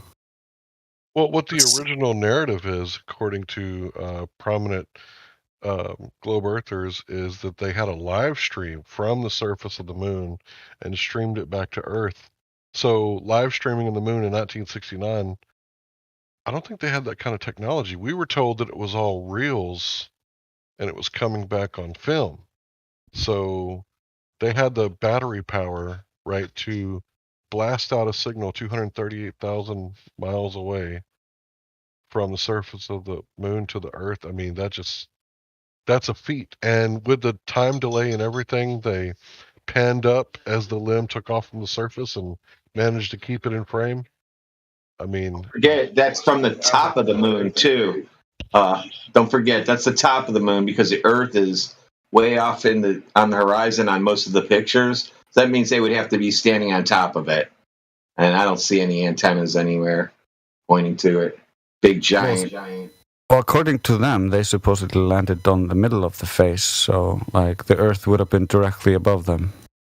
Yeah, so it doesn't make sense because according to the pictures we're watching, they're on top of the moon when the Earth is on the horizon. So I guess they didn't think about this when they tried to put their movie together.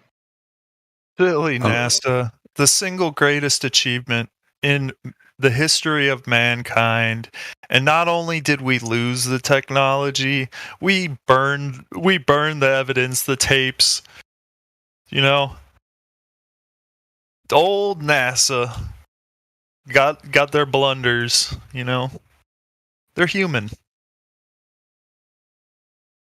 Most famous accomplishment of mankind, of humans.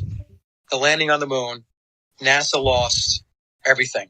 They're claiming there's nothing in their archives, nothing in storage, nothing in a cardboard box someplace that has anything to do with the Apollo missions. It's all gone. Oh, NASA. So, if you don't know about the moon landing, that would be a great place to start. I think that you could watch a documentary. It's about 3.5 hours long, called "The American Moon," and in that documentary, they interview like 10 or so photographers, and not just any photographer, but the creme de la creme, right? The people that have been working in photography for like 20, 30 years in the fashion industry, et cetera, et cetera.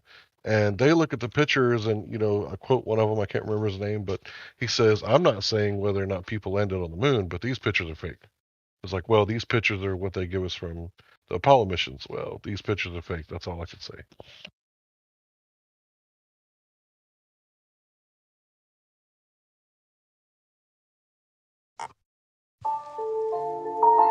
So what do you think so far, Saint Nick? What's your thoughts on the moon landing? Not sure if I had any before. Not sure if I have any now. It's more just my opinion on other people's observations. It's very nice. Yeah, but do you believe that mankind has gone to the moon? Could have happened, but I'm not saying it did. Being very cryptic. So he's basically trying to say that he's never given it any critical thought. Well, I want to be honest.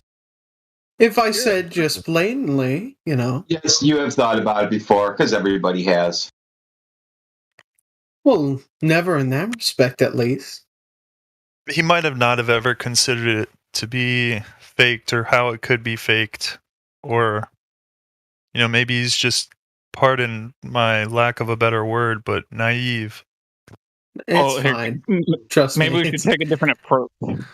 So, do you believe that there's any definite proof that we landed on the moon? Definite proof. I believe there could be, but I haven't looked into it. Well, I'm not really the one to say. Another way of saying no, right? I mean, I asked for definite proof, and to say that there could be, but I haven't really looked into it. Well, no, I'm saying I don't have any. If it's a better answer, I don't have any. Well, yeah, that's because fair I'm enough. not an advocate for it. I'm not advocating for it, right? What about the possibility that it could be a made-up show, that it was presented as reality, but it's actually just a movie set? Do you think that might be possible? I believe it could be possible as well. Kind of like the Blair Witch Project or Mars Attacks. When people first saw or heard those, one being the radio station broadcasting that the Martians were attacking in like the 1940s. Like, I think people committed suicide because they believed what they heard on the radio. So it's kind of the same thing, today with NASA. Yeah, Orson Welles, that was a test run. Yeah. It was War of the Worlds. But I don't think anybody killed themselves. There's reports of that, actually. That's people actually killed themselves. Yeah. Orson Welles, that was a test run. They tried to make it sound like it was real, see how people would act, and said, oh, we're just a radio show. Well, wait, where are you getting that from? Because I've heard a little bit of a different take than that. I've heard the take that they were playing it, and at the very beginning of the program, they announced this was just a story, but they only announced that at the very beginning and the very end. So throughout the story and throughout the commercial breaks, they weren't saying that. So anybody who tuned in the very middle, they didn't hear the beginning or the end. That's correct. So one guy who started hearing it said, hey, turn on the radio real quick and listen to this. So now these people are listening to it without the beginning. So that's how it all went down. They should have been, how they do everything. Well, now they just tell you this is real and you have to believe it because it's on TV. But yeah, but what I'm saying is it doesn't establish it as being deliberate, the Orson Welles War of the Worlds radio fiasco. Well, it's not deliberate. They set up the programming for the radio. It's definitely deliberate. Like they program the show. I mean, they did it just without. So let me ask you this then: is it possible, Gemsy, that they did that on accident? Is that possible? Yeah, the whole radio show, it was an accident. It was a different time in history. Gemsy, I didn't ask. Sorry, go ahead. I didn't ask if it was likely. I asked if it was possible. Yeah, the whole radio show was an accident. Anyways, we have new people. Saint Nicky. And Iskender, and also, who was the other one? Yeah. Hey, Jimsy, can I ask you something real quick now that I got you on the phone? It'll take 3 seconds. Before you ask, get your mic out inside of the vehicle and near your mouth instead of outside of the vehicle. Sorry, I'm driving right now. I'll come back when I'm not in the car if you want. I mean, you could get closer because you sound very far away and quiet. Do I sound better now? That's a bit better. Yes, way better. Yeah. Okay, sorry. Hey, Jimsy, I just wanted to ask you if you're the one that told me about the gold in the blood. Was that you? The gold and the blood? The gold that's in our blood. Was that you that said that? I've heard of that, and I think I've mentioned it, but I don't think I said it specifically to anyone. So I'm not sure if I made a claim, but there is some people that talk about that. So no, if you're gonna ask me, I'm not an expert on that topic. Okay, I'm sorry, bro. I thought it was you. My bad. Okay. Yeah. Probably was my brother. We sound alike. I mean, he that sounds like a topic he probably knows about, possibly. What's your brother's username? I am Joe. Oh, it might have been him then. Okay, my bad. Continue. I'll just listen. Yeah. So basically, what it all boils down to is, it's not about what you know; it's about what you can verify. And in my opinion, you only know what you can verify. So if you don't experience something through firsthand primary knowledge, you may have a belief, and that's what we're pointing out, that this whole heliocentric thing, it's a religion. It's based on belief, not on factual evidence. It's not empirical whatsoever. In fact, what is empirical is we all experience a flat stationary plane. Go meditate in your backyard for 3 days, and your senses will tell you live on a flat stationary plane.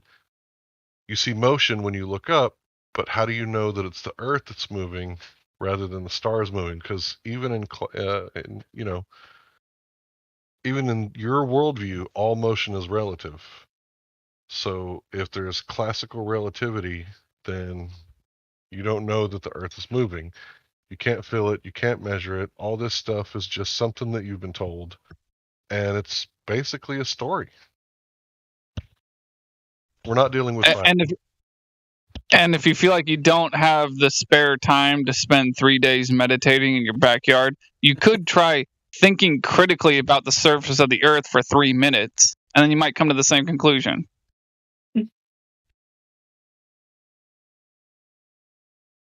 Say, Nikki, do you think that the globe that is presented that goes against what we experience, do you think that it's possible that that's just a cartoon, a lie, something that is not real? Can you restate the first part of that again, please? Sorry. So based on what the other guy said, like if you experience the world as a motionless plane, we observe horizontal line of sight, and we can add containment to that, and the movement of the luminaries above, the lights above, the sun, the moon, and the luminaries. Mm-hmm. Is it possible that when people on a drawing or on a piece of paper or on a screen, they present to you a globe and they tell you you live in this spinning globe that you've never experienced? Is it possible that that's just fantasy, that claim? It could be, yeah. But that's what we're telling you. It's a cartoon. It's not real. The globe is not real. Okay. I'm pretty sure he understands that. Mm-hmm. Yeah. And that's just based on our experience and what we can observe, what our senses point out to us, and the testing that has been done to verify what our experience indicates, that reality, it is the way it present itself, and it's not a spinning globe.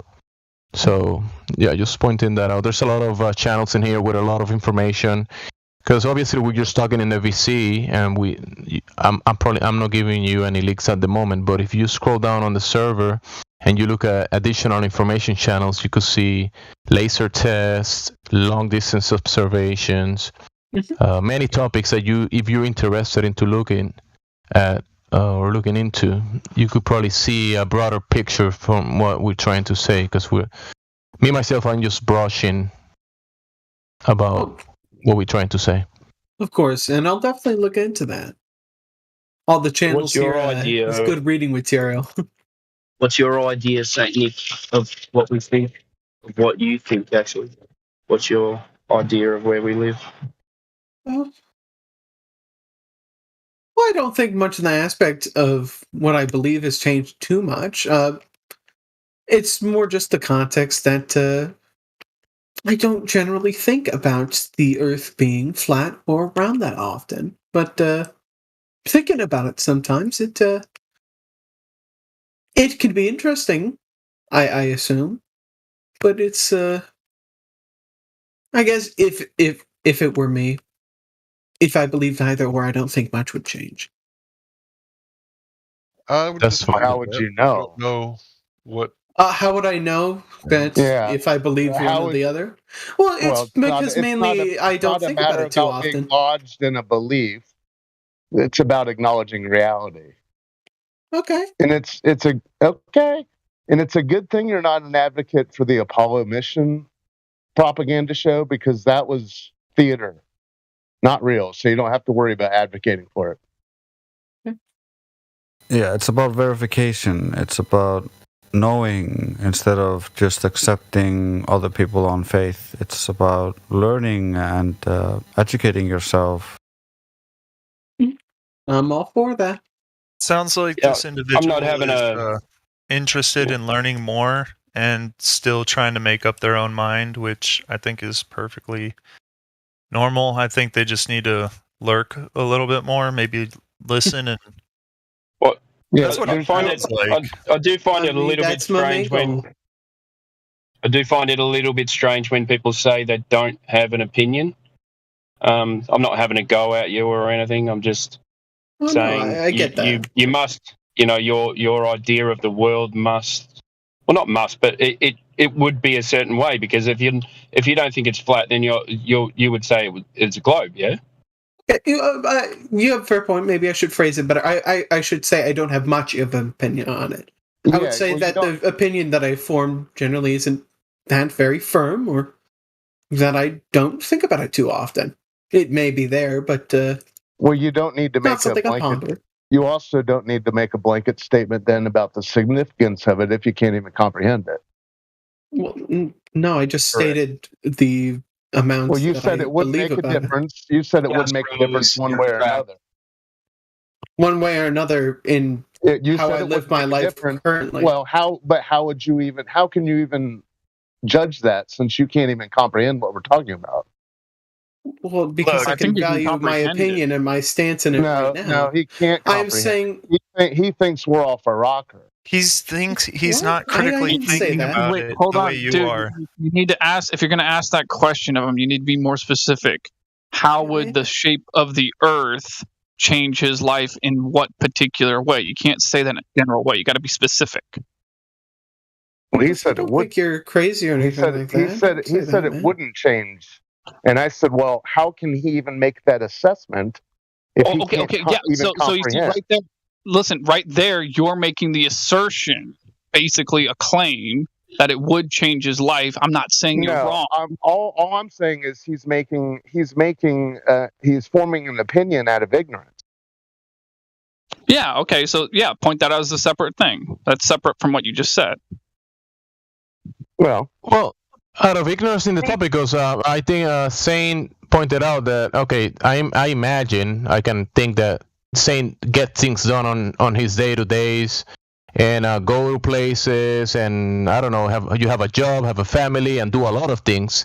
And in your mind, you're not thinking about, is the Earth a globe? Is the Earth flat? You're not thinking about those things when you're doing things in your day-to-day.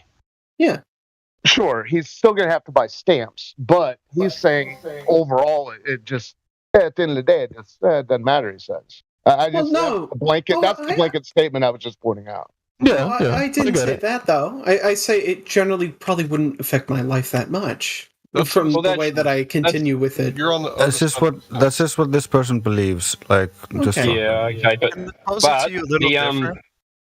but the outcome of you finding out that they've lied to you your whole life, are you saying that wouldn't change your life? I mean, if it affected me like that largely, you wouldn't care that they've been lying. You guys are from everything that's like been change said, your life in regards to what? In regards to what? Just thinking a little deeper, right? Because never thought about it. Like, if he found out that real quick. So if someone, if when you think about the concept, you see this fantasy idea of the globe that we are presenting that is a lie. This is being offered to children in schools. It's being sold to people, in the screens, and people have to pay taxes and put their effort and their earnings towards a scam, what is basically a scam, which is, space exploration and going to Mars. And people, it has consequences in real life, right? Because people do pay taxes, and the effort that people put into the system is being used for something that I don't agree with, right? And I'm pretty sure it's a lie. And they lying to children about it, so it has